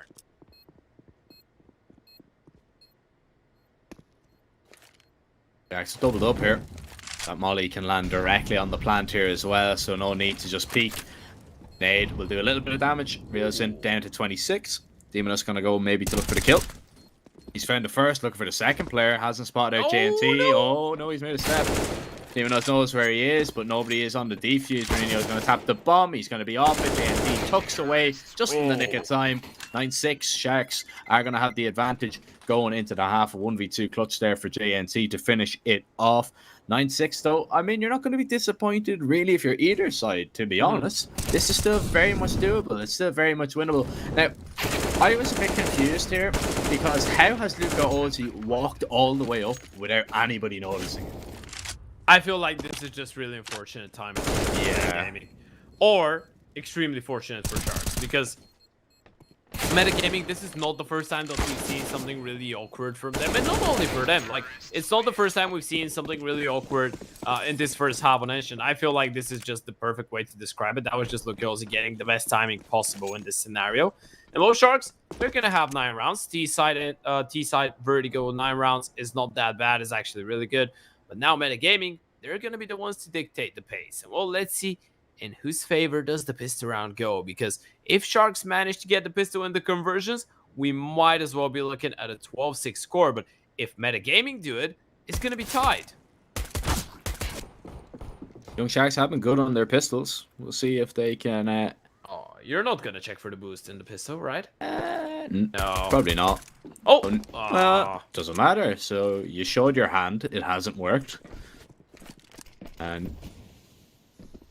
now, metagaming, are they going to explode up? It looks like it. They're just going to make their way up with the smokes to Bomb can be planted here. The flash is going to come in. Here comes the retaker to swing out. Realson finds the first. Allison though with a refrag. CT still swarming the site, looking for the kills with these pistols. Bomb is going to be tapped, and Metagame, they have to go for a peek for some information. There's a flank coming in from Bernino, but is it going to be getting there in the nick of time? As he is going to be spotted out. He is going to be taken down. Demonus alone, and Zevi finds him as well. Young Sharks, they continue their good pistol form. I believe they've only lost one Ted so far in the whole entire series. So very, very strong pistol players are Young Sharks as they get into double figures. Yeah, absolutely. Out of 6 pistol rounds, they've won 5 now.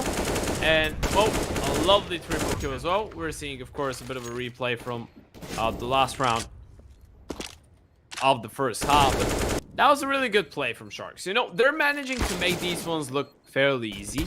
And in most of those after plans, they've been extremely dominant when it goes to the clutch. When it goes to the 2 versus 2, 3 versus 3, they're finding all the kills. And well, now Metagaming, they're gonna go for the eco, which it's not such an eco. It's kind of a half buy, just a couple of upgraded pistols, armor on one of the players. But you know, this is something that we like. We respect that idea, just because we know that. Yes, you did get the bomb plant, but you didn't do a lot of damage, so you're still not gonna have such an easy task. I mean, Sharks are gonna have a pretty cool buy in the second one, so why not just go for a couple of egos, try and inflict some economical damage, and then have the AKs in the third. Yeah, you might as well. You've not really too much to lose, and rather quite a substantial amount to gain. And well, oh, big headshot. But Moretz is going to be taken down. Deagles haven't really worked out so far in this round. Now, and sometimes it goes your way, sometimes it doesn't. And right now, it's just going the way of Sharks. Yeah. Allison, see if man can pack a punch. Oh, nice shot there. A lovely headshot. Reels in will fall. So some nice spam. Sevi's going to spam back, and well, that M4 just sadly overpowering the Deagle. As Bernino is going to be last, left. Oh, you saved it. You saved it. Nice recovery. Nice. Yeah. Almost as good as Metagame recovering this round. With Bernino finding a few kills. Yeah, you know what? If the stars align, if the gods speak, and if the big when the big fat lady starts singing, I could believe. Unfortunately, he's gonna stay silent for now. When pigs fly, Ted. When pigs fly. Yeah, when pigs fly, we might see Metagaming winning a 1 versus 4 with an armorless Digo with 15 seconds. Yeah, I could believe it. But now it's 11 on the board. Sharks with a fairly clean one as well. Not losing too many members here is gonna help them out to strengthen up that economy. Well, this is gonna be the first buy round. So Metagaming, a lot of questions to be answered with this one.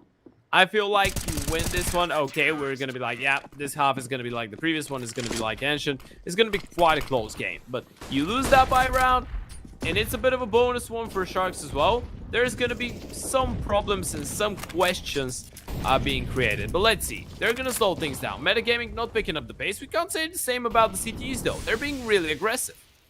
Oh, Bernino's been boosted up. Hank spotted him now. Is he going to be ready for him? No, he's not. The swing comes in. That's good for Metagame. And Zevi with a refrag, though, in a nice position. Peeks into 2 people. Overcommits to that fight and loses his life because of it. Luke Ozzy.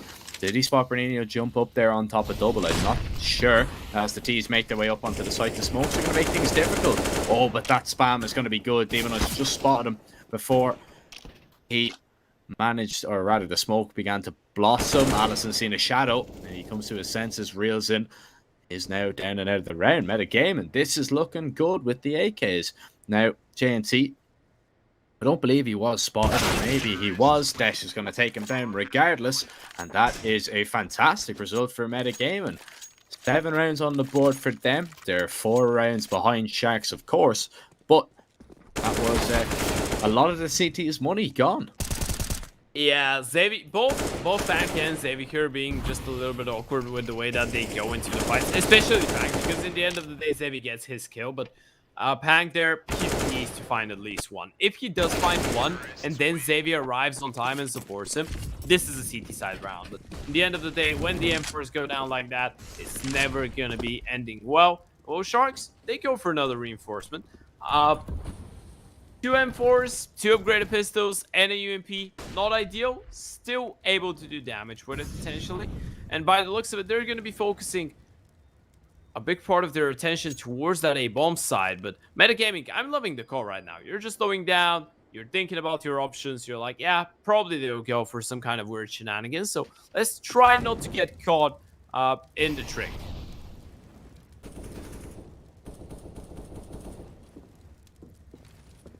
Try not get caught in the trap, and well, now see how metagaming are gonna really just approach it, because you know eventually you do have to move onto a site, and it'd be interesting to see kind of which one they go for, because they've slowly walked their way up. There's going to be the aggression there from JNT. He actually wins that fight. Spots out a second player towards the bottom of the ramp. The HE might be able to take him down. There is a rifle to be recovered. Desh has to dash to pick up the bomb, and he has done so. Allison's walked over, killed the player on B. Zevi now strikes. Bernino needs to get this trade. Will be able to do so. Bernino with a double. Looking for maybe another one as well. Bernino with a 3K, as JNT is going to be alone in a 1 versus 3. And just when you thought it might have been going a little bit awry, a little bit astray there, metagaming, they're able to walk over middle with that double setup, and Bernino really just shone there. Yeah, right? The multi-kill potential on the side of metagaming has been absolutely insane. Like, the fact that these guys are able, even against all odds, to just step up in the first half as well, and now Bernino, just something happens, someone flicks the switch, and then suddenly a random player on the side of metagaming goes absolutely huge and picks up a quick 3 or 4K. This is not the first time it's happened. In fact, it's maybe the 5th or 6th time it's happened only on this map. And this continues making it a lot easier for them. Now, Sharks, when you look at the money department, you're not going to be too happy about it. JNT is the only one that will have something to work with in this next map or next round. Even though they managed to find the opener here, even though they managed to find another kill, speaking about the refrag onto Allison, it was just never meant to be a CT side round. And now, metagaming, they can start actually closing the distance out.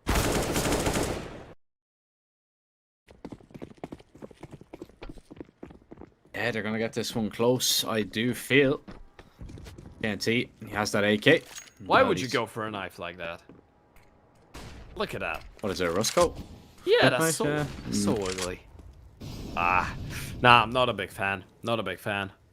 Maybe if it's Forrest, because Forrest does those combos. You know, all of his skins are like that. And he has the gloves as well. That go really well with the Rust Code. But the Rust Code as a skin, blah. Yeah, it's not one of my favorites. Oh, Dash. Okay. Oh, and he's alone. Yeah, there's no refrag, so free AK to be picked up. Zevi's going to be mollied. Here, he's going to be forced back. Bernino will find JNC. Allison with the next. Allison with 2. And, oh, Allison, careful. Taking a lot of damage from that USP. Anything but a USP there. And Wilson would have got that kill. And Demonus will take him down with a HE regardless. Luca Ozzy. Save the AK, go for a little bit of damage. Probably just to save, right? Yeah, just hold on to it. If they go on the hunt and you have the chance, maybe get a couple kills, you're going to inflict some economical damage. But truth be told, the T's, their money is looking solid. I feel like they don't really have the reason to send anyone to hunt, because even if you risk it, like, they're going to have a buy in the next one no matter what. So why risk losing people? Like, you keep 4 members alive in this one, your money is going to be looking absolutely fantastic. From that point on, if you need to commit to the hunt, you can actually send everyone without thinking a second time about it, because you managed to keep 4 players alive with this. So the AK, not going to be such a big problem. But metagaming, they're slowly but surely starting to close out the distance. Now it's only 2 rounds between those two, and they've picked up the pace. You know, I feel like it's happening pretty much what happened in the first half, but then it was Sharks to control the pace. Right now it's the same story, just the opposite way around.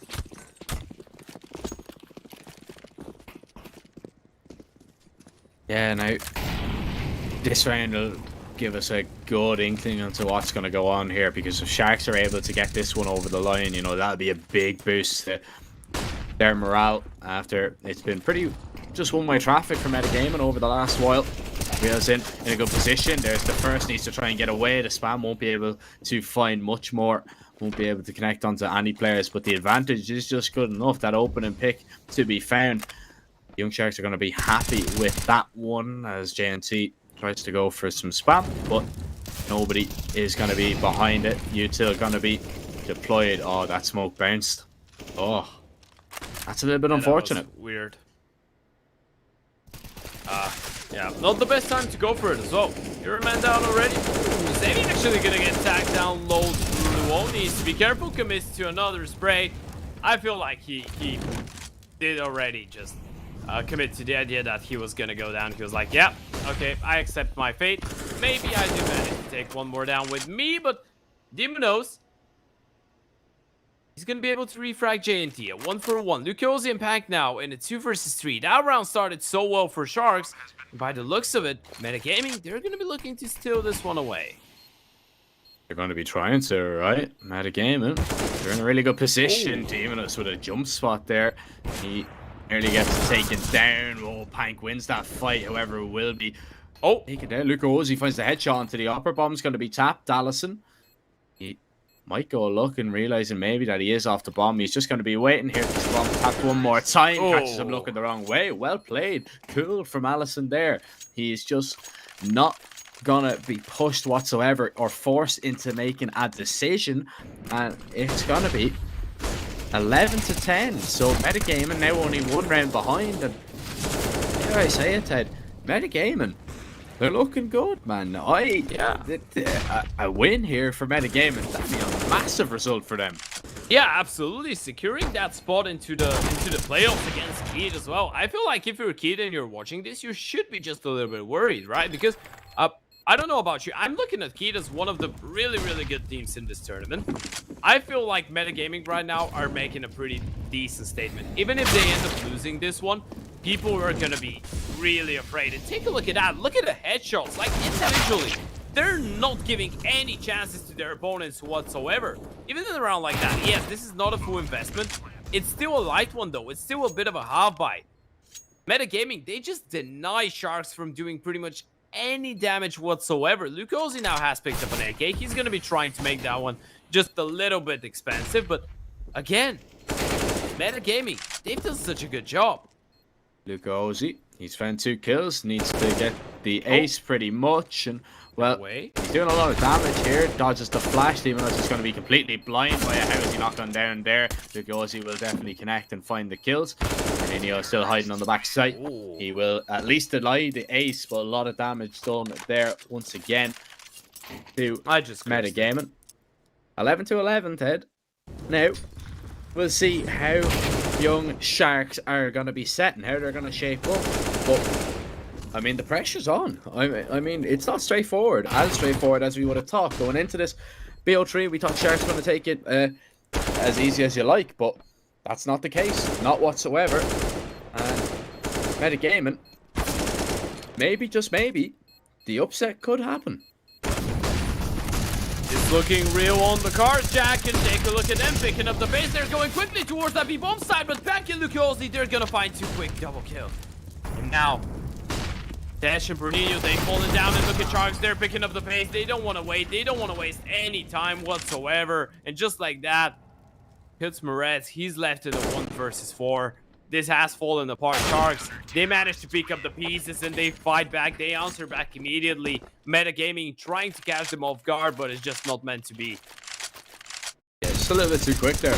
Just a little bit too quick, really, Metagaming, and it was just the spam and the mollies that did the majority of the work there. Oh, Lucosi finding that kill.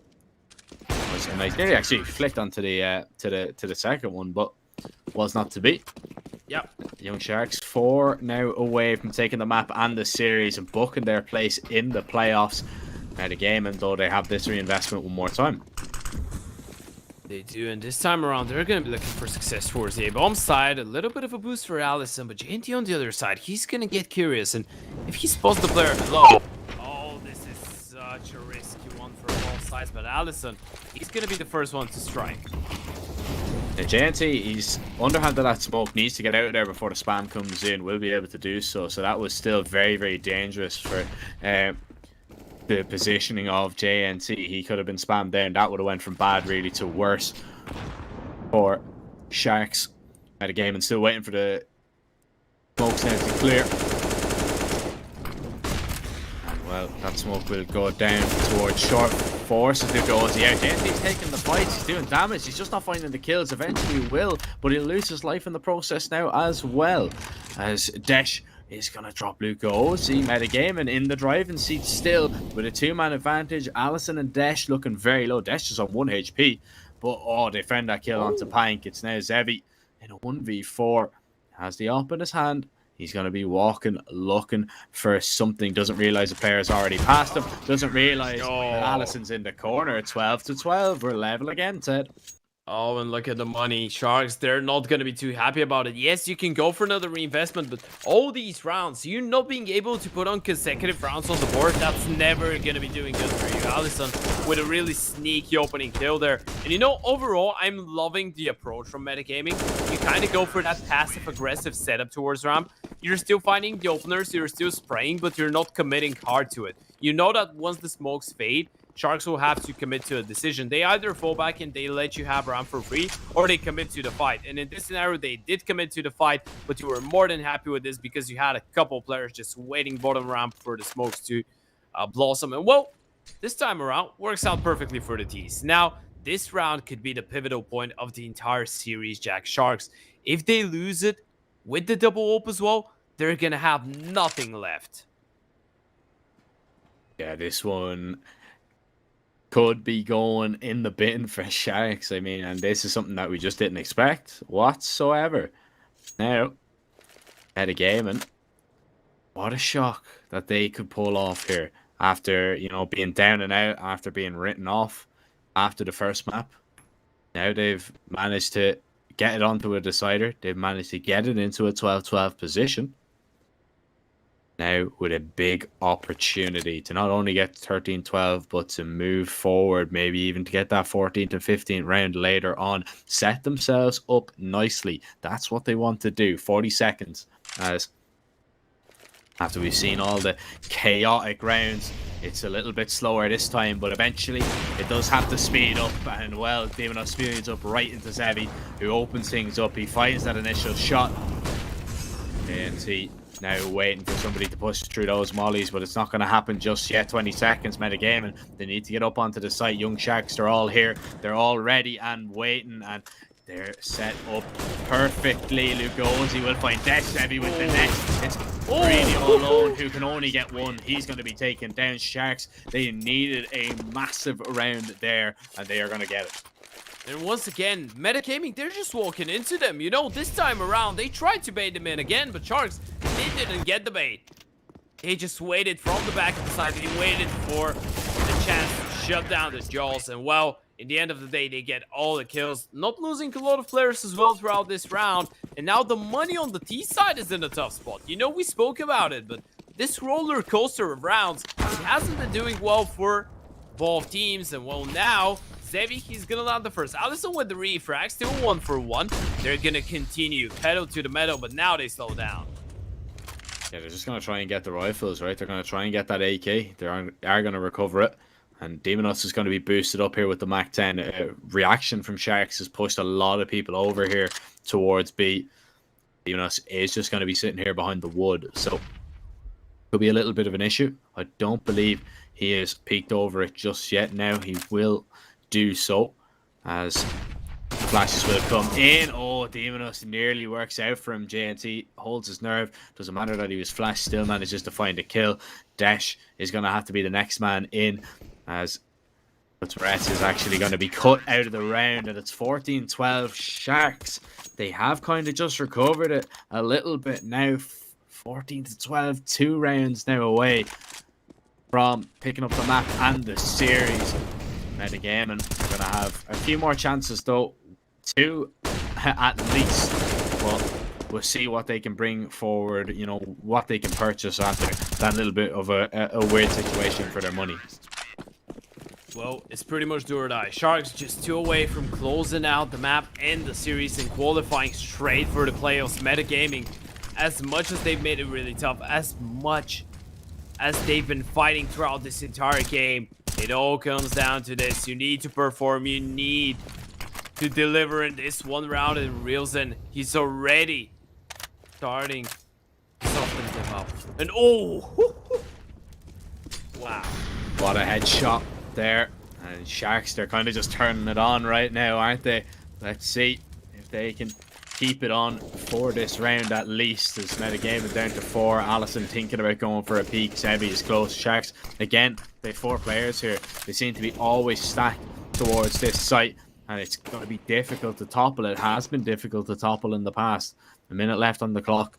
Metagaming, they have smokes, but if they use them, they kind of have to go with them. They don't have a lot more utility to go for the fake. That picks up, finds the first, misses the second, dash for the refrag, and now they need to clear out the players towards short. And Sandwich reels in, reacts. Allison with a double. The bomb's dropped out in the open, but the HE, it takes him down. Steamless now in 1 versus 2. He's picked up the bomb, he hasn't recovered. 35 seconds, has to try and take a fight, but Pank will win it. 15-12, Sharks a mapping series point, and the money in the absolute bin for Metagaming. Oh no, after fighting so hard to lose like this, oh, bittersweet. Not even getting the bomb plant. I mean, you spoke about it. This is worst case scenario. Yes, you do the damage. Yes, okay, you find a couple refrags, but without the bomb plant, look at your buy. You're playing to stay in the series pretty much, and you're just playing with 4 MAC-10s, a Tech-9 in dash. That's it. You don't have a single rifle. Okay, utility is good, but you're betting all that you have on this B play. 4 players towards it, only dash left towards bottom ramp to kind of scout there with the Tech-9, not gonna find anything. But you just rely on this one play. This is it. Metagaming, this is the game for you. This is the map. This is the series. This is your spot in the playoffs. This is it. Execute goes over. Pank is going to be the first line of defense, and he might be all they need. He finds a double. He's going to be burnt to a crisp, as now his teammates are going to pick up the slack. Allison is going to try and make his way in. Desh with the Tech-9 finds 2 double dinks. Luca Ozzy will go. Zevi with the no-scope now is Desh. He's going to be running around. Can't see too much what's going on. Bomb is going to be planted. The boost over. Does not work out, but JNT still finds the kill. Allison now in a 1 versus 2. He's on the site. He's been spotted. JNT is going to run him down. He's going to take him down. Young Sharks, they are going to beat Metagaming in the end, but me, oh my Ted, that was a close series. That was a close decider, and Sharks, they had to work for it. They had to work for it. Look at Pank stepping up when it matters the most. That double kill, even though he burns to a crisp there, does his job. And at the end of the day, Sharks, they managed to deal with all the chaos around the smokes, people jumping left, right, and center. But the AWPs, they found the impact that they needed. And in the end of the day, Sharks, well, at least we can say we expected them to be the winners. Maybe not in that fashion, but we did predict that they were going to win. They're going to be moving forward to face Keith in the playoffs. Well, they're going to be happy that they won't have to be playing tomorrow. Man, I just want to say thanks to both teams, Sharks and Meta there, man, because that was an amazing decider. That had everything, just the excitement from the very beginning. That Vertigo game was absolutely fantastic. One of the better series that we've cast throughout the year, and I can tell you that for absolutely nothing. As we see there, of course, Sharks, they are the first team through to the playoffs out of Group D. We've got an elimination game coming up tomorrow. That's going to see FURIA Academy take on DETONA, and then it is going to be Metagame and Meta Brazil. They're going to be in a decider. They'll face the winner, but we will have to wait and see. You know, it could be DETONA getting a rematch, maybe a little bit of revenge for them, or it could be FURIA Academy. I believe you are covering that game tomorrow early. I believe, I think it's 7 p.m. if I'm not mistaken. Oh, no, time zones. Yeah, it's the same time that it began. I think it's 4. I think it's 4 in Brazilian time. 7 p.m. UK time. Let's say it like that. Yeah, no. So then, 4 Brazilian time. Yeah, time zones are everywhere. I'm just. It can become difficult. It can become confusing at times. But man, what a cracking game that we had today to finish it off. And you know, it's kind of worth staying up this early in the morning, don't you think? Yeah, absolutely. It's 7 a.m. right now in Bulgaria, but I actually enjoyed that one a lot. Thank you, of course, Jack, for being with me on this one. Thank you to all the people that stayed awake to watch the game with us. We absolutely enjoyed it. We hope that you enjoyed the cast as well. and we really, guys, I'm not gonna lie to you, we can't wait to go to bed. Absolutely, absolutely. Special shout out to production as well. Ladies and gentlemen, that is it for us today. We hope you enjoyed. We'll see you tomorrow for some more Group D action. Make sure you tune in, and we'll see you there. Everybody is talking. This is for my day ones. Don't forget the ones that made ya. Deep side sweating out flavor. This is for my day ones. Day one. This is for my day ones. Don't forget the ones that made ya. Deep side sweating out flavor. This is for my day ones. Day one. Izquierda pa derecha, dale bien pa' acá. Quiero que tú bailes, dale sin parar. Todo mundo, hey, quiero vacilar. Shake it, and I'll throw it right back.